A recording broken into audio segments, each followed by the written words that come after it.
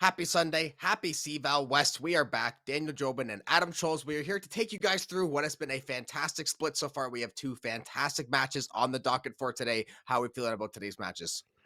Super excited, honestly. I mean, yesterday we got some excitement building there as well. I mean, UBC and ASU going down to the wire there on Haven.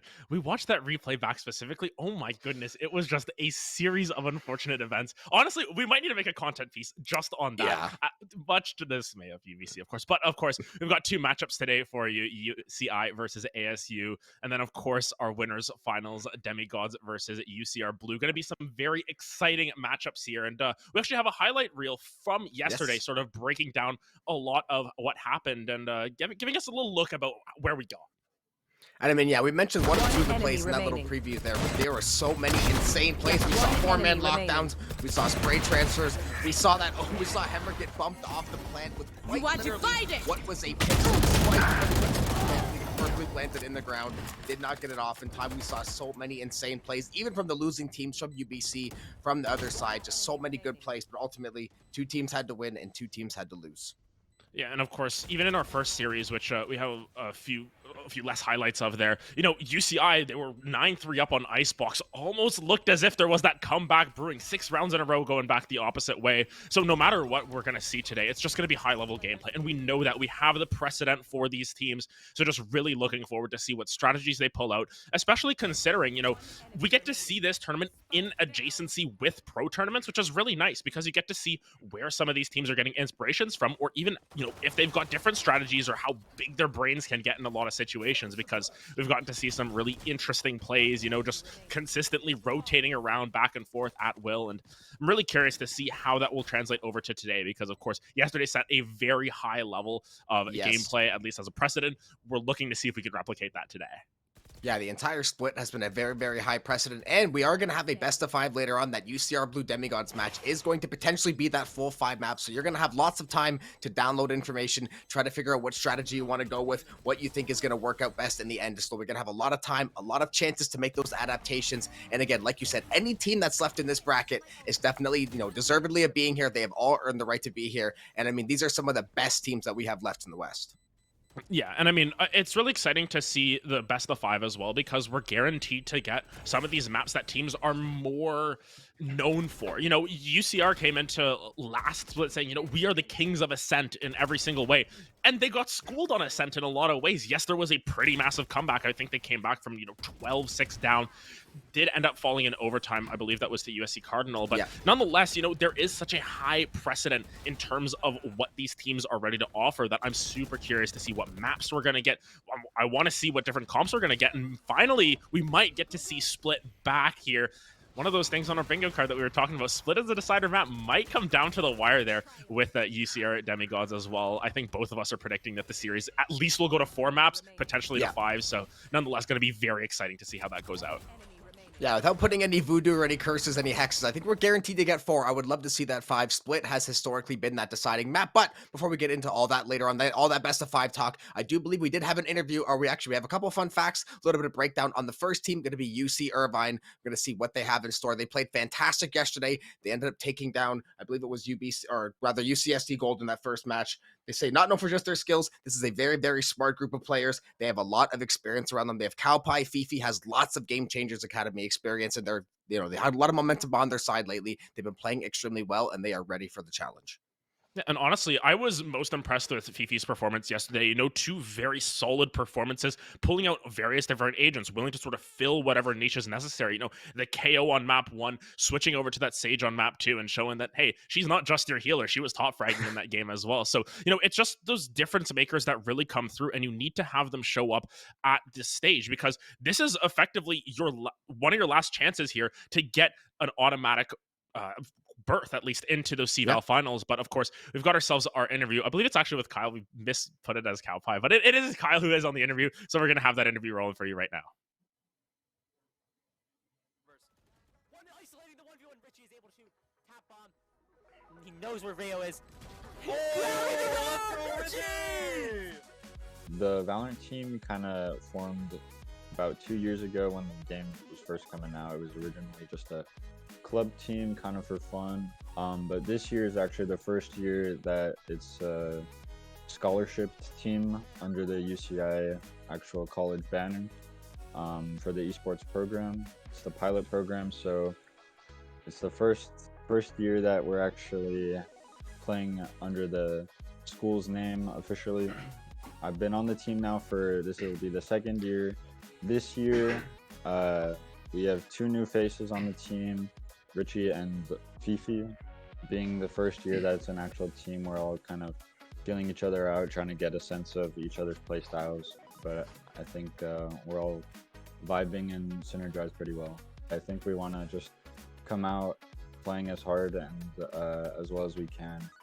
Us not having participated in a lot of tournaments, but having practiced, pretty frequently and with high quality teams and coaches and really putting the effort behind the scenes, I think we have a pretty good shot, regardless of what the right teams say on paper.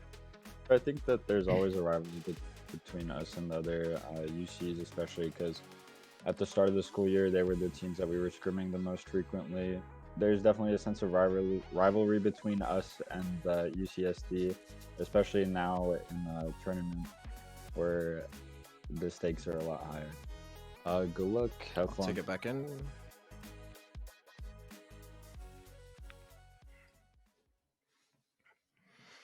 So good to hear a little bit about UC Irvine, kind of how things have come together. And talking about yesterday, we mentioned some of those players as well. We talked about Cowpie and Fifi being the 2 that kind of carried the day yesterday. I mean, yesterday, the theme of the day seemed to be the Killjoy was being that carry for a lot of these teams. So the way the meta has kind of shifted now, UC Irvine feeling like they're in a good spot. But Adam, we have another team that they're going to be taking on to cover. Yeah, and of course, ASU Maroon really showed up with sort of showing their grit, being able to come back after having the lead in Pearl, sort of relinquishing that on the defensive side where we were like, hey, I thought Pearl was an attacker side of the map. What's going on here? But, they were able to regain their composure with a very excellent Lotus and a shocking Haven at that, where they really schooled UBC. It was 6-0 up. They just rattled off round after round after round after round, and there was a little bit of a fake comeback coming down the opposite way. But overall, ASU Maroon, just a really exciting team. They all have the tendency to change the sensitivity. We will be able to fact check that today. If we get some of these POVs, we'll figure out if they're actually changing their sensitivity or anything. But of course, when there's food on the line, you got to make sure that you're winning those games. And I hope that they had a really nice dinner afterwards as well. But nonetheless, this is an unfunded school club, very much akin to how UBC has sort of been established as well. And just showing how far they've come, how determined they are to continue this going. Because at this highest level, we have 2 unfunded teams left. We have 2, scholarship teams as well. So it's going to be interesting to see how everything sort of turns out, because I know in the past, in CLOL specifically, where there is a little bit more precedent, there have been a lot of schools that can go pretty far without having as much backing, without having as much coaching. So in this situation, with CVAL sort of being in its infancy, in its sort of blooming phase at that, it's interesting to see there's still that sort of separation between the 2 teams, where it's so small, the difference between a team that's scholarshiped and a team that just is playing for fun, like UBC was. Yeah, and I guess a little more info here. We do have an interview, I believe, with ASU Brisk. We're going to send that over, let you guys hear from him. One more ramp. One more ramp. We're taking it back. Yeah. So unfortunately, last season we actually had to forfeit our round of 16 game due to an unforeseen family emergency. However, we've definitely improved a lot since then, and we've all significantly improved as both players and as a team. Most notably, we worked on our team communication, how we cohesively work as a team, our ability to read and adapt to other teams' play styles, and of course, we worked on expanding our strat book during the offseason. Those are really what we focused on between last season and this season. I generally wasn't even aware that we were the last non-Californian American team left. But our team definitely isn't even concerned with how the other regional teams are doing. We actually just strictly focus on improving our own gameplay and making sure we show up when match time comes.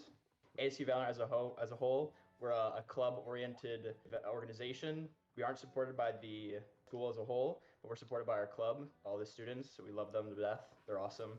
We're actually really excited to play against a team that has consistently performed so well. With them getting to the upper finals last season, and us getting to this esports U, I think it's going to be a really good matchup.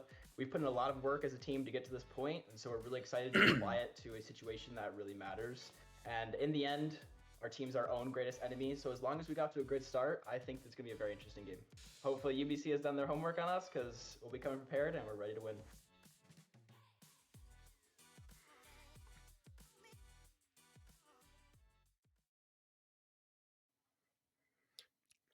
Great to hear a little more from ASU and about ASU there. And I mean, this is a team that we talked about. They somewhat heavily favored coming in. They had that unfortunate circumstance, like they mentioned last time, where they couldn't really, get to that performance level they were hoping for. But now, after taking down UBC in the fashion they did yesterday, like you said, they didn't just beat them, they took them to school, especially going to a map 3, going to a Haven, a map that we know UBC is so known for. Like they had such a good record. I think they're like 6-2 in their last 8 on Haven, losing 1 or 2 of them in overtime. But ASU, they are ready. They are here. And as you heard there, they are ready to take over CVAL.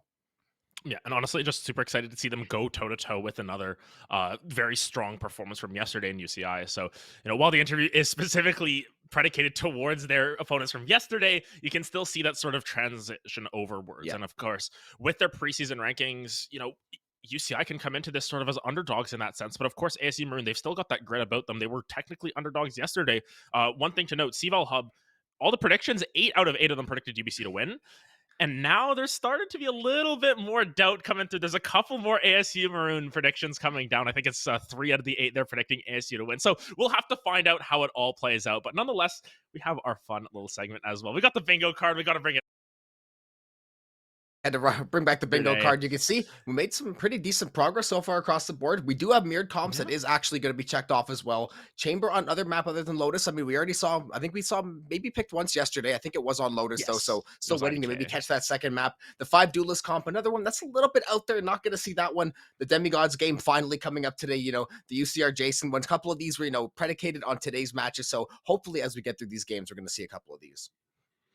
Yeah, and of course, it's going to be very interesting to see how this first series goes. But of course, we're in for production right now. We do have the map pick and bans done here. And I'm very excited because we got a little bit of a teaser for it here. But my goodness, we're going to get split confirmed here, actually, in this matchup here. The Lotus ban makes a whole lot of sense. We saw what ASU were able to do on that. Yeah. And of course, ASU banning Icebox in the second phase, making sure they don't go to that decider map. So Ascent going to be that potentially third matchup there. But Pearl looked really good for UCI last time around.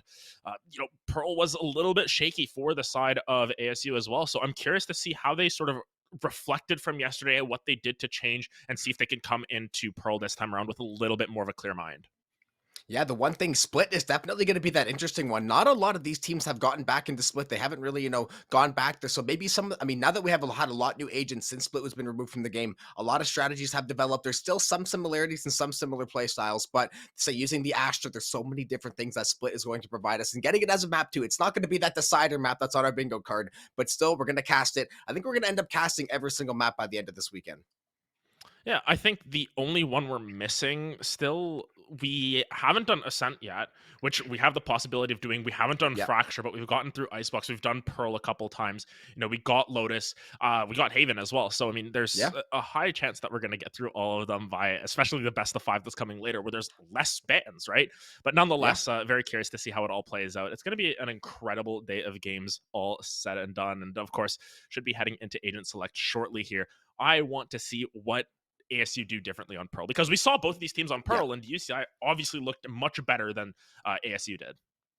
Yeah, the one thing ASU though, what they seemed like they were not necessarily streaky, but once they felt like they got going, maybe it was a little bit of a slower start to kick off the series, playing against such a strong team. And we know UBC, they're obviously very, very strong on Pearl, so that's no slouch of a team. And I think the way they battle back, and I think they're going to be riding, I think even though they were a confident team before, taking down UBC in the fashion they did, they have got to feel like they should definitely, consider themselves to be the favorite or one of the favorites. You're going to be feeling so good about that performance, and maybe it's recency bias, but they looked like they were a team ready to take over. Yeah, and already you see some comp differences here. The Sova picked up from Flo on one side. Of course, on the flip side, it's going to be that Fade for Kaz. This is sort of the same comps that they were running yesterday, except there's one major difference. No Harbor going to get picked up this time by the side of, it was the Harbor picked up by UCSD. This time, though, there's no Harbors picked on either side. Almost the same comps here. It's literally just the Initiator that's different. So overall, going to be very interesting to see how the comps sort of play out in their own regards. Yeah, say we're gonna see the Fade. Gonna see. I wonder if we're gonna see the top frag Killjoy make an appearance once again. We saw Cowpie doing so good. We can see the KO mirrored on either side. There, the Jet's gonna be dueling there as well. Kyle probably gonna lock in this Astra, I would have to assume. So mirrored comps. Actually, potentially going to be that switch up. Actually, the Sova going to be opted there for Flow. Saw him playing that yesterday, so not going to be anything, they're not going to veer off too far from their regular strategy. Yeah, and I think that overall it's you know, there are sort of these set agents that you sort of have to pick in this regard. Killjoy, despite the nerfs, despite us playing on the life patch, still going to be very strong. The only main thing is that turret having a little bit less HP, but you know, I'm really curious to see how these smoke players play out. You know, Kyle and Brisk, both of them had some very strong performances. Yes, they aren't going to be playing the flashiest agents. I like to call any agent that plays smokes or any initiators, I call them the dirty agents because they like to get in there, they like to get down and dirty, and it really just comes down to how they execute on that as well. So overall, expect it to be quite an interesting series here. Very excited to see these two teams go at it to keep their chances at making those CVAL finals alive. Yeah, and considering this first series is going to be that best of 3, I'm looking for one of these teams to start out of the gate and come out with, try to get that momentum on your side, try to get off to that fast start. You don't want to start down 5-6-0 and let either one of these teams start to take control. We know how momentum-based Valorant can be. We know you go in these 6-7 round swings. You want to find yourself trying to get ahead early, try to get that economy lead built up, maybe try to play off a couple of these ultimates. Just make sure you try to stay ahead of the game as long as possible. Yeah, and I think the major thing for both of these teams is that they did go on some of these long runs. Both of these teams incredibly streaky, I want to say, and that is what I'm most curious about. So the Dart just going to be trying to clear out Art there, not going to spot anything out, but look at how default this is. They're just spreading out across the map, trying to find absolutely anything they can, hold some angles, try and find some early picks. That Spike, sitting in spawn, they haven't touched it at all. Yeah, they're just kind of setting up that line of scrimmage. You see this in League of Legends a lot of times. You're just setting up either side of the river there. We're going to see that B long pressure, actually. Richie going to walk up, take that first pick. Brisk going to go down. The Spike, though, like you mentioned, still sitting far, far away. However, they got a minute, 10 seconds. They have a lot of time to wait some utility out, pick up this Spike, maybe take that walk over to A. Looks like a lot of pressure being applied toward that middle area, though. Yeah, you can see that mid pressure pushing through Kawaii 2K alongside Kaz, just trying to find anything that they can. But still, it's a dark map. You know, they don't really know where their enemies are. We see that Cowpie's just been sitting here, lurking for as long as possible here. Finally going to take some contact here. Jello going to pick up one on the opposite side. That's going to be the Killjoy down. So your post plant going to be a little bit worse for wear now if you're the side of ASU. Or for UCI, sorry. Yeah, no worries. There was only the one nanoswarm already got popped, though, so the post plant wouldn't necessarily have been terrible. Kaz and Ayum, though, taking matters into their own hands, picking up a pair. Richie jumping 3 on the round. He is going to fall, though. Kawaii finishes the job. That's going to be the first round of the game over to ASU. Yeah, really well played, you know, just sort of biding their time. Really strong retake coming down, and it's actually good to see Richie sort of getting on the board here. We were rather critical of their performance in map 2, specifically on Icebox. The scoreboard, yeah, I hate to be that guy, but numbers don't lie. Yeah, the scoreboard doesn't lie. Had a really rough time there. But, you know, Richie did have a very strong performance on Pearl, so it's good to see them sort of picking up where they left off yesterday in map 1. Just need to see how that consistency is going to come down, because we need to see Richie sort of be that entry, be that main man in a lot of these early skirmishes, at least for the side of UCI. It just comes down to if you can keep that ball rolling, if the rest of the team can sort of pick up what Richie is putting down. To be fair, though, isn't it like the typical Jet player to go like 5-20 and then go 40-2 the next game? That's normally what shows that the counts are being shared. Oh, that happens. Oh, okay. That's a whole other that's a whole other ballpark there. Whole other can of worms. Cast, though, going to be the first one taken out of this round, and now it's going to be that early numbers advantage. Low HP bars in a couple members, but they still have their lives to them. Turret set up with Cowpie there, trying to see if he can bait out anything here, but once again, that middle pressure being applied by ASU. Yeah, and you see these mid setups. You know, IU did the same thing last time where they sort of have their setup all spread out through mid to take any contact there. But look at how far up Cowpie is able to push up and just finds a pick for themselves here. This A site is completely clear.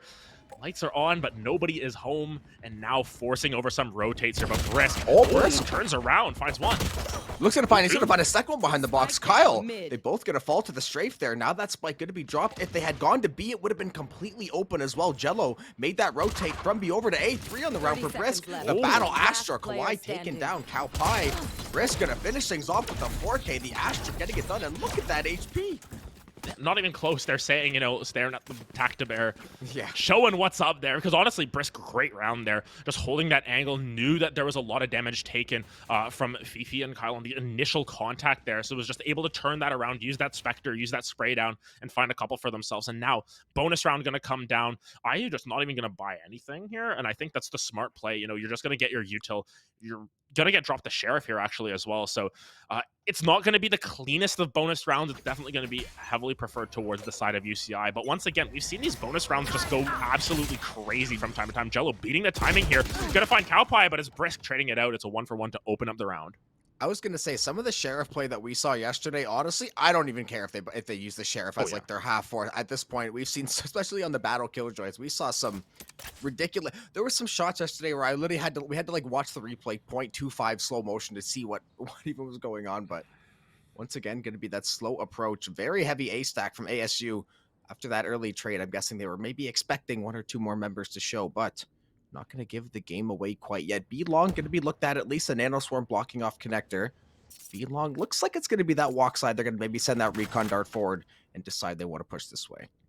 Yeah, they just want to try and take advantage of the Killjoy setup here because, I mean, I assume that they sort of explored through mid a little bit here. Notice there's no alarm bot here of note. So IU just going to have to sort of rely on their aim. The knife going to sort of detect that out as well, so they know that this site mostly empty here. Richie just going to try and dash on the site here.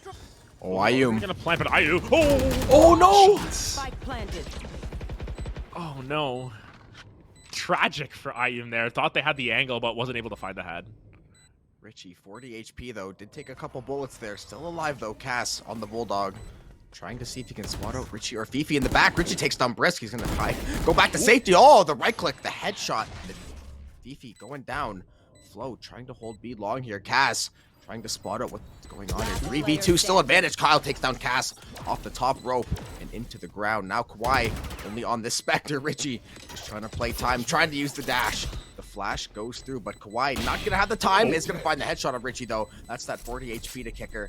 Kawhi gonna give chase to Kyle now. Tries to find the shots. He will fall though, and that'll be the first round on the board for UCI.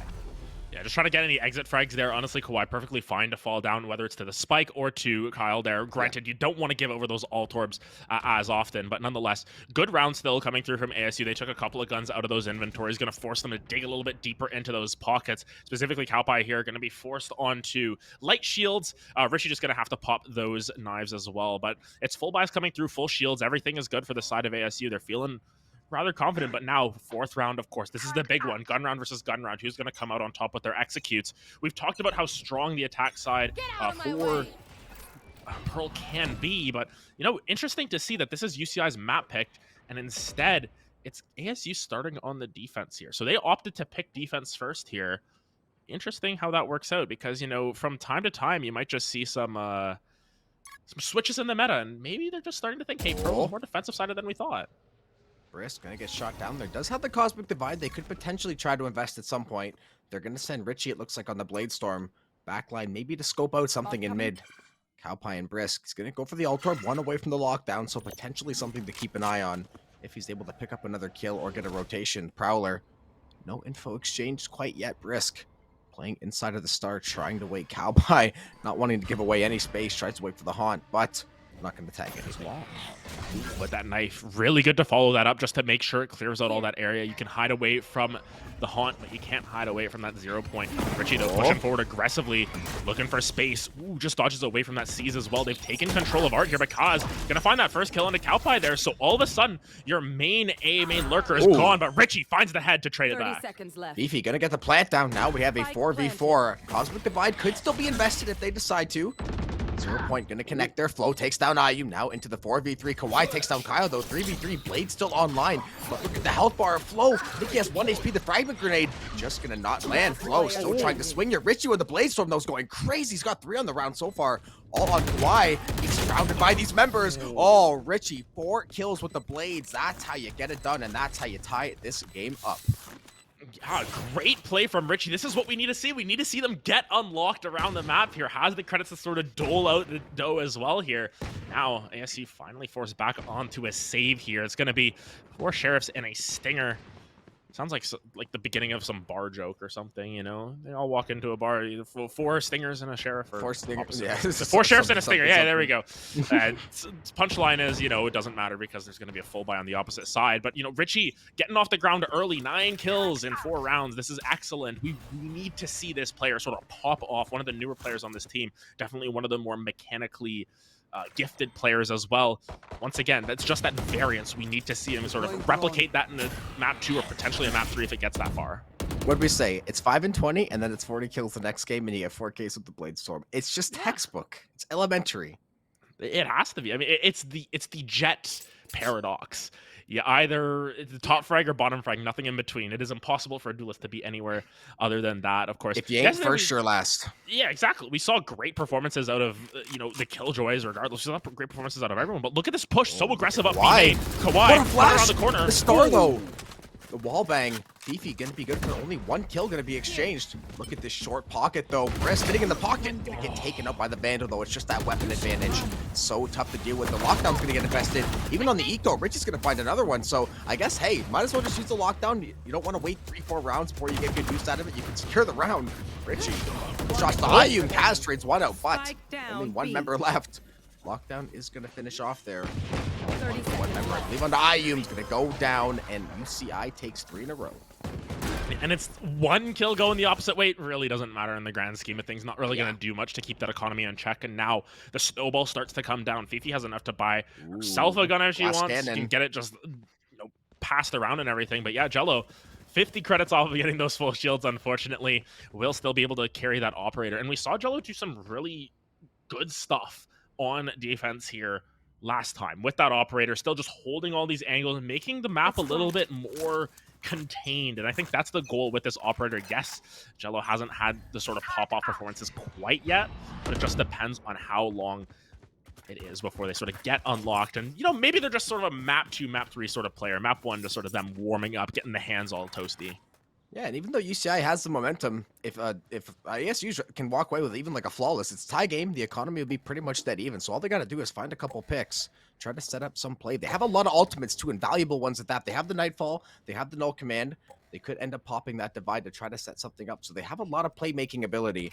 It's just gonna come down to what kind of push is gonna come through. Kawhi trying to take up this early space, but looks like all of UCI content to stay mid for now. Yeah, and you can see Kawhi holding this angle off of the contact from that turret, but now the turret's gone. You got to hold a little bit more of a cross. Jello just holding the cross themselves. They're going to hold this tight angle, find absolutely anything they can. A couple times yesterday we saw, Pearson and Jello just staring at each other. Seems to be a similar situation here. Kyle just lurking around the corner, but Jello refused to give up this angle. It is 30 seconds left, so there's going to have to be a play made soon, and it looks like it might be a push in through Art. Multiple members are posting up there, but there is the alarm bot there. There's like microwave set up, so it's going to be challenging. There's an Null Command. There's the Nightfall as well, so they execute and the counterplay to come through. They're going to go A side. It's the pick. The off shot not going to land, and he runs into a buzzsaw. IU's going to find 2. Cowpie and Kyle, though, they find their ones. Now we have a 3v3. Could end up seeing that double cosmic divide. The lockdown in IU's pocket as well. Cass backside here for info, gonna be thrown out there. Risk gonna work on it. There's the lockdown and there's the divide, so everything getting invested for both of these teams. And the swarm, the crossfire, Brisk goes down. 3v2 for UCI. Yeah, so challenging for Cass to get through here as well. Yes, you've got the Killjoy still up and available.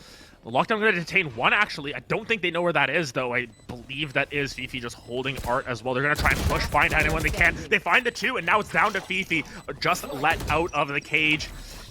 Have enough utility here. Will the fragment grenade be enough? Time is ticking. They've got to try and stick this here. Oh, Kaz going to turn that corner. Do they have enough time? I think they have 2 seconds.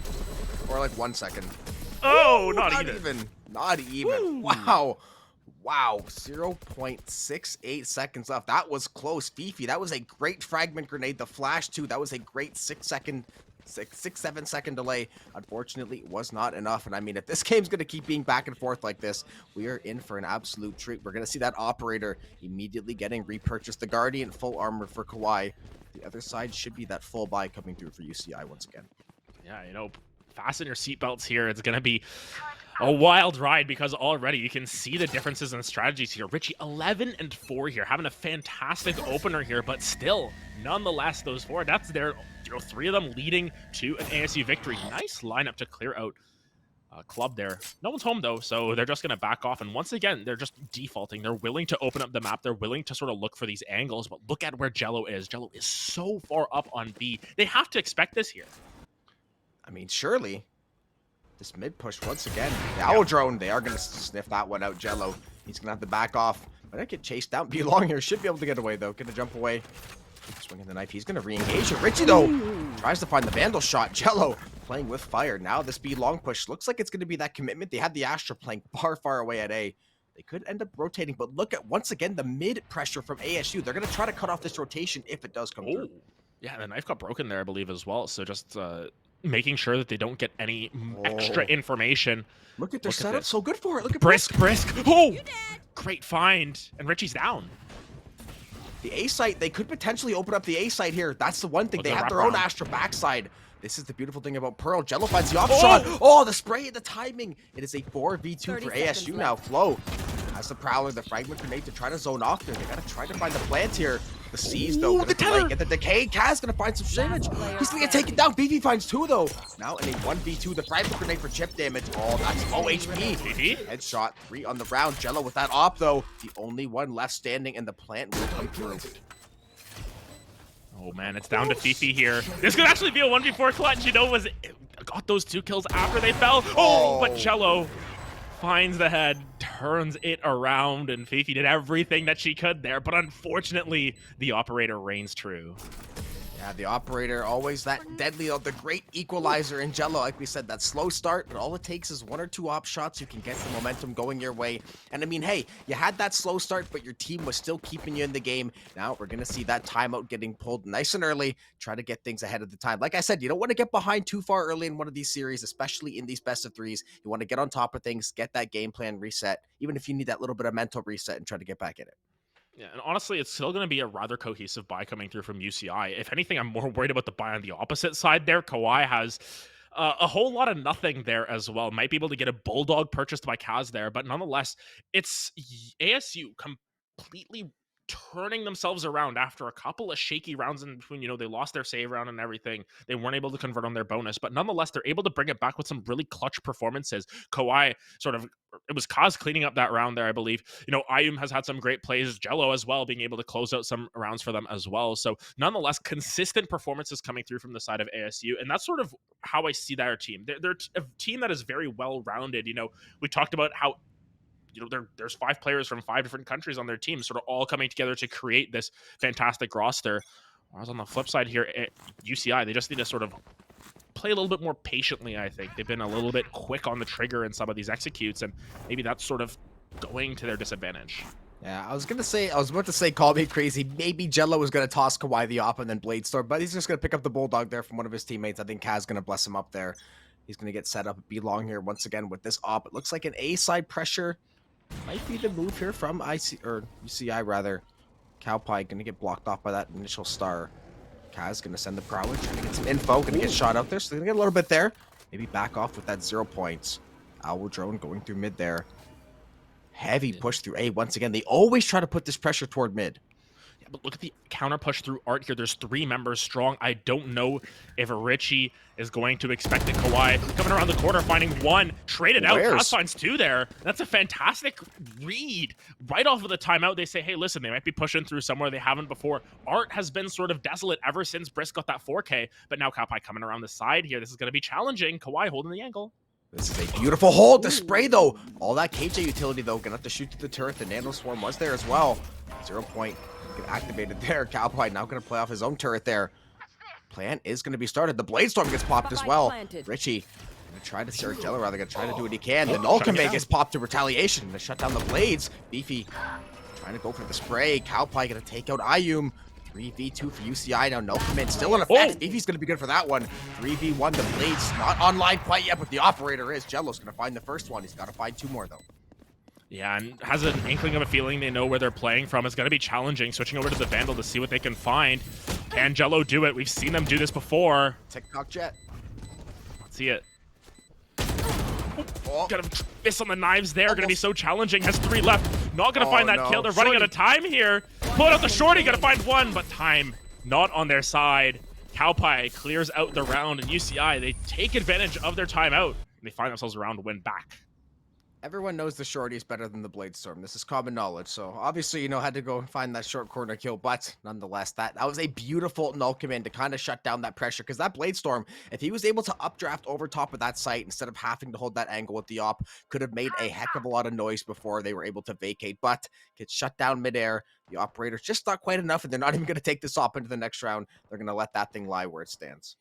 Yeah, and I think the main reason is just opping on attack is so much more challenging. And Yeah. even still, you look at the weaponry on the side of UCI, it's not amazing. There's a couple of No. Spectres picked up there. You know, ASU want a full save at this point. Was trying to find any sort of short angles that they can hold. But interesting that Kaz taking that orb when they have... Well, both of those members have the ult there. I think they're just trying to deny that away from most UCI. likely. But push towards B here. This has at been a this. while before they've done that. And, you know, there's no setup here. They're just going to get the site effectively for free. Yes, they've been a while. They haven't really hit it this quickly the entire game. The first 20 seconds, they finally make that quick push. And honestly, I like it. It's that adaptation. It's that change up. They realize if they're putting a lot of pressure toward mid, we can skirt around the outside here. We haven't really been getting challenged B long. And also, they finally got the op out of Jello's hands. They probably weren't worried about that B long push anymore. Now they're able to walk on site, kind of shut it down. And I mean, right now, for ASU, do you go for the 5-man save?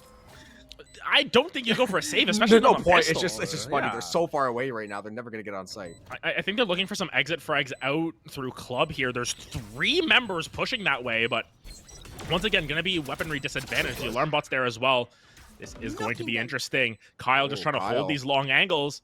Do they know? Are they aware? The alarm bot's there. They're gonna find the angle with the sheriff. They are. Kyle's gonna go down. The exits might be coming through. Ayum, he's gonna fall. Spectre in Flo's hands now. Brisk still behind the pillar, trying to find one more. Isn't gonna find one though. Jello goes down to the spike. 4 members alive for UCI. So a fantastic job to keep all those rifles online and take a lead back.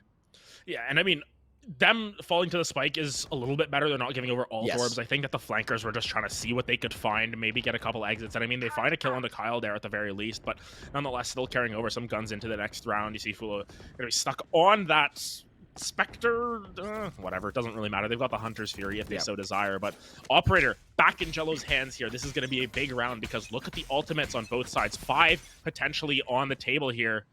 Just have to find out what they can find, and Jello already holding a really different angle. Get caught with that recon bolt anyways. Yeah, gotta be careful there. The 0-point knife to answer.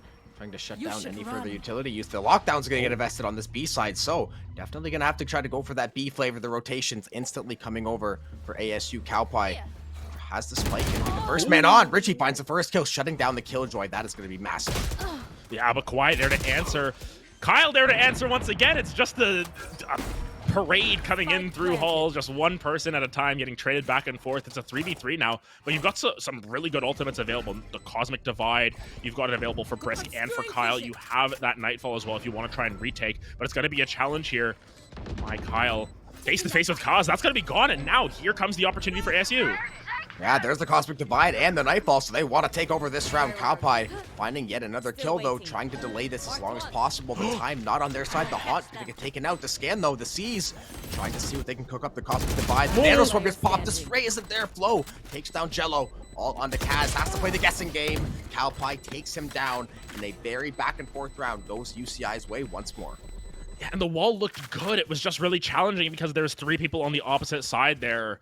Now Meta going to be taking that time out for themselves, seeing as how it worked out well for UCI. They want to try and flip the script once again, set up some They got no money, strategies for though, themselves. I'm pretty sure. Yeah, they have no money for this round, but I mean, using it here, maybe finding some econs here, and then going into the next round to get some more set strategies might be the play for them.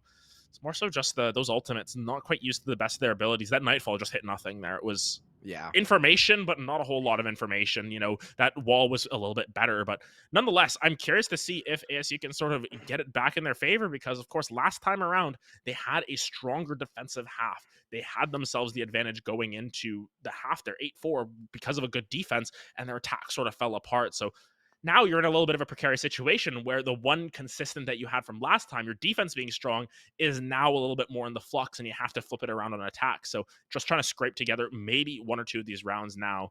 I'll have to see what ASU draw up.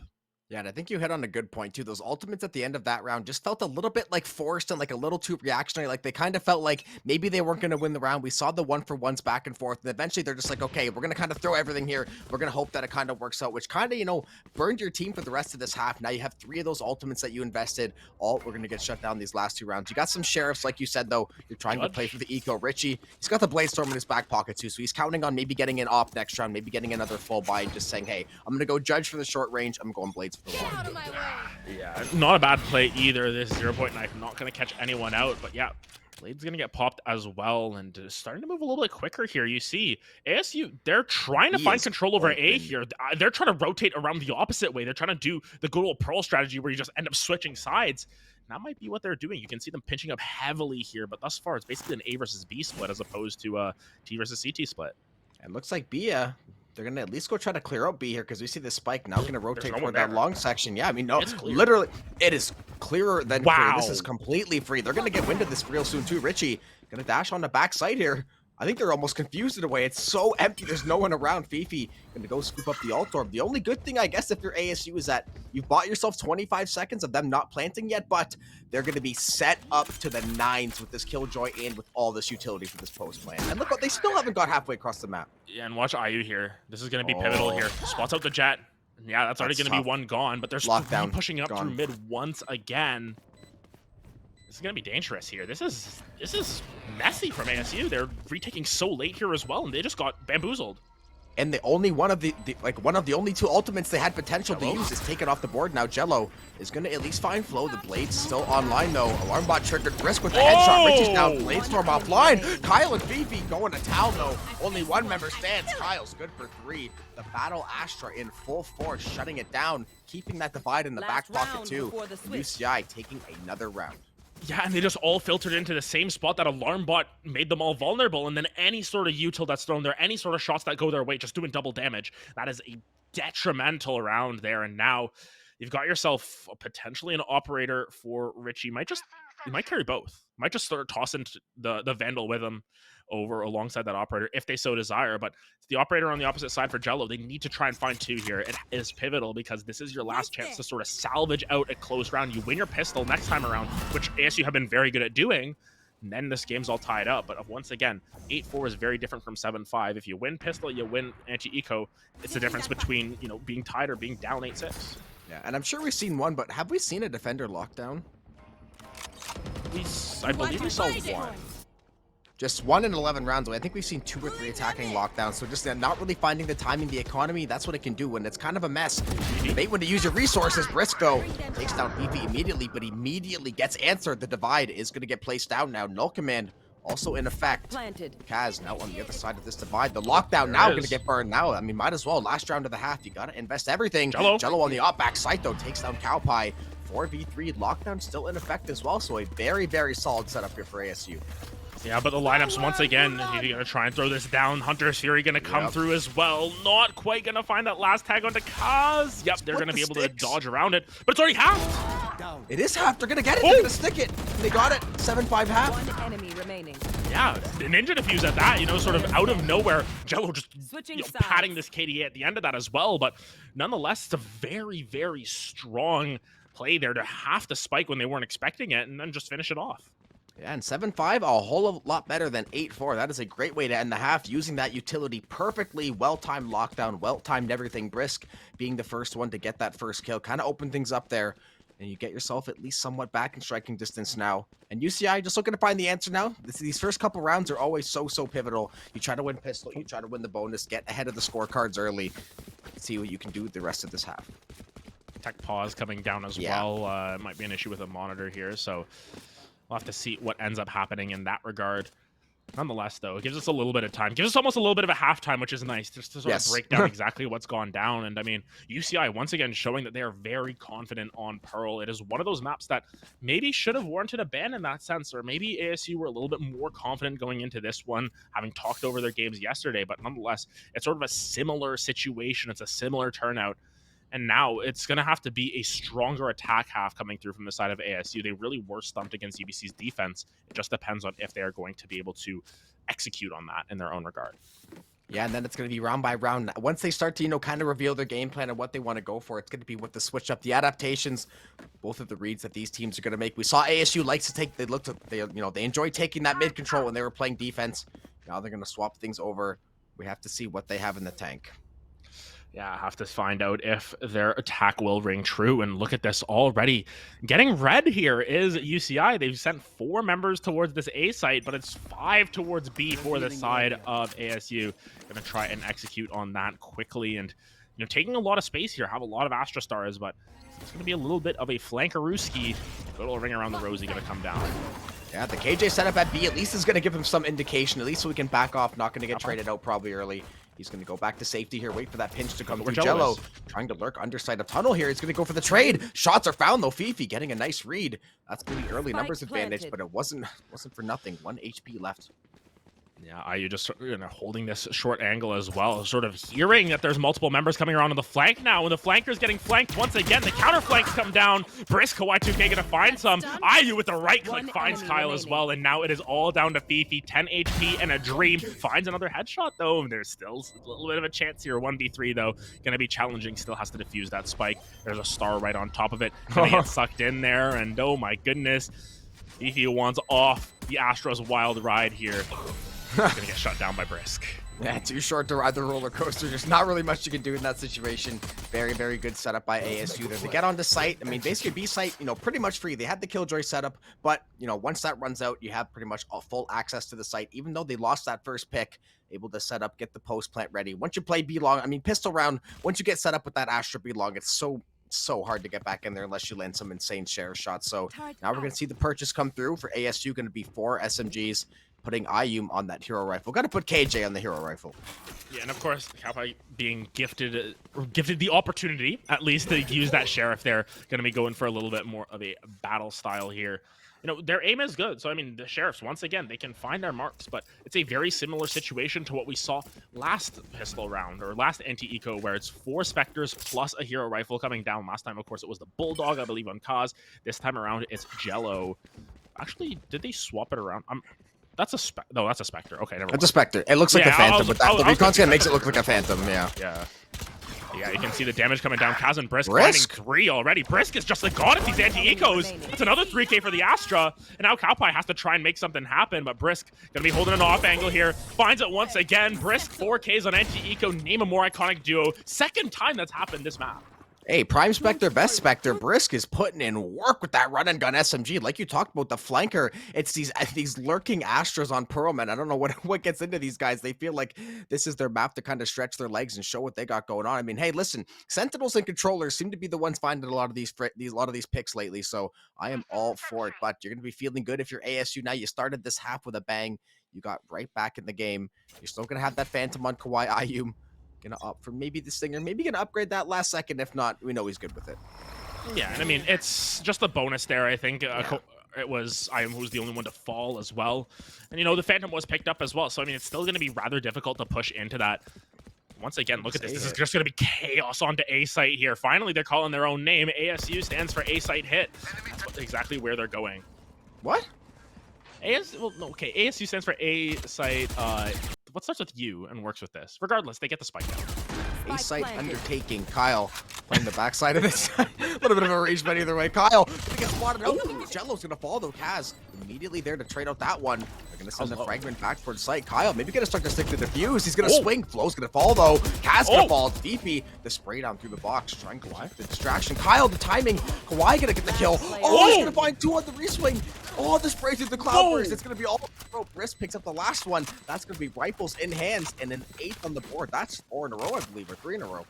That's a massive pickup as well because it's the bonus round. Yeah. And it looked so good. Kyle, going astral mode, just turns it off, turns around, and is able to pop Jello, I believe it was, who was pushing up. But nonetheless, took a lot of damage from that interaction as well. And Kawaii living with 10 HP at the end of that one. True Phantom moment at its prime where, if those were Vandal shots, those would have killed. But it's the Phantom coming through.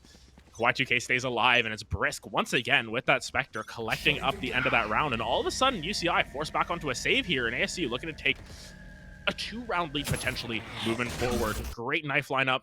No one's home. Very scenic, but not very effective. Nonetheless, always fun to watch, but looks like they are going to maybe cheat over toward this B long area. Ayum trying to set up here. We're going to see, look at this pressure through the mid, though. Once again, this heavy stack trying to cut things off. Trying to just find anything they can, and I like this strategy on pistol to just group up multiple members because it is hard to get those spray transfers a lot of the times. It's something that, even the best players have trouble with from time to time, but nonetheless, knowing that they've got this range advantage, you can see them pushing up B long. But Fifi's moving back over towards A. They're trying to pincer in on A, but once again, they're just leaving Kalpai on his lonesome. Yeah, just a Killjoy in her utility. All that's left. She is going to get hit with the Prowler. Going to get tagged with the box spray is next. They knew they had her dead to rights. That's going to be a free kill. Killjoy off the board. Plants coming down. And now it's going to be a 5v4 retake. Yeah, right behind the Among Us pillar there. Going to be taken down. A little bit sus in that situation to leave the Killjoy alone, but nonetheless, they'll have to sort of try and find this retake. Not going to be the easiest of situations, though. Kyle going to block out vision from long at the very least to try and isolate out this site a little bit more. But there's just, the weaponry's just too damn good. Jello Briskaz picking up the rest of it. What a round. Flawless to counter that anti-eco. Yeah, and momentum now firmly on the side of ASU. That is their fourth and fifth in a row, rather, and it's getting more and more dominant as we go. They finish off that round with the flawless. They didn't even need to invest that much. They just find kills to get that bomb down. And B, we usually see the A hit as being, you know, somewhat of that preference. They did show over to A and win it a couple times, and now the fact that they're winning on both of these sites, it's going to be so hard for UCI to try to pin down what they want to do, where they want to set up, where do we want to put the Killjoy, because even when they've been putting the Killjoy on B, she's been isolated there the entire time, and when they send 4 members there, I mean, there's not much you can do. Yeah, and specifically isolated in this game, if we look at the timing of these timeouts and when they've happened and how rounds have sort of swapped in favor here, every single time that there's a timeout, the rounds start swapping back the opposite way. UCI took a timeout when they were, you know, down 4-3. They end up rattling off 4 rounds in a row. ASU take a timeout, they lose on a save round, but now they've been able to rattle off 5 rounds in a row. So now I'm curious to see if that trend is going to continue, where UCI can potentially take this timeout and rattle off a bunch of rounds.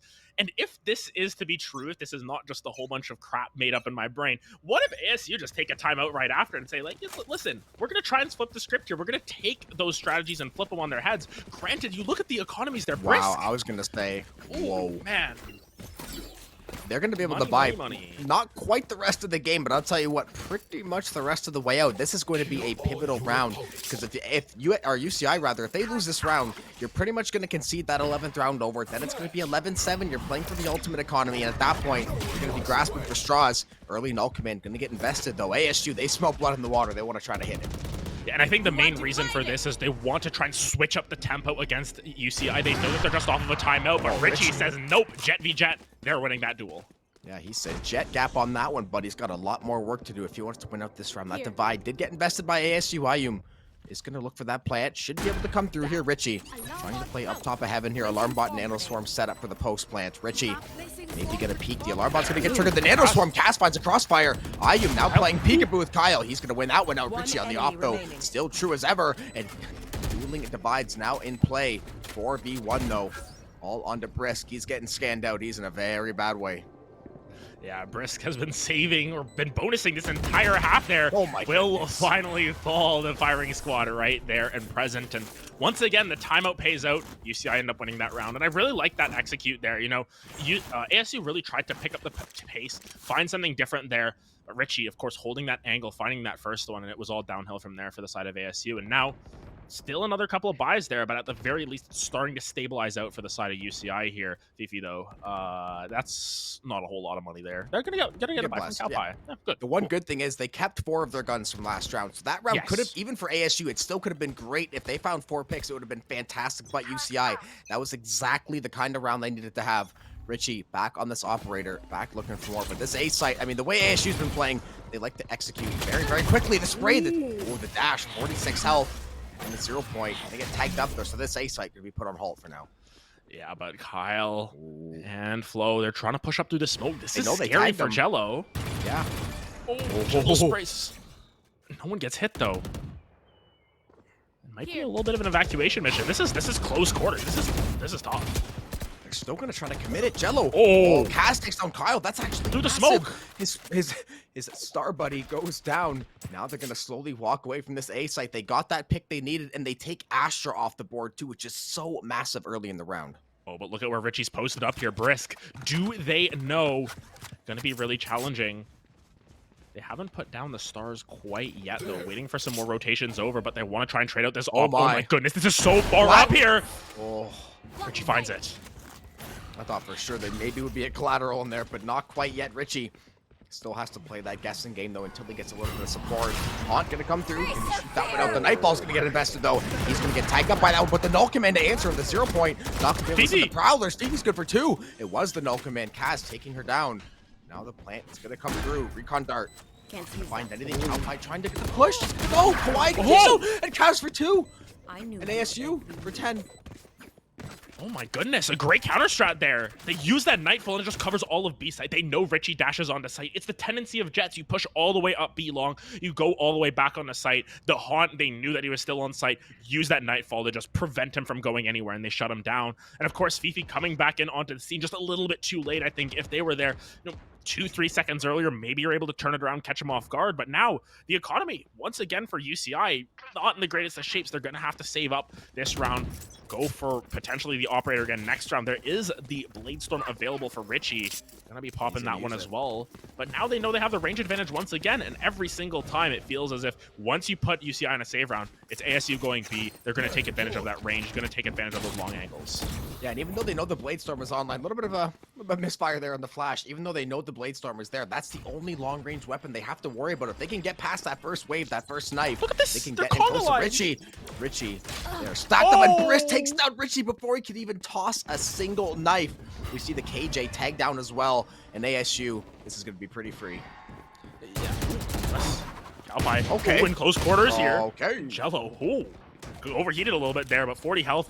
That's going to be one Vandal shot to the body, and they're potentially right in the letter home. Haven't got the plant down yet. Kawhi, though, going to find that kill on the Fifi. Yeah, remember I said the site take would be easy? Okay, now they're finding a couple of picks. I was going to say, making it look a lot harder. There's another one. Yeah, all on this last member. Going to be good for one, but Kaz takes him down. Look at low HP on Kaz, too, so almost making that pretty expensive. They are going to find the plant, though. 11-8. Now we're going to see the buy come back across Richie.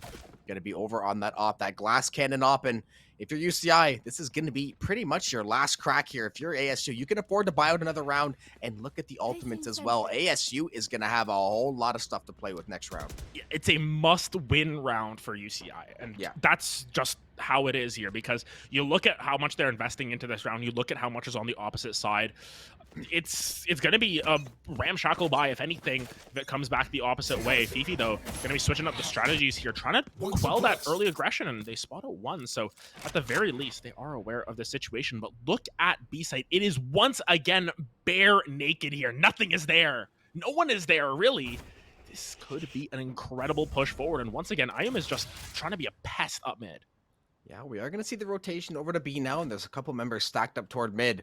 Look at the Killjoy trying to take a lot of space up toward Ardiv, and man. Richie still trying to find this first blood. Both of these teams are so thirsty for this first blood before they can make a move. Ayum, alarm bot. Oh, the well going to come out as well. Kyle, the spray, the timing. He finds the kill. Kyle is down. That's a big pick. No Astra left, no smokes left alive. And now they've trying to read this towards A. Richie, wrong site, wrong time at this point. Normally you like to see this Jet sitting down B, but she can switch over. You want to move around that operator. But unfortunately, they read it out. They knew that that operator wouldn't be there. Still just sort of chilling out B long. Flo has to expect something here at this point. I think that's why he's over here. They realize that this rotation probably coming through. I think he's got a pretty good idea now. The Haunt, the 0 point, the Dash, the Cloudburst, the Prowler. You name it, they're using it, but they're going down. Flo finds Spike 2. down, Cass and B. Kawhi taking up by his Vandal, making a 3rd, looking for a 4th. Brisk gonna finally find the shutdown. Killjoy lockdown is going to be enabled. Spike plant man. stopped actually. Brisk has to back off. Doesn't have time. It's gonna get detained. Gonna get caught. Adam, we saw this yesterday. He's gonna get detained be long. It's gonna stop the plant, and there's no time to get that plant down. Yeah, but IU finds the kill onto Cowpie. This is going to be challenging. They're hiding. Yeah, they're hiding. They're not even going to try it. It is costly, though. They do win the round, but at what cost? 3 members going down specifically, though. That operator is still up and available. They're going to be able to buy here. It's going to be rough, but, at the very least, they're going to be able to scrap together something. Rich, yeah, they used the Blade Storm, I think the lockdown, and I think they're using that null command 2 rounds ago. That's going to be a majority of their resources, and I'm seeing a whole lot of readies on the side of ASU, and I'm seeing that full stack of rifles. The money still looking clean as ever. They're basically going to have a full resource, full economy the rest of this game. UCI every single round now becoming that must win. They have Richie on that operator. He's going to have to, or Jellerai's going to have to go big. Yeah, and at the very least, that last round win affords them at least 2 rifles for the next round for the people that stayed alive, but they're just executing quickly here. Jello's already on site here. They beat the Killjoy timing. Yeah, he jumped over that Nano Swarm. Flow on the backside. Jello takes him down. IU my. good for that second one. And ASU on the backside of that null command. 0 point for information. Kyle's going down. 2 members left to stand Kawhi. Now he's finally going to commit this plant. Risk trying to hold that crossfire. Fragment grenade to come through. Gonna find the kill, but that's gonna be mostly for show. 4 members of ASU left standing, and all it took was the null command. Match point. Yeah, null command right onto site, and look at this 3 ultimates that you have to contend with. And what's going to be picked up on the opposite side? Oh, man. You went to the thrift store, you picked up the coolest thing there. You went home and you realized it had bed bugs. This is the buy that's coming through. It's nothing pretty. It's a Phantom, it's a Bulldog, a couple Sheriffs. Flow should have enough for maybe a Marshall. They have the Hunter's Fury at the very least, but man, this is not looking pretty for UCI. They're on their last legs here, but we've seen Thrifties come out before. We've seen teams clutch it up when they needed it most. Okay. It's on the wrong side of the map, that flash. And it's just 5 stack towards B. They know they've got the advantage. This has worked for them almost every single time. And they know they're not pushing into a rifle or an operator more than likely. There's the divide, there's the lockdown. They know this B execute. This is going to be the one to win them this map. Cowpie trying to see what he can do backside. Hunter's Fury's going to come through the flash. He's going to get a tag. Cowpie finds a kill. Low finds one.Az is going to fall. All these members falling. Okay, you mentioned the Thrifty. 4 members down. The divide is there. But UCI, 5 members left standing after the dust settles. They popped some tags. They had what, $20 left in the pocket, and yet they still come out on top here by the looks of it. Granted, Brisk, they've been looking good thus far, but it is definitely not a situation you want to be in if you're ASU. How the hell did UCI even end up taking that round? But nonetheless, they're going to recover all those rifles too. That's the biggest thing. They're going to at least get a little bit of economy advantage. Though the full buy is going to come through back the other way. The Blade Storm is going to be there. But I'll tell you what, this game is right back in their, right back in the zone for them. Yeah, right back in the wheelhouse. And of course, as you mentioned, they're still going to have enough to full buy out. But man, it's getting testy here. It's going to come down to the wire nonetheless, because now that's a more comprehensive buy coming through from the side of UCI. They've got some more weaponry to fight with, and Cowpie on that hero rifle, literally the hero of that round, surviving the siege. Flow just coming down with a massive solo ult as well. Brisk spotted out, gotta run. Gotta go. Brisk gonna run for the hills there. Richie still trying to put this early A pressure like he has been most of the game. Trying to see what he can cook up here. No one gonna push into him though. Could be this mid B execute for the time being. Cowpie looks like he's going to be the one to make first contact here. It's all in the timing with Jello. Cowpie playing a short angle. The spray isn't good. Jello finds the kill, and ASU is going to open up this B site. They're going to look to find this plant, and it's going to be on UCI in a 4-man retake to save Pearl. Get out of my way. Yeah, and you've got the Blade Storm as well here. Jello just going to be popping that just in case. This could be the final round of the match here. There's no ultimates available. The well just going to come late as well. 3 suppressed there with Kawhi, and now this retake's going to get so challenging. Yeah, they are beautifully set up. They're going to send that B long pressure. They still have this Killjoy lurking backside mid. They could slowly make the walk up, slowly try to put this flank on. It looks like they're going to do just that. Richie takes down Jello. That's that first pick they needed. He planted. They're going to stick the defuse. Half is going to come through. Still on the defuse. The fragment grenade. So well timed though. Cass and Kyle trading up picks. Kawhi trying to get the spray. Finds one. Richie shuts him down. Divide. Gets invested. Killjoy. They're going to have to W key. They're going to have to push the defuse. It's stuck. And they keep the game alive. ASU sleep at the wheel, and UCI takes full advantage. You spilled your ice cream. You're still playing this map. Oh my goodness. And it was the half that came through from Fifi that ends up being the difference maker as well, because Richie just sat there. Was like, okay, yeah, if you're not going to push me aggressively, that's all we're going to write. They planted in the open. They planted around the corner. Yeah, it's so challenging. And IU's flank, it gets one, but the push wasn't quick enough there. That ends up being a massive error there. Of course, now it's full buys aplenty on either side. Richie, the only one who's missing out on any effective HP. IU actually going to be picking up that operator as well to potentially snipe someone down, so they're just investing fully in this one. Oh my goodness, this first map coming down to the wire, Jobin, and we're looking for it. Yeah, I suspect A is going to be the choice. They have the Nightball, much better for A. No. Jello dashes nowhere to go, pinned in by the Nano. He's going to go down immediately. So just like that, ASU, you're going to lose one of your key members. You're going to have a lot harder time getting on the entry. You still have that Astra, but having that early entry onto these sites that has been so critical for them, now completely off the table. Yeah, I mean, this was such a massive lead for ASU. They had 3 chances here. This is their 3rd chance to sort of close out the map, and yet UCI, just continue to hold their ground. They refuse to relent. Nightfall, though, coming down. Below going to get tagged up by that one, as is Kyle. Great C's gonna come down as well, but Cowpie Beautiful. is gonna find one onto Brisk. It's gonna be traded back, but it's a 3v4 on site.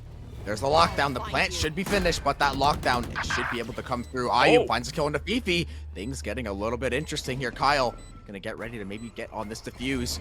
3v3 turret setup. The defuse gonna be started. Cowpie finds a headshot. The spray is true. Rishi gets a half. Not again. They're gonna get a second defuse. The spray down is good though. Cowpie's moving forward the round. Kyle finds the last.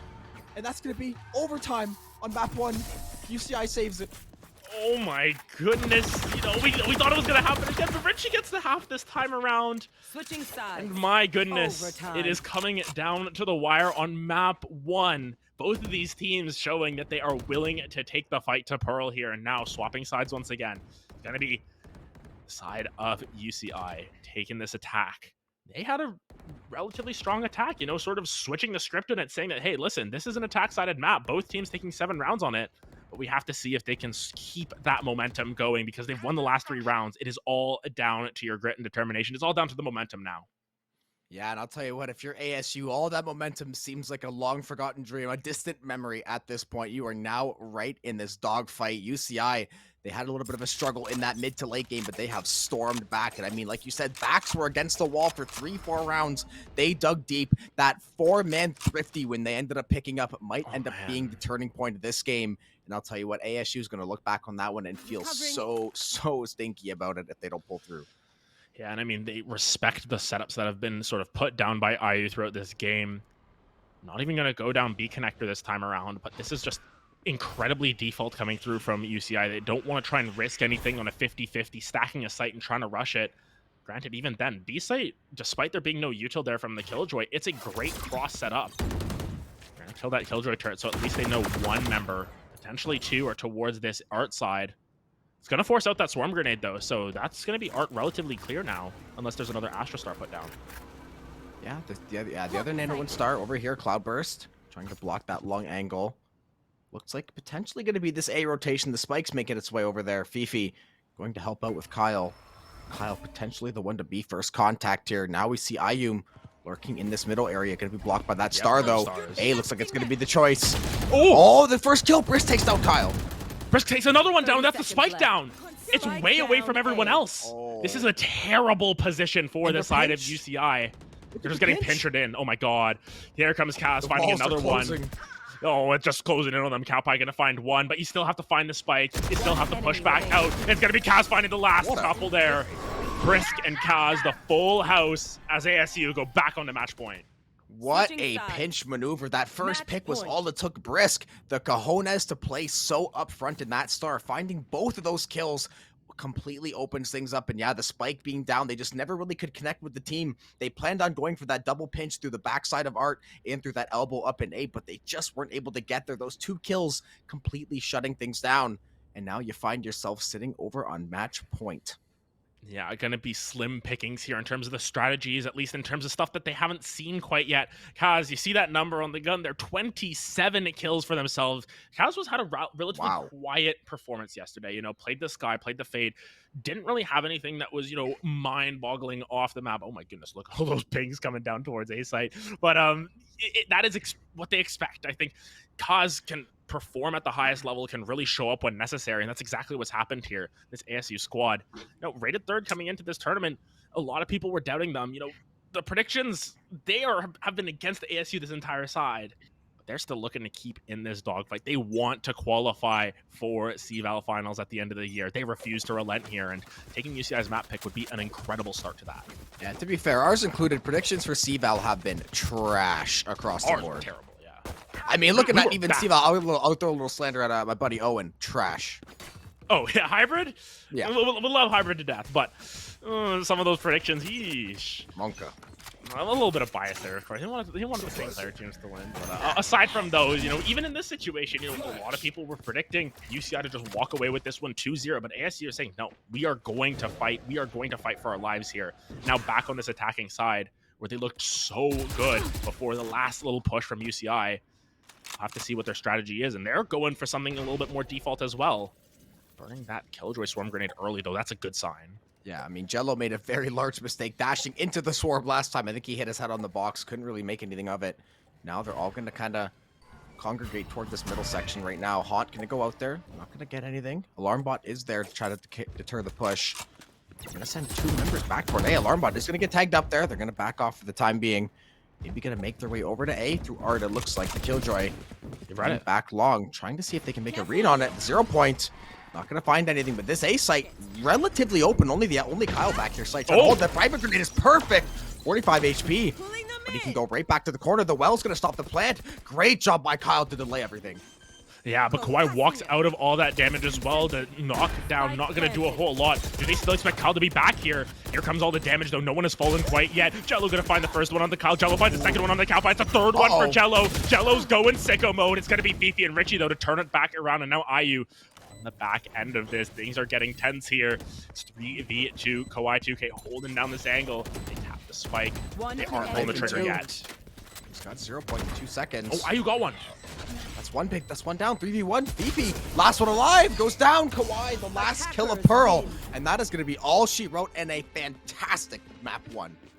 Fantastic start to the series overall. You know, it was looking a little bit grim in the middle there. You know, UCI were starting to rattle off significant amount of rounds in a row. We could have ended up at an 8-4 half at that, but ASU, they hold their ground. And I want to shout out Kaz and Brisk here. You know, 2 of the dirty players, playing the initiators, playing the controllers at that, but still able to find the finesse, find the timing against UCI and read them like a book. I know Brisk is their IGL and has just been fantastic at calling the shots and making sure everything is going to plan. And honestly, wow, what a map. And taking their map pick away, ASU are going to be potentially moving on to that 3rd place matchup here. But there's still another map. There's still potentially 2 other maps here. There's still a lot of Valorant to be played. And yeah, Jobin, what a first opener here. Yeah, what a way to open things up. But with that being said, I believe we are going to throw it over to a very, very quick break. Get set up for the second map here in this first series of CVAL West.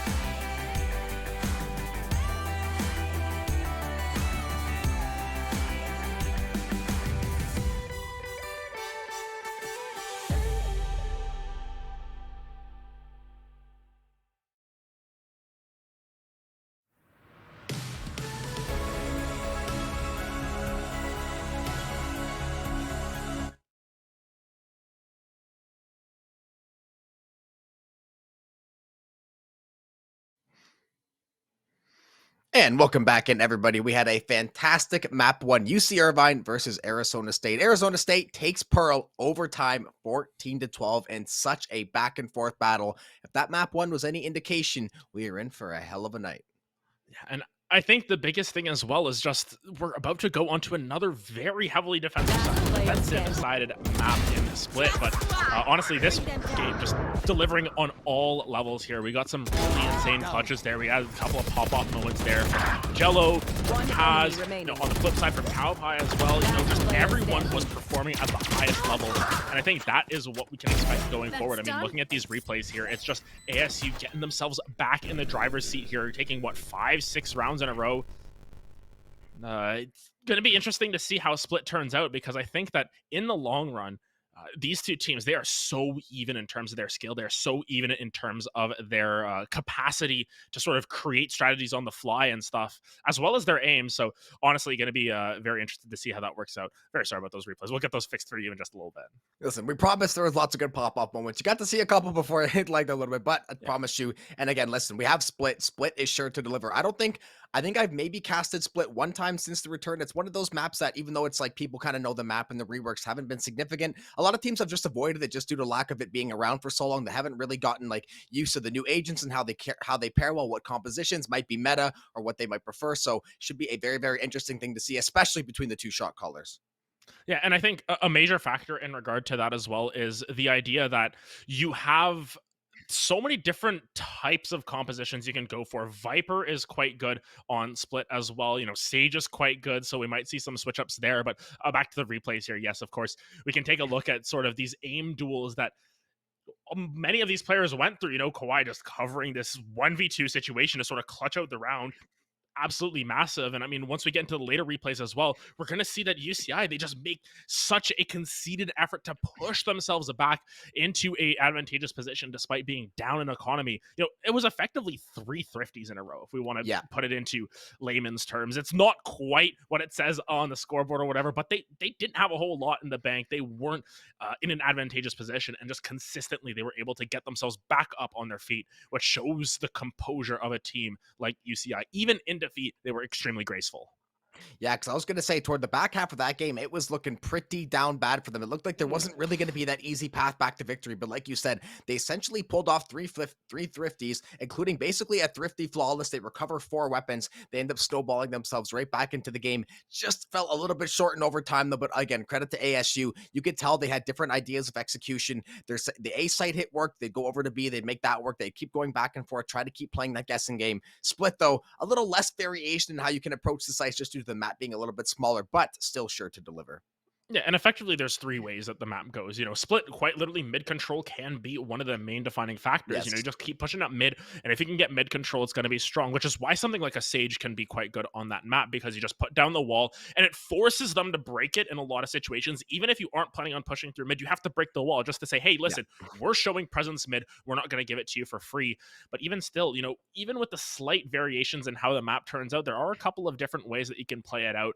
I'm curious to see the agents that get picked up. I think Astra started the smokes agent to pick there, but there is Omen variation. Don't know how much Harbor is going to find value on there. Viper can be quite good as well. There are times where you'll go double smokes on this map as well. So I'm curious to see how these teams sort of interpret Split as a map. And with this being ASU's map pick, UCI actually opting to go on the attacking side first. An interesting choice considering how much of a defensive stalwart this map can be, but potentially they're saving that for the second half. Yeah, I mean, maybe they have something cooked up on Split, because like we said, even though the map has been around, some teams might have, gotten a new look, a new lease on life, especially with the new agent introductions. Like you said, probably not expecting to see the Harbor, but there's a lot of agents in the game now where you can kind of attack Split in different ways than you could before. Even though as far as hitting the sites, it's fairly linear. Like you said, take mid control, try to play upside through heaven. If you can take garage control, try to push back deep into the corner. You can try to open things up, but because yesterday too, we saw teams play completely different play styles on different maps at many different points in time. So I'm going to be curious to see like what duelists are we going to get? Are we going to see like a Sky or a KO? Yeah, we're going to see like a double controller. So many different ways you can attack this map. Yeah, and I'm curious to see if we see something like a Neon or Phoenix come through in that situation as well. Because in terms of duelists, it's been Jet, Raze, Jet, Jet, Jet, Jet, Jet, Jet, Jet. As Yeah. far as we can go, we haven't really seen many double duelist comps come through, just as that sort of fallen out of favor as well. But in terms of these agent lock-ins here, Richie hovering that Jet for the time being, but already a little bit of variation there. Kawhi gonna opt for the Breach as their entry. Jello going on the Raze as well, so a little bit of a different comp here. Nothing too spicy to come through, but nonetheless, it's going to be different identities there with Fifi pulling out the Sky. Even though Ray's maybe not necessarily quite as strong as she's been in the past, still very, very effective on split. The paint shells and the boom bot, so good for clearing out garage, clearing out some of these smaller angles, dropping it into ropes and trying to catch someone lurking on the bottom side of ropes there or going through sewer as well. So the Breach as well. The sites aren't super, super wide. There's a lot of choke points. There's a lot of places where Breach can absolutely thrive. And it's, say, a little bit variation. The Jet being hovered, we know, Richie, that Jet's getting locked in. Yeah, and the main sort of argument for Raze here is just the rollouts that you can do, the movement that you can get onto site, on A site specifically. There's the little potted plant that a lot of pros have been talking about is the most annoying angle to hold, because someone can just be sitting there and you can't do anything about it really, because it's the height variation, it's the likelihood that there's other people there. But in terms of, Raze just sort of rolling out, getting into heaven really quickly, there's a lot of movement opportunities because of that height difference there. So I'm curious to see if Jello is aware of these sort of movements, is more of a movement player, more so towards an Asana or something, or if we're just going to see sort of your standard Raze gameplay where you're using your utility to clear out areas and then finally using your satchels to get on site. It's sort of two different play styles where either the Raze is in your backline before you can even blink, or it's the Raze sort of taking a little bit more of a methodical approach. Knowing Jello, though, I'm feeling like it's going to be the latter there. They're going to be going for some aggressive plays early on. I feel like that's most Raze players, though. Yes, they might play methodical. They might, you try to play with the team, you try to get some setup, but eventually, you gotta let the bird spread its wings and fly. You gotta fly the coop. You gotta go try to make those plays. You gotta take to the skies. It's gonna be curious to see, how soon before somebody gets to that point, how willing they are to, try to play into that team dynamic. Gonna see that. Yeah, the changing initiators, the Sky in the Breach, the alternative Sky on that defensive half. Richie, again, starting Jet on the defense, but Richie, we know how good he is on that Jet, so going to be that comfort pick. Couple of ghosts, couple of frenzies, a little bit of a mixed bag, and A site looks like it's being stacked up first. Yeah, and of course, it's interesting that they picked the Raze here, maybe just knowing that they're guaranteed to get 12 rounds on attack here, because, Raze on defense is kind of tragic in a lot of ways, but, Raze was one of those duelists that was picked a lot on split before. I remember significantly the zip on FPX versus Fnatic game where he just uses the satchels to knock Mystic off the spike twice. Yep. You have a lot of agency in that, but Jello already in heaven, this is exactly what they planned for, but Cowpie finds one early onto Brisk. That's no smokes now.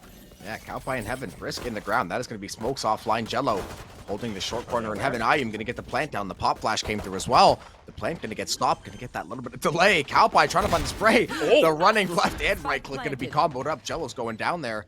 Now it is a 5v3. Flow taking down Cass. So Viper v Viper action. Flow not done yet. Going to be good for 2 there. Cowpie's good for 3. Make it a full house and make it a first round on the board. I'm going to get one onto Kyle at the very end with the swarm grenade that was just detonated before death. But nonetheless, a great round from UCI to sort of pick up the pace there and show that this is a very defensive-sided map there. It was a push through heaven all the way around to catch him off from ramps there that sort of caught out the side of ASU. And now it's Cowpie just going for the Phantom very early here, looking to try and get this aggression started. I don't necessarily hate that idea, though. To be fair, we have been seeing this a ton out of a lot of teams, whether it's like collegiate pro play. You buy 3 or 4 SMGs up, you get that full armor, you put that hero rifle in someone's hand. You're counting on only having, you're counting on no members being killed. You're okay with 1 or 2 of these SMGs falling, but you're expecting to bring at least 3 of these weapons to the next round. So the buy in their eyes, it's going to make a little more sense. You're going to invest that armor to make sure you win out those engagements as well. Yeah. And it's interesting that some of these teams don't opt for the extremely safe pro route where they pick up 3 rifles and then just 2 pistols, so that if the pistols fall, so be it, they can buy it the next round, but you're really hoping that those 3 players can sort of carry it into the next round. But it seems as if they want to take a little bit more of a defensive approach, and as opposed to the Sage getting picked up here to wall it off, they're just going to put this Viper or mid and just make it challenging. You toss down these mollies, you toss down this orb, and they just can't push up mid, so you have that as sort of your stalwart for the early stages. Of course, the vision line is going to be real fun with the Viper wall. I'm pretty sure that's a bug, and it just hasn't been fixed, and it's no, it's fine. We'll deal with it. We'll deal with it. Oh wow! Paint shells early. Cowpie gonna get tagged up a little bit. He's gonna back away though. Cass hitting that W key, getting on the site, but going down in a hurry. Flow trying to work on the backside here. This V hit is going to be made, but they're going to take their talents over to the A side. It looks like they have one playing through mid. They still have Jello surrounded by UCI members right now. Jello, is he going to be able to find anything? He is trapped behind this box. Frenzy in hand, praying and hoping, crossing his fingers. No one sees him. Oh, Cowboy the turn. Oh, no. Find the first kill, and now Flo's going to take him down, and Jello, so unfortunate. And now it's a 5v3 and Ace. The Ace lane all but free.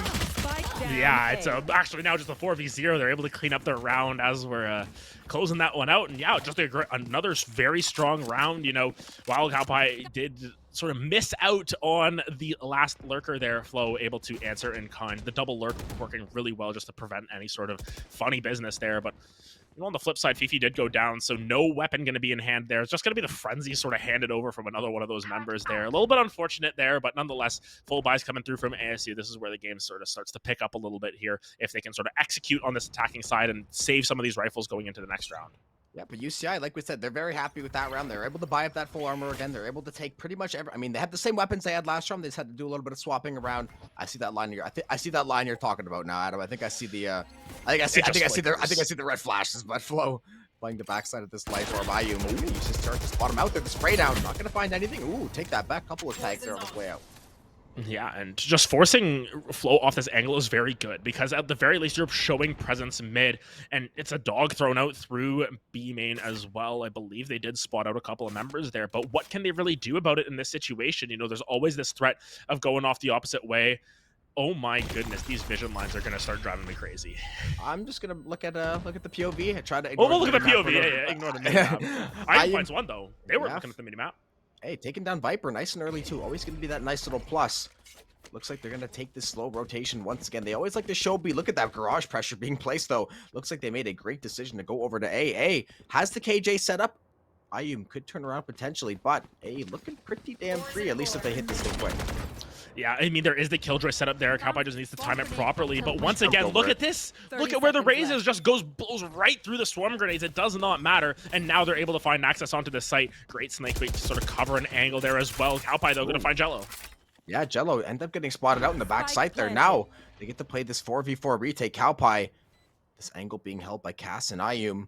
It's all going to be in the timing. The life orb going to get triggered there. Cowpie back toward heaven here, upside tower.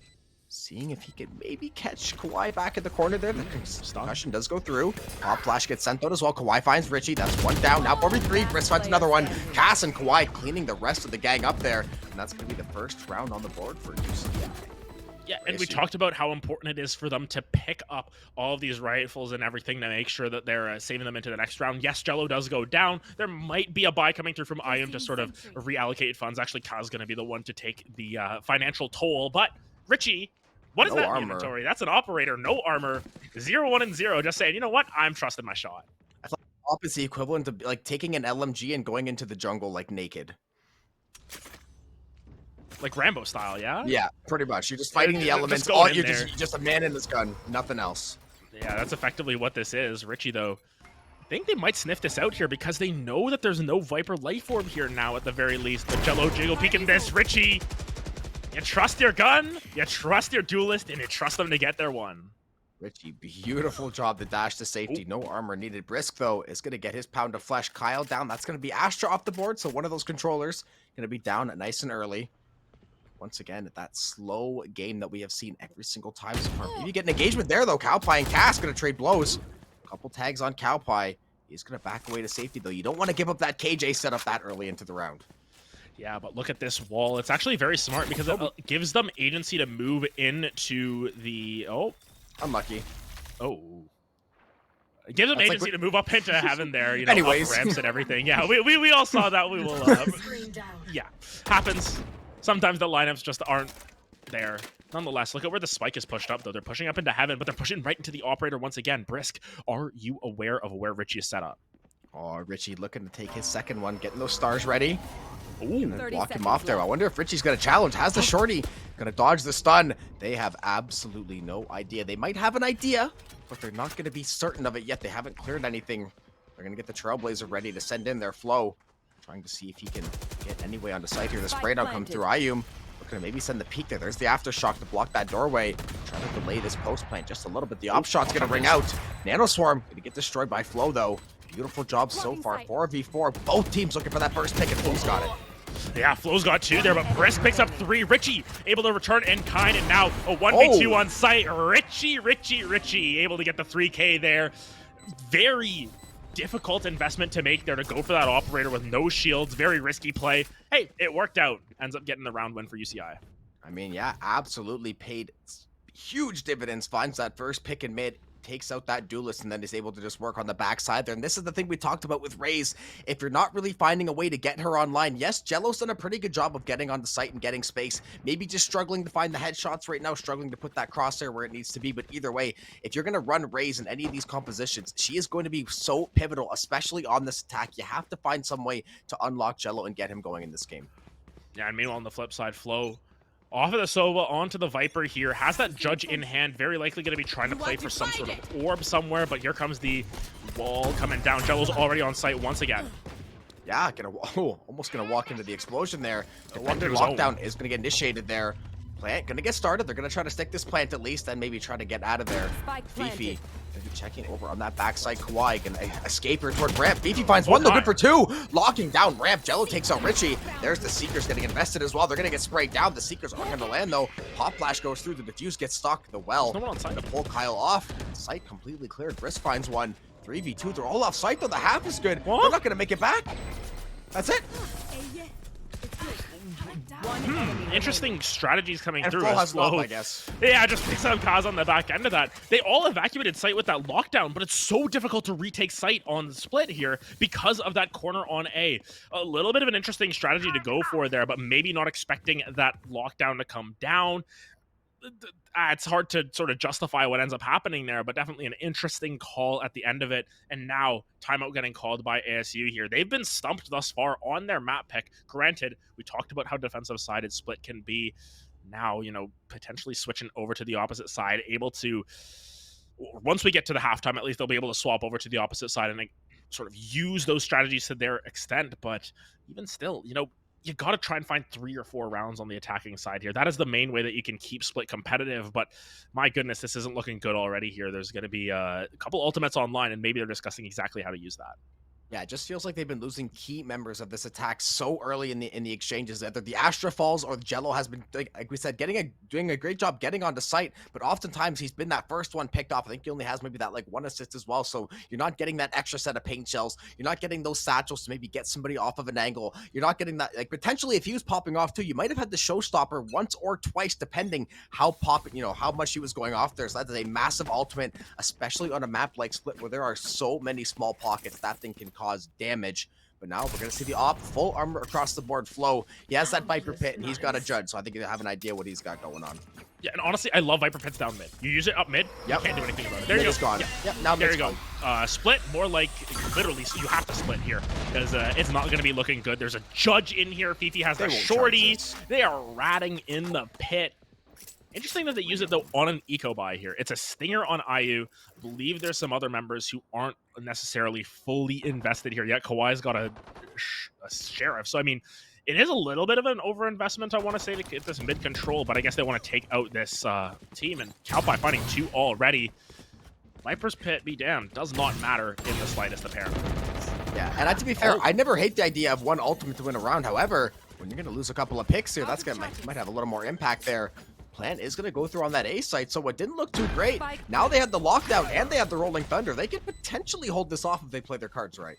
Yeah, and the Viper ultimate's just going to be, abandoned at this point. Killjoy ultimate going to come down as well. Buys them 12 seconds on this site as well at the I minimum. don't think Jello got spotted. Jello didn't get spotted either. Oh my. Oh, the Judge. The Judge is just lurking there. Richie as well. Ramps is going to be so dangerous here. Oh my goodness. Whoa. Caught behind one, but tried to trigger discipline. It didn't pay out. And now Richie on site with the operator.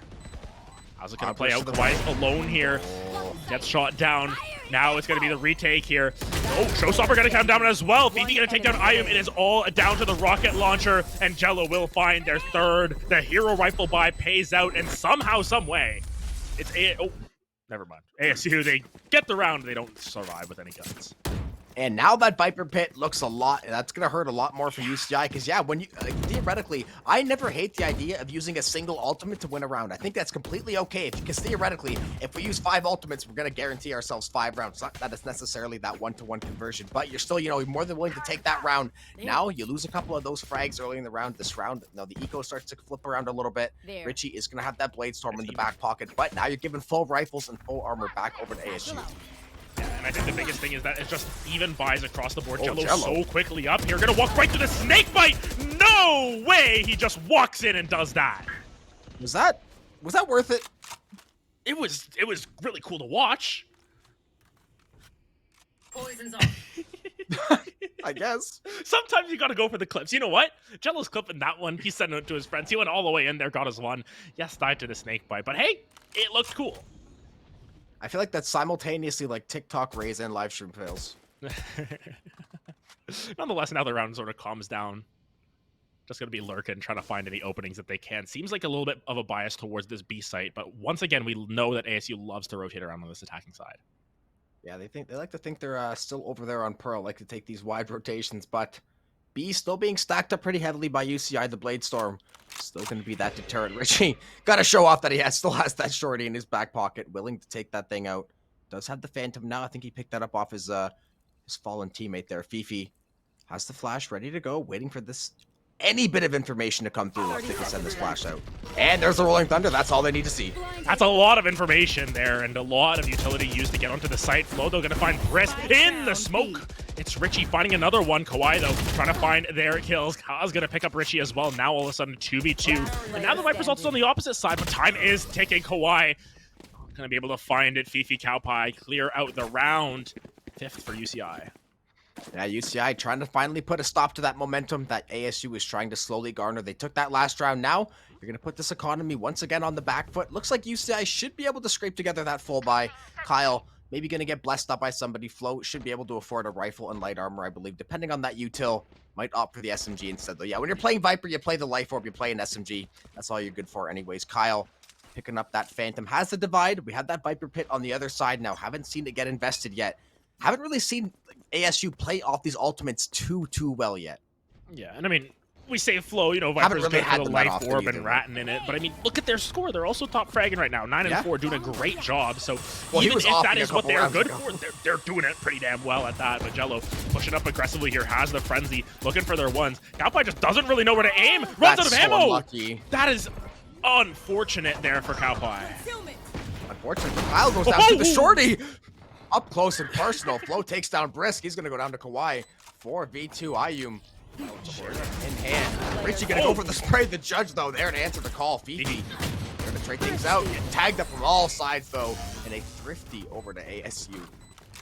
Yeah, and the operator of note just completely choked away there. Jello's going to pick it up as well. Just as quickly as the economy was in UCI's favor, it flips the opposite way. Jello was 1 and 5? Yeah, Jello was 1 and 5. Now they're just they got their ball rolling. They got it going for themselves. They heated up. And now, actually, interestingly enough, it's UCI calling a timeout on what ends up being a little bit of a half buy or a buy for next round. They're a little bit concerned here because all of a sudden it's a 3rd round picked up on a thrifty that I don't think that they were expecting.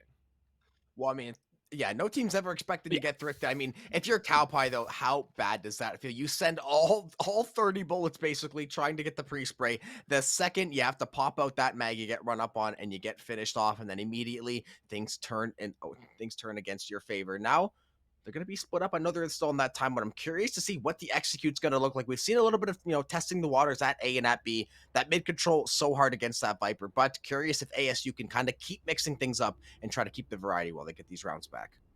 Yeah, and honestly, it's going to be a little bit difficult here because now mid control is going back the opposite way potentially. This operator is going to be so scary.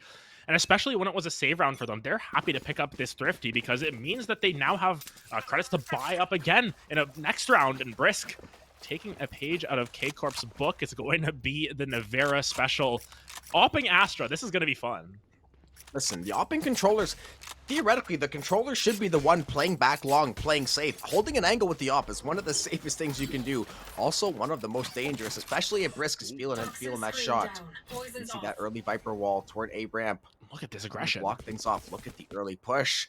I mean, they're playing on that eco. They're maybe trying to take this early, get this early pick. Do they know? Kyle, Fifi, and Richie. Now the crossfire from ropes. The cavalry has arrived. Are they going to find the timing, though? They're going to have to play the guessing game. Oh, Kyle's the first one to fall. Richie finds one. Kaz trains him back, and Jillo finds a third. 4v2. A is wide open. Yeah, and Kawaii dies on the way back. Wow, way back in spawn, effectively. But nonetheless, this operator now on site. These smokes are going to be so devastating.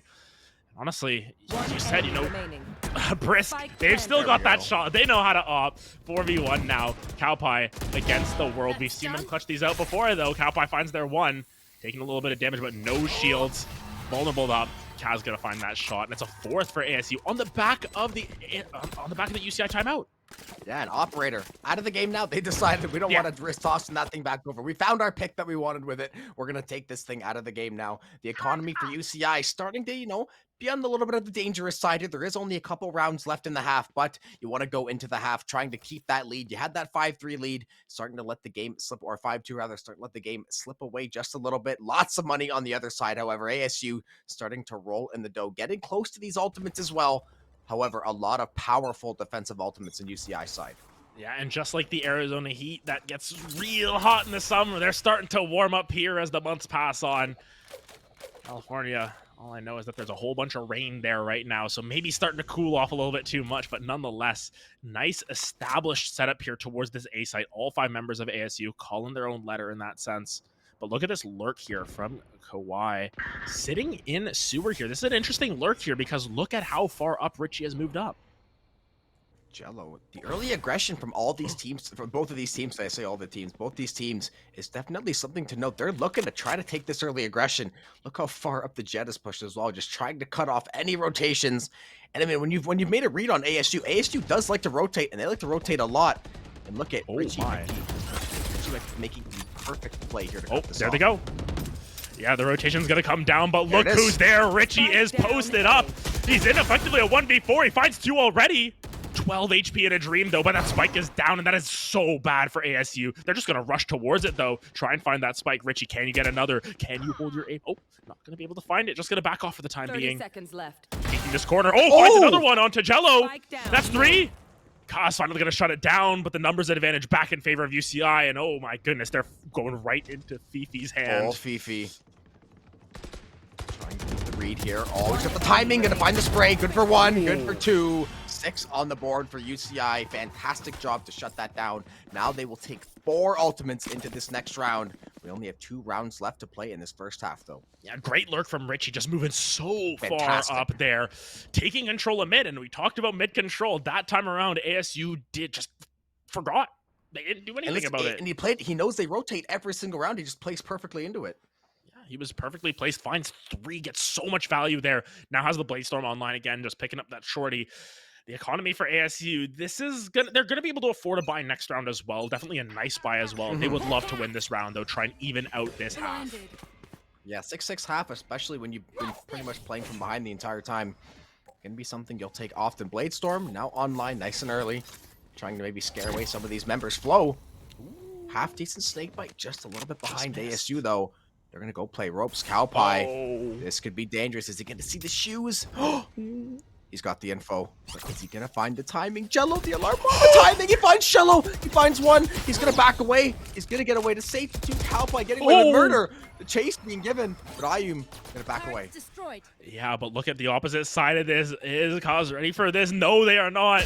Cowpie just finding everyone. The Killjoy is getting on the board. Ayu finds 1 for themselves. Yeah, Bladestorm still online. Look at every single ultimate on the board. The Seeker's now going to go online. If you're UCI, basically want to invest as much as you need to secure this round.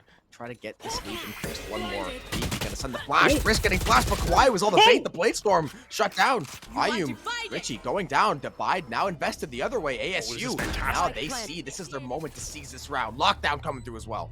Yeah, and Kyle has such a difficult task of trying to push out through heaven here because they could be someone in hell there. There could be multiple members, but now the other Killjoy ultimate going to be coming down. Kawhi going to line up the Rolling Thunder as well.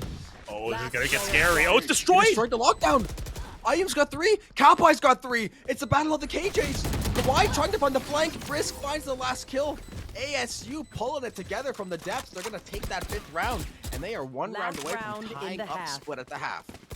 Yeah, and the ultimates are evened out once again. There was a heavy investment there from the side of UCI.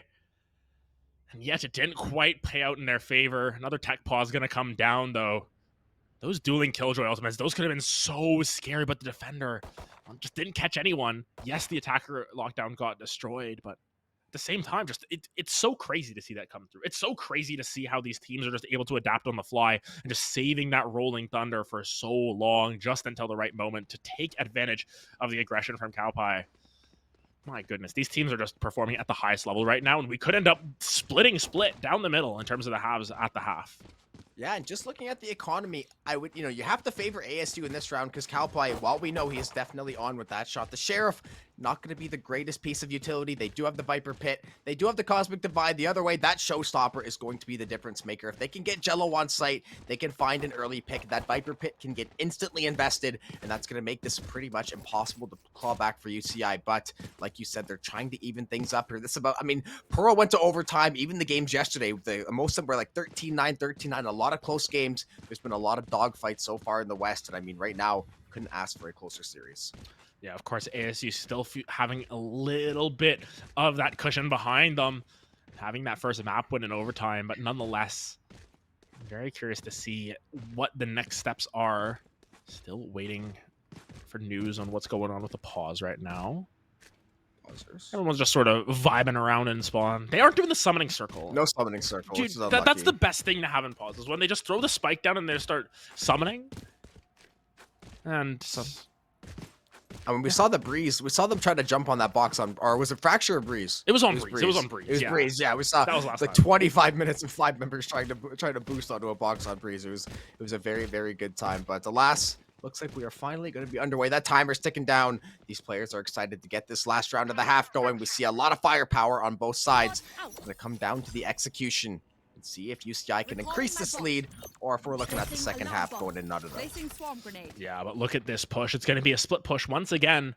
2 through mid, 3 through A. Using the push named after the map. That's what it is. Bat chest. Flodo. Just going to toss this down. Oh my goodness. They're forced to evacuate. Fifi's gone. They're just gone.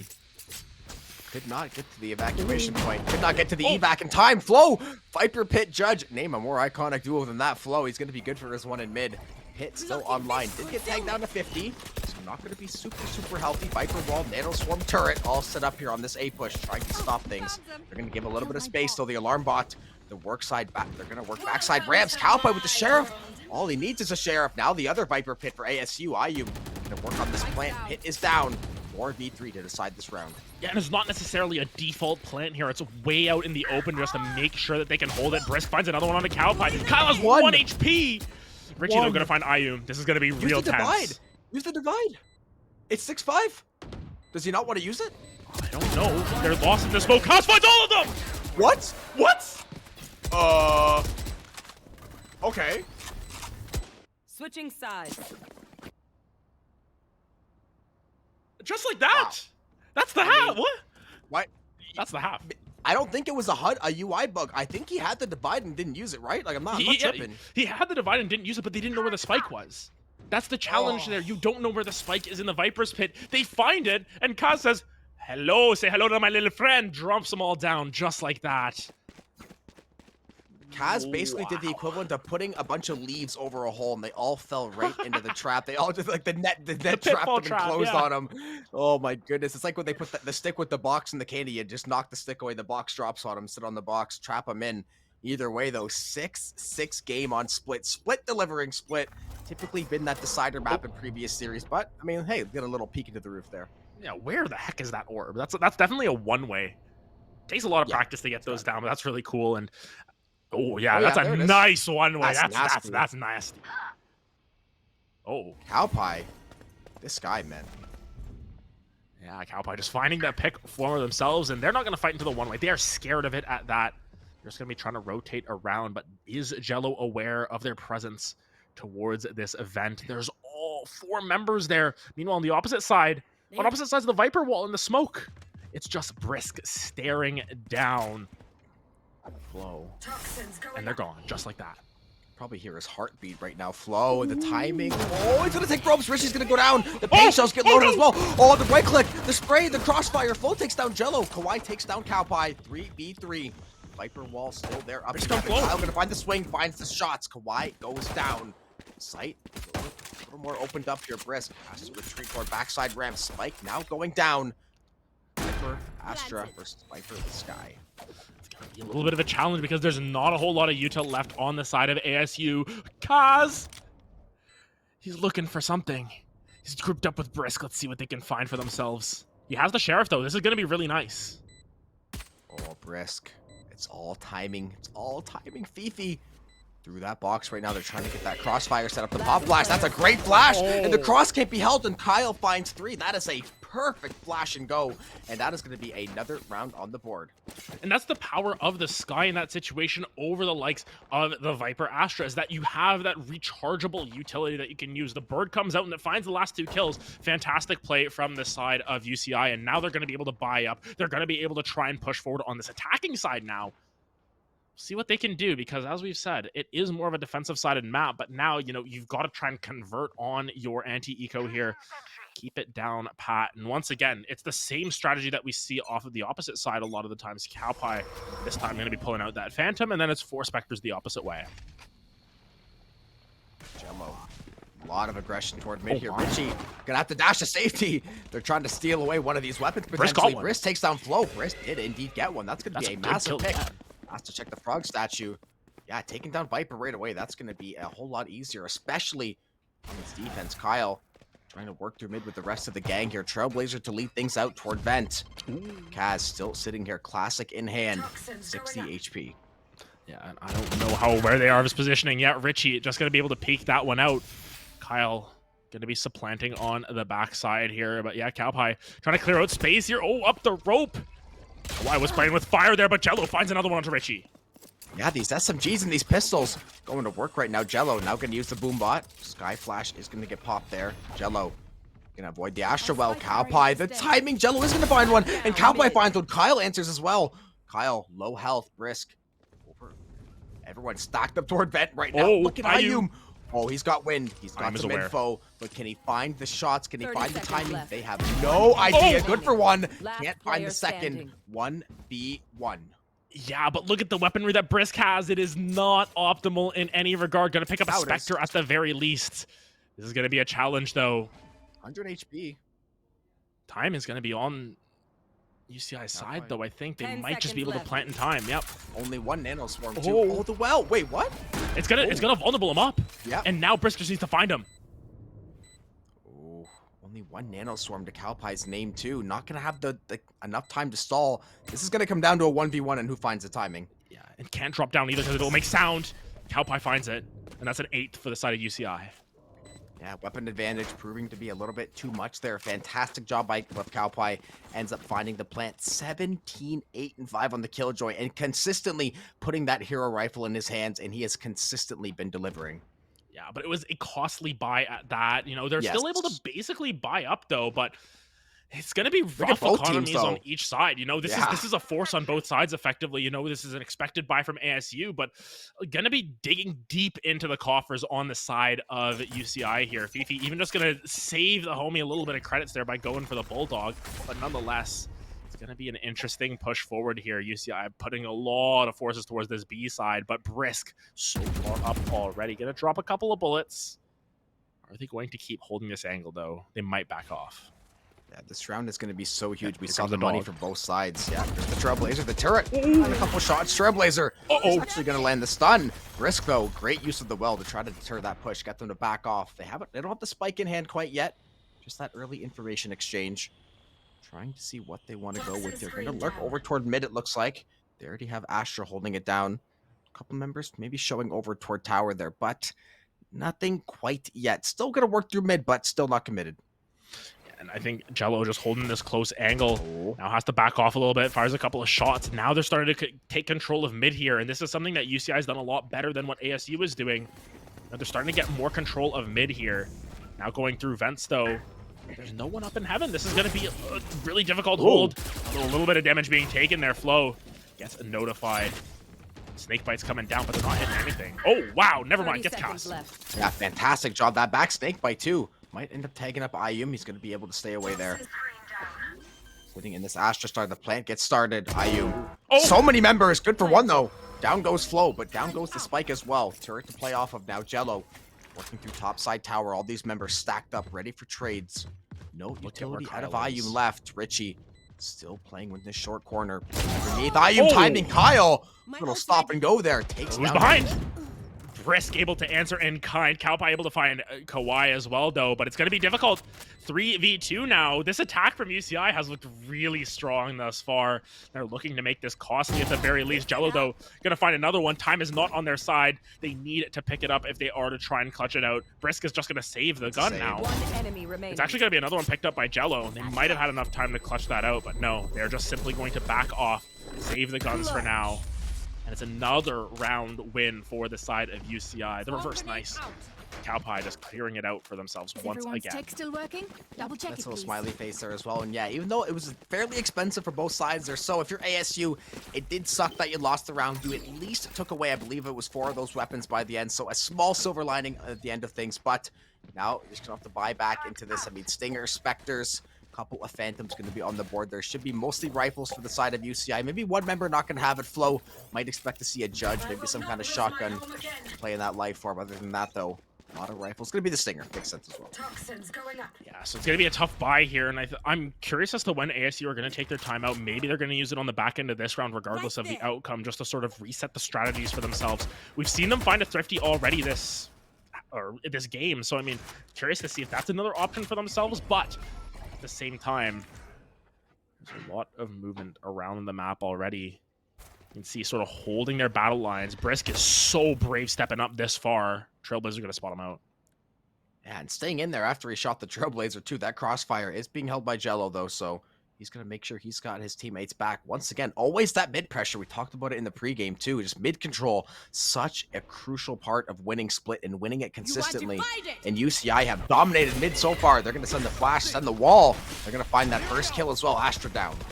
Yeah, Kawhi going to be holding the line. Jello able to trade back on the Cowpie there. That's their top frag down. And look at this, just 4 stacked up towards mid. They're pushing through vents, but look who's there to answer them. Chaos gets one, but is shut down immediately after. But another player joins. IUM here with the Stinger, has to reload, ran out of bullets. And now this A site is completely empty. They have all the room in the world to find this plant, and this retake's going to have to be magical. It's just that death ball of UCI. They run in this 3-stack, and there's just a wall of bullets. You can't run away from every one of them. remaining. Richie taking down Kawhi. Jello, can you maybe make something happen with the showstopper? More than likely. Gonna go down. Fifi finds the kill. UCI now onto double digits and really starting to take control of this game once more. Of course, what did we expect? Did we expect these teams to win on their map picks? No, impossible. They've got to, trade them back and forth here. And as expected, ASU going to be taking their time out for themselves. They have some pretty significant ultimates available. The Astra ultimate, the Raze ultimate. I believe they're close to the Viper's pit as well. At least they should be at this point.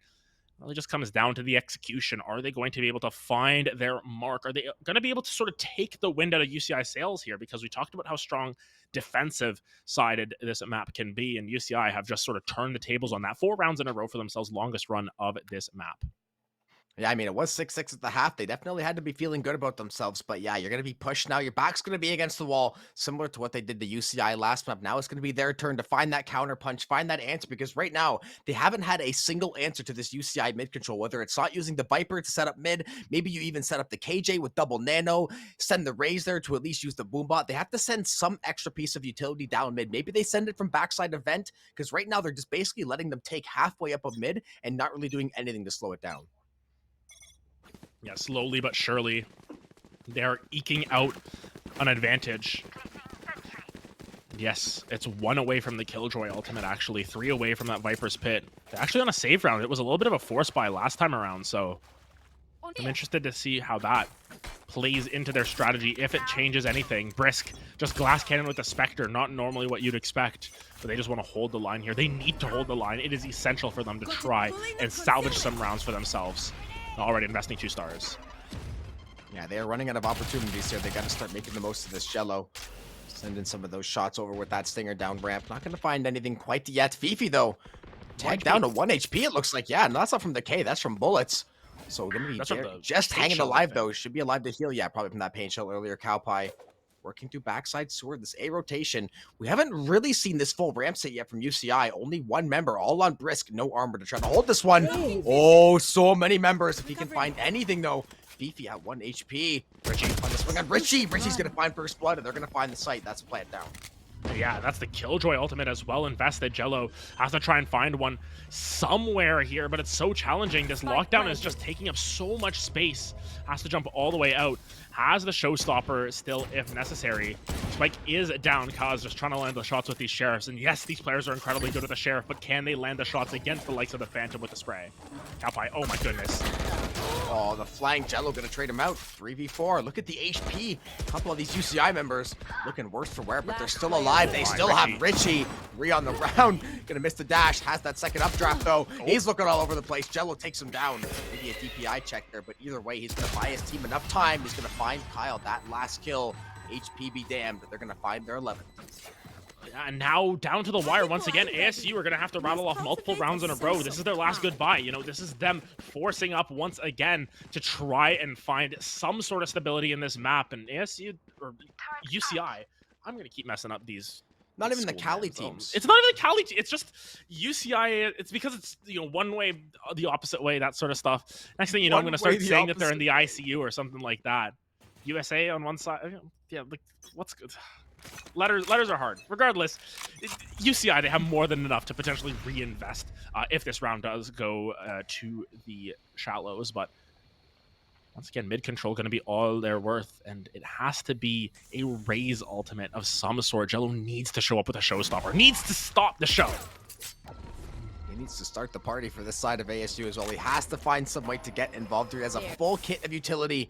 This is what I like to see out of the Raze. You send the Raze to play mid because not only does she have utility, she has utility that packs a wall up, especially get some info with the boombot. Even though it doesn't last as long as it used to, still can get you valuable information on those short corners to clear behind box. Cass trying to set up Cowpie.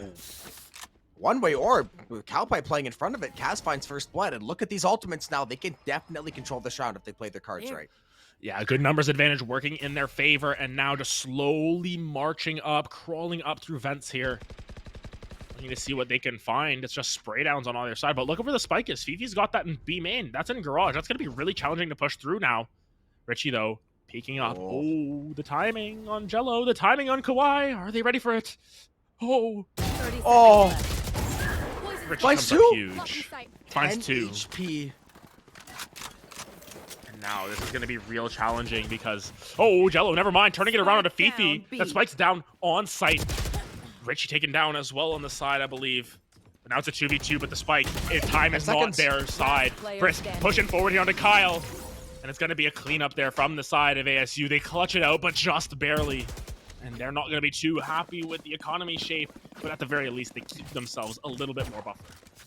And that's the good thing. They didn't have to burn any ultimates that round, so they can at least use those to supplement maybe that lack of economy that they have. Cass and Kawhi going to be those two on a little bit shorter of a buy there. But actually, going to send some money over, so they are going to have 4 rifles. And having all those ultimates online, they can absolutely try to get this to 11-8, potentially 11-9 if they play that right. The showstopper is the ultimate economy changer. I mean, it's not like UCI is rich right now either. They have a little bit of money, but they don't really have enough to keep full buying these next 2-3 rounds.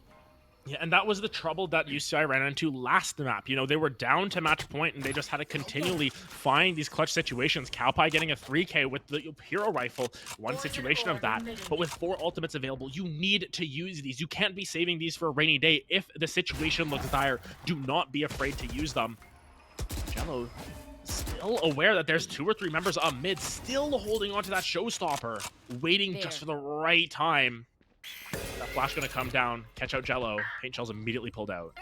Yeah, and that's the tricky thing. While those ultimates can absolutely win you the round, if you pop that showstopper and you get taken out immediately, that is one of your key resources off the table for probably the rest of the game. So you have to make sure you pick your spots. The Viper Pit going to be invested over onto this B site, trying to shut down that garage push. But mid control, once again taken by UCI. They're going to take their walk over to A site. And it's all going to be on flow. If he can find this first kill, he sends the spray. The Seeker's now online as well. To answer the spray, Ayum finds the first kill. Jello. A great spot. Here comes the showstopper. It's going to find one onto Kyle up in heaven. The lockdown here as well. They're playing their time correctly. Richie, though, not quite going to kill the lockdown. Kawhi is able to answer it. And now, where do they go? They have to sprint back over to B. And Kaz is all too aware. Kaz, if he can find the timing, Cowpie in the flank. Beefy, gonna be aware, finds the exchange, gets the weapon change, and finds the spray. 2v1 now. It looked like it was gonna be so good for ASU. They held off the lockdown, stalled things out. They gave away the rotation, lost a couple of picks, and now you find yourself back against the wall. Yeah, and Kaz didn't just peek off of the spike going down or anything. Brisk, though, trying to find this. They're stacked up together here on stairs, not able to isolate the 1v1s. And UCI got to get to 12 here, and ASU's economy, it's going to be in tatters here. They're going to have to try and get whatever they can here. And they used 3 of those said ultimates to try to make sure they got that round, and it didn't pan out. And now Richie's got the blades. They have the Viper Pit. They could get the Cosmic Divide. So if you're UCI right now, all you got to do is make sure you don't sprint it down mid. It's going to be difficult here as well. I mean, honestly, maybe the strategy is they sprint it down mid and try and find their ones there. Yeah, but at the same time, don't run it down. Yeah. You've got a difficult task ahead of you here. You know, it's a frenzy on Brisk, and look at this. He's just going to pop all of his swarms or something. Going to try and pull him in and just try and spray him down. But look at where Richie is. He's already on the site. He goes so quickly, and this A site is going to be so difficult to retake here. You don't have the guns. You have to play into the Viper's Pit. UCI could just be taking this to a map 3. It's another pickup there. Everyone's falling. Kawhi gets one in return, but the weaponry just isn't there. Yeah, the health bars, I guess the silver lining. Whoa. Kawhi, though, his health bar's not looking too fresh either. He's going to fall. That's going to be a tie series, 13-7 on split. UCI right back in this one, and we are going to have that third deciding map. Yeah, going to be going to Ascent here. Going to be very interesting to see how that plays out. And this was ASU's map fake. This was them saying, we're going to be good on split. And UCI brought them the pain. This is so exciting to see, you know, trading map picks, going to overtime in map 1, just seeing the sort of complete inversion of what we're expecting of split being a defensive sided map. Everything is different in collegiate. Everything is backwards. That is how it works. At this point, we might as well just stop trying to make predictions about how these maps are going to go, because we have no idea. Honestly, yeah, the way we thought we had a read on some of these maps, the players maybe thought they had some reads on some of the maps. I mean, to be fair, the players are speaking volumes too. They're picking certain maps and they're picking certain sides, and it's getting flipped in their face as well. So maybe they're not even aware of how backwards this collegiate stuff truly is. But nonetheless, a fantastic series by UC Irvine, and definitely one that you're going to be feeling great about going into Ascent. Yeah, and we have to see how that map 3 ends up playing out, but we are going to take a quick break here. Then we will get to the rubber match. ASU giving us as much content as possible here, going to their second map 3 in as many days. This is for them to clinch lower finals, so they're trying to get themselves to a best of 5 here, so we'll have to see how that plays out, but we will head to a quick break. Don't go anywhere.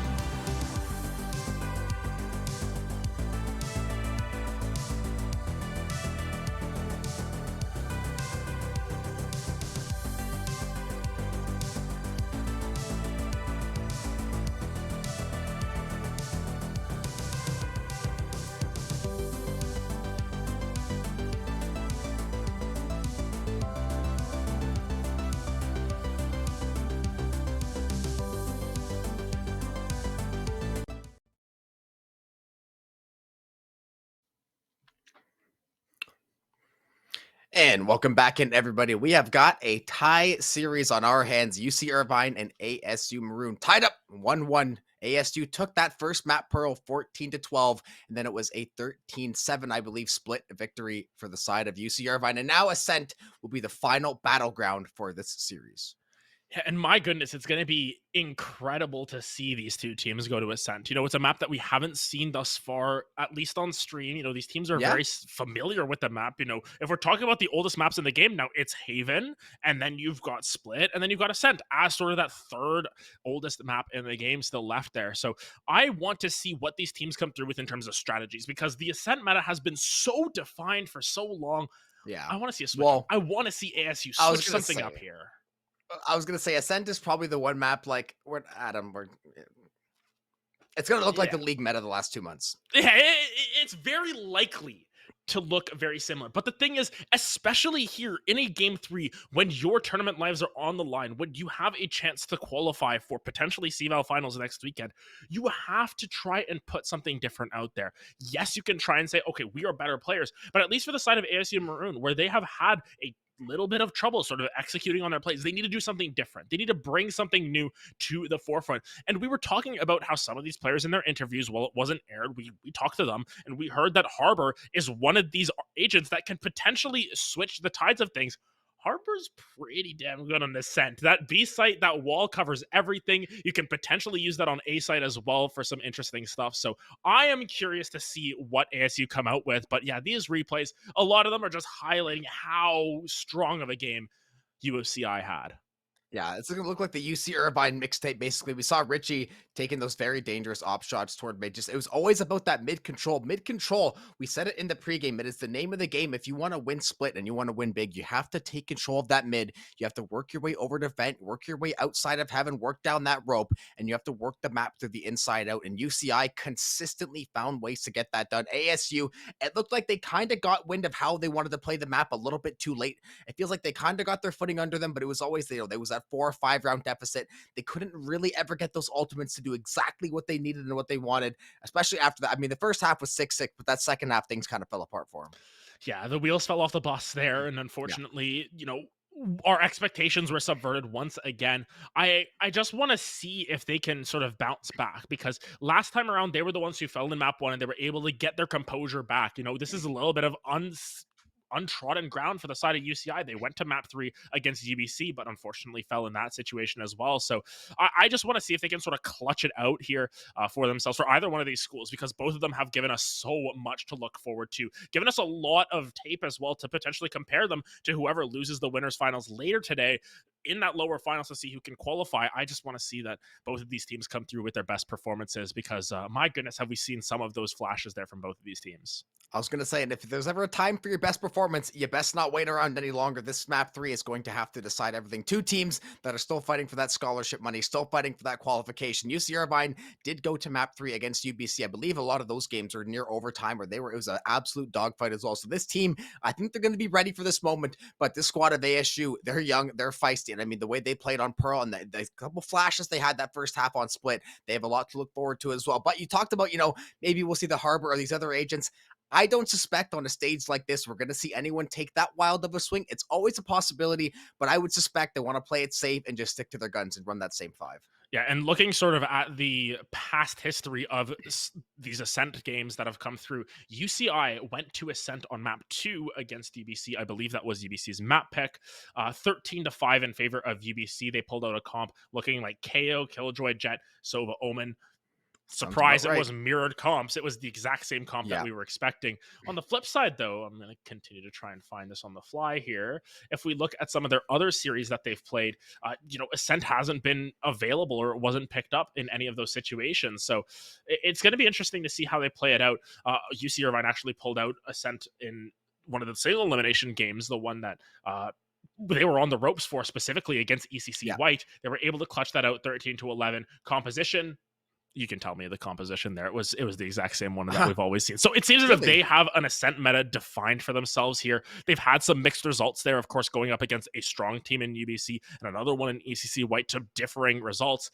On the flip side, though, for ASU, as I pull this up, doing this on the They're fly. I think they're like 2-1 on Ascent, at least. That's like their last couple matches recorded. So they're a team that hasn't really had to go there too often. They've played relatively well there. Again, like we said, the meta, the characters, the character composition, probably not going to see any variety from the main meta there. But yeah, Yeah. it's just that Ascent, it's a map that it's so classic. Teams have played it for so long, but now that the pool is a little bit bigger, we don't see Ascent necessarily quite as often. Maybe not quite as often these last couple weeks. The months before that, Ascent, Haven, Bind over and over and over. But now we're seeing some more variety. So going back to these classic maps to end off series now is very, very refreshing. Yeah, one thing to note is in their series against UCSD, Gold Ascent was the first map that was picked up. They were down 11-1 at the half.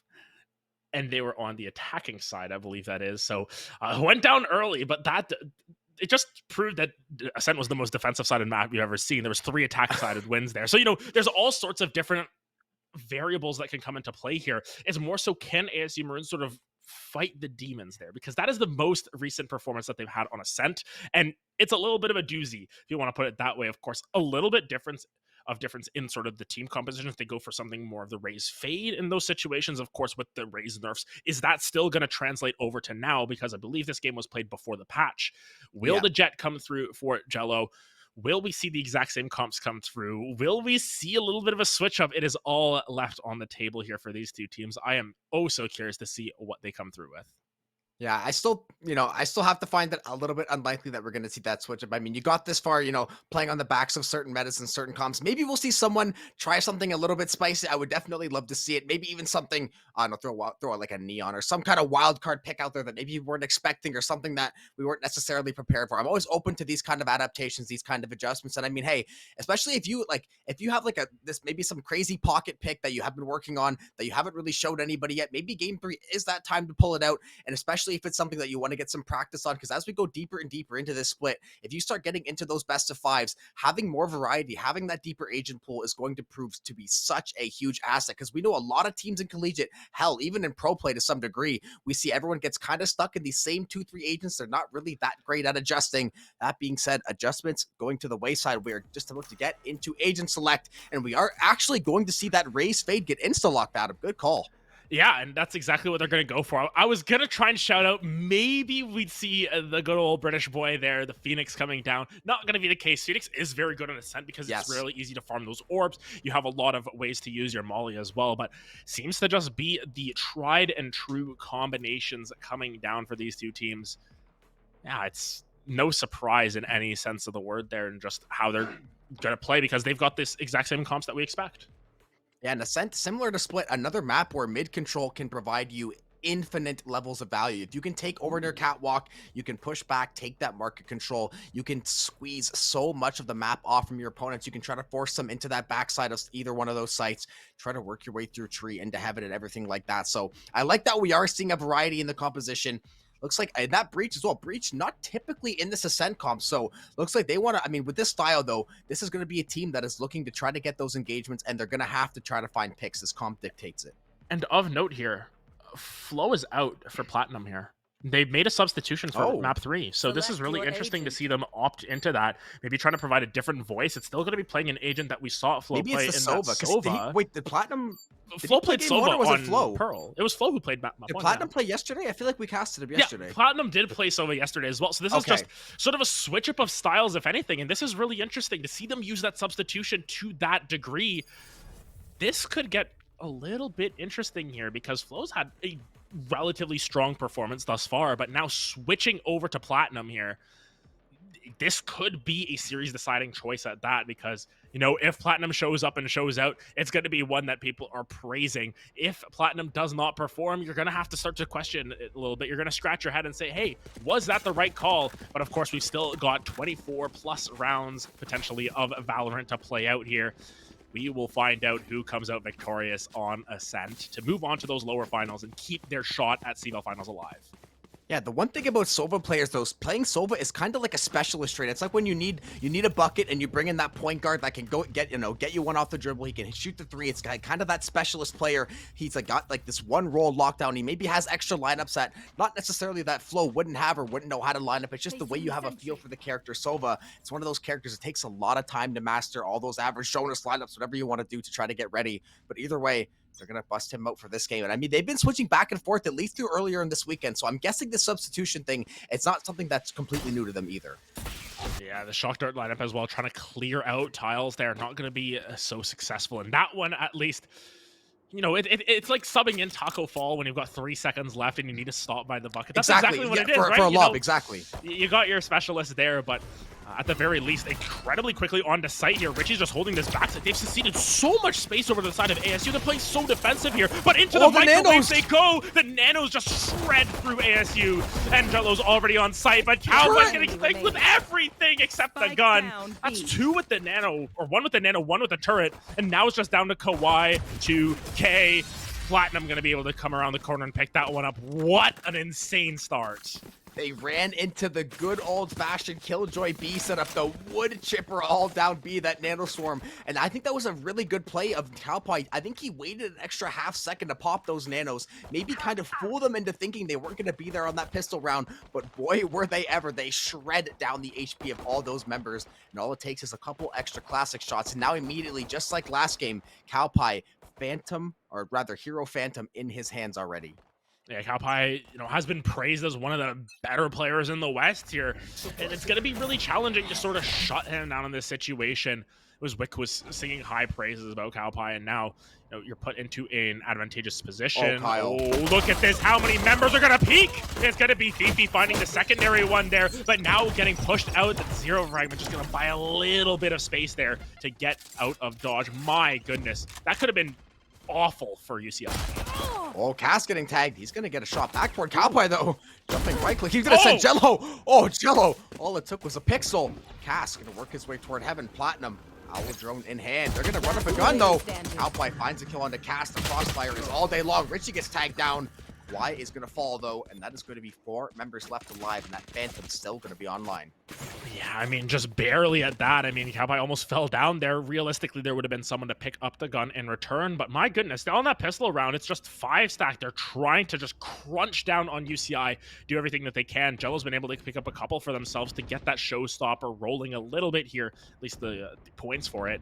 But now, let's see what they do on a full buy round. Platinum, though, was considering it. We saw it there for a little bit with that Odin. Not quite going to pull out the Odin cheese yet. It's too early for that. No, it's round 3 because you know what happens?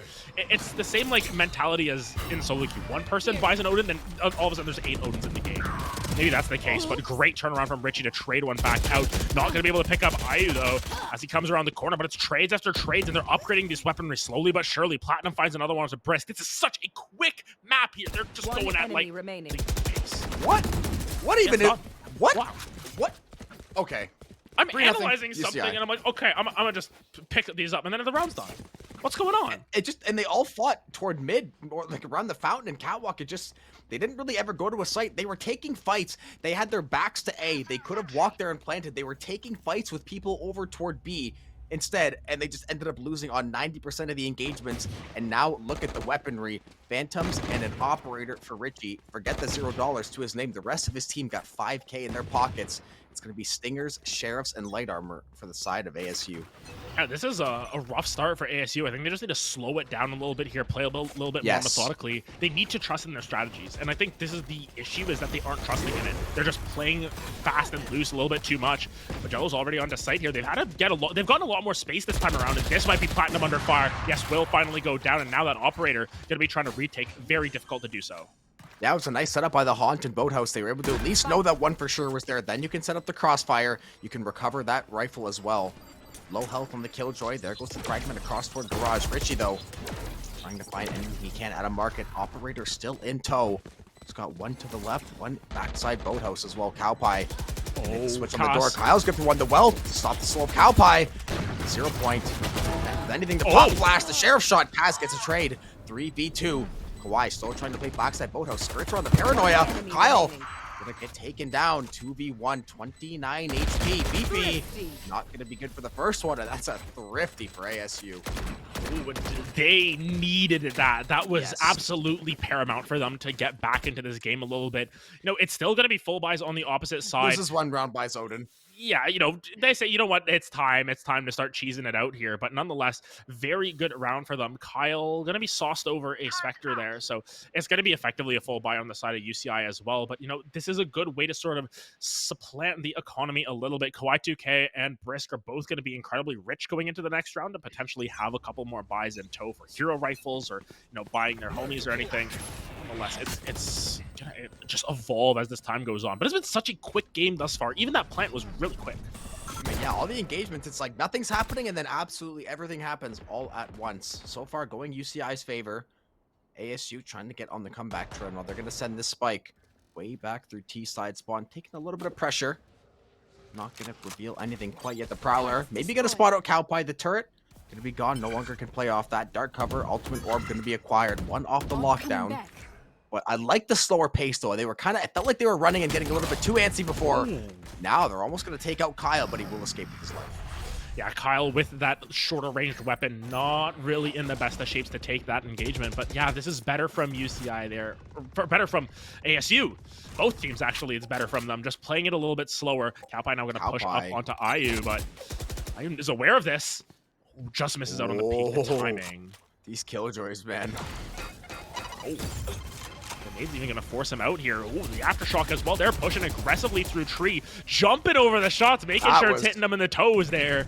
And now finally the execute going to come down, but the Sova is here. The air. Odin's here, looking for anything that they can. Yeah, this ain't the Ares. This is Odin. This is a much, much bigger fish to fry. Kawaii takes down Richie. 5v4. Look at the scan, the spray. It's a headshot. Brisk trades out Platinum, though. The Odin is going to be offline. Plant still yet to be found. Cosmic Divide now in play. Kyle takes out Jello. Brisk with 3. Ayum working backside tree, trying to find Fifi. Oh my now goodness. The plant will come through. Not a moment too soon. 53 HP. Fifi, pop flash goes, trying to find the spray. Timing not gonna go her way. Ayum takes her down, and that's the second in a row for ASU. Yeah, the crossfire just a little bit too much, and it was a heavy investment from UCI, so they're going to be forced to reconsider exactly where they're allocating their funds here. Richie on the Sheriff. Platinum, that should be enough for an Ares if you so desire to bring the God of War into battle. Didn't think we were going to see Ares quite yet. Thought that was going to be saved for next game when Demigods plays, but nonetheless... You can't LMG twice in a row, right? You can. I mean... Yeah, you can. You can. Maybe you can. I mean, Platinum not buying anything right here thus far, so... Full save. But yeah, that's... One here, but they've kind of been doing this. They usually go for, like, Cowpie still has the rifle, but then they just go completely full save, relying on him to either get 1 or 2 picks with that rifle, maybe get one of those weapons for one of those teammates. Richie, though, taking a lot of space early on. Dash proc, gonna expire, though. As the pings out, got some info, but the star gonna block his vision. Yeah, just a take back, though, and now they know exactly where they are. Cowpie, though, and Fifi gonna pick up a couple of them. Brisk was able to reply, and Fifi, though, limping away. The robot gonna need some repairs after this one. Look at that Aftershock, though. Now Richie's low. Now Brisk on the backside of spawn. Cowpie gonna go run to safety there. Spike still down, and T-side spawn there. Spray down through mid to try to deter anything. But they're gonna have to regroup. 55 seconds. A couple of low health bars, though. If ASU can find the timing and find 1 or 2 of these shots, that's gonna be rifles over, though, to ASU as well, so... Spike now recovered. 45 seconds to make a push. Yeah, and Platinum has nothing. Platinum will get shredded by, you know, someone looking at him the wrong way and really doesn't have much to fight back with. But look at this push. The timing is everything. Kawaii is still holding this short angle. Going to be able to find Platinum immediately. And now re-peeking, and Richie finds the head. That's a big pickup to find. But 30 health, not going to be a whole lot. Fifi with 30 health of her own is able to find another one. And it's all down to Brisk. It's the hero rifle on Cowpie. And a very low Richie. I think Richie picked up a rifle, did he not, when he got that kill? He should have. Yes. I believe he did get a rifle there. Oh, but the timing all goes Brisk. But Cowpie, perfect timing on the exchange. Walks through market, finished their shopping list, comes and picks up that last kill. Finds the defuse, and that's going to stop that run of ASU. Yeah, really strong round from UCI. I mean, if he comes up huge, finding 2 with the Sheriff on slivers of health at that, showing that, you know, they have what it takes to just be able to duke it out here. And now, interesting to see that Platinum not going to buy up the Operator here. Oh, will buy up the Operator. Never mind. That we go. Just trading skins. But there's 5 ultimates. There's almost every single ultimate in the game. No one's used an ult yet. What is going on? Is that true? Yeah, I don't think we've seen a single. We saw. Did we say Cosmic Divide or something? Maybe we saw 1. He's got 8 kills. There's no way we didn't see a Divide, right? It must have been just 1. Yeah, it would have been just 1 a Cosmic Divide. But that's it. There's 9 possibly this round. Not even an open teleport, nothing. You're right. 4-2. I mean, to be fair, some of those rounds were so quick in those skirmishes, like, there really wasn't even time to set up for any of these ultis. It was just go, go, go, one way or the other. One of these teams going to be left standing. When that dust settled, going to be the stack this time, trying to get something in main here. Making sure Settler is cleared out. This KJ setup toward A, though, going to be a thorn in the side, just sending that lone Astra Brisk lurking mid like usual. Here's the last ultimate. All 10 of them are up. And here we go. Yeah, here we go. Dark is going to come down. Here comes a showstopper as well. We might even see the Rolling Thunder come through as well. Not actually going to find anything, so Showstopper not going to find the mark. Killjoy Lockdown going to be invested as well. Will the opposing Killjoy Lockdown be used as well? Nope. Paranoia going to come down from tree. Jello going to take out Fifi in the null command as well, but the trades are going back and forth. Jello needs to evacuate site. Will not be able to do so. Knives are coming down. Hunter's focus coming down. Everything in the kitchen sink is just thrown out this round. Kyle's going to find one in return, but is taken out by the Hunter's Fury. And now it is all down to Brisk here. Will not be able to find it. How many ultimates did we use there, Joe? But I lost count. I believe 6, potentially 7, though. We got the Hunter's Fury, we got the Lockdown, we got the Null Command, we got some extracurricular activities after the round as well. I think that Showstopper and the Nightfall got burned on that other side as well, so it was a very, very heavy investment from both sides. Actually, yeah, it was 4 ultimates used for UCI there. Oh my. Yeah, that was a heavy, heavy hit onto that site, but they wanted to make sure that they kept an economic lead here.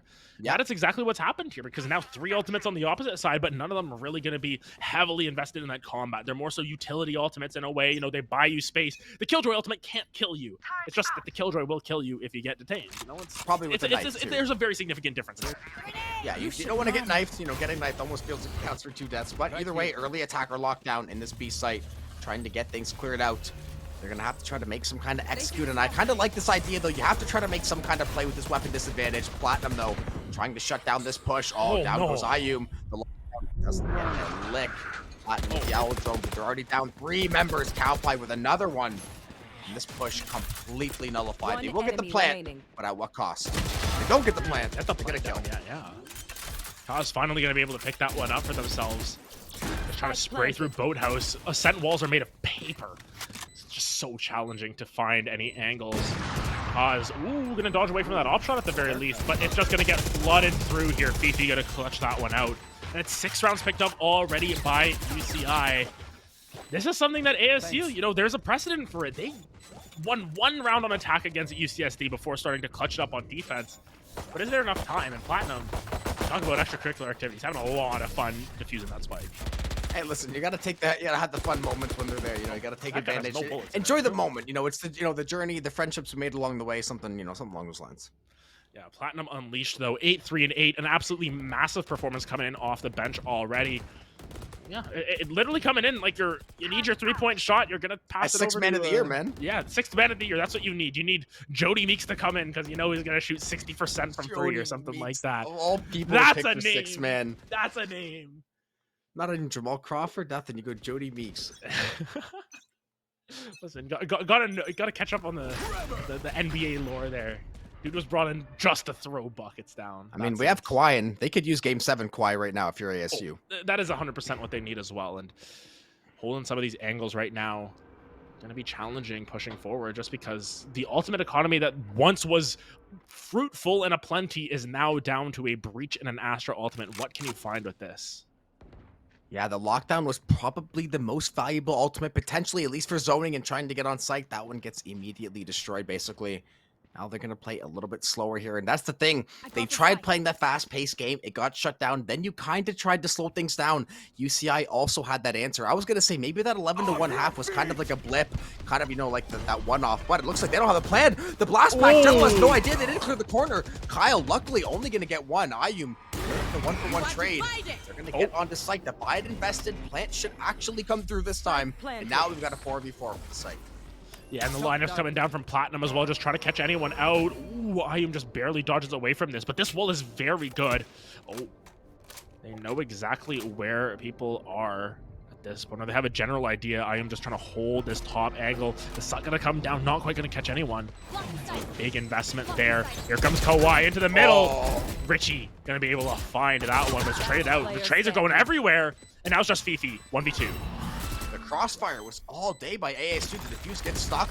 There's a concussion. No, stop the defuse. Cass finds the kill. Great job by ASU to dig in there, use that divide to a very, finally getting good use out of that ultimate. Now they're going to find themselves down 6-3. At least you got one back on the board, though. Yeah, these teams are getting a little chippy at that, and now timeout going to be taken by UCI. They want to continue their trend of just using these timeouts, getting their wits back about them, and getting the strategies correct here, because, of course, there's still decent amount of Valorant to be played here. You've got your 6. You want to keep pushing that forward. You want to put ASU on the ropes as quickly as possible. It all comes down to your execution. It all comes down to the strategies there. I think maybe after that round where the strategies broke down a little bit too much, Curry Shot saying, okay, listen, we're going to try and take some time here. Yeah, and that wasn't even necessarily that bad of a round. It did take a lot out of ASU to kind of win that round over, but UCI, I do like this idea, especially if you think that you're still in control of the game. Slow things down a little bit, maybe try to catch ASU, because going into the half up 9-3 or up 8-4 is going to mean substantially more. Even though Split, I mean, they dominated that second half, but you're not going to always want to rely on going on that 7-8-0 run. You want to just consistently take 2 for 1, take 2 for 1. Once you have that 6-3 lead, you don't need to win 10 in a row. You just got to make sure you win more than the other team. They've done a good job so far. This timeout, hopefully, going to give them that little reset that they need. ASU, curious to see what this attack is going to look like now.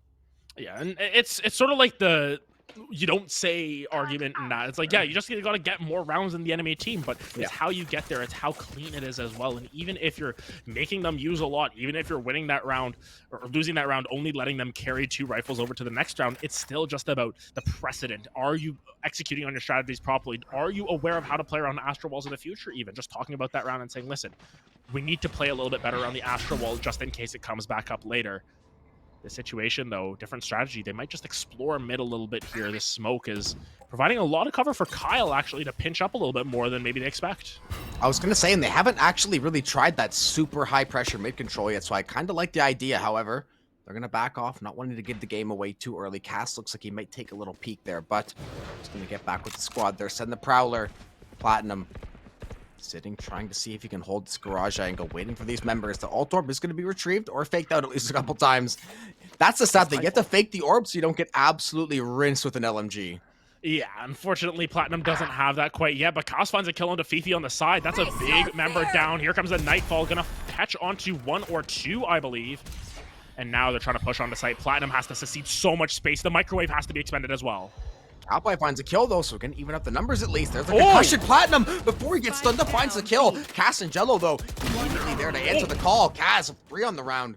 Richie takes down Kawhi. 30 Kaz seconds left. with Jello, though. They have this 2v1. They've got decent health on their side as well. 66 Spike HP planted. for Richie. Has enough draft, but that's all he's got. The timing, now they have the info, now they have the kill, and they have their 4th round of the half. Almost had the flick there. It was a little bit dicey there, but nonetheless, you can see these teams getting a little bit chippy as well with it. But now ASU, off the back of UCI's timeout, are starting to put together a little bit more of a coherent push here, and this is good to see because now look at the opposite side. Yes, you've got some really strong hitters there in Platinum and Cowpie, but you look at what they're buying, not going to be the best of situations. This is one of those rounds where you might just see Platinum staring at a wall, shooting at it a whole bunch because it's the Sheriff, and you might find a wall bang, but nonetheless, ASU are giving them nothing. They're playing this as methodically as possible, still splitting through mid, trying to find as much space as possible. Yeah, look at this setup so far from ASU. I don't think they've quite used this setup now. 3 members over there trying to hold these crossfires, recognizing that the other team is going to be on a Nico. They're maybe going to try to force some of these engagements, try to play back, try to get a free pick or 2. Makes those site takes that much easier for you. They're going to take this long rotation back toward B side, it looks like. Brisk. Spike retrieved. Lots of stacked up toward B, though. Going to be curious if they can find that timing, because the weapon advantage, not on their side. However, Richie, there is no such thing as a weapon disadvantage when you play this short. Yeah, especially if you're going to rat in the smoke like that. I think they're aware. Oh my goodness. They looked at him the wrong way, but it was Platinum that is able to trade one out. Kawhi able to clear it out, and now all of a sudden they're executing onto this B site just like that. Behind the door is the Omen. Absolutely no room for them to get through. Now Kyle will finally break it onto site. Just a little bit too late, though. Plant goes down. I think Richie's used to having a Sova, or what I thought it was like a friendly Sova. I'm not sure what exactly happened in that engagement, but either way, those members, Cowpie working backside, all these members beautifully set up the lockdown, though. Ayum kills Kyle. That lockdown, only 2 rounds left in the half. Maybe would have thought to wait to use it. What? The lockdown getting absolutely wasted, and Ayum takes down Cowpie with the Last questionable round way to before end the that switch. round. And now, ASU looking to even things up before the half here. Interesting to try and use that in a 1v4 situation as well, knowing that they've got all those weapons in tow. It's I odd. think, yeah, I guess to credit, it was 2v4 when he used it, but still, it wasn't a winnable 2v4 with the weapons. Yeah, I'm a little bit confused as to that. Regardless, alt used, it is what it is at that point. Move on to the next round in a lot of ways. And yeah, ASU have themselves a significantly more coherent buy this time around. And I mean, the timeout from UCI just working against them. They haven't found anything since that timeout. And now you have to see what ASU can do to potentially even out this side, because they've shown that they're confident on the defense on Ascent as well. But it just shows how even these teams are. Look at this, potentially deadlocked at the half once again on map 3 for their tournament lives. You couldn't write anything better. We couldn't script this if we wanted to. This lockdown feels like it was used super early. They used the lockdown nice and early. The A lot of showstopper space. now to Oh! break the space. That is beautiful job, Jello. That is what the definition of a space creator is. You find the kill onto the killjoy. You had to use the lockdown to gather space. Hunter's Fury and Null Command in the back pocket for UCI. So powerful tools. There's the Hunter's Fury. Looks like a tag over on Jello. Off shot and Hunter's Fury gonna find one. Jello finds She's down Richie, though. 3v3. Null Command still in effect as well. Fifi trying to push up onto Ayum there. Nothing to be found. Oh yeah, Kyle and Jello the trades. Kyle and Platinum and Fifi, one apiece, breaking up that streak, and that timeout may be getting some usefulness there. Yeah, finally at that, but I mean, it just all happened all at once. All of them fall at the same time. They're able to sort of execute on their game plan. And yes, UCI are going to carry a little bit of an advantage as they swap sides. Has to be mentioned here. ASU, they were very strong on defense, even in that loss to UCSD. They won 6 rounds. They were down 11-1, and they won 6 rounds on defense still. So I mean, they were able to bring it back to some sort of meaningful capacity, make the game a little bit more interesting. It just depends on if they can do the exact same thing here, because they have to. They are down to their last limbs in a sense here. You have to try and secure a defensive half. You have to try and just use all the strategies in the book. There's no time to hide them. Yeah, I will say, having that raise fade combo, probably not the best on the defensive side on this map. There are definitely a lot of avenues where you can make it work, especially if there's a plant, maybe backside generator somewhere in hell. That season 8 combo definitely be deadly, or somewhere like Garage like that. However, I think it's going to be a little bit harder to find that maximum value on defense. Yeah, it really just comes down to if you can get the combos lined up. You can see Crossfire set up from multiple members. It's only the Killjoy up on A here, but look at this. They're walking up Catwalk. They're walking right into the Killjoy's alarm bot. This is going to get sniffed out. Yeah. They're looking for it. Richie's looking for it. There it is. Yep. So that's the indicator, and now they know this is an A execute, and there's 4 members off site here. Richie stubbing his toe there, but nonetheless, they've gotten onto site for free. Yeah, Ricky stepping on a piece of Lego there. Fifi now going to get this spike planted down. Going to be this 5v5 play on the post plant. Something I don't think we've actually seen this entire game. There's always been one member to fall beforehand. But this spike going to go down. Look at all these members working up for a tree. Kawhi finds a shot, but Kyle and Richie are going to be more true. Risky flat. Trade went out a piece. The trades are still going through, but they're going all UCI's way. 22 HP on Jello. You got a paint shell and you got a boom bot. You got a lot of options here. Jello takes down Richie, however. A lot more work cut out for him with his health. Jello, do you have the timing here onto Cowpie, though? Is Cowpie even going to push up here? This angle is going to be so difficult to take. Oh, so close. But Cowpie cleans it up. Yeah, I didn't suspect that Cowpie was probably going to play that too aggressive, knowing the player that he is and the caliber. Not like the most surprising thing, but the smart money says to just sit back there. And the smart money also says buy that Ares right away. Yeah, Platinum 14, 7, and 11. You know exactly where they're going to sit. They're going to sit right outside B main. They're going to be firing their laser at that. Or maybe not. They might actually opt for a different play. They sort of move around at that. But nonetheless, just having that ability to cut down the door, cut down through heaven as well. The canvas wall there is super brittle as well. You can just sort of break through anywhere that you want. But, they're not going to try a different strategy. They're just going to do the same thing. Walk up Cat as a team and try and execute onto this A side. At least that's what it seems to be from now. Chris, early pressure. There's the Ares Platinum. That's exactly what we're talking about. He was ready on that free fire. Finds an early kill. Kyle now going to perch up on top of the box here. Seeing if he can bait out one more of these members. One more kill would definitely open things up. Jello has the boom bot, has the paint shells. Is going to get spotted though. And it's going to get taken down. That is massive. Util down. Jello down. Should be sight down as well. Unless they maybe want to rotate. But I'll tell you what, A's looking pretty juicy. Yeah, A is looking absolutely open. They know that the Killjoy isn't there at the very least, at least not yet. Smoked off at this point. They're going to start to push up, but look at where Cowpie is. Just sitting on this flank, consistently being a pest for anyone who tries to rotate over. And now, with these three members here, they might rotate out. They still have a lot of time. They're gonna try to maybe swing over here. Kyle and Cass gonna trade one out. Richie finds a kill with the Spectre. Platinum with the area. Yeah, never mind his right. They ended up just W key. We're gonna take over. The weapon advantage proved to be too strong, and now you're starting to get into dangerous territory if you're ASU. You don't want to go over to that double digits. You're gonna have a nice buy for this round, but if UCI is able to even take away 3 of these rifles in this round, it's gonna have significant impact on the last stage of this game. And honestly, I think it falls on the back of IU on this defensive half. You know, the Killjoy can find so much value off of her utility, peeking off of her own stuff, that if she's able to get off of the ground a little bit more, it could be massive. And IU, we know that they've got that dog in them. We know that they can do this. It's just when are they going to wake up, in a sense? Because they haven't had the most spectacular last couple of games. Pair of smokes there to try and take away some of those angles, but I think it comes down to this Killjoy, because everyone else, they've been doing what they can, but Killjoy can be such a difference maker on the defensive side. And on this defense, I'd like to see them try to layer off Kawhi in that breach utility to try to find a couple more easy picks. I haven't really seen too many times where they've coordinated a flash and a stun and got a pick off it. And that's one of the core values of breach, especially on that defense. It's trying to catch these attackers a little bit off guard while they're in one of these small choke points. You have to wide swing it. You have to be willing to take these engagements. And that's the thing too. Once you get down a couple of rounds, the willingness to engage might be not as high as it was before. Then you start to second guess, maybe not take the angles you were gonna before. And then you're going to find yourself on the back foot. And right now, a much more patient approach. 45 seconds. Spike still sitting in no man's land. Yeah, Spike sitting way beyond a B there. It seems as if they want to end a B. They're trying to use a lot of utility here, but Jello. Huge. Hello. That's a nice shot. Yeah, that's exactly what they need to. Get that first blood. Send the paint shells back. Looks like, hey, still might be the hit. He finds a headshot. The spray, though, no kill either way. But Jello and Iom going to pick up a pair for themselves there. This is exactly what ASU needs. Yeah, my goodness, what a hold onto this A site. Brisk gonna clean up the last couple.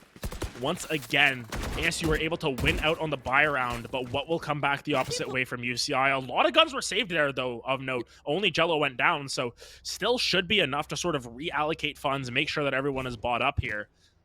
Honestly, just fantastic stuff coming down the tube here for the side of ASU, just to be able to get their wits back about them. But this round is going to be pivotal. They need to win this buy round. They need to put the UCI economy in check. Yeah, that's the thing, too. This economy, as ready as it was to flip one way, it is about to flip the other way. If UCI ends up dropping this round, we are pretty much looking at that 9-8 scoreline, barring some kind of insane thrifty, which, granted, we have seen 4 or 5 just in the last 2 days, but that's not something you're going to rely on or expect to happen every time. Jello, maybe getting that seize. They're getting the combination ready. They haven't really hit this garage like this before, but this might be a lovely time. Unfortunately, no members playing into the teeth. Here. Yeah, and Cowpie's doing the same thing every single round, just lurking around B main, making sure there's no aggression, protecting that orb as well. And now they start to get a little bit impatient. They peek. I believe that was Kaz spotting out Cowpie there, so they know what is amiss, but there's so much util towards garage still. Richie trying to push up behind the owl drone. Fifi gonna be able to be the one that capitalizes on it. The double peek works out, but Jello takes down Cowpie. That's a big member down. Yeah, the idea was great. The execution just a little bit off. That spray misses. Could have very well gone 2 kills the other way.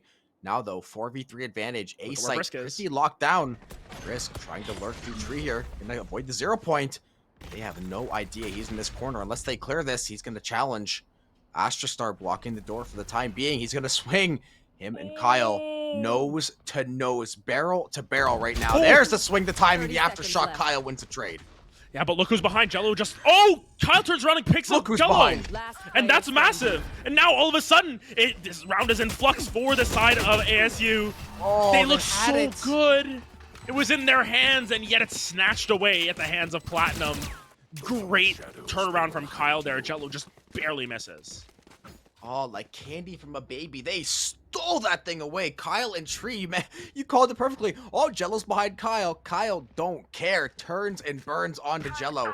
And Jello had a bit of a slow first half, but this second half and the latter stages of that first half, he has come alive. He's been finding a lot of these kills. Like we said, it's finding a way to get Kawhi involved with these stuns, with these flashes, with these aftershocks. They always seem to be just a little bit mistimed, even if the idea isn't like the right one. The timing seems to not be going their way. And when you're down Oh. 10-6 in this economy on the verge of breaking, you have to find a way to get value. Yeah, and I mean, look at that angle holding from there. Kyle, just trying to hold up top Look there. at this.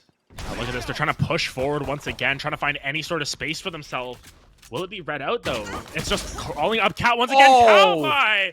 That's a collat, possibly? Pretty much, yeah. Oh If it wasn't, it my. was one bullet head, second bullet other head, so. And he's got Kawhi lined up too. Oh, baby.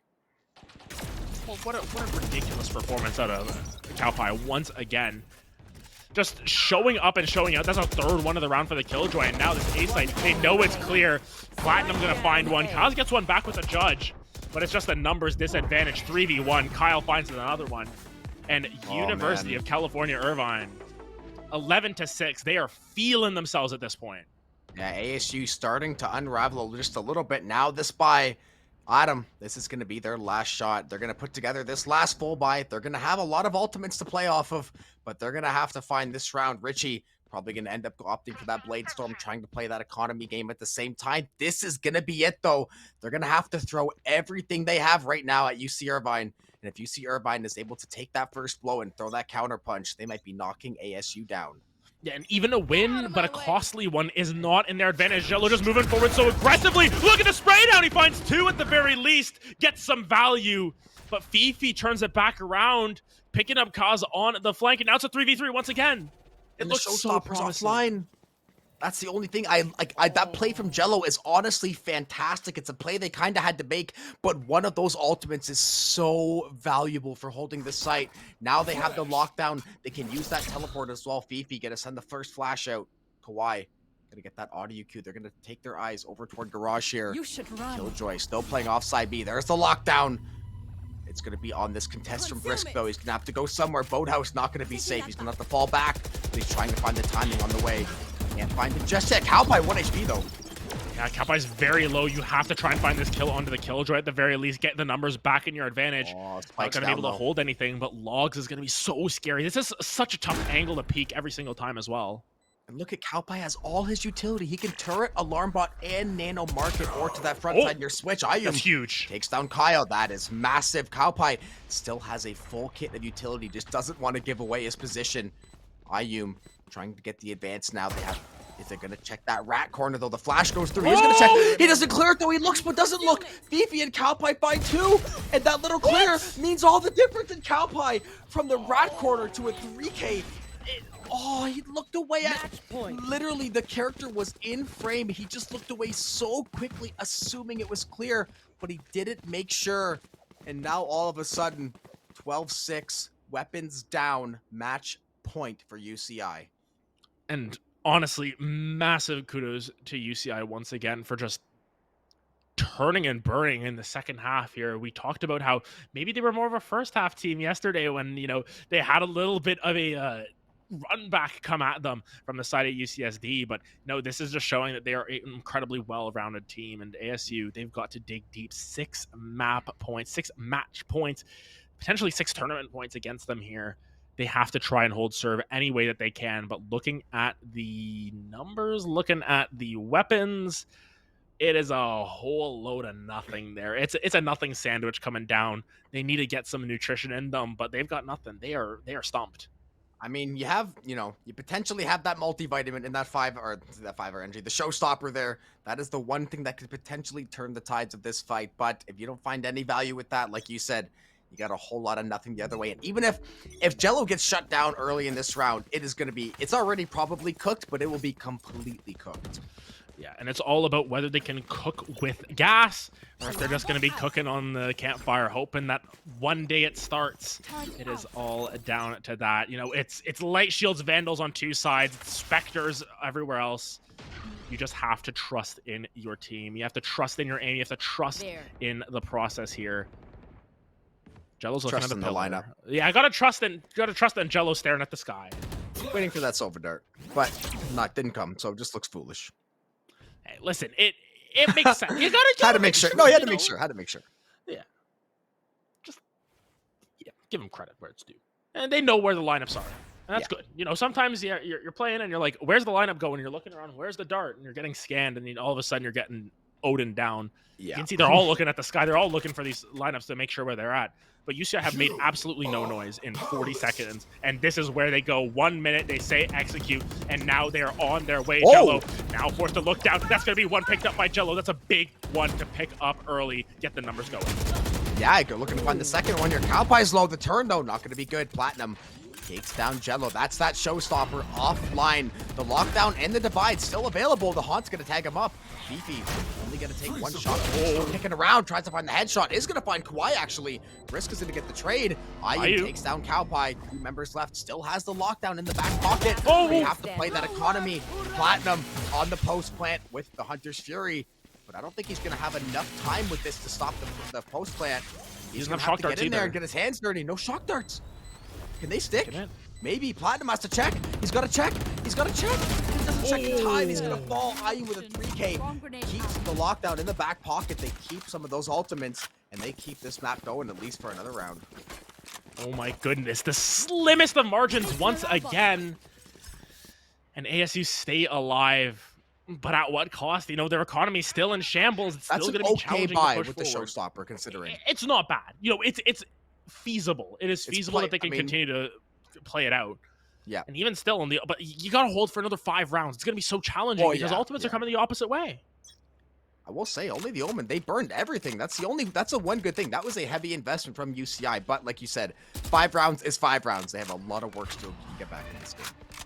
They've still got a heavy road ahead of them here. But you just got to trust in those strats, those desperation strats at that. Richie, oh my goodness! That is exactly what you needed. It's 4 kills picked up. Jello coming up huge, and now it's down to Cowpie. 1v3 situation. The turret just from behind. And all of these angles are going to be so hard to hold. Cowpie, though, you know they've got the agency to do this. Will Cowpie come up huge here? It's timing, because I'm not sure they know Cowpie is going to be this far pushed up, but he has to play that guessing game. There's so many weapons just feet away. The timing, IUM wins out on that one, and that is a quick, fast, efficient round for ASU. We're going to keep on playing on Ascent. And that is exactly what they needed. It is to the prescription. It is what the doctor ordered. You need to find multiple kills and hold multiple rifles into the next round, because now all of a sudden, looking across the map, it's not amazing. There's a couple of Phantoms with light shields. There's a Sheriff on Cowpie. There's a Stinger. There's a Guardian. It's a whole bunch.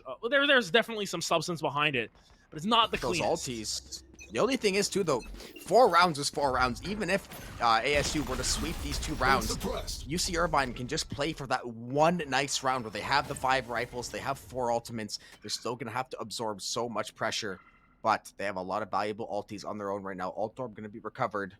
A much more patient approach, though, especially considering the weapons. Yeah, it's still a long road ahead. There's no room to trip or no room to have a gaff. You need to have your aim 1000% on point at this point.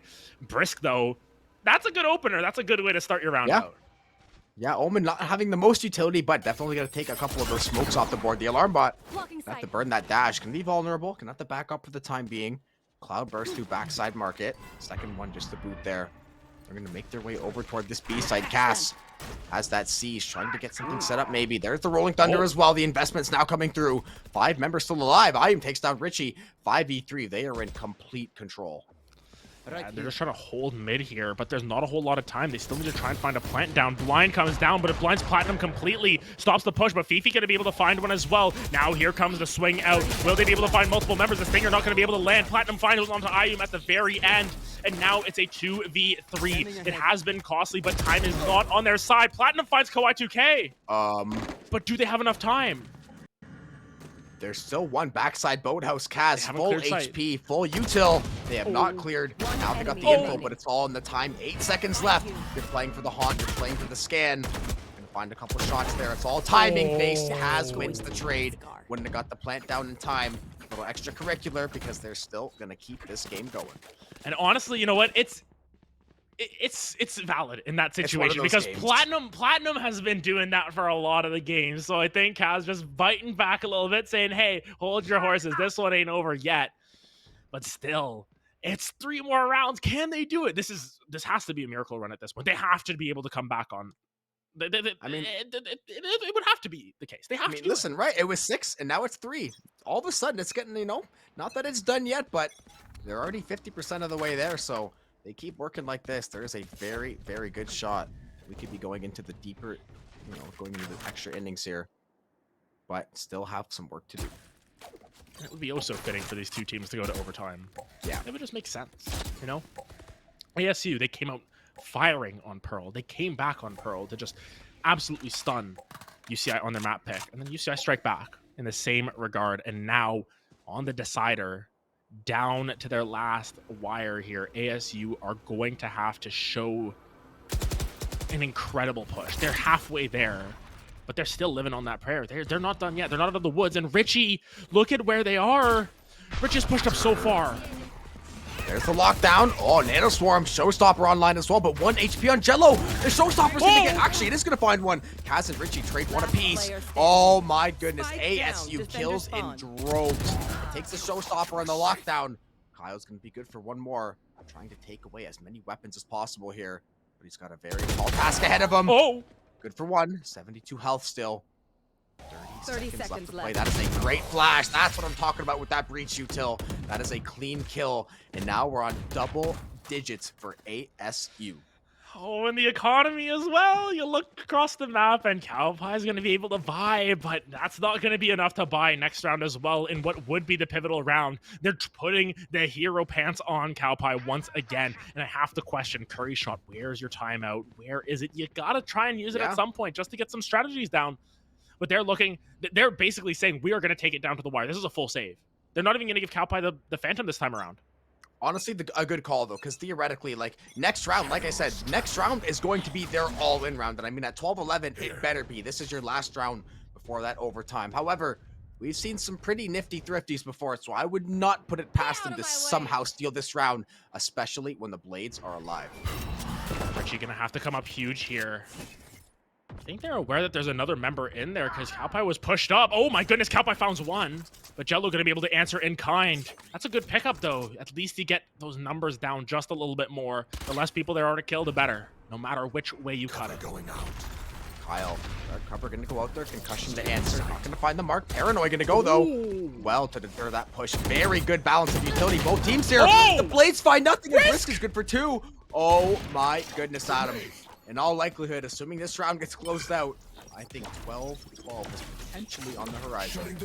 Yeah, I mean, we got to get to 12-11 first. Gotta get through it first, but it's 2v4. Fifi with the Sheriff. What can they do? She's been great at finding some of these eco frags. Even if it's taking a couple of guns out of the hands, it could turn the tables. This time around, the crossfire too good.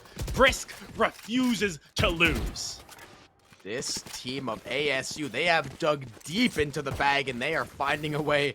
There's the timeout. This is going to be that last full buy for both of these teams. Pretty much, you have to use it or you're going to lose it. We're going to overtime. Should this game persist on one more null command lockdown available for UC Irvine. Those are two extremely powerful tools. You do have the Nightfall to answer that potential execute. But man, I cannot believe, I can't believe we're going to overtime almost. But man, the fact that this game is even this competitive at this point, so impressive. Honestly, I'm just happy they took a timeout because I need a breath. Yeah. this has been just wall-to-wall action. From the get-go on Pearl, we knew that these two teams were going to be incredibly competitive. ASU coming in as favorites from pre-tournament, underdogs, all things considered. No one expected them to be here.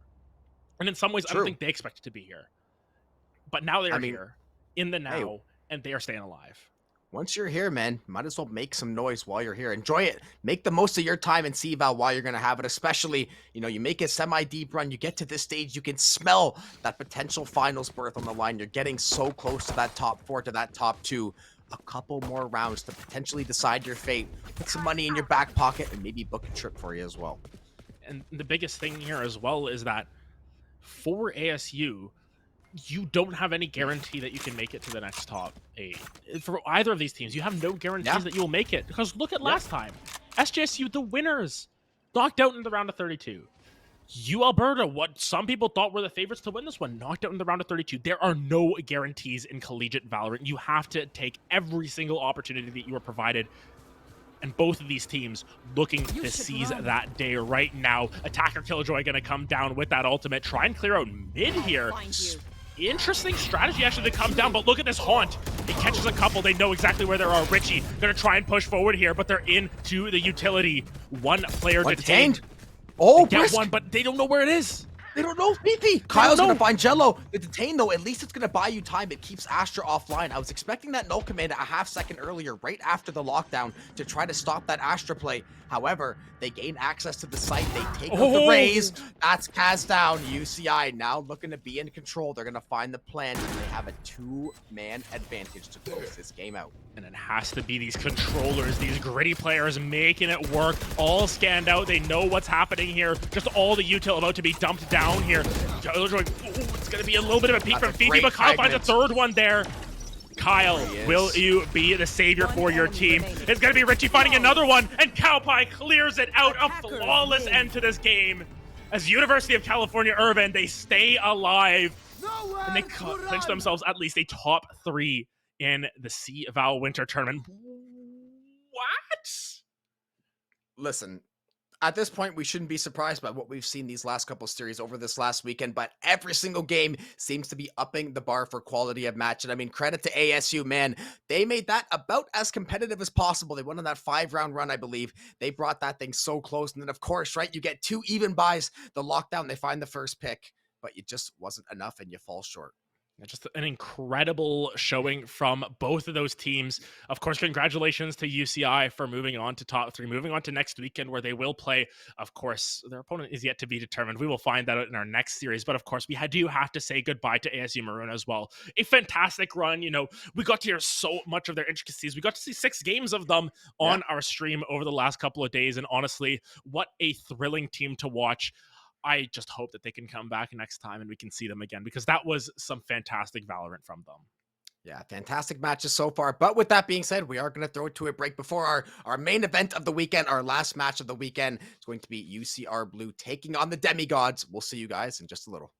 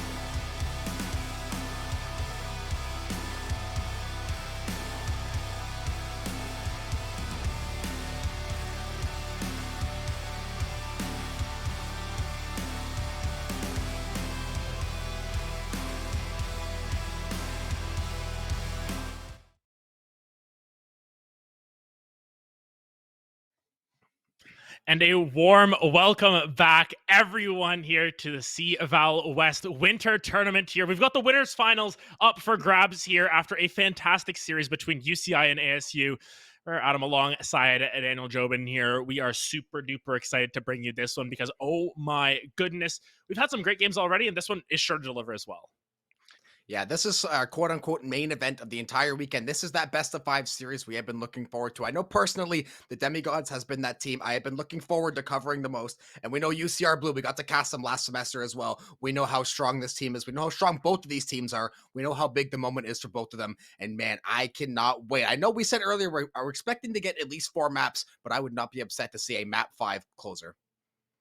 Yeah, granted, I don't know how well my voice will handle that. I don't know how well our voices are going to handle that as a collective over the course of that many maps. I mean, we are approaching the maximum amount of maps we could have had, but honestly, it is all for the best here. Yeah. These players have definitely deserved to get all of this coverage as well because they've been fantastic through and through. Of course, the loser of this game still has that second chance of life up against UCI now that has been determined. But of course, whoever wins this clinches themselves in for CVAL finals at the end of the year. That is the coveted prize awaiting them. But of course, we've got to look at our teams here. And first and foremost, we have to look at the team on everyone's mind here. It feels like Demigods, the team from UCSD, not quite affiliated with the school, but still an incredibly strong team. And honestly, I just love this player card that we've got for them.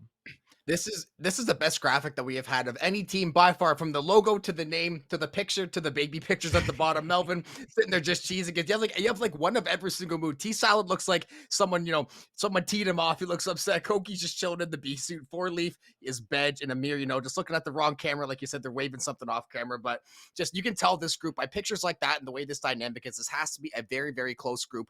They're obviously very, very talented. And when you combine good chemistry with insane mechanical skill, that's when you develop a true championship contender. Yeah, and I mean, you can even see the ties that they have to UCSD there. Wick is in the middle of that picture. It's like, hey, Wick, you're on Demigods now. What's going on, buddy? But nonetheless, it just shows how tight-knit those two teams are together. And honestly, super excited to see what they're going to bring to the table here. Of course, we do have ourselves an interview here that we did with Amir from Demigods. We're going to run that right now. I'm out of here. Nice. Wait. Nice. So the Demigods formed like probably around Valorant beta, I guess would be really the start of it. Me and Koki met in beta, and that's when we first started playing together. Gold. Like time went on, we picked up T Salad. We met T Salad in like some 10-man server. We realized he went to UCSD, and then we met 4-Leaf in a ranked game, Koki and I, and we also realized he went to UCSD. Like we kind of just like slowly kept on like picking up pieces like as players, and like realizing that we kind of meshed well together, and we decided to like all leave UCSD esports. But throughout our time there, we met Melvin, who came in as an incoming freshman, and he was really good at duelists. So we decided to make him our 5th, and pretty much all like formed Demigods once we left. We just needed a name, and we just all brainstormed Demigods. Yeah, I mean, a lot of those guys on the team, they're like little brothers to me, Like I watched them like start competing in Valorant. But at the same time, we understand that we need to like separate our personal feelings from like the actual match. So we try not to think about who they were to us, but like just another opponent. But after we won, like later that night, we all went out to like the movies and we just hugged it out. You know what I mean? Because it sucks like having to play like your friends at the end of the day, because you see that the work that they're putting in, and they know that the work that we're putting in, and so it just sucks like knowing that only one of us can come out on top. We kind of like have that underdog mentality. We've never gone into a match thinking we're the favorite to win, regardless of what anyone says or what any prediction says. We face every match like they're the best team in the world, and that we're the favorites to like lose, right? We don't really like consider the fact that we haven't lost a map. We just take every match as seriously as we can. Like we play like it's our last. We have a history with UCR Blue. Like we know how they play. Honestly, no one really scares me on their team. I know that Andrew has like the tendency to heat up, and that he might be hard to kill. But like we have a plan for them. We'll be fine. I honestly predict the series is going to be 3-1. 3-1 we win. I feel like we've been practicing a lot, and I'm confident in our ability to blow them out of the water. At the end of the day, I just hope that they have fun, because I don't think luck's going to help them.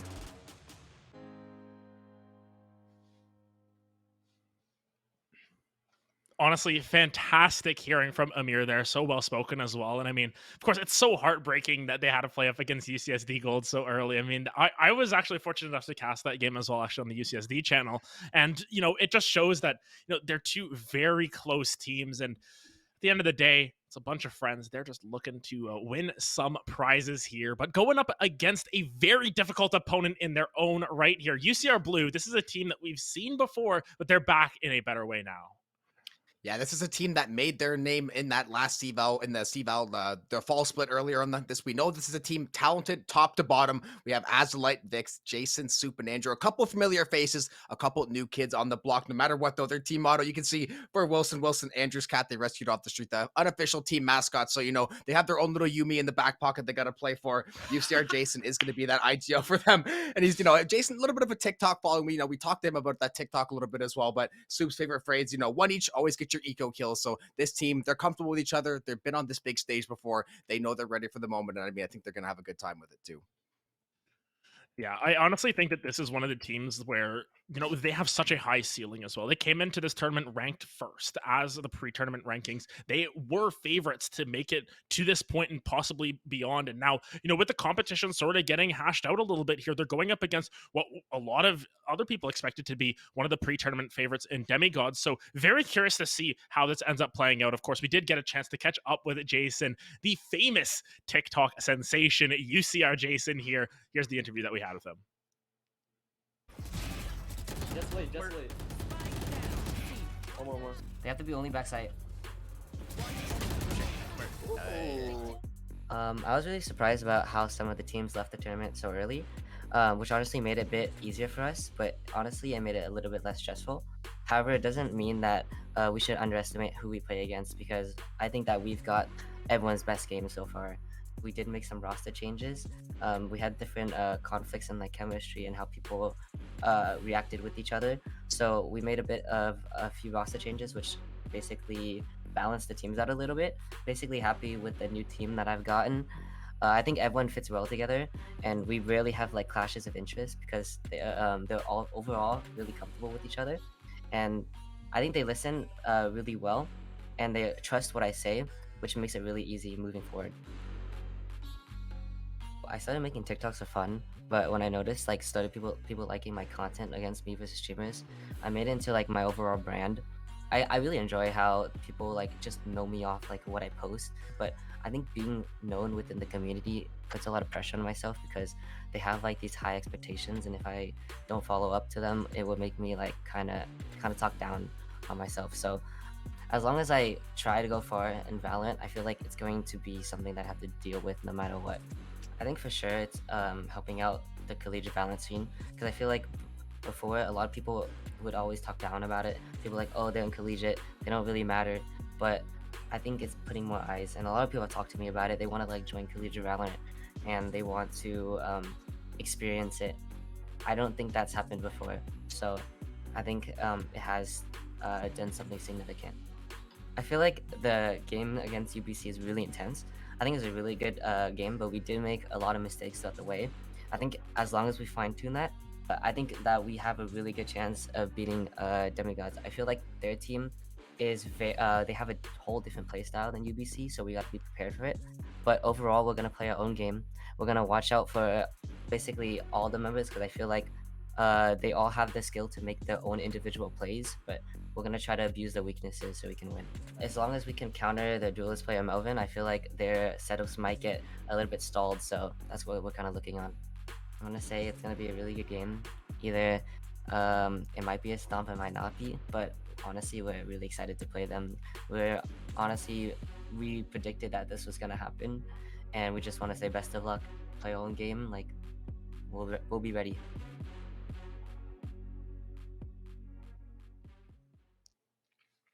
And fantastic to hear from Jason once again.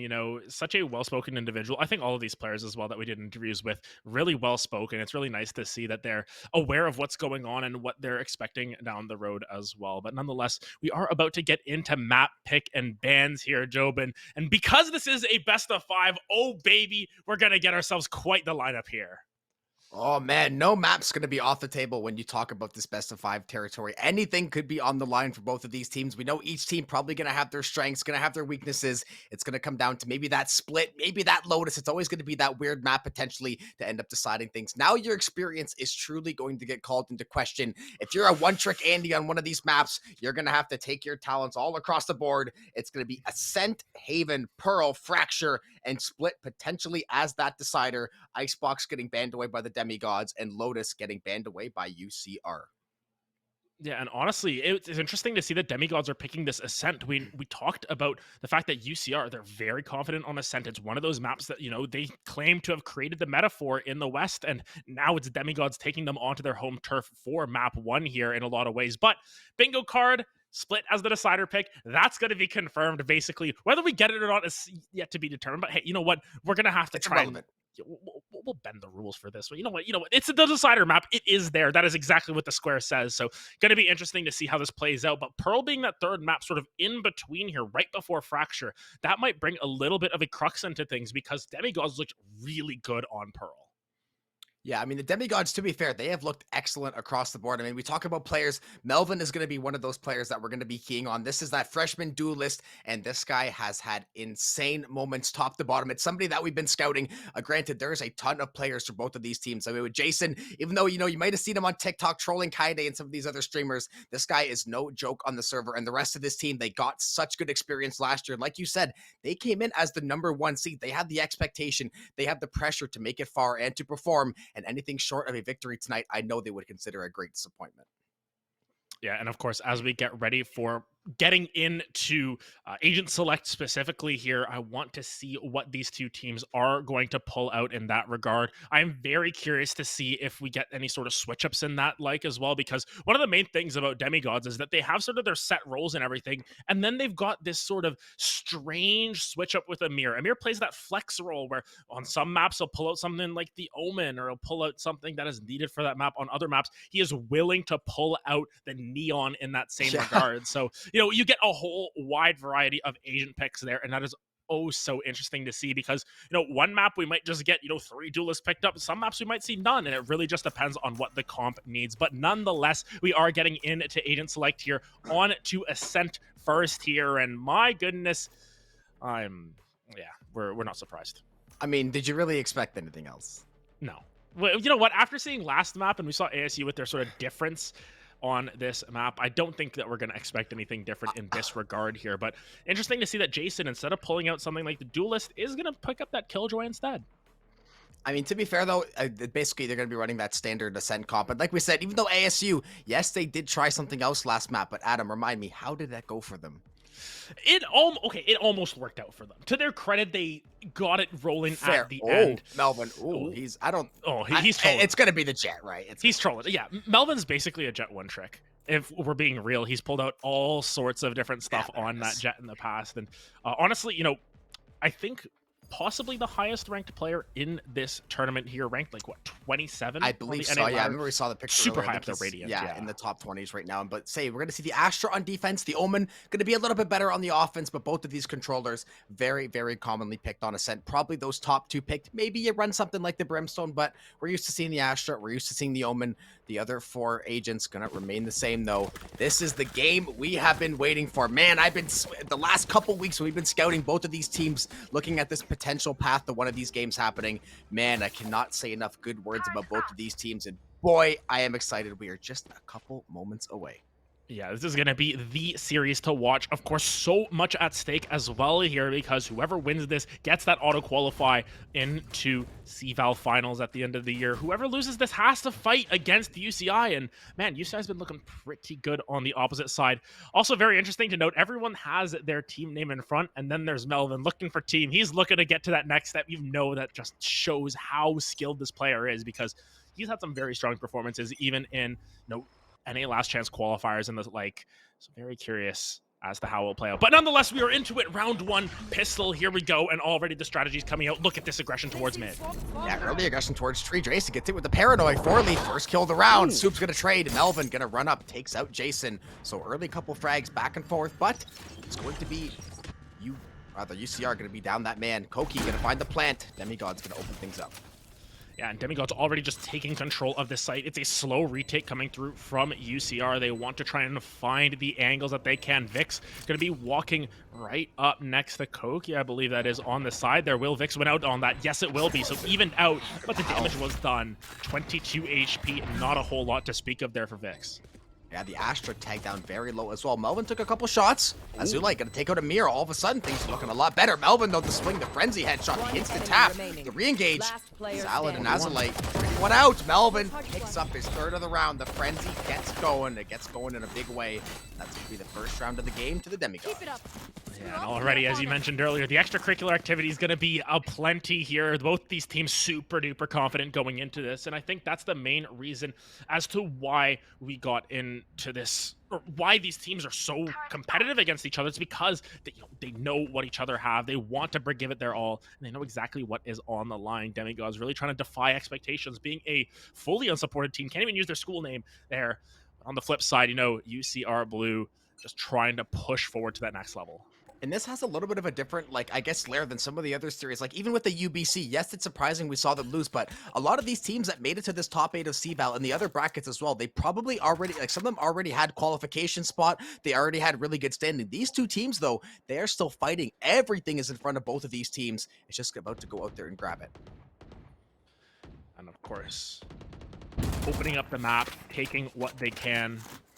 Just playing it slow, playing it as necessary, because realistically, they don't want to try and overforce. We've seen that some of these thrifties have come through on the anti-eco just because they play too much. They play too hard.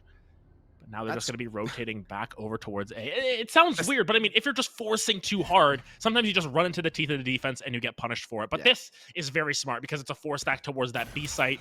There's going to be UCR getting caught with the wool over their eyes. This square shorty is just unnerving the way the barrels are. Soup, though, he's in a bad way. The jump shot, he's going to find one, but not going to find that second shorty shot with those square barrels to work. Only going to get taken down, though.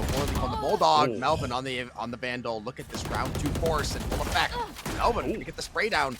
Takes a couple of shots for his trouble, but he's going to find those shots over on the Azulite. With the darts, trying to spray through the floor. Not going to find anything, but Demigods poised very nicely here to close this. Yeah, of course. They're just going to keep holding their angles. Their great flash. Melvin pops up, finds another one. Melvin already in full force. We talked about how this guy would be the player to watch, and they're just going to try and die to the spike if they can. Stay undetected, but 4Leaf going to try and track them down on this little angle. The Bulldog going to be trying to chase it down. Got the dash. Andrew have in store. Might just be happy to stick around here. Yeah, going to hug the spike maybe. Away? Yeah, he's just going to die to the spike here. Window break, classic. And by Andrew. Yeah, nonetheless. Good round from Demigods to hold the line there, and they're already off to the races here. Saving all those guns on their bonus, just a couple of shields to buy up, but already here. Azulite, that is an Odin round 3. They are looking for the jugular here early. Listen, I don't necessarily hate the idea, especially... The only thing is, it's kind of that guessing game. If they don't end up going to that B site, yes, you can spam through A heaven, but if you're not set up on A with that Sova, that Odin, not that the Odin's not a fantastic weapon to find kills with, but for the price that it is, if you're not going to get that wallbang value, they are stacked up. You could potentially find something here. The only thing is that spike is over toward the A side, but we will have to see which way they want to approach here. T-Choice, where's it going? That's going to go right towards market and actually clear that out really well. Believe that scanned out Jason there as well, so Yuchel not quite going to be as useful for a little bit. Cool angle there from Amir as well. You can see they've got all these lineups, man. Demigods are so skilled here. Now Amir, 4Leaf, working through Andrew and Soup, maybe trying to get the bait out here. Andrew playing down in Cellar. They're going to shoot the Owl Drone. T-Style only has the Spectre. It'll be a little bit tricky to find this kill from this range. Andrew gonna go for the swing, the flash. Flash in the tree. Vix finds one, traded by Melvin. Instantly, Melvin's good for 2. On fire so far. 33 health, though. Has the dash procced. Is gonna use it to get the safety. Plant should come down. A completely, evacuated here. All that KJ set up on B will be for naught. Yeah, and it's going to be difficult to retake. You do have these Odins as a potential to sort of just spam through a wall and spam someone down, but the issue with the Odin is that, it's not as accurate as other guns. It's very noisy. You can sort of read out where it's going to be, and that reload time takes forever, so you have to be careful in terms of picking your battles. And UCR, they might just opt to save these out here. They're just backing off of the site, and knowing that they've got these expensive weapons in the hold, they don't want to give those back over. Maybe give the side of Demigods any ideas or give them any sort of extra alt orbs as well. Yeah, maybe play for an exit, but even then, I'd be very, very scared to take a fight with Melvin, even at that 33 HP. Already has the Blade Storm online for the next round, potentially, so that's going to be one thing to help this economy. Melvin might be a bad timing here. One down with the Odin, looking to get the second spray. Good for two. Trying to find three, not going to find it. Four Leaf dying to the spike. One member left alive for each. Jason and I believe Vix there, but either way, Demigods take their third round. Yeah, Melvin showing that he is indeed mortal at the end of the day. Finally falls down, but look at this. Doesn't even have to buy a gun this round. Has that Blade Storm already online. Of course, Azlight gonna not feel too bad about that either, considering they were able to get a couple of exit frags. So, their credits are gonna be looking good into the next rounds and everything. But already you can see on the ropes here is UCR. Their strategies aren't quite working out the way that you'd expect. So it's almost a Bucky purchase there. It's gonna be 4 Sheriffs and Odin. Once again, sounds like a bar joke, but nonetheless. They're just going to be trying to find absolutely anything that they can playing off of this Killjoy util, but knowing that this Killjoy has been set up on B, they haven't hit it once. They've just been going A almost every single round. Next pop flash, the knives, the bait is all day long. T-Sal and Melvin, they're going to work together, pick up those couple of frags. Andrew and Tree has the Sheriff trying to play the angle. One tap, down goes Melvin, Blades offline. That is the kind of kill you want to try to help this round move forward. An incredible pick by Andrew there. That's just really good to get that off of the wire, but Jason looking for the spam down is able to find it through the floor. The Odin shreds there. Well, it may be the wrong type of mythology there. Still going to be able to find a kill from. Yeah, either way you want to spin it there, that gun hacks an absolute wall. There's the jumping shock dart. Taking down Jason, going to reset off the turret, trying to check it. Amir takes down Andrew. Orly takes down Azalite, and he's going to be good for that second kill as well. So the Demigods get challenged there in the first half, but they end up taking the rest of that round out. Melvin sitting at a comfortable 8-2 to get us going. Yeah, Melvin's been absolutely massive already. We had high expectations going into this from Melvin. Yeah, UCR, they've come out a little bit flat-footed here. We talked about how, they've been favored on Ascent in the past, but now, 4 rounds in a row where they just haven't been able to get everything going for themselves. Azlight going to be holding that Odin once again to try and spam down through B long, but doesn't seem like that's the angle once again. They are biased towards this side this time around, but Amir's just going to try and throw the knife, and yeah, you see the lasers coming down. You're not going to find it. Andrew going to find Melvin with the AWP. That's great. Yeah, risky buy for the AWP, but a beautiful way to get it going. Soup, maybe tagging for Azalite. If Azalite turns here, if he hits that left click, he can find a boatload of info. There's the recon scan. Expecting the bullet shower to come through. Not quite yet, though. Shocked from the T-Sal. There's the wall of bullets. Picture Andrew. Down goes Amir. Yeah, and Andrew, this was the player to watch. This is what Amir was saying was one of those players to watch. If Andrew starts to heat up, this could be trouble. And Andrew already finding a couple in this round. Took them a while to get that operator online, but now you've got to keep that in mind. 4-Leaf, though, going to chase him down. Yeah, they get a recon scan towards market, too. 4-Leaf has to clear out backside market. Spike, not in the best of positions considering the time. Not in too bad of a spot either, though. To T-Salad and 4-Leaf. Trying to clear out this B site. Star goes down. 0 point out as well. The Astra well at the garage door to deter that push. Can avoid the recon scan once more. Jason takes down Koki. 4-Leaf with the trade. Still 3v2. 30 seconds to play. B gonna have to be the choice. 30 seconds left. But look at this. It's a split through market. Azlight just able to find T-Salad and now down to 4-Leaf. Gonna need a little bit more than a 4-Leaf Clover of Luck here if they want to try and close this round out. Fully tracked it down. The Odin is starting to spam down, rain those bullets across onto 4-Leaf. Doesn't even have the spike. Yeah, Soup just going to swing around, and that's going to be the round picked up for UCR. A great recovery there just to keep a lot of those guns in the hands. Are they going to get to the open top? They didn't. Oh, they did. They got to it. Well, no, they didn't. They didn't. 4-Leaf, yeah, that's 4-Leaf got it. Yeah, so I guess not going to recover the operator. You still got the Odin in your back pocket, but definitely a massive hit to the economy, especially because sometimes it's like, okay, we don't necessarily want the op on the map. You have Andrew, you have a Jet player, it's Ascent. You want that damn operator, so they're going to be, a little bit upset they didn't get it, but luckily they have the 4 rifles to compensate. They do have the Odin. Decent armor on some of the members. Andrew, I guess, can dip into that Blade Storm reserve, but the Demigods, they are no slouches on that other side right now. Using that vision that Apollo, Sova will create here. Got it out of the way real quick. Azlight going to take down Melvin, though, and that's a great way to start out the round if you are UCR. You want to try and remove that Jet from play as quickly as possible. And Demigod's now left to have a little bit of a more difficult time getting onto site. You don't have that duelist to just entry for you, and now 3 members strong pushing towards this B site. They've gotten a read about where the Sova was. They don't want to fight into the Odin. Yeah, 4-Leaf going to reply with that alarm bot. B hit maybe going to be that preference. Only 1 member over. It's the Killjoy. has those nanos line up, so Jason doing his best to absorb this pressure. Andrew here to support him. Owl drone, fragment grenade. Andrew primed to make a massive splash, but Amir gonna shut him down. Andrew's going down 4v4. Alarm bot triggered. Nano swarm's going live. T-Salad, 9 health. Koki trying to pin Jason in Boathouse. The LMG spam, the shock dart, the combo, and the kill on Jason. Yeah, I made the putt a little bit too early. That would have been the reign of Apollo coming down. But now, look at this. The dueling Hunter's Furies. Azalite able to find Koki. T-Salad able to reply in kind. Finds the Archer on the opposite side. Soup, though, finds one. 2 members still left to take down. Soup finds another one. 31 HP in a dream. There is no health on either of these members. There's an Odin on one side. You can just spam through the wall, but T-Salad has 9 HP. You cannot afford this. Just catches a glimpse. And T-Salad cleans it up there. The slimmest of margins between these two teams in that round. Oh my goodness, it was what, 22 HP to 9 or something like that? Absolutely wire to wire. That was about as close as you can cut it.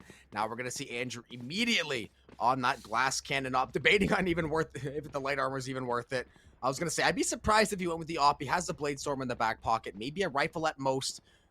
But it looks like it's going to be that full save coming through for UCR, and I can understand it, especially against a team like the Demigods, where I'm sure once they start to snowball, you can tell how confident they are in some of these pushes.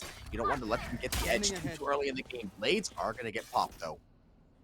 Yeah, and now you can see UCR on their eco. They just want to push together as 4, but once again, no one's home. They can't find the Demigods, Camp Half-Blood. They have all migrated over to the opposite side. They're just going to be firing some shots down, though. Melvin just trying to clear out any angles that they can. But this is a 5 stack on B. This is heavy investment over there. But Andrew, with that Blade Storm, can be so deadly. Andrew might have the play of a lifetime. Good for 1, good for 2. And refresh. Massive start to the round. Exactly the timing they needed. Null command actually gets popped in retaliation. But Amir has no health. 18. Luckily for them, site is empty, but they're gonna have to deal with Jason, his blades, and the other 4 members breathing down their neck. Oh, 4 lead. Just a 4 oh my goodness! Lead. The spray down not gonna land. Soup gets it. What just happened? That was way too many members. Oh, Andrew got another one. Oh, what? I guess 4-leaf in garage, I guess that was like the case of too much of a good thing, where it's like there's so many options. It's like there's too many options. You panic, and then the waiter walks away. You make the wrong order, and all of a sudden you find yourself on the backside of a Thrifty, flawless at that for UCR. Yeah, and Andrew's saying, you know what, Melvin, you may be one of the most hyped players in this tournament, but don't forget about me. Gets 3 with the Blade Storm there. Just barely pixels in B main there. I believe just chunked down. It was Amir to a sliver of health as well, and then gets another one on the updraft through that little window, takes down Koki, the last remaining member who had any sort of health, and now all of a sudden, Demigods are forced onto a little bit of a save. They don't have the economy to keep up with this. Andrew, though, gonna opt away from the op for the time being. And Azalite, back to their old tricks. You already know where this Sova is gonna be sitting every single round. Yeah, Valorant might as well just put it. I know they had the little picture of like the dog or the camel, whatever that thing is supposed to be, but they should put a red X and just say shoot here for headshot. Azalite, oh, Melvin says instead take this wall. B site completely open. However, Melvin does not have the spike. This team stacked over towards A, but taking Sova out early in the round always going to be a nice positive. Yeah, Melvin didn't have the homies to back him up there, but still able to find a pick. But look at this, Andrew pinched up so far. They hurt Melvin. Andrew wins out on it. That jump peak just a little bit too off time there, but they do still find a 1-for-1 4-leaf. Found that kill on the Sheriff. Vix now going to get that 0-point prime. Going to back off. Going to find everything, but the lockdown does get hit first. They should be able to clear this out. There is a spot in heaven, though. These members could try to hide it, but however, that'd be a very dangerous play considering these weapons. The shock darts go. Andrew finds a kill. Soup. Koki answers back with the Sheriff. Lockdown now finished. Koki behind generators. Andrew working out of heaven. There's from the shadows to the TP toward this A site. What a fake. Oh my goodness. 30 seconds. What a fake. He just teleported back to A main. Big brain. Holy crap, they have no idea. Huge even. What a TP. My goodness. What a fake. And they have a rifle now. And they have alarm bot set up. This is our brain just exploding at that Koki. He might find the gun too. Huge brain plays. And look at where 4-leaf is posted up. This is such an off angle as well. Gonna get scanned out. We're not gonna expect this. The Koki ball. What? What? Andrew! Andrew doesn't check the corner and 4-leaf between 2 separate enemies finds 3. What? Okay, if Oh. that isn't just an indication of how amazing this series is gonna deliver, I don't know what is. We're 8 rounds in and we're losing our minds. UCR, don't watch the VOD on that one. Koki, I'm surprised Koki took that fight as long as he did. I was expecting him to maybe take a couple shots and back out of there knowing, or maybe honestly, he was expecting like, yo, why is my teammate not shooting anybody? And then Forley finally finds the 2K. Either way, the demigods take a wild one, and UCR gotta find the answer now. I'm gonna need some heart medication after this one. My True. goodness, this is an absolutely banger start to this one, and you know it's still delivering. You know UCR are still able to match toe to toe. The round or the score is lying a little bit here because you know UCR are still able to match them in a lot of their executes. It's just an insane play from Demigods to clutch out that round. Melvin already pushing in onto site, but Andrew, you already know he's not gonna go down in this Jet v Jet matchup here. There's a defender locked down. The operator. Oh, Koki, great headshot. They are going to find the plant too, so lockdown does get burned, but they still get the plant. They are going to have to evacuate. No detains. Cosmic Divide going to go in. Look where that spike is planted too. This might be at least a half stuck for UCR. They might just go for the whole thing. The shock darts are coming down, though they have to be careful about that. Amir trying to get it on the side. Jason finds 2, though, for himself. Koki going to find 1 in return, but Azalite just holding these tight angles. It's going to be diffused. A great play from UCR to hold the line. And Jason comes up huge there with a couple of kills. Yeah, takes the lockdown, takes the divide, but as long as you secure the round, you will absolutely take that result. Now, Andrew back, blast cannon up, $0 in his bank account. Basically, the entire game been forcing over onto that op, but he has been finding success and shutting down Melvin as that first pick too. That is going to open up so much for you, especially on that defensive side. Now, going to be on the demigods, going to be that save Guardian for 4-leaf, but other than that, Sheriff's in a classic.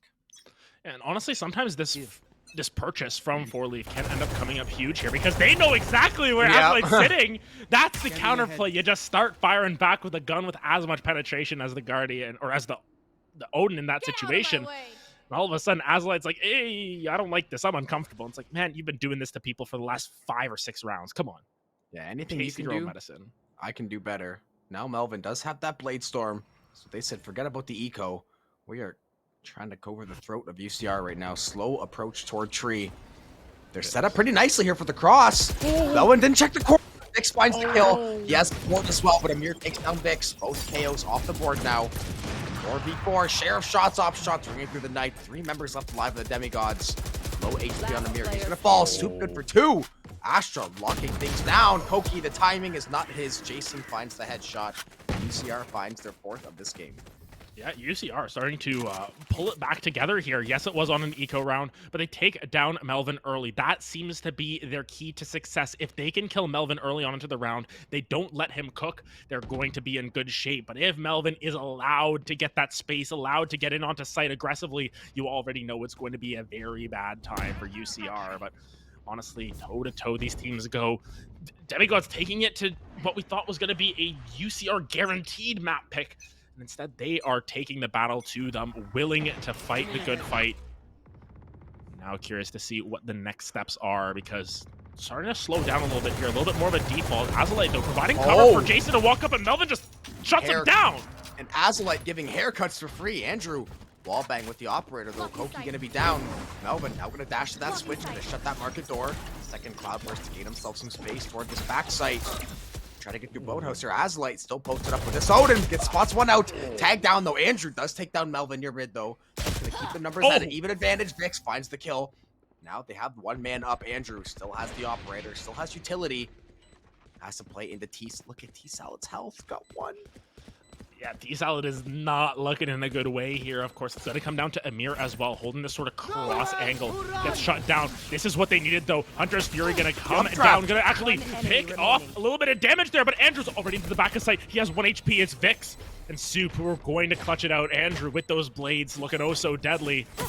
Still just going to be able to escape with their lives. And UCR, they're pushing them to the limit here. They were down 4 rounds, but now starting to get it back together. Yeah, this game on the precipice of now being tied up, and this is a fantastic job by UCR to rally. We know all of these teams, we know how streaky of a game Valorant can be when you can get ahead, when you have that slow start, you can dig deep. Andrew starts to find these op shots time after, I think that's his 2nd or 3rd time winning out that engagement with Melvin. He's going to keep that op full armor. The buy not going to be, the most fantastic. Yes, it's pretty close to a full buy. They're going to be 1 off the null command. Actually, Vic's already going to have that null command too, so UCR set up beautifully to take us into the half tide. Yeah, Azlight gonna go for the shock darts first here to try and just dissuade any pushes as opposed to the Odin spam, but nonetheless, Vic's gonna get a decent knife down, spot them out, sort of lurking towards that A site. Starting to rotate around again, but Melvin, Oh my. oh, his knees must be bleeding. All the skin just ripped off them there. My goodness. Gonna be able to survive as well. It was a KJ storm grenade as well, so just everything was burned onto Melvin, but yet he still continues that march forward. 24 HP and a dream. What are you doing? What can you cook, Melvin? Oh, Soup taken out finally. Soup has been one of those key members, always to lurk, always to find those last second picks. There's the nano setup, the Odin spray. Null command is going to come through for the side of Demigods now. Melvin still at that 24 HP. We're going to try to send that front line towards Azlight. Good for one, though. Trades out Koki. Backside of Boathouse. No! Jason reads him like a book, though. Amir finds a kill. The trades go. Melvin finds the last one. Demigods break the run. They take their 7th, and Melvin. No. Bad knees going to have bad ankles. Yeah, bad ankle, bad knees, everything in the leg is going to need some replacement there. But nonetheless, it is the half secured, a little bit of a lead going into it there. Got messy at the end there. That ult from Koki was just oh so unfortunate, right into the waiting arms of Jason. But nonetheless, you can see still a lot of room to play with here. They've still got a lot of agency in this map. And, you know, we've seen these halves go back and forth, even on Ascent. You know, it was a 7-5 half that almost got turned around the opposite way by ASU. We'll see if there's potentially some replication to that on this matchup, though, as teams swap sides. UCR are going to have a better attacking half here. Yeah, 7-5, though, the way that half started, I think they're going to be more than happy with the 7-5 scoreline. Obviously, perfect world, you want to be winning or you want to be tied. But the way the momentum was looking at the beginning, it looked like Melvin and the Demigods were going to start to run away with this thing. The UCR says, no mas, put a stop to it. Now it's going to be a mid to B setup just to, you know, see if they can bait out those shock darts, bait out some of that info. But right now, no muscles being moved. Yeah, T-Salad just sitting there waiting for anyone to pop through.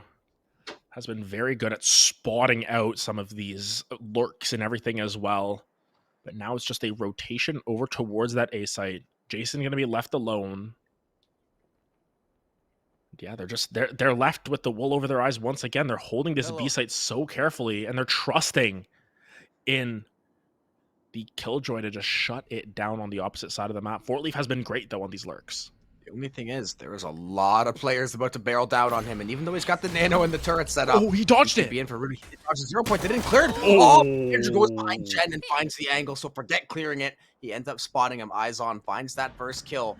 Now Plant should be coming down here. Once they get that door closed, they're gonna get the door closed. Bomb will go down. 5v4 for the for UCR rather. Yeah, UCR. Sovas are just going to trade back. Oh my goodness, Melvin taking a whole lot of damage, but Melvin up top gets shut down by Soup. Andrew's just finding everyone, and Soup completes the full house just like that. UCR, secure pistol. UCR getting a nice flawless there. And I mean, it was a great execute there. They got on site. They were able to get the bomb down, but just everything else after the fact for DG fell apart there. They couldn't really maintain that pressure. 4Leaf. See him over on that shorty. See if that ends up sticking. The rest of the members going to be on those pistols, going to be on that eco. Andrew, though, he says, I can't get the operator. I will absolutely buy a Marshall, however, in the early rounds. Yeah, and honestly, especially when you're on this attacking half, you know, the operator sometimes isn't the best solution, but Andrew's been really good at landing these headshots anyways, especially when there's no shields on the enemy side. You can just go for body shots every single time. You don't even need to scope in because the Marshall still has that accuracy there, but Soup gonna be the one to peek first. Andrew's just holding a long angle to hold anyone who's pushing up through A main, but no one's home over there either. A side is completely barren at this point. Melvin just gonna try and find anyone that they can. We know what this guy can do with his aim. We peek it into Azlight here. Just misses. Got the headshot though, but the shields, it was too far. 145. And the wall bang too. Revealing area. Yeah. It took everything to not get the kill. That's so unfortunate. 11 HP for Azlight, but having that Sova still online, still has that drone, still has those shock darts as well. So that is a massive character to keep on the board. B site right now, looking pretty quiet. So if UCR wants to decide to hit the go button here, they're going to be in a real good spot. They have to slowly clear everything out, though. And the thing for UCR or Demigods, regardless, they're not going to be able to rotate and stop this plant. It's all on UCR when they finally decide enough is enough. Yeah, and I mean, UCR, they're playing incredibly Gotta careful check just in everything. case there was anyone else, but Melvin was alone on this site now, and the stars are going to come down, the smoke's out. At this point, I'm sure they sniff something out, but the spike hasn't been planted down yet, and they're just playing this extremely methodically. I like to see this out of UCR because you need to make sure you're not giving demigods an inch. We see that happen with Melvin pushing up aggressively, and you're able to take him down. Even though you survive with 11 HP, you got your ones, and now everyone else has to sort of rotate over, try and find any sort of picks that they can. Yeah, and having that Sova alive at 11 HP, so big, gonna have all the darts. Andrew looking to get everything here. Finds one. Oh, I think he finds that second shot as well. Here. Tags down T-Sal. He actually did find that shot. Andrew, he is not one to shy away from a fight, but looking at all three of these members with Shorty in hand. Andrew finds one. Gets blown back by 4-Leaf, but now Soup trying to find that tight angle, looking for the elbow, looking for the knee, looking for the shoulder. Drawing a chalk outline. Look at he can see him. Yeah, they're just going to rush him down as Jason secures the third of the round for themselves. Andrew and Jason have been really showing up here, and now tied up at 7s. Now the full buy comes down the opposite way, and T-Salad taking a page out of Azalite's book. Round 3, that is an Odin picked up. They want to try and eke out any advantages that they can. I mean, at this point, now that you've been on this like 4 or 5 round run, they lost 5 out of the last 6. You can see that UCR is really starting to find their footing. Sometimes, like we say, it's just that slow start for some of these teams. It takes a little bit to get the server, kind of get warmed up, kind of get things going your way. And to be fair, I think Melvin got like a 3K, another member got a 3 or a 4K, so they weren't getting like dominated in these rounds. They were just getting outplayed in these little macro plays. But now, though, things are all evened up. Andrew looking to take that classic and put it to good use. Yeah, I think Andrew's just trying to play bait here as well, knowing that they just need to use their util, use their mobility to get in onto site, try and buy some space, even if they don't have any, you know, weaponry to back it up. But, you know, dash forced out at the very least. Same with Melvin, though. So UCR just trying to take control of the A main area. It's going to be tough. Melvin, though, through the smoke, just spraying and praying. 4-Leaf, good for the first kill of the round here. Down goes Jason, the shock dart. Melvin low as well. It's a very, very risky play. Now the Blade's back in retaliation, though. UCR not wanting to say die quite yet. Melvin still backside gen. Trying to see if there's anyone that's going to walk back toward this A site, but mid looks like it's going to be the flavor. However, Andrew lurking on the Blade Storm. Can Amir catch the timing? Is he going to get that flash ready? Can Andrew find it? The flash, the timing. He is going to find the flash. Lands a knife, but Amir backs away. Now the smoke comes down as well. Are they expecting it? Amir turns the corner there. Finds Andrew as well. Now it's a 5v3 for Demigods here. They're feeling good. They don't have the health bars to speak of, but look at this angle from Koki. Perfect. Whoa! One. Spike down. Gonna find 2. Still shooting. Mazalite. Not gonna get it. Melvin got the last 2. Yeah, Melvin cleans up. Wow. Yeah, just little holding on shaky. with 27 HP. A little shaky, but they got the job done. Yeah, works out in the end. Demigod's going to be able to stabilize just a little bit. Amir, a worthy sacrifice to take down Andrew there. As it stands right now, Andrew, your top frag, 17 and 10, has had a fantastic start. These 2 KOs just dueling it out here with all these assists as well. It all comes down to whether Melvin can continue to get unlocked, if 4-Leaf can find their aim. Because thus far, it has been quite the procedure for both of these teams moving forward. Yeah, we're gonna see the early aggression maybe once more. Look, I mean, look at that disgusting KJ setup on B. This is gonna be a very, very miserable time for UCR. The pop flash though, Nano and the alarm bot are gonna get popped. There's the turret to fire off some shots, get some info. Look at this B hit though. All these UCR members breathing down the neck. There's the flash, there's the spray. Down goes 4-Leaf. The site opens up. Yeah, and Amir gets the door closed on them. Andrew is holding such a close angle. I don't know if that Aldrone spotted them out either, but now it's down to T-Salad and Koki if they can get themselves back onto the site. Aldrone's just going back the opposite way. Melvin finds one, but Andrew will be trading one back. Koki able to find one as well. T-Salad finds another, and it's a 2v2 now. Melvin is down, but you've got the Sova, you've got the Omen. Oh, what the? Check his PC. My friend. Check it. Koki. Check it. He's been struggling a bit this game. No signs of struggle there. Now it's all on Soup. The time, though, getting a little bit low here. If he can find the spray transfer, he won't be able to. Koki comes alive in the 16th round. He should be evening things up, or rather taking that 2-round lead. Yeah, and I mean, honestly, these teams, they're so evenly matched, but it's absolutely no... You know what? You gotta just spam out that spot, and it just seems as if Koki had that third eye, was able to spot them out exactly on the head. Fantastic wallbang spot there, and These teams going toe-to-toe. Andrew's been doing everything that they can, but now forced back onto a little bit of a mixed buy. Jason going to be holding a hero rifle as well as Andrew. What will it serve in terms of value, though? That is the main question. Everyone else on the side of Demigods, they've got the loadouts that they want. Melvin specifically on that operator. Let's see what he can cook up on the defensive side. Yeah, Odin up, full armor across the board. No excuse for the Demigods to have every piece of utility they could ever ask for this round. Recon Bolt is going to find a tags. T-Salad has to back off through tree here, not wanting to give away anything too early. Andrew looks like he got tagged down to about half HP at some point as well. Yeah, I got a little bit of damage taken there, probably from some sort of spray, maybe from T-Salad somewhere. Nonetheless, you can see how much space they're exploring around the map. Amir going to use that knife. They see the smoke come down as well, but Andrew turns the corner, finds the head. Now Koki going to get over to spend time with the homies. 4-Leaf and Koki pairing up here in Boathouse. I don't know if Koki was spotted out there. That's why he's still just chilling. I don't think he was. Oh, what? The flick? No. Okay. Okay, yeah, Melvin's here to play. That was baffling shot. 0 point in tree. Melvin still trying to lock something down. This heavy rotation toward B once again. Vix attacking lockdown, now going to get activated. Should cover all of Boathouse there. They're playing toward this backside now, towards side spawn. 4-Leaf. Turret for information. These UCR members stacking up on B. He's got some nano swarms still available to play with. Only going to take one bullet there. No detains. There's the nano swarms. So much damage to Melvin.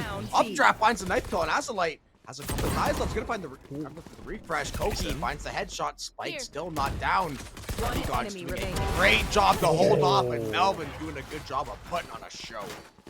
Yeah, popped the op, popped the knives, popped absolutely everything in that regard, and yet it still is perfect in Melvin. My goodness. 17 and 12. Andrew on the opposite side, 19 and 12. They are dead even in terms of the Jet v Jet battle. And if you look at this here, there's more kills on the side of UCR, but yet Demigods are still in the lead here. It just shows how close this game is from flipping one way or the other, and now a full buy for the side of UCR. This is going to be tough because they need to make this one count. They are oh so close to that dreadful 11 mark. It's actually true. It's weird that you see a team out-fragged by a decent margin and be down 3 rounds. Melvin has to hit every ability to get out of that. Now, trying to get the re-engage here. Melvin trying to find that shot he was looking for in mid. Got a little bit aggressive trying to get that early peek, but did get shut down. Andrew trying to work backside market, but still a couple shots engaged, but nothing concrete yet. You can just see them holding angles at will, just trying to find anything that they can. That's going to be Eldrone taken out as well, but right into the teeth of the defense. 4-Leaf with a nice setup here, but still not enough damage dealt on either side. Yes, it's a lot of damage taken by Jason. Don't know if that's going to be quite enough here. See the frag going out, trying to clear out Hell as well, but Azalite just dropping down these shock darts. Oh, so close to getting it. Oh, it's just a crazy crossfire. Koki finds 3. Look at that kill feed. Red and green like it's Christmas Day. 4-Leaf still alive in tree. 2v2 Hunter's Fury now going to come online. Azalite with the pop flash. Vix takes down Melvin. 2v1 Hunter's Fury out of Hell. They do have the numbers advantage. Vix takes down 4-Leaf. And that's going to be another round on the board for UCR. And a necessary one at that. They needed to win that round just to make sure that they weren't going on to 11 with no money in the inventories. Yes, it's still going to be an absolutely disjointed buy at that, but Vic should have enough to buy someone a rifle here, and then Andrew going to actually use up their credits to buy someone else a rifle. Got the Blade Storm. Thus, they got the Blade Storm. So they're going to have effectively a full buy once again. Amir going to be the one left out of the party in terms of full buying up. But even still, it's a light shields Odin. This is not the cleanest buy coming through from Demigods. If there's multiple casualties, if it isn't something like a flawless or one member going down, there's going to have to be some sort of saving on both sides. Yeah, there's that long range 0 point towards market. Didn't actually spot out anyone. A little bit of a zoning utility there. Look at this heavy A stack though. All 5 members, they are ready to hit that. I don't think he got spotted, but I'm not sure. I don't think he did. The drone didn't check. Is it going to make it? It doesn't make it. I think they have an inkling. They're aware. Andrew looks like he is much aware. Let's swing the 5-man flash. The spray. He's good for 2. The updraft in the knives. Good for 1. 5-man flash, though. That was a massive way to stop the push. Melvin finds a shot with the off there. Wallbang. Not going to find the kill quite yet. Amir and Azalite. There's the off of Melvin. He landed that shot. Whoa. Through the box? I think he landed that shot through the box with the smoke. Oh. man, there's so many of these plays that we just have to turn back and say, did that hit? What just happened there? And honestly, for UCR there, oh, they just get played like a fiddle. A great flash, 5-man flash coming through from Amir there, setting all of that up for Koki. Well, Koki only got 2 and could have gotten more. It's the rest of the team that picks up what they're putting down. And yet again, though, on to 11 go the side of Demigods. They've got themselves a chance to open this up with what is a fragmented build on the opposite side. 1 Hero Vandal picked up. Will that be enough against the likes of Melvin and the Operator? It's going to be a very tough one. Oh, very, very aggressive. There's that Operator, though. Dangerous as ever. Melvin trying to see if he can lock down Andrew here. He's going to find the timing, maybe. Dash ready, but Andrew's going to win it. Headshot, dash, safety, Operator down. Koki's going to answer, though. Yeah, but now Andrew has the opportunity to potentially pick up this Operator. Exactly what is going to happen. This is going to be a tough play, though. Man. Pushing with the Operator is so challenging. But Andrew, we've seen them do it time and time again. They are so good at that. Koki finds the head. And T-Salad finds Azulite. All of a sudden, things are breaking down. It's a 4v2. Yes, the eco wasn't there, but when you get that op in your hands, you were hoping maybe they could make a play. Looks like Vix does have that Operator now, and I mean, why not at this point? You have that long angle through market. Look where the spike is, though.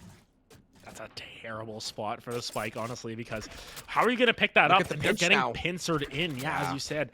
Amir, 4-Leaf just closing in on them, preventing them from finding any space for themselves. Oh no, though.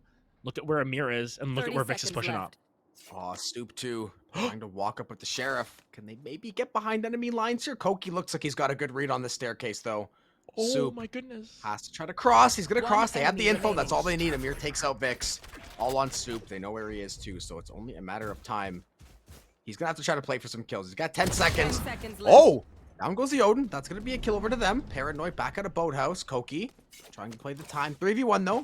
Soup going to go for a highlight play. Maybe try to get with the Sheriff. Shot. Not going to be down. Little ring around the rosy. 4-Leaf takes him down. And now we are on map point for Demigods. Yeah, Match down point. to the wire once again here. Not really down to the wire, but this is going to be their full buys. This is going to be absolutely everything for the side of UCR Blue. They want to try and hold their line here. Show that they are a team still to be feared on Light Ascent. armor, though. Yeah, it's not going to be the cleanest of buys, though. Azulite has that Odin full armor. Look at the There's a ultis for Guardian. Demigods. There's just everything across the board. And look at the economy. They've got so much money. It's still multiple buys down the road. But once again, we've seen this play come through where teams have just found a miracle. It's like a shooting star. 4-Leaf can see the 0-point knife going over. It's like a nice little cinematic shot there. But either way, no information going to be exchanged besides a nice little view. Andrew likes to take this close market control. Did it the last couple times as well. He's going to try to swing to the left here. The timing in market, though. He is going to find the kill. Koki's going to go down. Amir outside a tree now. The spray down through the wall. T-Salad has that Odin. Looks like it's still ready in tow. Nanostorm alarm bump. Getting ready. Amir, the jump timing. Andrew finds another one. T-Salad trades. They're going to collapse. They're going to find another one. 3v2. Make it a 1. All on Melvin to try to close this map out. Yeah, but this could be Melvin's time to shine. Granted, that Swarm Grenade going to do a pretty good job of slowing that down. Azulite looking for the plant here, and it has to be Melvin coming up huge for Demigods here. Finds one already. Isolates the 1v1 versus Jason. Now a 1v2. Does he know where everyone else is? Does he know that they're all on site? Azulite just holding this angle, and it's a shooting gallery there. Azulite going to be able to secure the round. And it's a couple of guns saved into the next round. Not going to be the worst case scenario for the side of UCR, but still they're going to be forced to go light shields and those Vandals or Phantoms, or in other cases, something a little bit worse. Yeah, luckily for the side of Demigods, they're going to be able to put together basically that same buy once more. Actually, should be pretty much that same buy. I believe 4-Leaf going to buy someone up there. Yeah, going to do that. Still, those 4 ultimates in the back pocket. Lots of valuable ultimates as well. The only thing with the lockdown, actually, they have the lockdown. There's no Hunter's Fury up for Azulite right now. So if there was ever a time to try to find a use for this lockdown, it's going to be in this next round or two before you have that automatic counter to it. But granted, you know that the Odin's just going to shred through the wall as well, so very difficult pickings there. Melvin on that operator already peeking down mid, and Azalite just spraying and praying at that. Here comes the Astra wall as well, though. One of the major differences is that Astra to potentially find some angles. Azalite going to drop that arrow down as well, trying to clear it out, but look at this. The kills going aplenty. Koki and Melvin find him, but Jason able to take down Melvin as well, and now the 3v3 onto B site they go. T-Salad not going to land the shots, and Jason starting to show up in a big way. Yeah, Leaf does have the lockdown, and not sure if he's going to want to expend it this round. It's a 2v3. They set up some kind of null command lockdown. They could absolutely have a great chance. You should run. There's the attacking lockdown to try to zone them off. Null command not going to come through in time. So, Leaf, maybe going to try to fight through the lockdown, though. They're not going to have any idea. He's going to find one. We're going to find two. He's got it. Can he find the third? Lockdown going to be destroyed. Not. He's going to take his time to focus on the lockdown. And Azalite gets the kill instead. Still full health. I understand the idea, but the timing, I mean, man, if you take care of the Sova, who cares if you're detained? It focuses the lockdown. Demigods, you still have your ultimates. You're still going to have some money at least, but man, that's killer. Yeah, Demigod's playing for content, apparently. They've got 5 ultimates this round, though. We'll see if they can figure out a way to make it work. But look at that, Andrew with the Bladestorm as well as the Guardian just fully investing here, knows that they don't have time to spend when they are dead or on the next map. You cannot carry credits over to the next map. He's going to be popping those knives instantly as Melvin, but look how far up he is already. Oh my goodness, Melvin. Yeah, Hunter's Fury now going to get popped early. It's not... Oh, Jason going to get tagged out, but Vix does take out Melvin, so one ultimate down a piece. Koki, headshot on Azalite, the Bladestorm and answers. Oh, Amir on the Vix. That might be a weapon recovered as well. Look at Amir. Trying to get right in the spawn. Koki potentially prepping the shadows. Not going to take it, though. Now, look at this pinch potentially. This Killjoy, 4-leaf. This could be absolutely massive if he can find it. But Andrew's too quick. He didn't even stop moving. Just full straight there. And now Koki is just way behind enemy lines. Will they read out where this is? Still going to be challenging. There's some weapons picked up on either side. T-Salad hasn't picked one up, though. So no shock darts means no lineup Larry here. We'll actually spot out where that plant is going down. Koki, are you ready for this? Oh, the jump shot! Andrew. Oh my goodness, there's lots of time. There's no rush for Koki right now. You got all the time in the world. You have a dark cover. Andrew doesn't have the blades, but he has the Odin instead. Why not? That is an 11th on the board for UCR. 1 round off from pushing us over onto overtime. And this ultimate economy, what was once 5-1, now you got a little bit of stuff to play with. And like we said, Demigods, man, now you're getting pushed, and now it's when it starts to get hairy. And the real question is, these teams have timeouts. They know that, right? No. They haven't taken a single one here. It's been 23 rounds of pure just strategies and everything. It is absolutely insane to see that these teams just haven't taken a break for themselves and said, okay, listen, we want to set up a strategy. They are just confident in what they've got. Now you can see full buys on either side. You're going to have to show everything that you've got here. The Odin spray already coming down, but there's no one home. The Owl Drone might spot out Melvin here. Yep, it's going to catch him. Just a little bit. A little bit of lightning on the foot there. Gonna get away though, Melvin. Getting this dash ready in case that engagement does come through. Setting up toward this mid-market area. You have Koki though, playing backside market, trying to play it back. The Astra Star there for the lineup though.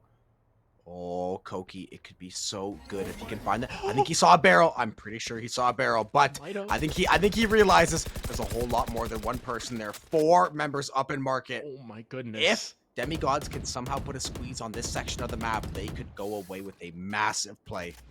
But you can see this is why Jason is watching through Cat as well. They know that if they just get, crunched in here, it's going to be a meat grinder. And now they're just backing out. They're going to try and execute towards A, but that is exactly where the other 2 members are holding. Look at all that util too. Oh my goodness, so much util. Now they're finally going to notice it. Amir going to pop that ult as well. Might have just caught a barrel. Oh, I don't know if Andrew saw it either. Vic's going to just be peeking dry. Nothing there. Andrew going to fall as well. But he's going to get one in return. 4-leaf goes down. No one close to revive. And now it is a 3v3. Soup going to get this plant down somehow, some way. UCR are staying in it, but it's a big death to take I got the down. revive? Actually, you're going to get the revive, but here comes the Sova ultimate as well. It might just be enough. It takes down Amir once again. Koki going to go down, and now it is a 2v1. Oh my. T-Salad needs to find it. Azalite takes us to overtime. What a use of utility from both of these Switching squads, back and sides. forth. Overtime. The side of Demigods, they never got to burn the lockdown. Four Leaf made an excellent play in Tree Finds too, but the lockdown was more valuable to that round than they could have ever imagined. They couldn't end up using it for the last 4 or 5 rounds. They never found the moment. And now we're going to see Four Leaf actually the one on the operator, unless I get swapped around. T-Salad back on the Odin. But man, oh man, we are tied up in this map 1. Yeah, and this is a crazy strategy coming down. T-Salad going for, I believe, the Owl Drone and 1 Shock Dart as opposed to going for more shields there. So that's a pretty... It's risky at that because Azlight's going to have those full shields. And especially when you've got the spray down coming down, you have to be careful about just having 25 less effective health there. It's already going to be too suppressed up there by Vix. And I think that's just going to be the sign for Demigods to get out. Melvin, though, going to keep on that lurk. Yeah, I think 2 members got tagged out by that recon dart. So I was going to say Melvin's still looking for one. Has the operator. Oh, has the Vandal, rather. I forgot. Four Leaf had the op. Takes down Vix, though. KO being down early. Always going to help you out, too. Shutting off that 0-point Melvin. He has all his util, but he doesn't have a clue where any of these members lie in wake. Yeah, and Andrew's just sitting towards A, has that operator of their own there, but are they going to be able to take advantage of the situation? Andrew's just going to back off from the Owl Drone as well. They wanted to clear out Wine there. Are they going to potentially rotate back over the opposite way? They're faking it real well, though. Andrew is not over on this site, but Azlight finds one onto Koki. That's a big pick. Azlight has been so good this half, especially with that Odin trying to lock down the door switch here. Oh, I think he didn't. I was going to say, I think he caught wind, and that would have been almost a guaranteed kill. You hold left click until they can't move anymore. Recon dart. There's the well. Soup trying to avoid the fragment. Amir trying to come out of garage. Headshot down. Goes Amir. Soup finds the kill. Jason finds Melvin. 4v2. UCR in control. This is them taking their revenge here. Jason is 30 HP, though. Andrew still hasn't moved over, and 15 seconds left. It has to be B or bust here. They need to get some crazy plays going. T-Salad and Four Leaf, they need to clutch it up, and it will not be the case. Jason finds another one. Killjoy on Killjoy action. The Dittos end up winning out for the side of UCR. And now all of a sudden, match point against Demigods here. It's 5 rounds in a row for UCR. I was just going to say 5 unanswered for UCR. You had them 12-8. They had the game almost won. They had ultimates as well. It wasn't like the Demigods were in a bad spot economically. They had every single chance to win this game. They just couldn't close the deal. Andrew, 28 and 18. The rest of the crew has been picking it up in that kill department as well. We mentioned earlier, UCR was somehow losing while underfragging the other team. I don't suspect that's the case anymore, but they have one more round at least to close this out. Yeah, I mean, Demigods, this is a team that is very experienced. They know what is good, and you know that they've got that determination to continue going here. It's only map 1 as well. They've still got so much Valorant to play, but the fact they're going to overtime here in this first map is going to be massive. Koki, though, once again, slipped into Wine unnoticed. Will they continue that push up? Koki actually going to leave. Andrew. Oh, the one-way! Wow. It's perfect! Andrew, that is the top frag down too. And this A site might have to be the commit. They're so pushed up already. They would have time to rotate. But as this Killjoy starts to cut off the flank, this might be a beautiful setup for the Demigods. A 0 point. He's going to get all the info he needs. 4 members. Melvin, though, taking matters into his own hands. 2 with the Vandal. He's going to work to get this last member all on Vix. The spray down, the wall bang, the kill for Koki, the flawless for Demigods in the tie game in OT. We go again on Ascent here. And now, finally, they found the timeout button. They found the timeout button.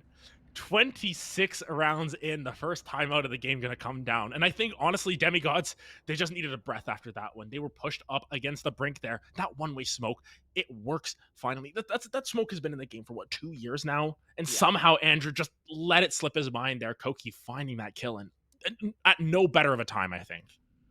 I mean, yeah, when you're in overtime, there's no such thing as a better time. It's pretty much now or never. All it takes is one or two mistakes legitimately probably end this map and send somebody packing down 0-1 to that map too. Neither team wanting to give an inch. We know how these series can go too. You can have a series that looks like it's going to go 4 or 5. One team loses like 14-12.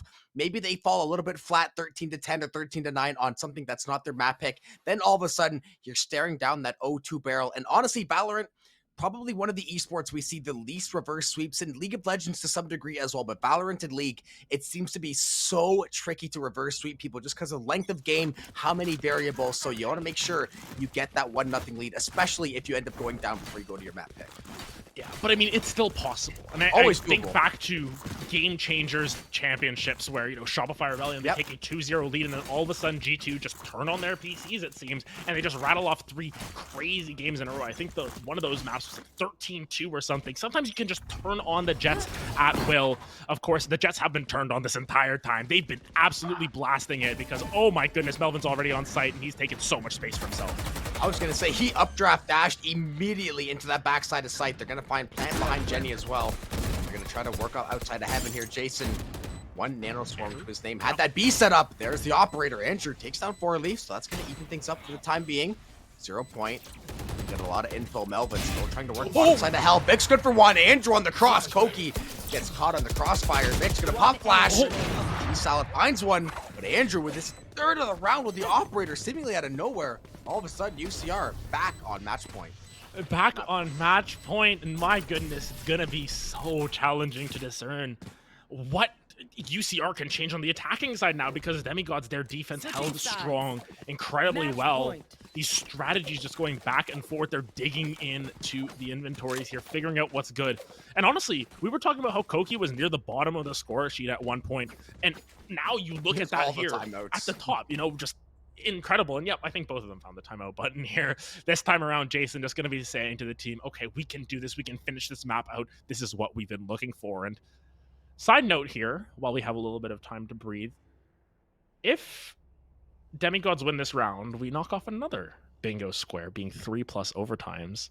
Oh. Imagine we get that in map 1 of this winner's finals.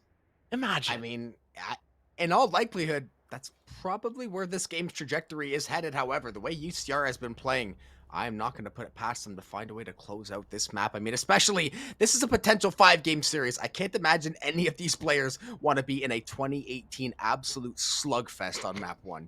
I don't think we want to be in a 2018 slugfest, but honestly, it is so exciting still, just at the edge of our seats here, waiting to see what the next domino to fall will be, if it's going to be Melvin popping up once again. And I mean, it has to be down to some of these players to just come through in the clutch. Melvin does not want to go down without a fight on this map specifically. This was Demigod's map pick, and they picked into UCR's hands. We talked about how the UCR love Ascent, and they picked the map into them. They chose this battle, and now they need to make sure that they fight the good fight. I mean, I'll tell you what, though, they have been fighting the good fight for most of this game, but the battle is not over quite yet. You have a little bit longer to go. The Owl Drone get some information toward backside market. Melvin sending those fire shots. Andrew, he has been an absolute difference maker in this game. They're relying on him to find more. Trades go through, but they're all in Demigod's favor. Koki, Melvin, and Amir linking up for 1 each, and now that spike. Tell you what, UCR, you got to figure out some way to pick that thing up and make something to work. That is not a good place for the spike to be. It is stuck in mid there, and all of the Demigods are just going to start triangulating on there. Vix has himself a little bit of an off angle coming in through tree, but Amir is staring at his... Vix finds it, though. Amir misses the shots, but still damage dealt. And now Melvin held up in this corner. Soup misses the angle. Vix finds another one, though. Is this all for Vix?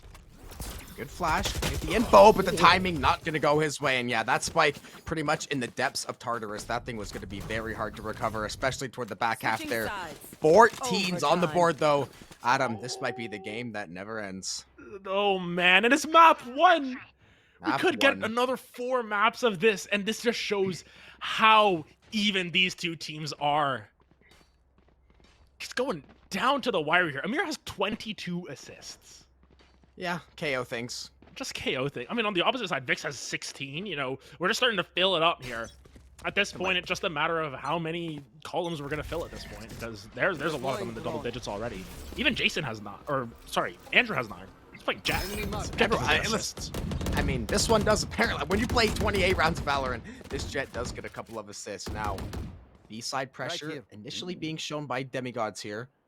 That KJ setup and that Astra setup, though, definitely going to be a nuisance to deal with. Recon Dart to get the scan. He's coming back over. The Dart's going to answer. Shock Dart. And I believe that KJ setup getting ready. Nano is going to get popped. The well activated as well. Not going to find the combo. Melvin's on Koki site. finds that first kill.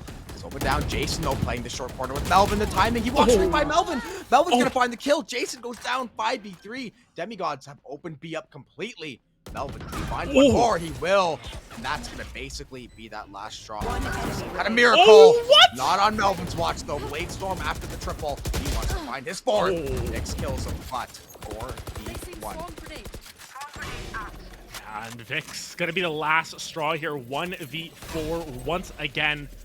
Almost had it clutched out last time around. Got a couple of kills for themselves. Able to take down 4leaf as well. Nyx, what can you do here? Pushing through, gets another one. That was the third of the round, but Amir gonna find it. And finally, the attacking side here finds a round for themselves. Demigods now back on map point. Match point. Good lord, man. Melvin almost at that 30 bomb. Koki, he was the one that had the he was like 5-11. I think he had a slow start to this game. Forget about that. That is old news. 27-22 on the Omen. Every member contributing in every way they need to right now. That full armor, double Odin gonna be busted out for UCR. Now they want to take no prisoners. Phantoms to round out the rest of that armory. 2 Vandals, that triple Phantom setup for the Demigods, and potentially for what it seems to be the 14th time map. Yeah, but look at this, already onto site. They've pushed forward so aggressively. The bolt destroyed, but D-Cell finds 2 already. This is massive for Demigods. It's huge. Oh, and he gets a skin. Oh, T-Salad. So many members. The spray's not good though, and Vix finds 2 and they answer back. Out of nowhere there. They find 2 back, but look at Andrew's health. Andrew is limping towards the finish line here. 3v2 on site. They're both in boat. They're just holding down these angles. But what will come down? UCR Right here. facing, after quelling 3-4 match points earlier and then getting 2 of their own in their own favor, their backs are up against the wall. But Melvin and Amir, like the homies they are, back to back in boat. They're going to get scanned out. Here. Is there enough time to rotate away? They know the Killjoy isn't there. Where is 4leaf going? Melvin still trying to find the pop shots. Dash is going to be ready. Market, going to dodge that 0 point. Oh, Melvin, back to back. Andrew doesn't see him, but Melvin's got people on all sides of him. Vix and Azalite, Odin ready. 30 seconds Melvin left. has to be careful here. He has to be careful how he moves. Andrew starting to put the squeeze on him. It looks like Melvin still Where's working Amir looking? backside. Amir, Andrew, the timing on every single engagement. He finds the shots, he finds the kill, but the trade goes through. 16 seconds left. Look how beautiful the set. The Killjoy is. Eyes on the back of his head. 1v1, the site's open. Vix, 33 health, has the null command, has a 0 point, has a fragment, but he has no damn health. It's all in Amir. Amir find the timing. He will. The Demigods, they prove they are no mere mortals. They take map 1 in a thriller. And he's gonna make sure to clean up the body a little bit policy. there. Oh my goodness. That was map 1. That was... Oh my goodness. This is going to be one of the most exciting series we've ever seen here on the Face It channel, because my goodness, down to the wire once again. 4leaf almost had the round for them, and yet Vix turns around, puts on the Jets once again to find one. But Amir just a little bit too quick on the site there, and my goodness, only map 1. I'm going to keep saying it's only map 1. 3 overtimes, by the way. Listen, we talked about this series being that main event of this weekend, and already I can honestly say we had overtimes yesterday and today. That game by far, back and forth, it was the Jet play, it was the team play, it was the Odin spam in the weirdest of times. There was just so many like weird fights, too. People back to back, not seeing each other, shoulder to shoulder, passing by through the smokes. There was so many weird interactions. Demigods, though, end up finding those last couple ones they need, and man, that game could not have delivered any more. And like you said, we have potentially 4 more maps. Yeah, and it's going to be difficult to see, but Demigods, they're going to be able to hold on Ascent. They brought the fight to UCR on one of their favorite maps, and they punished them. Granted, took them 30 rounds to do so. Nonetheless, we are going to head to a quick break here while we get ourselves a little bit reset and up in the throat here as well. We potentially have another bunch of games for you here, but map 2 coming at you right after this break.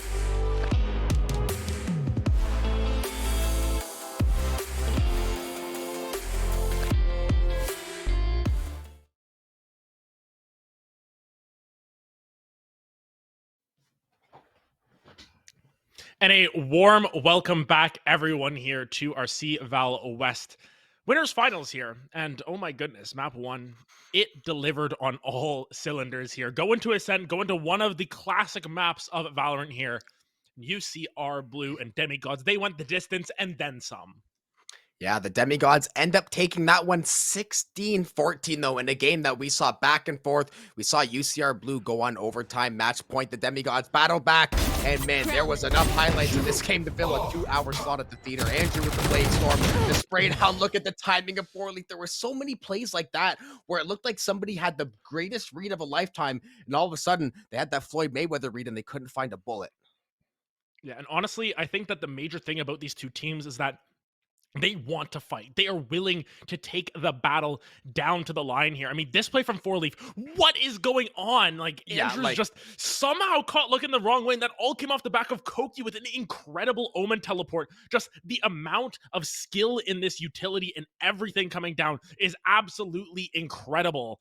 And honestly, it's toe-to-toe. These teams are so evenly matched. It is so difficult to find like who's favored here, because even still in Demigods taking that map, they had to work really damn hard for it.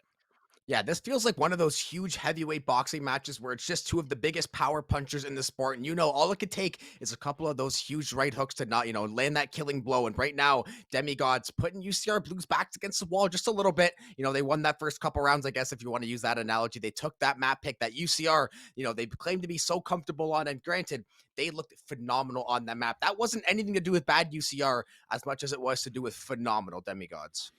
Yeah, and I think that they went toe-to-toe for so long in that matchup that we're going to another map that has the opportunity to do the same. Haven is next on the chopping block here for these two teams, and we want to talk about classic maps. This is definitely one where either one of these teams can take it because they've played on this map so often. Yeah, I mean, Haven, again, it's one of those classic maps. It's a map that every team going to be familiar with. Haven has never left that map pool. So there's truthfully, no excuse either of these teams shouldn't have a set comp, a set idea. Yes, you're going to make some variations based on maybe things you saw in that first map, based on things you're maybe seeing in scrims or other ideas like that. But for the most part, you're going to have a good identity of what you want to pull off on Haven. Now, most of these maps, to be fair, besides maybe like that outlier Lotus, something like one of the other maps we saw banned out, it's going to come down to execution for the most part. The game plan probably not going to be that flawed, but it's going to come down to who can make the plays. Yeah, definitely who can make the plays, and we saw plays aplenty on that last map. I'm curious once again to see the compositions that come out on Haven, because there are sort of two set identities on Haven as a whole. There's definitely some need to pick agents, something like a Breach. A Brimstone is very useful on that map. Sometimes the Omen is swapped in instead. There's there's sort of like two different ways that you can go. Will you go for the Killjoy? Will you go for the Cypher? Depends there. But nonetheless, we are going to give you an update on the Bango there. We forgot to fix it before this first game. But my goodness, it's starting to fill out here real quickly. And yeah, we're going to be getting this filled out in no time. I mean, with UCR Ascent, did they have to win Ascent for that to check off? Yes, they have to win Ascent for them to check it off. I guess the bingo card is probably going to be chalked then, but we can get as much as we can. I think we did. They still have a second chance. I don't think we got a Percy. We did God reference. I don't think we did an actual Percy Jackson reference though. So maybe something to mix in eventually down the line. I cannot believe we have actually not mixed up a UC name yet. Arizona we messed up earlier. Somehow I've not messed up the Cali names, but we got a couple more weeks to get that checked off. So far, so good though. Yeah, and especially if we get to something like, Demigods versus UCI in the bottom half of the bracket, or UCI, God forbid, my goodness, one letter difference, what is going to happen? We're going to be messing it up. We're going to start introducing new schools into it at that point, but all jokes aside with that, we have to get ourselves ready for Haven here, and Haven, once again, a map that these teams should be oh so familiar with. It comes down to the execution and what ends up happening in that regard. And of course, we don't have all the stats for Demigods in this regard, but for UCR Blue, they're pretty confident on this map. I mean, you're right, Haven, even though the record, a lot of teams, right, you might be confident or comfortable on Haven. It just depends. Yeah, the Demigods is one of those teams that might not necessarily have the most information on them, but from what we've seen and what we know of these players, I mean, even look at like a guy like Melvin. He gets off to that hot start, then he cools off for a bit. The rest of the team is there to kind of pick them up, get them through that little bit of a slow point, and then Melvin finds that switch later on. He flicks it, he gets back into go mode, and I mean, I cannot wait to see whether we see the dueling Jets again or whether we see Melvin and Andrew taking on some sort of other duelist role. I cannot wait to see these two continue to face off. Yeah, and honestly, with both of these two players, they're known for their Jets in that regard. We could just get a 5-game slugfest, Jet versus Jet, each and every time. Andrew's locking that in already. Melvin giving we us a know he's little locking bit it of a in. taste of the Yoru here. I wouldn't mind seeing it here. Yoru is one of those agents where it's such a unique concept, but it can be very good if executed correctly. Nope, that's going to be the Jet picked up for Melvin. So round 2, Andrew versus Melvin. They're going toe-to-toe on these Jets. Yeah, we're going to see pretty much the same comps from last game. We're going to see the Astra for UCR. Once again, Koki going to stick with that Omen. So 2 controllers, you can interchange. Astra on the attacking side now. Omen to start off on the defensive side. Going to see the Breaches. Going to see the Sova. Going to see the Killjoy and the Jet. Obviously, it's Haven. Yeah. We're going to see very similar comps in that regard. It's just depending on what smokes they want. And Koki on that Omen, incredible performance, was top fragging on the team for the end of the game. Of course,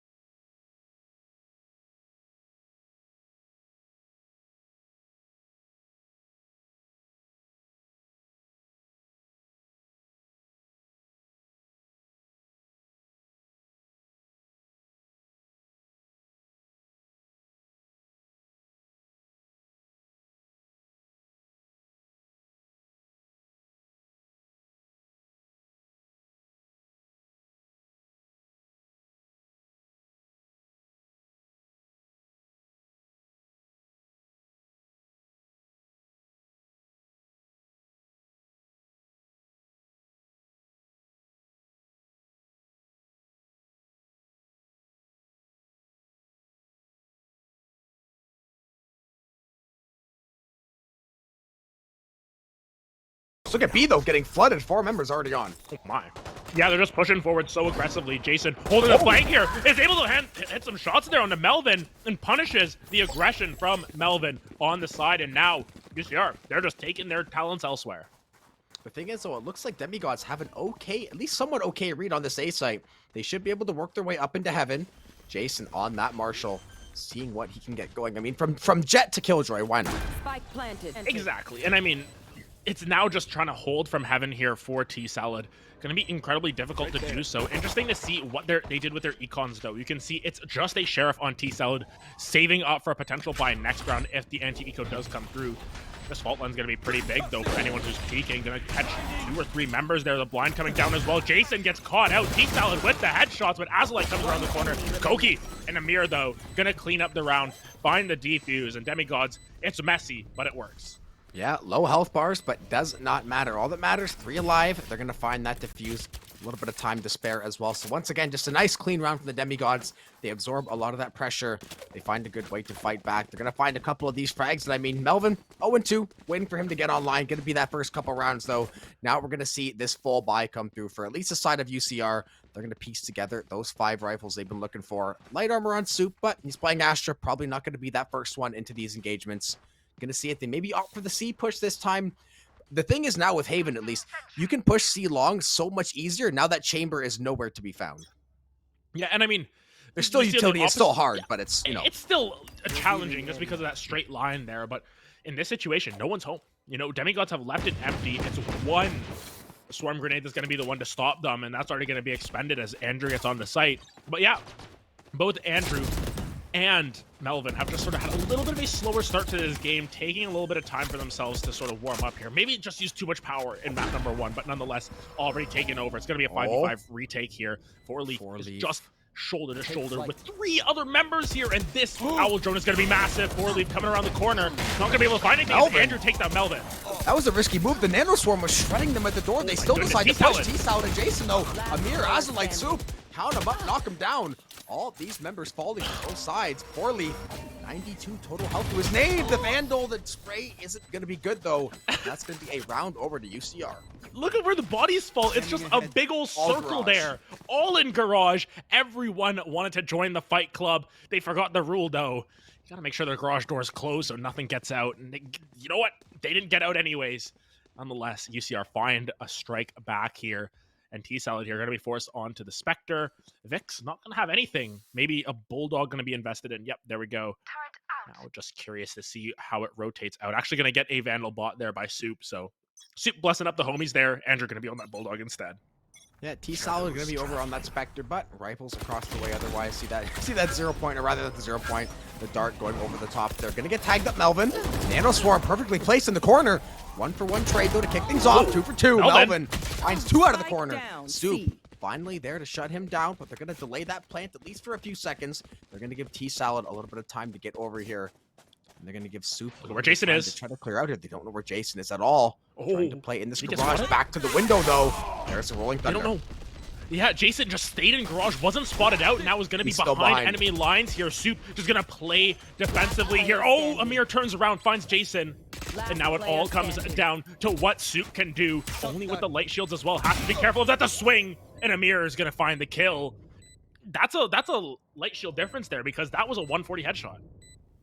I think Amir's making sure no one else is there. Just gotta make sure the ghosts, the spirits aren't gonna catch up to him and try to stop that defuse one way or the other. But he's gonna end up finishing that one off. Keeps that rifle in his hand. Maybe just gonna offer whatever skin he prefers on the ground there. But another round over to the Demigods.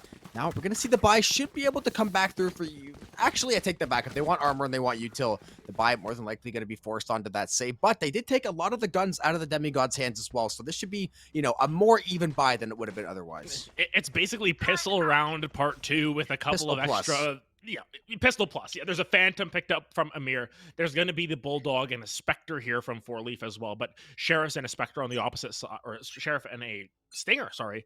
It's going to actually be 2 Bulldogs, so a little bit more of an investment coming down from the side of Demigods. But nonetheless, there's ultimates to be used here. Bladestorm going to be popped by Melvin there already, but they're on the wrong side. It's a 5-man stack up towards B here. They're aggressing here.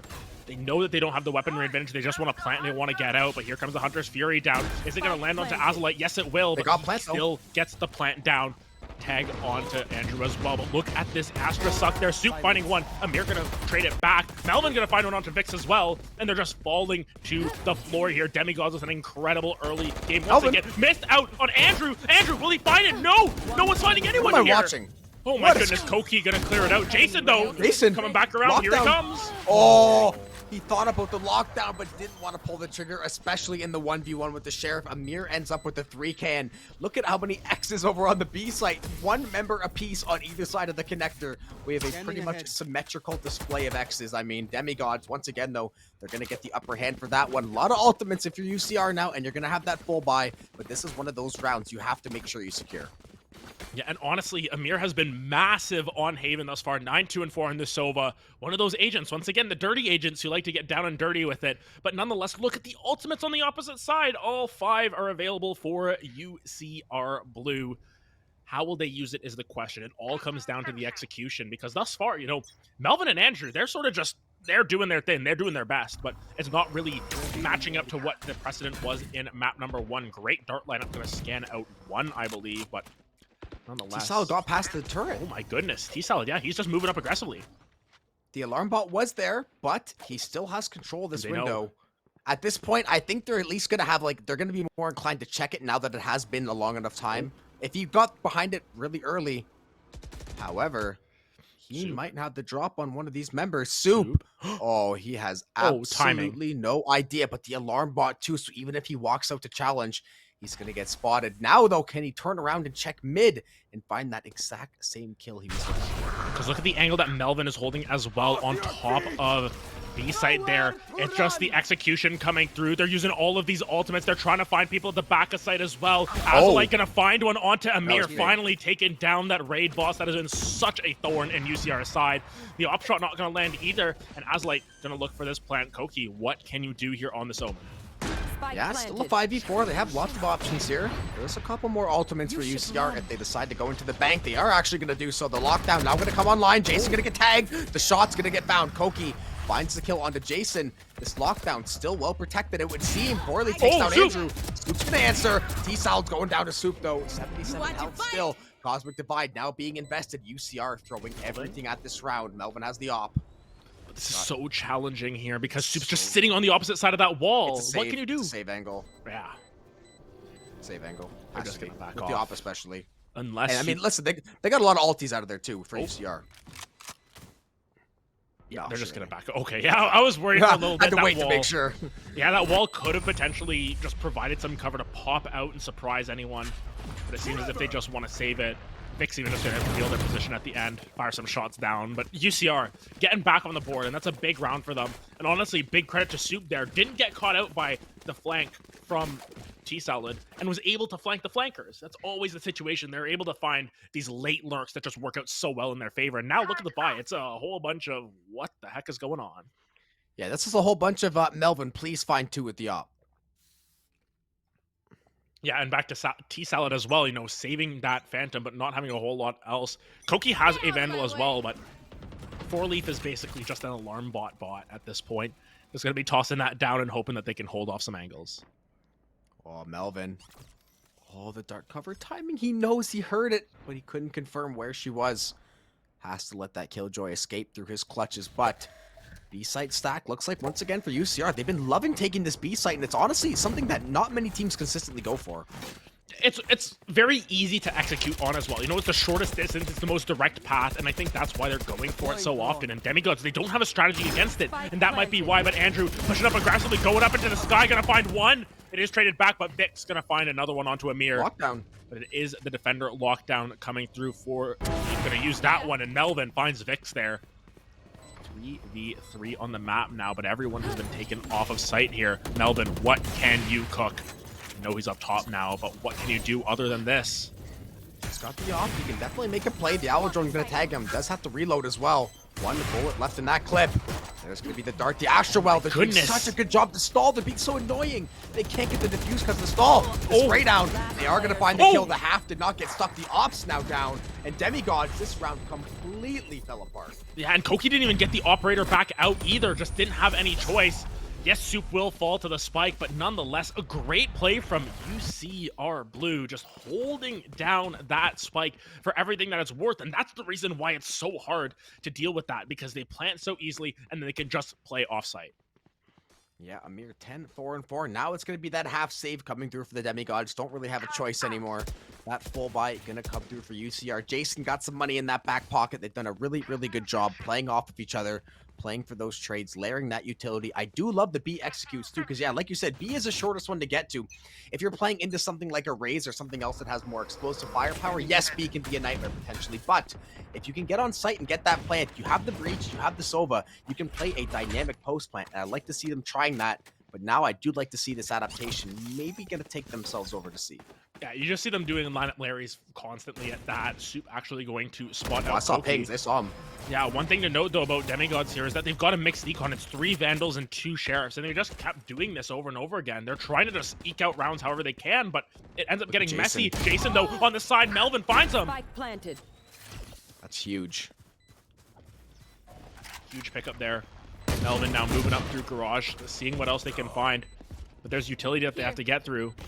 There's multiple members to get through as well. Andrew holding down the back of Garage as well. But they're starting to fall. Forley finds another one here. Melvin Looking for the defuse. Amir just caught sleeping here, but oh, the shots miss! And Azalite not going to be able to clutch it out, and now it comes down to Andrew. Andrew, do you have it in you? No. Melvin going to secure the round. Azalite, oh no, just a disaster happens down C-Ball. It feels like this whole series has been like disasters of timing and seeing people, not seeing people, weapon switching, just catches him out in that little cubby, ends up finding the kill. Now he's got the Hunter's Fury on that back pocket. They're gonna inch closer to that Blade Storm. Should be able to put together a full buy here. I believe that Amir is gonna bless up Koki. I might, you know, maybe not though. Maybe Koki owes him $5 or $10, and until that PayPal goes through, it's not gonna send them anything. Yeah, you gotta get that e-transfer down or anything. Get the Venmo unlocked here, but nonetheless, it's still this time around. Yes, Demigods are in the lead, but UCR are starting to like miss out on some of these frags as well, which is really interesting. Amir knows exactly where that bolt is going. But look at this, 5 members towards A. That bolt didn't spot out that many people. He does not know how many people are here, and Melvin is just exploring the map alongside Koki. Will they find the flank of the sentry? The turret is going to be there though, so that flank is going to at some point get shot down. Now we see some help getting over toward this A site. Heaven going to get smoked off. The execute down low should come through. There's the plant. Hunter's Fury, though, to try to stop it. He is going to delay the plant, at least for the moment. Second shot, not going to find anything. The third one is going to find the tag on Azalite, so a little bit of damage at least. Now the shock dart to follow. Second one to boot to try to get that damage. Andrew, tag down Andrew, hiding in the corner. The aftershock just past his face. The Owl Drone didn't catch him. Check that left corner, did not catch him. Jason finds Melvin. Azalite gonna get hit with that paranoia. Andrew, though, going crazy, finds 3. Yeah, Andrew just holds that short corner there, and I wish we got to see that come through. Just all of those members flooding out, and Andrew picking them off one by one by one. And UCR Blue, they continue their roll. Andrew's starting to heat up once again, and that is the key to this composition. If you can keep Melvin down and you can get Andrew hot, UCR are going to be in the driver's seat. And of course, on the flip side, for Demigods, you just got to take that wind out of Andrew's sails, because yeah, it's going to be so difficult. These Jets are just so competitive both ways. Call me crazy, but I know I talked about how no one checks that like A long box on Haven. Like no one ever checks that corner. Why is it Haven in general? No one checks corners ever. It seems crazy at that. It's just this map. It seems like, oh, Andrew. Speaking of not checking corners, yeah, Andrew gonna find a kill on the Melvin. But T-Salad there, cosplaying a Hephaestus demigod there. We'll be just trying to drop down some of the fire.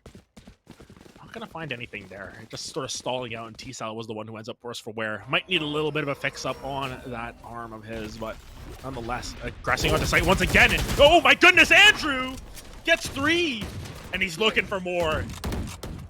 Oh yeah, they're gonna send Andrew to this backside of site. Gonna get that Sheriff as a secondary now. Okay, it's a spray down. Oh, 4 leaf, he's pinned, and he's taking shots from Andrew. Oh, Andrew. 4 on the round. Looking for that ace. Sheriff in hand, 51 HP. Has a dash, has a cloud burst. Oh. Doesn't have the timing. It's gonna be Koki's instead. He though has a pretty difficult task ahead of him. Yeah. Jason gonna sniff that one out. They had the info, they had the timing. They have 4 members still kicking as well. So UCR right back in this game. Yeah, and what was the key to victory? Don't let Andrew get hot. He explodes out there. 4 kills for the round there, and everyone else just sort of left to be, you know, the damsel in distress planting the bomb. Oh, help and everything. Azalite's just been carrying the bomb every single round, doing God's work at that. But nonetheless, Andrew is the one diving in onto the scene, being the everything that the team needs to just get in on site and get multiple frags. And the rest of the team is just a supporting cast at this point. But hey, if that's what wins them rounds, that's what's going to win them rounds. 5-5 once again, unexpected at that. But it's going to come down to be interesting. Oh my goodness. Yeah, the economy of the Demigods, however, if they lose this round, they're going to be pretty screwed, I think, next round, depending what they're able to scrape together. Melvin still has this operator, still dangerous as ever, even though guessing is going to be tricky. Gonna miss the off shot to spray. Andrew somehow getting nothing there. Koki finds the headshot. Actually, he didn't find nothing. Koki 1 HP. Yeah, Koki took a lot of damage off of that one, but here comes the Rolling Thunder to dissuade the push back. Amir is just diffusing, sticking it down here. Koki gonna go down, as is Azalite, but are they gonna find the diffuser here? Amir took a lot of damage there. T-Salad taking shots from behind, but it will not matter. Somehow, some way, Demigods gonna come away with that round, but hey, it was painful at that. Last round before Yeah, the now we're switch. gonna have to see what the money is looking like. They're gonna have a couple rifles here, depending how they move these funds around. They're not gonna have any offensive ultimates really either. Not gonna have the Blade Storm. Not really gonna have the Rolling Thunder. Looks like potentially gonna be a quick little tech pause here, right as we were getting good. Unless Jason wants to throw me a little pump fake here. He likes to troll streamers. He likes to troll production too. So Jason He playing literally a great just did, series yeah. so far, but the man lives to troll. Yeah, really good at some of those duelists, at least on stream and everything, or in terms of the TikToks and everything. But here, just playing the Killjoy, sort of Whoa! being that IGL. Wait, what? Wait, that did he just randomly tap once through the wall? I think he did. way. What? we need replay machine for that. We need hard coded in replays in Valorant for that exact reason. Melvin just check One, in PC. I think he literally left clicked once. Just caught us Wow. off guard. Like we just see it on the kill feed. It's like, huh? What just happened? I didn't even hear anything. It's like round starts like death. Yeah, one of the fastest kills of all time, but Andrew looking to boogie here. Gonna be going up into the sky. This push through has been fantastic. Azalite gonna find a couple, but Amir and T-Cell are trading other places on the map here. Andrew holding this tight angle once again. 4Leaf has that judge not gonna be great in these longer exchanges here. 4Leaf taking some damage as well. Andrew throwing out that last knife. Andrew finds one. And now it's a 2v2. Azalite and Andrew. Melvin peeks a little bit too close to the sun, and Azalite completes the full house. Gonna be dropping down the might of Apollo at the end there, but nonetheless, 6-6 at the half. You could not. Every single time we expect one team to start running away with it, it's just no. Not allowed to do that. And I mean, if you're the demigods, that ending was pretty sloppy. All three of them pushed through the same door. Not one goes heaven. They don't try to wrap around. They don't try really anything. They just kind of force fights one by one into the Blade Storm. And they end up just taking control. Now we sit at that 6-6 half. Pretty similar to what we saw in that first map. We saw, I believe, a tie scoreline at half before it started to break the game open. Once again, we find ourselves in the exact same situation. Yeah, seems like there's a little bit of a tech pause as well.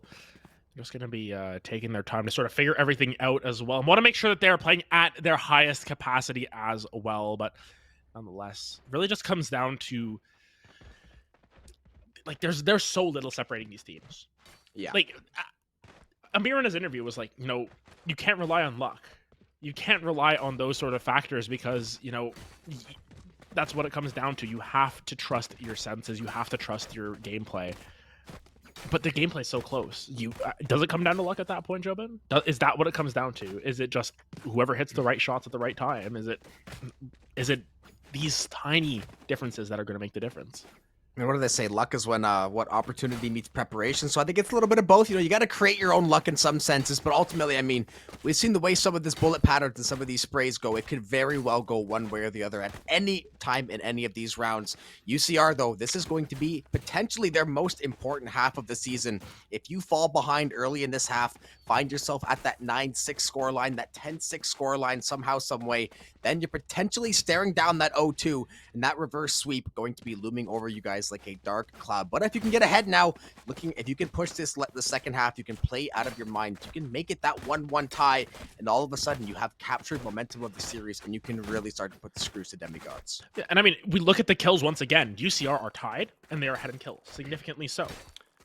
It just seems as if UCR have consistently had the aim advantage, or they're firing more on all cylinders, but demigods just have the strats more prepared. They're more in tune with what is going on to be able to just scrap out wins as they will. They are quite literally the embodiment of we take those, because last map, same situation. Andrew was top frag.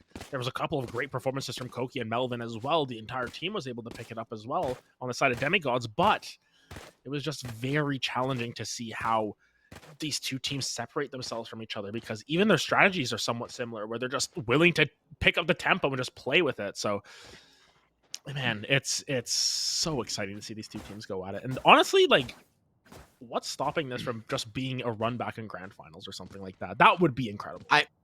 I think that would definitely be incredible. And I guess, yeah, this is kind of the story of like the, the immovable object versus the unstoppable force, or whatever the old saying goes. Like, there's two of these teams, they're going to clash in the middle. They have very similar styles. Like you said, you can tell a confident team from a team that maybe doesn't necessarily have the experience or the confidence. We've casted a lot of collegiate, and we have seen a lot of teams, you can almost see the fear as a match goes on, and you can see the teams that rise to the occasion. They don't show any signs of fear. They don't show signs of slowing down. They're going to stick to their guns, even if it ends up not working out in their favor a couple of times. They know that's their identity. They're going to try to stick true to it. And I mean, this half being tied up like this, you can't afford to make any critical mistakes, especially when you're in this stage of CVAL and not having that auto qual spot like some of these other teams had before. Yeah, of course. Meanwhile, in the stream, we just get a little bit of a Haven flyover, taking a look at the beautiful map and everything that it has to offer.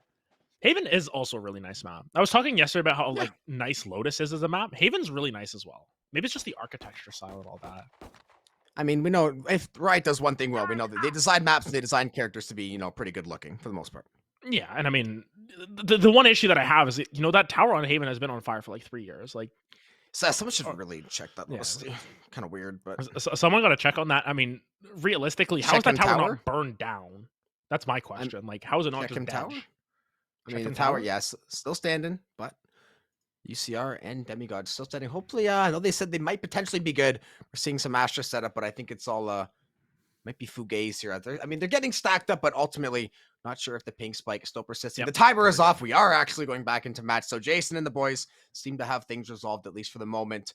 We're going to get back into action. We still have a lot of Valorant to play, so we got no time to waste. Exactly. And I mean, especially for us, we're EST casters, right? Like, if this goes 5, oh man, this is going to be a fun night for us. But nonetheless, look at this push up here from Demigod's 5 members in lobby. Vix is reading this out. Azalite going to find 2 already. Melvin going to be able to trade it back, but Andrew is there to answer the backhand call. Melvin taking a whole lot of damage, not able to land a spray either. Andrew is still here to play, and 4leaf has no HP either. Andrew looking for that last one. Melvin versus the world, but there's 4 members on the side of UCR. Oh, a little bait and switch there. Vic's going to get there to finish the job. So great job by Andrew. Dash out of there. Melvin ends up falling, and that's going to be that first pistol round over to the side of UCR. And an aggressive push forward as well from the side of UCR. They're willing to take the fight on the defense to the side of Demigods here as well. This is the map that they selected. They want to show that they are more, they won't just let Demigods run away with it. And I think this is a trend that happened in last game as well. I'm going to wait to see if it happens in a couple of rounds from now as well. But, Demigods had a really good first half last time around, sort of fell behind the wheel in the second half, and then it just came down to their preparation and everything like that when it came to overtime. But nonetheless, a nice little bouncing arrow to get in there. Jason going to drop down a swarm grenade just in case, but Andrew hiding in the Omen smoke. This is a little bit dangerous, but nonetheless, no one's coming through. Melvin gonna get tagged by that turret. Jason almost getting taken down as well. Don't worry, Dabbing Penguin will protect you, Melvin. Gonna back off Garage though. Actually, maybe gonna keep the pressure, but not going to want to get his gun taken away or, throw his life away over early pushes. Look at this push once again. Shot. Yeah, once again, they're going to read that well. They're going to get the pressure back, so they're going to force the rotation back to Garage, but 2 of these members still ready and waiting. Melvin, though, he's trying to take a whole lot of space. He's going to try to work that flank, but it's going to be the C hit. The Paranoid's going to go. Killjoy in the corner goes the shot and step. He's going to go on top of the box. Soup's going to go down. 2 for 2, actually a 4 for 2. Oh my goodness. 1 left. 4leaf goes down. Vix finds 2. 8 for UCR. Yeah, and Vix got over there in a hurry, was sort of hanging out on B and then just was able to rotate over as soon as possible.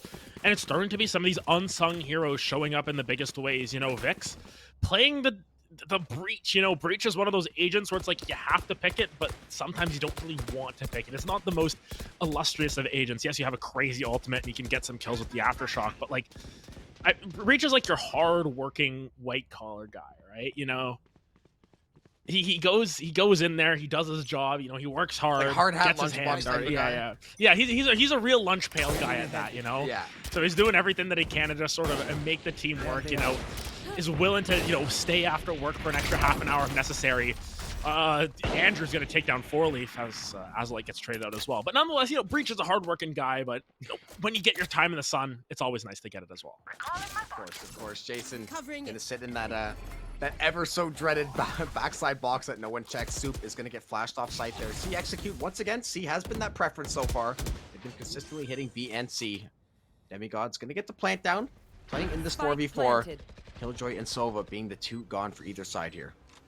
You know, it's weaponry advantage towards the side of UCR in this situation, or towards Demigods in this situation. Soup just trying to find anything that they can. Jason's late on the scene, though, gonna get taken down. Melvin T-Salad linking up for a bunch of them. And now it is just Andrew against the world. Andrew's done some crazy things before. That's one of them right there. Fadeaway jump shot, gonna find one. Concussion to delay. Now, as many rifles as Andrew can take away, he will be more than happy for these Demigods to keep exchanging. They should just exit C long and not risk this gun going away. They want to maybe take away this Bulldog, but they're going to finally, you know, come to their senses, I would say. They're going to get out of there. Andrew, going to spend some time with fallen homie. With his homie, you know, with the lunch pail guy. Pour one out for the homie. Yeah, basically. Will go down to the spike as well, willing to get those extra credits as well. And interesting to see him not sort of chase him down. Maybe he didn't want to get turned on at the end there, but nonetheless, Andrew, that's going to be a pretty big gun that you're picking up instead of that Bulldog there. The operator is alive and well, and now just depends on where they want to rotate it around. Are they going to keep putting it A, or are they going to potentially put it down C long? Maybe on top of box on B. There's so many different op angles on Haven here that can be taken advantage of, and realistically, we didn't get to see a whole lot of opping coming out from Melvin in that half because their economy was always a little bit worse for wear. Yeah, now I think they're going to try to get Melvin to play for this Alt-Orb, though. Try to get that Bladestorm online. He's only one away. Doesn't have quite the economy to buy up that rifle, so they're going to go for that orb. Killjoy turret, going to alert them of that presence, but not going to matter. They should be able to get that orb. There it is. Blades come online. And now Jason all alone on C. Might have to dig his heels in here. Yeah, Namir finding some sort of lineup here, see what they can spot out as well. Jason, though, finds T-Salad. Oh, but Melvin just strikes back with one of their own, and now onto site they march. Updraft again, go for the reset. Dies to Soup, though. Headshot takes down Melvin from the skies. Koki, a little bit low HP on Vix. Shrouded step back towards C long. Looks like he's just going to back out, pretend like nothing happened, and take his sweet talents across the map. Yeah, meanwhile, look who's on the flank, though, is going to be Andrew with the collapse! Spike down. Oh, it all goes wrong in an instant. Oh. Here. Oh, my goodness. And now, Four Leaf is left with a shroud to work with. Just absolutely nothing. Why not one more for the highlight reel? Oh, Andrew, you got it at this point. Andrew's aiming him down right now. You gotta do it to him. You know you had to do it to him. Andrew, 2 shots, 3 kills. That's pretty good. That's good efficiency. That's 1.5. That is fantastic math. That is a beautiful 1.5 kills a bullet. I think they'll take that math any day of the week. You know what other math they'll take? 21 and 10 and 9-7. Also, very favorable stat line for these boys right now. They are performing. Those ultimates are starting to get into the flow as well. Melvin did use that Bladestorm, trying to make something happen. It wasn't the greatest buy for the Demigods, but it was halfway forced, so this money going to be getting pretty low. And the way the momentum in this game has gone, if UCR were to win this round, I would comfortably say they're going to win and win in regulation. Maybe it's a 13-9 to 13-10, but the way they've looked, I don't see them slowing down this half. That's setting up perfectly for Caster Chris for what it's worth. So yeah, I'm still gonna wait because I mean we're also hearing in our ears from production that like, yo, what if they just went to 5 overtimes here? Like what if this happened? I'm like, oh man, this is gonna be an interesting series if that's the case. But Demigods, they nope. Ding dong. Anyone there? Early lockdown C is too. just they're just completely evacuated, and now UCR trying to pick up the scraps elsewhere on the map. Vix not gonna find that one. Koki coming around the corner, finding multiple members, and Andrew gets locked up. I think that might be bait potentially. Might be playing. Bait it's not bait. He's just so far away. It doesn't even. It's just irrelevant. Remaining. Yeah, they're just gonna try and save it. Melvin turns the corner onto Soup, and Melvin wants to take down Andrew here. Knows exactly where they are. Andrew's gonna be trying to play as safe as possible, but Melvin hunting. Melvin. Oh. He's gonna get the op too. Yeah, will he pick it up though? That's the question. He might not want it on the attack. Maybe actually not. Yeah, especially on attack. Yeah, especially considering getting going with that Phantom now. But that is a round for Demigods. That is a massive round. At least keeps you in striking distance. Because this economy for both of these teams, this thing is hanging on a knife's edge. Every other round, it seems to go one team's favor or the other. Now we're going to see those stingers. We're going to see a couple of pistolas here coming through for UCR. And Demigods, they're going to bite back with the full force of this arsenal. Yeah, and I mean, you look at the buys that are coming down, but you look at those ultimates as well, and it could be Jason's ultimate or Andrew's ultimate that comes through huge. We know what Andrew can do. Andrew has been ridiculous this series thus far. We're going to have to get some sort of counter, but he's up to 52 kills in 2 maps, and this map's not even done. Is that good? Like, he might get to triple digits in this series, which is ridiculous. Absolutely unheard of. Absurdity. All sort of adjectives you can use to describe Andrew's performance. But will it come out in a victory? That's the real question. Will it matter at the end of the day? And this defender, Killjoy Ultimate, going to force everyone back. But look at who they're running into here. Look at their flanks. The flank. If the turret's going to spot it away, so at least they're going to be aware of some presence. And that lockdown, I think it was a little bit early for my liking. Oh, that play I love. Trying to get some info. Trying to protect Asteroid. Astroform, that's Blades down. That's 2 for 1. Make it 3 for 1. Forley with the 3-piece. Jason going to trade one. Azalite. They're trying their best with these sheriffs, but the rifles are too damn strong. Demigods take that round. They made it costly at the very least, but Demigods strike back once again, keeping us all knotted up at 9s. And it's an operator once again in Andrew's hands. They're making it work regardless. This is just so close, down to the wire each and every time. But Melvin and Fourleaf, those are the 2 members who are starting to pile up a little bit of dough in their back pocket. Could be relatively scary come the later stages of this map, because they are just starting to they're getting to that point where, you know, they're too big to fail. They won't be running out of credits in this half, let alone going into overtime. They might just need that to sort of push them over the edge. Look at the pre-fire spam just on every single member here. Just making sure, trying to get that early chip damage. This B site now going to be the flavor, it looks like, for Demigods. Recon Shock Dart combo, trying to clear out that back left side B. Amir, he's going to walk onto site here. Koki's going to start that plant. Hunter's Fury, the Shrouded step to avoid it. They're going to step away from the plant. The Hunter's Fury splitting the goalpost there. Going to find that next shot. Is going to find the tag. But Melvin, Fourleaf, and T-Salad have other ideas. They take down 3. Andrew has the op, but he has a whole lot of trouble in front of him. Yeah, they heard the op, though. That's the major thing. Oh my goodness, this high angle. Not going to be the best of cases. Azalite, though, going to be able to back him up. But now, are you going to save the op once again? They have Rolling Thunder, KJ set up. They have a great post plant, does Demigods. It's impossible. It very well is. And I think they might just save the guns for now. Andrew lucky to escape with their life. Just spamming out some of the reusable util at that point just to make sure that it's gone. It's going to be a save from UCR, and now up to double digits is Demigods. UCR, man, they had a 9-6 lead, and we talked about it. If you go down 0-2 in a series like this, man, I'll tell you what, that road to coming back, it's going to get a lot more arduous. They're at least going to find a kill there. Nice little silver lining, but being down 10-9 now, they did lose 3 of those weapons. They have the Rolling Thunder and the Cosmic Divide. They don't have a ton of cash in the back pocket. That timeout is going to be called. And honestly, good thing they called timeout, because last round it felt like they actually both forgot they could call timeout until one of the other teams called it first. And I think that this is definitely a time and place where you need to sort of just cool the boys down a little bit. If you're Jason here, you just got to let them know that, listen, we've got a lot of Valorant left to play. Where'd the spray go? Don't worry about it. Don't worry about it. We won't worry about where the spray went. But nonetheless, you know, you've still got a lot of Valorant to be played. It was looking like it was going to be going to at least the map 4 here. But now all of a sudden, Demigods are coming back with a vengeance. And now it really just comes down to what UCR have planned, because this is going to be a round where they have some buys here. They've still got the operator available on Andrew. Azalite was able to save a Vandal. It's going to be a little bit of a half buy coming through from Soup and Vix, but Jason just really wants to calm them down, make sure that they've got the strategies in tow, because as we said, this scoreboard, the kills have all been going the way of UCR, but the rounds, somehow, some way, Demigods still squeak them out, even when their backs are up against the wall. And that's the sign of a great team. Like I said earlier, it's a team that can win more than one way. Yes, you can go find the kills. Yes, Melvin is cracked. Yes, Amir and Koki have been play-making. Even T-Salad last map, he was performing in the kill department. Now it's just the setup, man. Like we said, Breach, he's not going to take the credit, but he's always there working his butt off, trying to set up these teammates. He's doing a great job of it so far. Has the Rolling Thunder. Demigods have a lot of utility, but Andrew, he wants to go out for blood here, but that's an aggressive play. The Owl Drone scans him, but he wants to get a 1-for-1. Still has the dash, finds the kill. Jason finds one as well. That's 2 massive picks to kick things off. Ain't no way he just got away with murder there. Daylight robbery there. Yeah. Incredible stuff, and now Amir just going to be trying to hold down Garage. Yeah, they planted A, though. I believe Koki took that spike over to the side. Amir. Oh my goodness, the timing. Azalite, does he know? He's surrounded. He stole the barrel. He's surrounded. Behind you, Amir. My ult is ready. Oh, does Amir He's know? got wind of Andrew. Does Andrew know? Andrew knows. Does Amir know? Oh. Andrew wins. 3v2. But this timer on this spike, I'll tell you what, they've already lost 20, 25 seconds. They might have a chance here, but they have to look at him juggling the weapons. They have to make a move. Oh, Listen to this spike. Oh. Pulling thunder.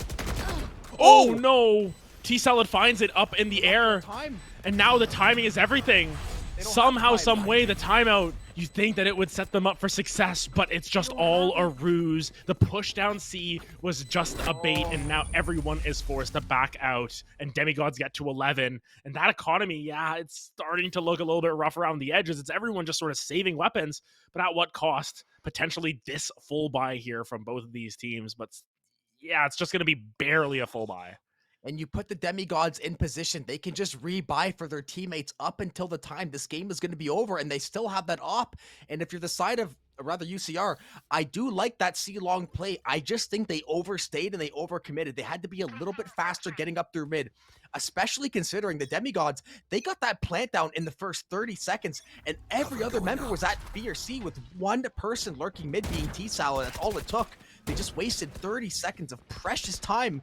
And when you're down 10-9, man, every single second is the difference between living and dying in this series. Yeah, and I think it was just because there was one pick that T-Salad was able to pick up on that A site that indicated Koki carried the spike over, and all of a sudden, the wool's over their eyes. They don't know where they're going. Andrew, once again on C with that operator, still given the agency to do so, has had a fantastic performance, but it needs to result in round wins. You need to be able to secure up these rounds, because at the end of the day, it doesn't matter if you're 20-0 or 0-20. If you win 13 rounds in Valorant, sometimes you need a little bit more, but if you win more rounds than your opponent, you win the game. But Melvin, oh my goodness, he's so far up. Koki soup Oh my all goodness. the way around C long to flank and immediately gets shut down. Astra's off the table.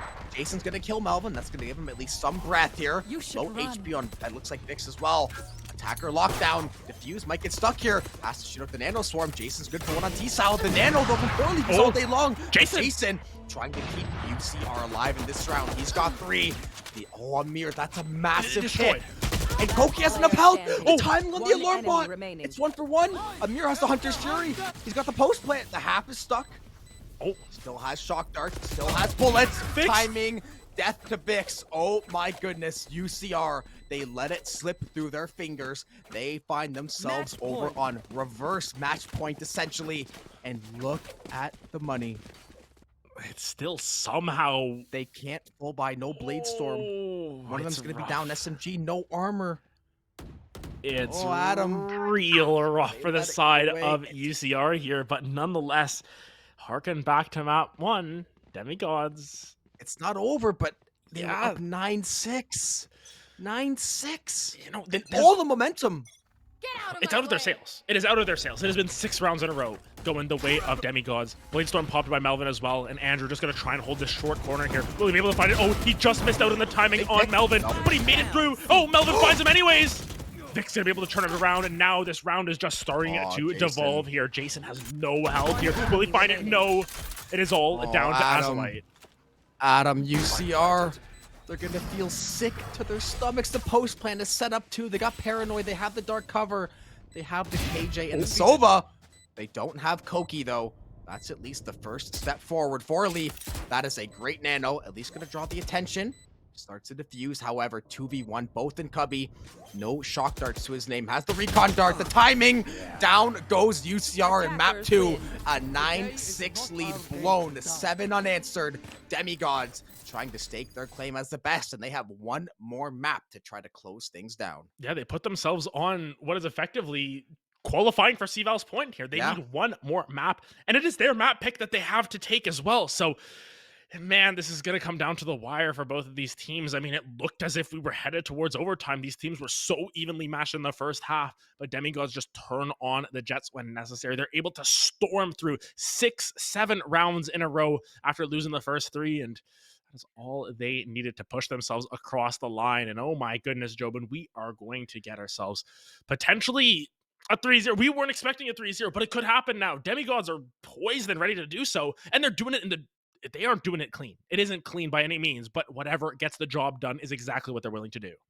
A win is a win is a win is a win. And that's what I talked about that couple rounds. That's why I said when UCR is up 9-6, if they were to somehow throw this map, all of a sudden, instead of that 1-1 with your team having all that momentum, you find yourself down 0-2. The wind completely sucked out of the building, the life drained from that team. Now, though, the series isn't over. You're going to have a couple more chances potentially. But before we get into all that, we're going to throw it to potentially our last break of the evening. We're going to come back on the other side with Demigods UCR Blue Map 3.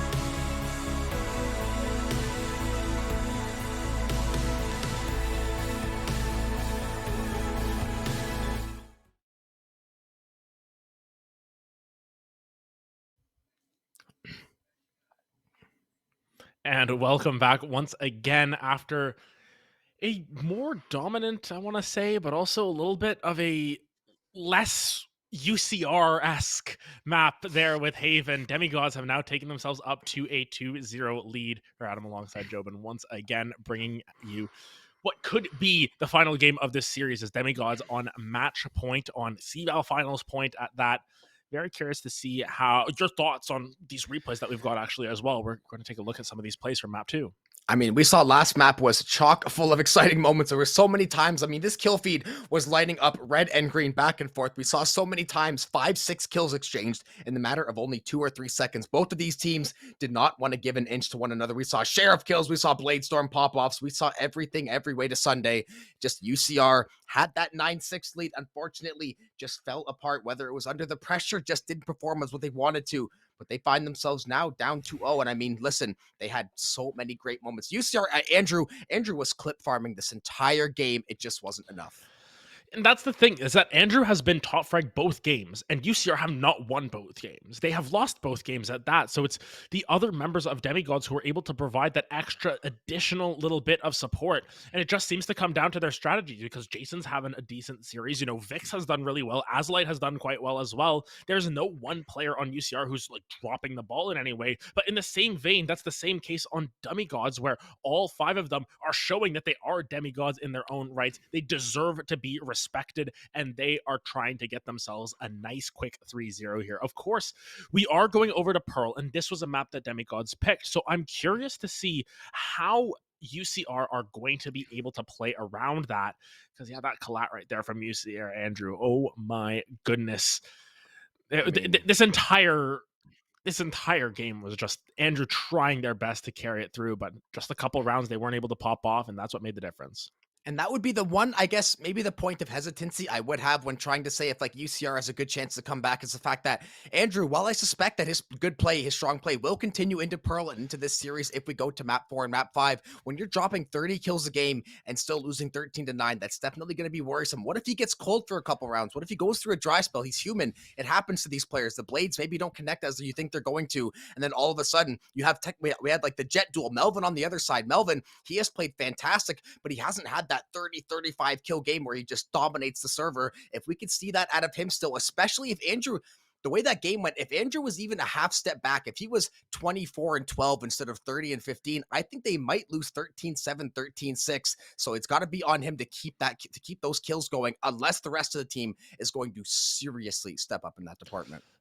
And I mean, it hasn't been bad performances from UCR. Not bad, but if he slips at all, they're gonna need like extra plus from all the other 4 members. And I think it's that the performances that we've seen out of the rest of UCR Blue are good, but they're not at the level that they need to be. They aren't getting themselves across the line. Yes, there are clutches coming through from other members other than Andrew. Yes, everyone is still getting their ones. It's just the strategies at the end of the day, because there's 4v2 retakes coming down, and you're forced to save in that situation. You're forced to save when you have more members alive in these cases as well, just because of time. So it really comes down to the strategies. And I think that's where the onus goes on Jason a little bit, to see what sort of different strategies they can pull through, especially on Pearl, especially if we get to Fracture down the line as well. But realistically, we just have to look at exactly what's in front of us. And map 3 being Pearl, it's the map I believe we've casted the most thus far this weekend. I think so.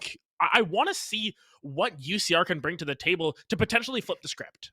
I mean, UCR, listen, right now, it's kind of an interesting spot to be down 2-0. You know, you have the losers bracket ahead of you, but you're now in that spot where maybe some of the pressure is almost off of you in a weird way, because when you're down 0-2, I guess in the building, I'm sure they expect success. They're expecting to come out here. They're expecting to win, put this on the map 4, put this on the map 5, but you're down 0-2. The expectations realistically probably aren't going to be quite the same as they were maybe 2 hours ago. Right now, you're just hoping you come out, you play well on Pearl. You don't think about that map 4, think about that map 5. You called it perfectly. What is Jason and the guys going to do to sit down? What plan are they going to craft and devise? What strategy are they going to be able to implement that they can consistently take over Pearl, which we know the Demigods picked, and this is a map that teams seem to have figured out to a good degree, and the way these Demigods have been playing together, that might be the most impressive thing, even more impressive than Melvin.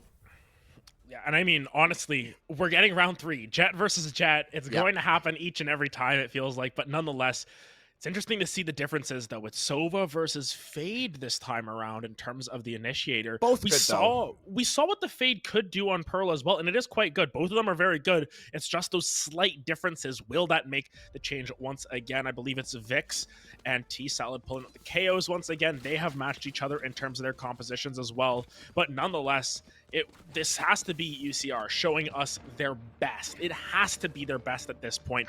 And interestingly enough, they elect to go on the defensive side first here. With it being Demigod's map pick, UCR get the side select and they go on the defense. I was gonna say, I mean, listen, maybe everything we knew about Pearl is wrong, because we swore right hand on the Bible, attack side, attack side, attack side. VCT told me it was attack side. Other collegiate told me it was attack side. Last 2 weeks, yeah, this is like super stacked on defense. Apparently, and I mean, it comes down to the strategies that they set up. We can see what Jason is cooking up there. Got a little bit of a microwave going up through mid, but of course, round one is always going to be just sort of the most chaotic option available. Melvin gets scanned out with that dart, but nothing quite going to be cooked up quite yet here. Azalite going to drop down a shock dart, but not quite going to land either. Yeah, going to send both out there. No damage to go through, though. Looks like they're maybe going to back up off this A site, though. And again, that early dart, that early tag, it's nice for UCR. You get a little bit of info, but it's so early in the round. There's so much time to rotate. And if we know anything about Pearl, Adam, it's people like to run in freaking circles until their heads get spinning. Yeah, but look at this. They've read this perfectly. It's Jason as the only one holding down B. Everyone else is up through mid, but I like this setup from UCR. They're reading the room here. They understand what is going on, and now here comes the execution. 5 members towards A, but there's already 3 members on site on A for the side of UCR. Gunfire going to start to come down. No one has fallen quite yet. How has no one fallen? It's Forley finding the first one finally onto Soup, and now the shots are ringing through. Melvin going to go down to Vix through the smoke. Now Andrew going to find another one. Believe that was through a wall as well, so now the timer is on, but shots are just going everywhere. Oh, great turnaround. Amir almost finds multiple members, but Vix and Jason gonna find more. And now it is Koki who needs to try and use that pull to get them off of the spike. Able to delay for just a little bit, but those health bars are gonna be oh so low. Will not matter. Andrew finds the head and the pistol. Yeah, great crossfire from UCR. There's no sign of panic. They did a great job. They were ready to go hit that B rotation. The 2 Astra Stars get popped. They catch wind that there's something going on the A site. They end up turning that thing around. They come back. They find those kills they're looking for. 4leaf and Amir only going to pick up 2 kills in the process. They find the plant. Always going to feel good one way or the other, but that is a round on the board for UCR. And this is a map, especially, you know, Demigod's map pick. If listen, I'll just consider Pearl defense sided from here on out. Until someone tells me otherwise or tells me I'm wrong one more time, from what I've seen with my 2 eyes, I will consider Pearl defensive sided until further notice. So if you're UCR, you're looking for 7 rounds in this half to snowball into that second half. If Demigods can somehow walk away with like a 6-6 half, even 7-5 in their favor, this is going to be a very, very tall order. Granted, last time we saw Demigods on this map, at least on stream, it was on the UCSD stream, they went 11-1 up. Yeah.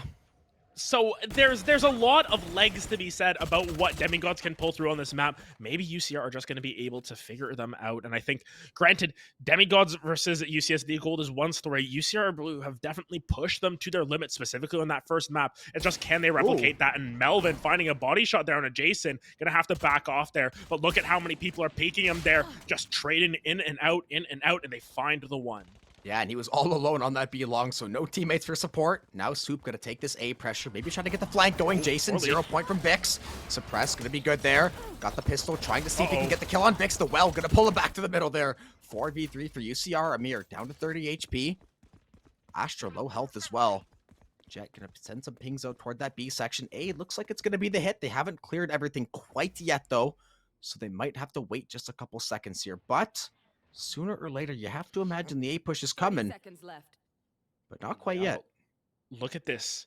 It's the Sova and the Astra. Are they going to slip the B? And Azalite, they're trying to slip around the corner here. T-Salad's been holding this angle for a long time, but so has Jason. Not a lot of health on the Killjoy left, but neither is their health on Amir. Jason just going to be hiding behind the corner. Doesn't actually get caught out here. Just going to be coming around the corner. Jason finds one. Will be shut down finally. Just got the plant. Wait. Is the hole going to stop it? Nope. It's just out of range. Oh my goodness. 54 health. They can set up for long. The HP, though, of the Demigods, that's one of that Crux. Azalite takes down Amir. There's Vix. So they do get some money for the plant. So a fantastic job by the Demigods, considering how that round started. But they're going to find that defuse while UCR. They find the picks they need. They're going to take that 2-0 lead. And Vix survives with 1 HP, by the way. Just the I couldn't tell if it was actually one bar. If it was just like a different shade of the it. white. It's hard to tell sometimes. Yeah, it was absolutely empty. They're just barely able to stay alive. But UCR, they hold their ground for now. just barely in effect there. But nonetheless, we'll have to find out what else they're able to pull through with on this half. Looking at the buys coming down, though, it's a shorty for Andrew here. They're really trying to play towards that round 4 full buy. Meanwhile, on the flip side, it is full inventories, full shields across the board for the side of Demigods. They're going to be feeling good about this purchase, and they're going to be feeling good about this round because they want to pick up the tempo here. Melvin's way far up already. Yeah, they're trying to take a lot of early aggression. Soup, though, he has played up tight in this elbow so often. 3 of these members, they did give chase around the mid. They are going to play for the alt orb, trying to get one step closer to that Hunter's Fury. Such a powerful defense tool to stop that post-plant setup, that executions. Owl drone turret can exchange a little bit of exchange phone numbers there, but nothing else to come of it. Yeah, you know, it's just they're trying to find out where these members are, and it's 3 members up through A long, and it's just them holding these angles still around this little bend. The Fade Prowler going to go out as well. But look at the space that Jason has gotten for themselves. On the timing, was actually able to take that out the alarm bot as well. And now you can just see them trying to shut it down. Oh, Rick's coming around the corner. That's 2 pill picked up. But Amir's going to come back around with 2 of his own, and Soup clutches out 2 more. UCR, all of a sudden, looking real good on their bonus. Yeah, what a way to shut this round down. Look at the X's. And look at the position of that spike. There is no chance this is getting recovered. That's going to be a safe 100% that other side. And that is such a good job. Now they can go recover the rifles. Maybe Jason can take a walk over here, get a nice little, go window shopping, get a nice little upgrade here. But all these members content to hold serve, take those jump peaks, and ride out this 15 seconds. Yeah, it's going to be really challenging for them to do that as well, so they're just going to make sure that no one else is falling. Koki is on the opposite side of the map, but they don't even want to face check into that. Seems as if they're going to walk up, pick up some of these guns, and now for themselves, Jason going to try and get over there in time as well. Knowing that Koki's just saving up that gun. It's going to be a very strong round for the side of UCR. They take advantage of their bonus, and Koki's going to go in the next round with not as many credits as I think they wanted to. Yes, they'll be able to buy up their own stars, but yeah, it's a scattered buy. Koki even going to give that gun over to Melvin. Yeah, and that's the tricky thing is, like, even if Demigods was per se to lose that round potentially, but they barely got any kills. They didn't really do any sort of noticeable damage, and you gave those rifles over to UCR. So not only did you make it cheaper, you put alt orbs in the back pocket, you put that utility. Now they can afford to basically full buy everything up. And I mean, look at, yeah, that's a mixed buy if I've ever seen one before on DG. Yeah, it's a Bulldog, it's a Vandal, and then there's a Classic on Koki. Koki just dropping ego and saying, you know what, no, I'm not the carry. I'm just going to sauce it over to other people. But Vix here, 6-1-2. This is a performance that we needed to see out of someone else other than Andrew. We wanted to see them start to pop off a little bit here. You know, Jason 3-1-1 now. Andrew's not the main character of this fight now, which is a good sign nonetheless. See them using all that utility, moving around. Jason finding one early on to Melvin. And this Ard push is about to get quashed in its tracks. Yeah, Jason's still trying to back off here, trying to see if he can cook up anything. Looks like this heavy A stack. However, though, it is Pearl, so I wouldn't be surprised to see that rotation come through. 4-Leaf trying to walk up, does get the engagement on Jason, finds that first shot. Now it's going to be a B rotation, it looks like. However, that spike carrier a little bit isolated back toward mid, and for my money, Andrew might have his eyes set on him in a minute or two here. Yeah, and I mean, Koki's just trying to hold any angle that they can. Andrew about to face check into it. Koki's going to go down into rubble as well. And now that's the spike down as well. Andrew's just going to be holding that angle for the time being. Yeah, there's Vix, though. Once again, this guy has been having a hell of a start to Pearl. I think 7-1 so far. Now we're going to see Andrew fall as well. 3v1. KO, BKO potentially, but there's only one member left. Right now, Demigods just can't seem to get anything going. Yeah, and Amir is trying to run over to the spike here, just try and get anything down on site, but even still, I believe they do have a gun in their inventory. It's 3 members who can just sort of triangulate up onto Amir here. Granted, Amir is quite the specimen of themselves as well. Gonna find one onto Vix. Azalite, though, spots it out. Will be able to clear it out with Soup, and that's going to be a solid 4th round picked up by UCR. The mixed buy not quite working out in their favor. I think the person who's really going to be kicking themselves after that one is just going to be Koki, because they gave their gun over and then they still got punished for it nonetheless. Yeah, and now UCR just honestly dominant these first 4 rounds, not only taking the rounds, but barely losing any lives in the process. Only going to be 8 or 9 kills, or it looks like maybe 10 kills across the board there for Demigod. So just playing very, very clean, keeping these high power weapons online, trying to build up to these ultimates. And hey, listen, honestly, after this 4-0, Pearl's defense sided. I'm done. I said it. I'm over it. It's defense sided. And there's only been 4 rounds. I don't care. I've seen enough. It's like the stat I brought out yesterday. Every round that ASU wins, they win. Okay, like it's anecdotal, but therefore it's all the time. You know what? It has to be though. But we can look at the stats afterwards. We'll get a chance to sort of break it down as Melvin breaks down Azalite in a hurry there. But we'll be able to see exactly what the win percentage on each side is, as they're going to pop through with this KO ultimate here. The Null Command going to be trying to clear out the space as much as possible. Amir just buying so much space for their team here. Vix, though, behind enemy line, isn't able to land enough shots. Is going to be able to find one, finds two nonetheless. And oh my goodness, almost overplayed their own hand. Yet, Vix still finds two now. A Null Command of their own is going to be suppressing everyone on site. But Andrew comes around the corner. Soup finds another. And will they be able to clean out the round? Yes, it is. UCR Blue will not go softly into the night. My goodness. As the defuse bar got mixed up with the KO bar there. And sped up real quick. Oh, but it's 5-0. Help him up. Pick him up. Yeah, it is 5-0 here for the side of UCR on Demigod's map pick. This is incredible to see them still with this composure. Demigods have 10 kills. Amir has half of that in 5 rounds. Vix has almost as many kills as all of Demigods. Yeah. Who's the real Demigod now? Who is your god now? Vix. Yeah. Trying to lay claim to that statement so far. I mean, look at, we talked about we need players beside, like, not that Andrew was going to play bad. I didn't expect Andrew to play bad, but I thought you were going to need a little bit more to win 3 games in a row from the Demigods. Granted, it's only been the first half of this Pearl map, but this is definitely the right track to start off on. Yeah, and actually Melvin going to be popping those knives this round, knowing that it's a little bit of a half-buy save round. Just going to try and find what they can, but UCR have done a great job holding down these different angles. Look at where Andrew's posted up once again. And even still, Vix is just making sure that this is costly here. Just sitting down there, and it's 40 damage dealt to Melvin here just by the turret. Yeah, I was going to say, he got chipped down pretty hard there. It took a little bit to get that cloud burst out to block it. B-push potentially in the cards here. See that Killjoy lurking for an A. We see a very, very split map nonetheless, though. Andrew, dangerous as ever on that operator. Melvin still got the blades kicking around up in front of his hands there. Trying to see if they can either get some info, bait something out. Where's 4-leaf? Look at that setup on the backside of the site. Oh, 4-leaf. 4-leaf. Oh my goodness, Soup. The rat pays off. Yeah, Soup. He was back there like an Astral Commander, just putting down the stars at will, and just jumped out of Astral form right before that happened, and no sooner could that have happened. Melvin is down. Jason finding another one. Amir gonna spray down from Vix, gonna come through. Koki is the last one left alive. Andrew kind of joined the scene, but Jason gonna secure the round. 6 in a row for UCR. Don't look now. They're coming back with a vengeance.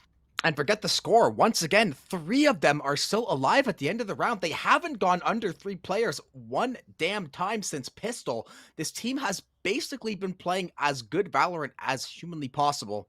And on Demigod's map pick, this is exactly what the doctor ordered. And if you're the Demigods, this timeout is coming not a moment too soon. You got to get your heads on straight. You got to try to start to build your way back into this game. If you're Demigods now you're praying to all the Demigods up above. You're going to push this to at least an 8-4 half. Ideally, you want to try to, keep them at that 6. But at this point, you're basically playing damage control this half. Yeah, and much akin to how the books ended up. The Demigods did face some stiff opposition. It took Percy Jackson a little while to figure out how everything was working out. And in this situation, while you don't have the power of Poseidon on your side, we actually made a whole list about what would happen here. Yeah. You do have the power of Hermes on there. You've got what did we say Astra was again? We should have known what Astra was. I can't listen. I couldn't tell you. Listen, our brains are deep fried at this point as well. KO doesn't even have like an equivalent to that point because I don't know. They didn't really have robots in ancient Greece. I mean, that's okay. Well, maybe they did. We don't know. True, we weren't there. I wasn't there at least. Yeah, neither was I. I'll tell you what. If we're just going off of the books or whatever, then maybe. But I'll tell you what. The way they played this game, Demigods have not been there either. Yeah, I mean they've been the human form of what they are meant to be, but nonetheless, it's good to see UCR Blue coming back into this one, really showing that they're here to play. You know, we said how unlikely it was that it would be some sort of reverse sweep, but hey, you gotta win this third map to start on that track. Koki, though, gonna put the wall up here, gonna try and separate out the site, but Vix is ahead of the curve, is gonna be stuck in secret, though, and this is not a good place if you are the robot. Melvin gonna be clearing out Vix here, and finally, seems as if Demigods have a cohesive push forward as Jason actually trades one back. Yeah, that was a great push by the Demigods. They knew what they wanted to hit. They went in there. They hit it with authority. They used the Nightfall to divide. The blades do get popped. Now the lockdown to answer. So a lot of ultimates getting used from both these sides. Demigods are going to have to retreat off site. It is a beautiful lockdown. Everybody is so far off site. Now the divide comes through as well. They're going to try to invest everything. The defuse gets started. This is going to be a very tough spot here. Half, well, I think, hold them off. They can't hear it though. Aslay finds one. The fuse still getting stuck. Jason's trying to finish it. He's going to stick it out. And that's going to be another round for UCR as the rest of the chips fall around them. Yeah, and they still get all the kills at the end of it. It doesn't even matter. You know, for the first time in forever, they're able to get more than 2 members down. Demigods are, but still 7 rounds in a row here to open this one out. You know, there was some stuff on the bingo card that we were thinking might not happen. 10 plus rounds in one half. I don't want to say it now. It's building up towards that here, but the loss bonus is just stacking up on the side of Demigods. They can almost afford like half buys every single round at this point and not really be punished for it. It just comes down to how often they want to do so, as there's Vandals picked up this time around. Azalite with that deep dart and try and find everything that they can, but Jason just holding down mid so efficiently. And I think Jason has really come alive in this game, knowing that their season is on the line, or at least the chance at qualifying is on the line. They have wanted to take as many tools as possible and try and start to become one of those carries. You know, 4Leaf picking up, and Andrew says goodbye. Yeah, 4Leaf gonna need a new beanie after that one. Almost taking off that head, but that's gonna be first blood immediately. That's gonna be a potential lockdown off the table as well. And UCR just doing whatever they want to Demigods right now. Nothing has been able to stop this momentum. We're gonna see Soup lurking once again. He's so good at hiding and finding these picks every single round. It feels like he's good for one. Jason looking for T-Salad. There you go. Dropping him down in 5v2 now. What do you do if you were Amir and... Ooh, you do that apparently. Yeah, you get hit. Oh my goodness. Like 1 HP there. He got hit. That's a lot of damage. You can't just take that to the auto body shot to try and fix that one up. But a great blind. He gets the headshot. Overkill at that. And now Koki, the last one left around. Andrew says, did you forget about me, boys? A flawless round once again. They have so many credits that they don't know what to do with them. Listen, y'all must have forgot. Look at these guys getting it done. 9-3, 11-4, 9-2. And for the side of Demigods, they've been struggling as a team the entire game. But I'll tell you what, no shade to T-Salad, but when you're 0-8 on that fade, you gotta find some way to get one. Some way, somehow. You cannot go 0 for 1, especially through 8 rounds of the game. Andrew, thought he heard a little ruckus over there. Gonna check out his teammate. Make sure all is well. But right now, that scoreline, all is definitely well in this UCR camp. I mean, in terms of what's not so great in the camp is literally everything else for Demigods right now, unfortunately. UCR. Yeah, Camp Half-Blood is closed. Yeah, camp, you know what? It's the off-season. You know, you're not allowed to come to summer camp anymore. You know, it is end of February here. We've had some terrible weather where we're at. And Kali, I'm sure it's great. But I mean, not so much the case here. Melvin, though, starting to warm up a little bit here, taking a whole boatload of damage on the way out. But it's first blood picked up for Melvin, and this is what we need to see. We need to see Melvin getting down, getting dirty, and now switch it over to the Stinger because they know they won't be lasting long. And I like that open plant. The last time they planted a little bit closer to that box in the middle. Now they planted a little bit farther off, so they have a little bit more ability to try to play off. At the attacker lockdown, getting invested, the spray. Jason finds one. Amir with the trade. Jason good for 2, though. Looking to maybe pick up a third there. 4Leaf takes him down. The lockdown did get destroyed in the process. Andrew, that nano swarm, just a touch on the ankle to send him into the grave. The turret gets taken off the shorty. The bait, though, Azalite, headshot. Kill is found. 2v2, they have to cover the angles. The cloud burst is good. Melvin's 1 HP, but they find a great swing. They find a spray, and now Demigods can maybe breathe. At least a sigh, not a huge sigh, at least just a little, you got 1 round.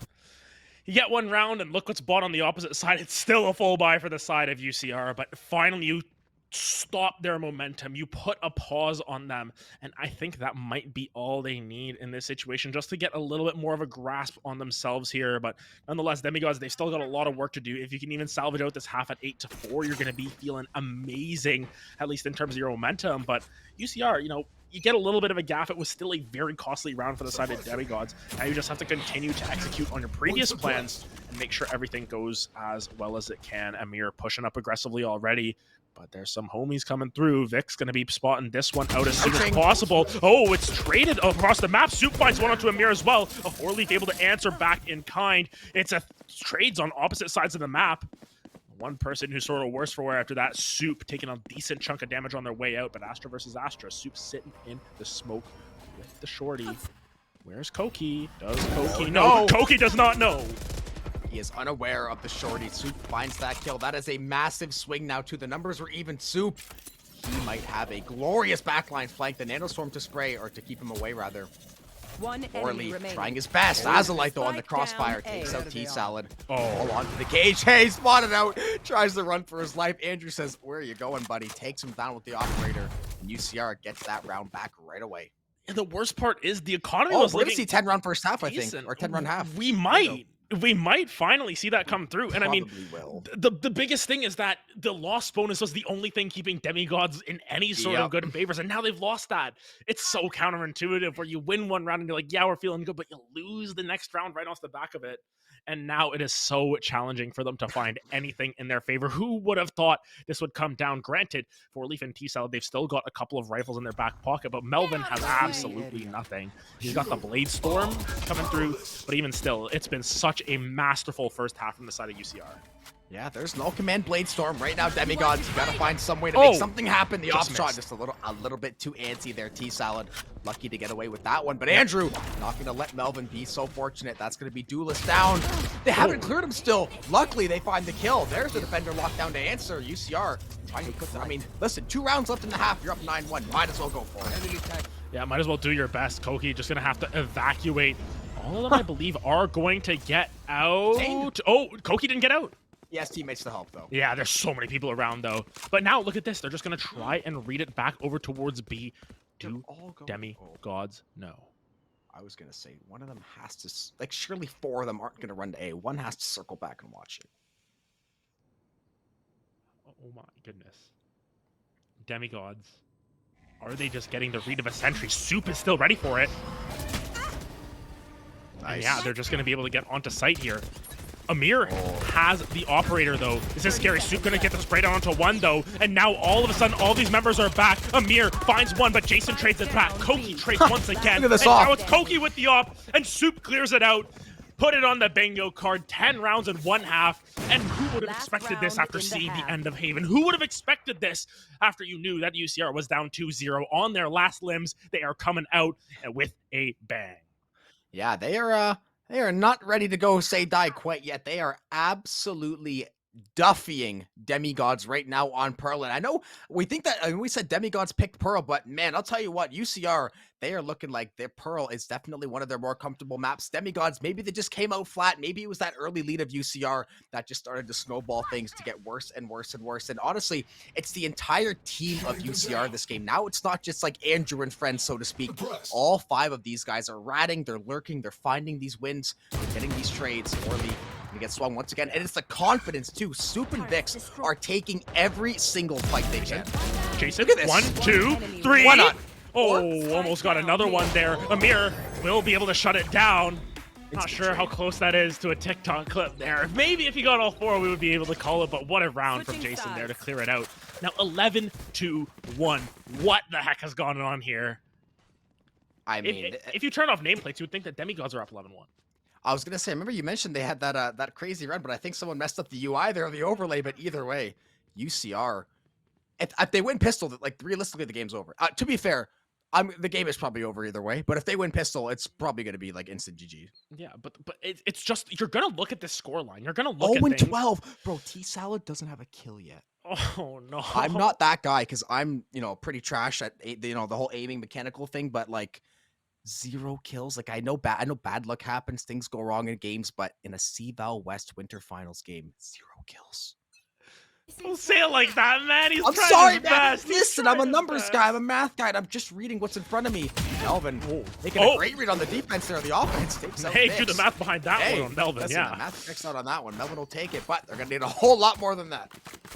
Yes, they're going to need that for about the next 12 rounds in a row if they are to secure this. Even in regulation, yes, you get a little bit of a cushion there, but nonetheless, it's going to be a challenge. Nonetheless, a dogfight at that. Melvin finds another one, though, and oh, the door. They might be able to cook up something here because, as we've seen thus far, you know, you win the pistol, you possibly win the anti-eco, and all of a sudden it isn't so bad. T-Salad, he heard you were talking There it smack. is. He finds it for himself, and now 5v2, and I don't even know if he can kill Andrew one at this point.